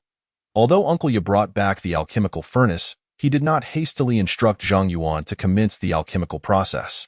Instead, he tirelessly taught Zhang Yuan the proper handling of various herbs. To master a craft, one must first sharpen their tools. The well-honed knife does not hinder the woodcutter. To excel in alchemy, one must possess an intimate understanding of common herbs. While Zhang Yuan immersed himself in the study of herbal knowledge, he did not neglect his cultivation or his dealings in the black market, seeking information regarding the Wu family and Mu Fengling. On this particular day, after selling the large medicinal herbs he had brought to the black market and preparing to depart, Zhang Yuan unexpectedly encountered Mu Fengling once again. Without a moment's hesitation, he swiftly blocked her path. "Brother, what business do you have? I no longer sell large medicinal herbs. If you seek to purchase them, I suggest you find another seller." Mu Fengling paused momentarily, sensing a familiar aura, which allowed her to relax slightly. "I do not wish to purchase large medicinal herbs, Miss Fengling. Might we discuss matters at the Yulai tea house?" Zhang Yuan lowered his voice, deliberately hinting at Mu Fengling's identity. "Very well." Mu Fengling regarded Zhang Yuan with a knowing look, hesitating for a brief moment before acquiescing to his proposal. Upon arriving at the Yulai tea house, they secured the door to their private room. Once assured that no one outside could eavesdrop, Zhang Yuan spoke. "Miss Fengling, you must harbor enmity towards the Wu family, do you not?" "Brother, what do you mean?" Upon hearing the word enmity, Mu Fengling's body trembled slightly. The fact that she bore a grudge against the Wu family was something even the Wu family members were unaware of. How could this person possibly know? "I previously speculated based on your actions, and now my suspicions have been largely confirmed. Miss Fengling, there is no need for alarm. I harbor no ill intentions. I merely wish to inquire about some information regarding the Wu family. Zhang Yuan, with his keen perception, naturally noticed the subtle tremor in Mu Fengling's body. What is your true intention? Why do you seek information about the Wu family? Mu Fengling did not outright deny his inquiry. Yet she remained cautious, not fully trusting Zhang Yuan's words. Although this was not their first interaction, their previous exchanges had been brief, and she knew little about him beyond his cautious demeanor during his visits to the black market. I desire the downfall of the Wu family, Zhang Yuan stated calmly. You bear a grudge against the Wu family? Is it because they used your family to cultivate large medicinal herbs? Mu Fengling, having concealed her identity and remained in the Wu family for so many years, was no fool.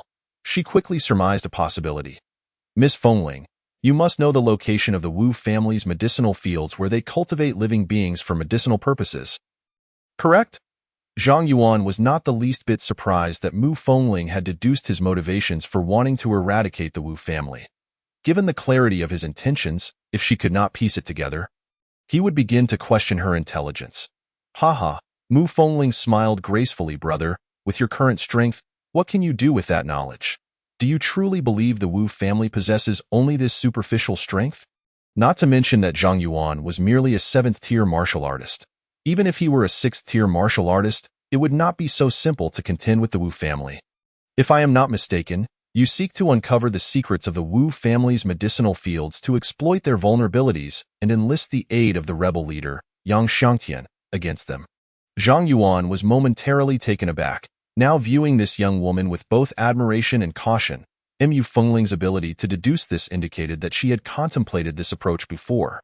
However, she did not believe it sufficient to bring down the Wu family, or that the leverage she possessed was enough to sway Yang Xiangtian into action. Hence, she had refrained from executing such a plan. If you wish to learn the secrets of the Wu family from me, it is not impossible. However, you must first demonstrate your sincerity. I cannot simply divulge the information I have painstakingly gathered over the years to someone I know nothing about. Mu Fengling continued. Miss Fengling, your reasoning holds merit. However, how can I trust that once you become aware of my identity, you will not turn around and betray me? As for the issue of identity, we need not delve into that. Just as I will not pry into your true identity, Zhang Yuan replied, to show my sincerity, I am willing to reveal some of my secrets, such as my true strength. As he spoke, Zhang Yuan's energy surged, revealing the aura of a genuine 6th-tier martial artist. It seems I have underestimated you. Not realizing you have reached the 6th tier, Mu Fengling admitted, feeling a surge of relief upon sensing Zhang Yuan's substantial aura. The memory of their first transaction, where Zhang Yuan decisively dealt with a bandit, remained vivid in her mind. Had she mistakenly believed she could surpass him with some tactics and taken action, she might have found herself lifeless by now. As for the rules of the black market, Mu Fengling, being a 7th-tier martial artist, was not overly concerned. Rules are made for the weak. The strong can disregard them. Chapter 64. Terms of Cooperation. Miss Fengling, I have laid bare my secrets. Should you not also display some sincerity? Zhang Yuan swiftly retracted his aura, regarding Mu Fengling with a teasing gaze. The Wu family's medicinal fields lie within the Great Black Mountain, totaling 3 distinct areas. One for cultivating medicinal herbs from the blood and flesh of exotic beasts, another for cultivating living beings for medicinal purposes, and a third for purely artificial cultivation of wild medicinal herbs. Each field is guarded by 6th-tier martial artists. Moreover, the true direct descendants of the Wu family primarily reside in the vicinity of these 3 medicinal fields. Mu Fengling pondered for a brief moment before revealing the circumstances surrounding the Wu family's medicinal fields. After disclosing the locations of the 3 plots to Zhang Yuan, she graciously provided him with an additional piece of information. The Wu family in Fengyang County is merely a branch of the illustrious Wu family, one of the 4 premier families of Liangzhou's capital. This explains why, despite possessing certain incriminating evidence against the Wu family of Fengyang, Mu Fengling refrained from discreetly informing the rebel leader Yang Xiangtian. Thank you, Miss Fengling, for sharing this valuable information with me. Might I inquire if you would be inclined to collaborate with me against the Wu family? Zhang Yuan remarked, undeterred by the Wu family's status as a mere offshoot. The deep-seated vendetta of his elder brother, Zhang Xian, must be avenged. However, should unforeseen circumstances arise, adjustments to their initial plans would be necessary. Yang Xiangtian may still harbor reservations regarding the Wu family of Liangzhou. Yet as his power continues to expand, he will inevitably purge the prominent families within his domain. Addressing the Wu family poses certain complications, yet with ample justification, utilizing the Wu family to establish authority would yield greater results. This necessitates someone covertly stoking the flames against them. What form of collaboration do you envision? Mu Fengling inquired. Her interest peaked as she regarded Zhang Yuan. I propose, Miss Fengling, that you remain within the Wu family as my insider, assisting me with tasks within your capabilities while providing intelligence on the Wu family's clandestine movements. I will seize the opportune moment to join forces with the rebel leader Yang Xiangtian to strike against the Wu family. Do not underestimate Yang Xiangtian. Despite his control over a mere territory, his ambitions may surpass your expectations. He will not tolerate the existence of any family that exceeds his grasp within his domain. Zhang Yuan asserted with unwavering confidence. You certainly possess a keen strategy. However, I must ask, what benefits can you offer me in return for taking such considerable risks on your behalf? Mu Fengling sensed that Zhang Yuan's confidence was genuine. Given her understanding of Yang Xiangtian, it was evident that his ambitions would not be confined to this territory alone. In the future, he would likely hold all families accountable. Moreover, Zhang Yuan's youth and recent ascension to the 6th rank hinted at immense potential. He could very well rise to the 5th or even 4th rank in due time. Thus, it appeared that a foundation for cooperation existed between them. Yet, Mu Fengling remained cautious, unable to fully trust Zhang Yuan. Should any unforeseen variables arise during their collaboration, her position within the Wu family could become perilous. What do you desire in exchange, Miss Fengling? Or, to rephrase, how might I convince you of my sincere intent to collaborate? Zhang Yuan quickly grasped that Mu Fengling was not merely seeking personal gain. Both parties bore grievances against the Wu family, and a joint effort against them would inherently be mutually beneficial. The only obstacle to their collaboration lay in the trust issue, which proved challenging for both parties, as neither wished to reveal their true identities. Particularly Zhang Yuan, who had only showcased his 6th rank prowess thus far. It is quite simple. As a form of exchange, I would require your assistance in eliminating 2 members of the Wu family. These 2 are 8th rank warriors, and given your capabilities, dealing with them would be exceedingly straightforward. Posing little risk, Mu Fengling articulated, appreciating the ease of communication with an astute partner who could comprehend her meaning without extensive explanation. Very well, provide me with all pertinent details regarding them, if your claims hold true. I shall dispose of these individuals within a fortnight, Zhang Yuan replied, a sense of relief washing over him. The assassination of 2 8th rank warriors from the Wu family was merely a trifling task for him. Even if he were to infiltrate the Wu family estate, his current strength would enable him to act without detection. Securing Mu Fengling's trust through the elimination of these 2 would be a highly advantageous transaction for Zhang Yuan. Mu Fengling, too, exhibited a relieved expression as she detailed the circumstances of the 2 8th rank Wu family members. They agreed upon a time for their next meeting and subsequently departed from the Yu Lai tea house. Wu Minghua and Wu Mingwei were responsible for managing the Wu family's gambling establishments and taverns in Fengyang County. Zhang Yuan recognized the necessity of gathering further intelligence on these 2 through alternative channels. He must ensure a decisive strike, leaving no room for repercussions. Relying solely on Mu Fengling's word would be insufficient. He needed a comprehensive understanding of their situations and to identify the most opportune moment for action. After leaving the black market and confirming he was not being followed, Zhang Yuan swiftly returned home. The following day, he began assuming various disguises to gather information on Wu Minghua and Wu Mingwei. Due to their management of the Wu family's gambling houses and taverns, they were somewhat well known in Fengyang County, making the task relatively straightforward. Having confirmed the accuracy of Mu Fengling's information, Zhang Yuan spent the next 5 days meticulously tracking the 2, observing their every move. Ultimately, on the 7th day, during a moonless night with gusty winds, he chose to act. The operation proceeded flawlessly, without any disturbances. Zhang Yuan awaited Wu Minghua's return along his customary route home. Effortlessly slaying him, he then swiftly sought out Wu Mingwei, who was indulging in revelry at a brothel, and executed him with a single, decisive strike. The deaths of Wu Minghua and Wu Mingwei seemed to trigger a taut nerve within the Wu family. prompting them to abandon their previously cautious demeanor and instigate a fervent search for the assailant that very night, employing various means and posting reward notices. They even sought the assistance of the rebel army's authorities to conduct a citywide manhunt in Fengyang County. The newly appointed county magistrate of Fengyang held little regard for the Wu family and had received discreet instructions from the rebel leader to remain vigilant regarding the actions of the three prominent families in Fengyang County. Consequently, he would not permit the Wu family to act with impunity. After performing some superficial tasks and dispatching a few constables to conduct a perfunctory investigation, he merely posted a few notices before allowing the matter to fade into obscurity. The Wu family seethed with frustration yet felt powerless. The current circumstances contrasted sharply with their former dominance. Under the pressure exerted by the rebel army, the Wu family had significantly diminished in power. The magistrate's conspicuous actions only fueled the Wu family's resentment towards the rebels. Meanwhile, the sixth-rank Wu family warriors, learning of the situation from afar, were infuriated. They promptly approached the rebel leader Yang Xiangtian to accuse the county magistrate of lax enforcement and negligence. The outcome was predictable. Yang Xiangtian feigned concern, assuring them that he would have the magistrate send word to ensure the culprit was apprehended and peace restored to Fengyang County, before dismissing the two sixth-rank Wu family warriors. P.S. The author is so impoverished that they can only eat dirt.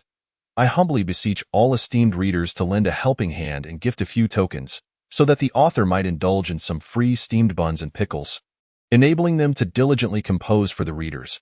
Surely, none of you wish to see the author suffer while laboring to please you, do you? Chapter 65. The hefty bounty. The Wu family has truly lost their senses. Offering a staggering reward of 10,000 taels of silver for the capture of the assailant, it has even made me contemplate reporting myself. Clearly, the two Wu disciples I was instructed to eliminate hold a rather unique status. The following morning, upon venturing outside, Zhang Yuan encountered the reward notices plastered across every street and alley. Such a substantial bounty signified that this was no ordinary affair. Under normal circumstances, even the murder of two eighth-rank warriors would not elicit such a commotion from the Wu family. I shall wait a few days for the commotion to subside before meeting with Mu Fengling again to gauge the situation. It was evident that Mu Fengling's request for the assassination of these two Wu family disciples harbored deeper intentions. The county magistrate's response further corroborated Zhang Yuan's earlier suspicions. The Wu family likely gleaned some insights from the magistrate's demeanor. One could only wonder if they might resort to extreme measures as a result.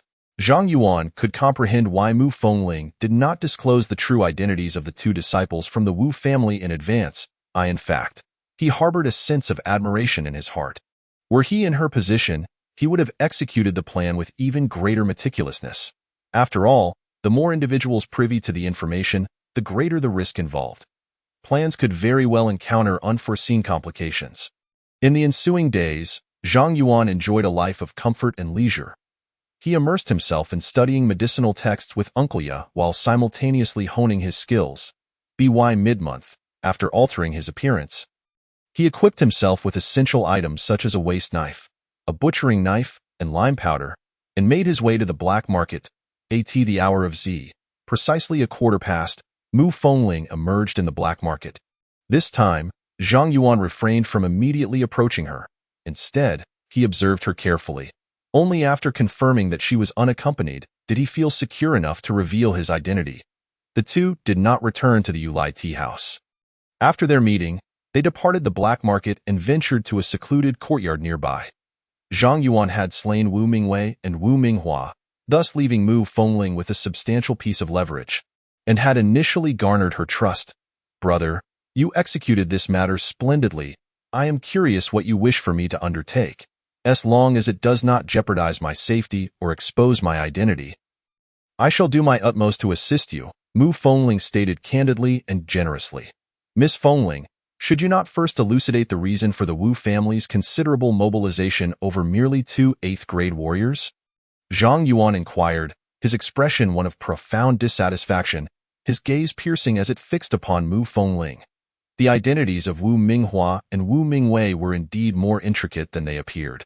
They served as intermediaries between a mysterious force and the Wu family, or perhaps as representatives of that enigmatic power.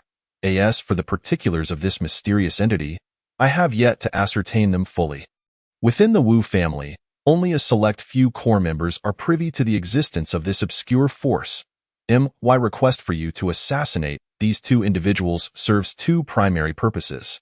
Firstly, it aims to incite the Wu family, creating discord with the righteous army and prompting them to undertake actions detrimental to the army, thereby allowing us to seize more leverage. Secondly, it is intended to investigate the nature of this mysterious force. Mu Fengling recounted truthfully, a mysterious force. The situation becomes increasingly convoluted, Zhang Yuan remarked, furrowing his brow as he regarded Mu Fengling with confusion. Brother, there is no need to be concerned about this mysterious force. They are indifferent to the fates of the Wu family members. If you do not require anything further from me, I shall take my leave. The security within the Wu family estate has tightened recently, and lingering too long could bring about unwarranted complications for myself. Although Mu Fengling had limited knowledge of this mysterious force, she could glean certain insights from the behavior of the Wu family members. It appeared that this enigmatic power was solely invested in Wu Minghua and Wu Mingwei, while the Wu family was desperately attempting to align themselves with this force. However, contact had been minimal.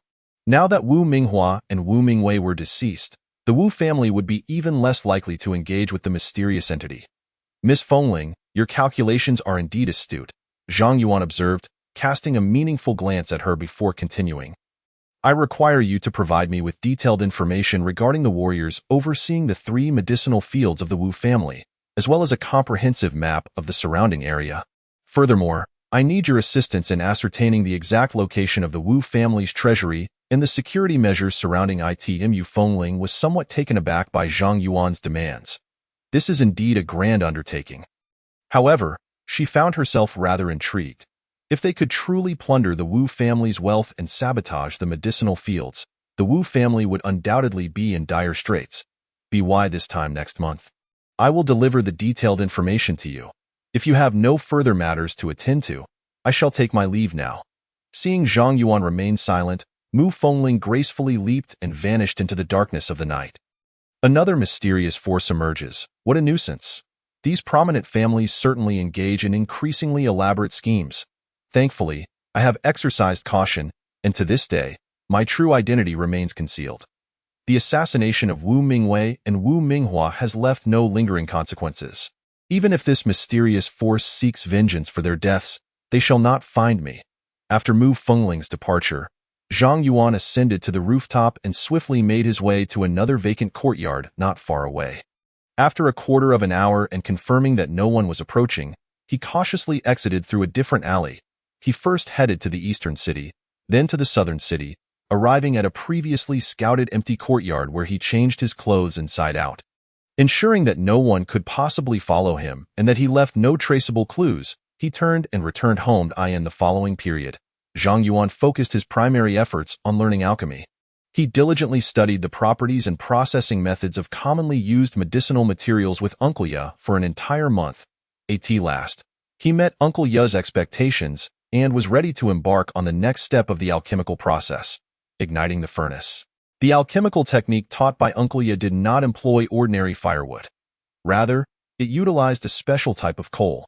This coal was unique because, once ignited, each piece emitted a remarkably stable temperature. To increase the flame's temperature, one simply needed to add more coal. To decrease it, one would remove a piece. Additionally, the size of each coal piece varied, resulting in differing temperatures upon ignition. Before concocting elixirs, one must thoroughly understand the size and temperature of the coal. This task, requiring arithmetic and memory, was a piece of cake for Zhang Yuan. In less than 2 hours, he had skillfully memorized the temperature patterns of the coal, even demonstrating an ability to apply this knowledge in new contexts. Leaving Uncle Ye astounded. Chapter 66. The refinement of the continuity bone pill.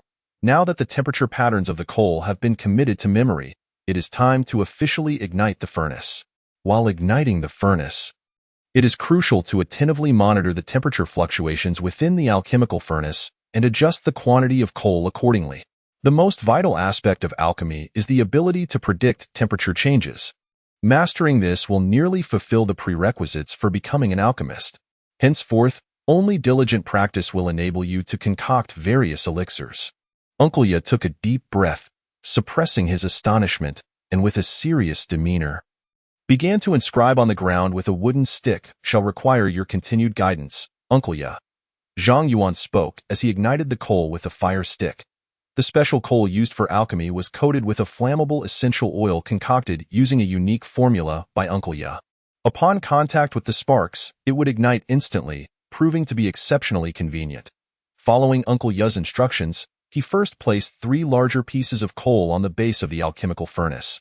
Subsequently, he awaited the gradual rise in temperature within the furnace. During this process, Zhang Yuan needed to sense the temperature changes with his hand. He then adjusted the size and quantity of the coal accordingly. While this task may seem simple when described, it proved to be exceedingly challenging in practice. Minute temperature variations demanded an extraordinarily keen sense to detect. A slight deficiency in this talent would render one incapable of becoming an alchemist. Zhang Yuan's spiritual realm had already reached the 7th rank of Yin Soul, endowing him with a far superior sensitivity compared to most individuals. He could distinctly perceive subtle temperature fluctuations. Nonetheless, it required utmost concentration. Otherwise, it would be easy to misjudge the temperature in this world. There were no temperature measuring devices. Many assessments relied solely on experience and intuition, making the learning process quite arduous. Zhang Yuan was currently unable to create instruments for measuring temperature, relying instead on Uncle Ya's gradual guidance to enhance his experience. With the furnace temperature set, it was time to prepare the medicinal ingredients. The elixir he practiced with was a healing pill known as Su Gu Dan, primarily used to assist in the recovery from bone fractures and muscle injuries. This elixir required a total of 9 different medicinal herbs. The reason for selecting this particular elixir for practice was that the processing methods for the 9 herbs involved grinding, boiling, cleaning, extracting cores, peeling, and other essential steps. Add long gu chao, wait 3 breaths, then add yin yang gua, maintain the temperature in the furnace, and after 13 breaths, add zi shuang ji. Observing the steps written by Uncle Ya on the ground, Zhang Yuan fumbled through the process. Moments later, a burnt smell emanated from the furnace, signaling the failure of Zhang Yuan's first attempt at alchemy. Uncle Ya nodded, devoid of any reproach. Zhang Yuan had performed admirably, mastering the furnace techniques in just half a day, an accomplishment that far surpassed Uncle Ya's own learning experience years ago. The next step, however, was not as straightforward as temperature sensing alone. It required controlling the temperature while simultaneously adding the medicinal herbs and stirring them with a pestle. As a novice, Zhang Yuan was inevitably clumsy at first. He remained calm and collected, analyzing the reasons for his failure, cleaning the furnace, and then practicing again. Time passed swiftly, and soon half a month had gone by. Destiny, heaven rewards diligence, efforts yield results. Tiger Fist, reaching the pinnacle, 56800, soul nourishing technique, fragment, entering the realm, 235400, Tiger Roar Blade technique, achieving mastery, 188400, Su Gu Dan, beginning to glimpse the path, 1200, martial realm, 6th rank, blood refinement, spiritual realm, 7th rank in soul alchemy realm, yet to enter a rank after half a month of diligent practice. Zhang Yuan finally made his initial breakthrough with Su Gu Dan. The success rate for crafting this elixir should now see a notable increase. He wondered when he might attain the status of a basic alchemist. Zhang Yuan had inquired with Uncle Ya regarding the ranks of alchemists in this world. There were 5 levels: Tian, Di, Xin, Huang, and Fan. Among these, Fan-ranked alchemists were considered entry-level, while Tian-ranked alchemists represented the highest tier known to Uncle Ya. Each rank is further divided into early, mid, and late stages. Prior to his injury, Uncle Ya had reached the mid-level of Xin-ranked alchemists, placing him at a respectable standing within the Disya kingdom. Medicinal pills were categorized into 15 grades based on their refinement difficulty. Su Gu Dan was barely classified as a primary fan-grade elixir. The Yijin Chang Gu Dan that Zhang Yuan had consumed earlier was a genuine primary fan-grade elixir, while the Yang Shui Dan was barely a mid-level fan-grade elixir. Given Zhang Yuan's current circumstances, he estimated it would take at least another 6 months to concoct the Yang Shui Dan. Despite this, he could not afford to neglect his training. He pondered whether the Wu family's wild medicinal fields, or the blood and flesh of exotic beasts cultivated in their fields, contained the century-old herbs he required. If not, He would have to visit the medicinal market in Hay Mountain to procure herbs aged over 100 years. Having learned alchemy, Zhang Yuan realized how wasteful it was to use century-old herbs to prepare medicinal broths. If these century-old herbs were refined into elixirs, their efficacy would increase by at least 1 or 2 times. Tio put it succinctly, century-old herbs used in broths would only yield modest effects for 6th-rank martial artists, whereas elixirs crafted from these herbs could significantly benefit 4th-rank martial artists in their cultivation. The disparity was apparent. However, the number of alchemists in the Xia kingdom was exceedingly scarce. Most martial artists could not afford the corresponding elixirs for their training. These martial artists either had to rely on hard work or consume medicinal broths made from superior herbs, which would barely enhance their training speed. Only the elite forces or prodigious martial artists from top families could access sufficient cultivation resources. With half a month remaining until his appointment with Mu Fengling, Zhang Yuan remained unhurried. He continued his routine of training and alchemy daily. Without the aid of superior herbs, the progress of his tiger fist training had slowed considerably. Observing this, Zhang Yuan decided to commit to practicing tiger fist 10 times a day and the soul-nourishing technique 6 times. He dedicated all his spare time to alchemy. As he increased his focus and time investment, the progress with Su Gu Dan became exceedingly promising. Averaging 3 furnaces of Su Gu Dan daily, he achieved a breakthrough into the realm of mastery in just 10 days. Upon reaching this level of proficiency, Zhang Yuan's alchemical realm successfully transitioned into the initial stage of fan-grade. PS. The author and this immortal beseech all readers to add this story to their shelves, read daily, and offer small gifts to ignite their love. As the saying goes, clear water yields no fish, and a person who is too humble has no rivals. For the sake of livelihood, this immortal can only set aside his pride and sincerely plead with all esteemed readers. Chapter 67. Intelligence Acquired. Uncle Ya, I feel I have completely mastered the method for refining Su Gu Dan. Can I attempt to create other elixirs now? Zhang Yuan tucked away the golden pages and sought out Uncle Ya, his face alight with eagerness. Just a few days prior, when he had yet to reach mastery with Su Gu Dan, Uncle Ya had firmly denied his request to try refining other elixirs. Now that he had achieved mastery, Zhang Yuan felt emboldened to approach Uncle Ya again for additional formulas. First, refine a batch of Su Gu Dan for me to observe. If you have indeed mastered the method for Su Gu Dan, I shall grant you the formulas for other elixirs. Uncle Ya was not lacking in compassion. His earlier refusal stemmed from Zhang Yuan's insufficient proficiency with Su Gu Dan, which had only a success rate of less than 30%. He did not wish to see Zhang Yuan aim too high too soon.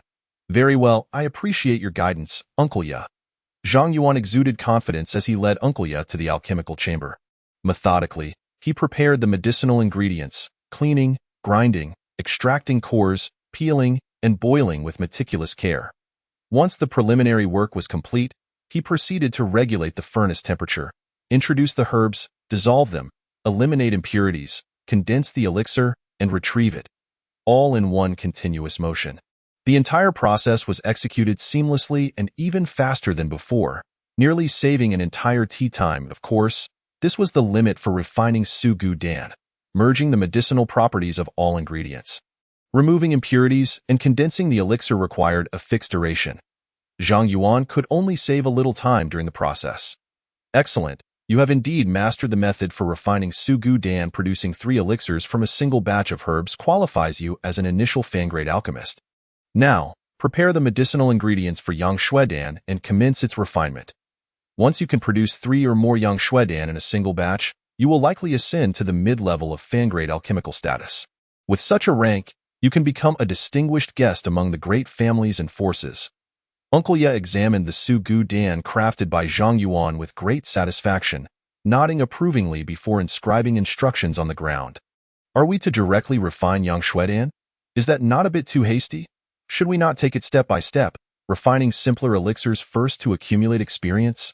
This was entirely contrary to Zhang Yuan's expectations. He had presumed that alchemical practice necessitated a methodical approach, gradually progressing from simple to complex. He had never anticipated that Uncle Ya would instruct him to begin refining Yang Shui Dan immediately. Refining elixirs is not akin to martial training. It need not adhere to a step-by-step progression. Your talent in alchemy is above average, and since you require Yang Shui Dan for your training, Proceeding directly to refine this elixir poses no issue. In the process of concocting the blood-nourishing pill, one requires an extraordinary herb that has matured for 50 years, alongside 3 herbs aged 30 years, 5 herbs aged 10 years, and 4 relatively rare auxiliary herbs. These can only be procured from the herbal markets surrounding the Great Black Mountain or the Black Market in Mingchuan Prefecture. Given your current circumstances, successfully refining a blood-nourishing pill may necessitate a considerable quantity of materials. When you venture to acquire these herbs, endeavor to procure as many as possible. Uncle Ya, having rarely witnessed Zhang Yuan in a moment of defeat, could not suppress a smile. He inscribed on the ground with a wooden stick before retrieving the pre-prepared pill formula from his bosom. Very well, I shall visit the herbal market at Great Black Mountain tomorrow.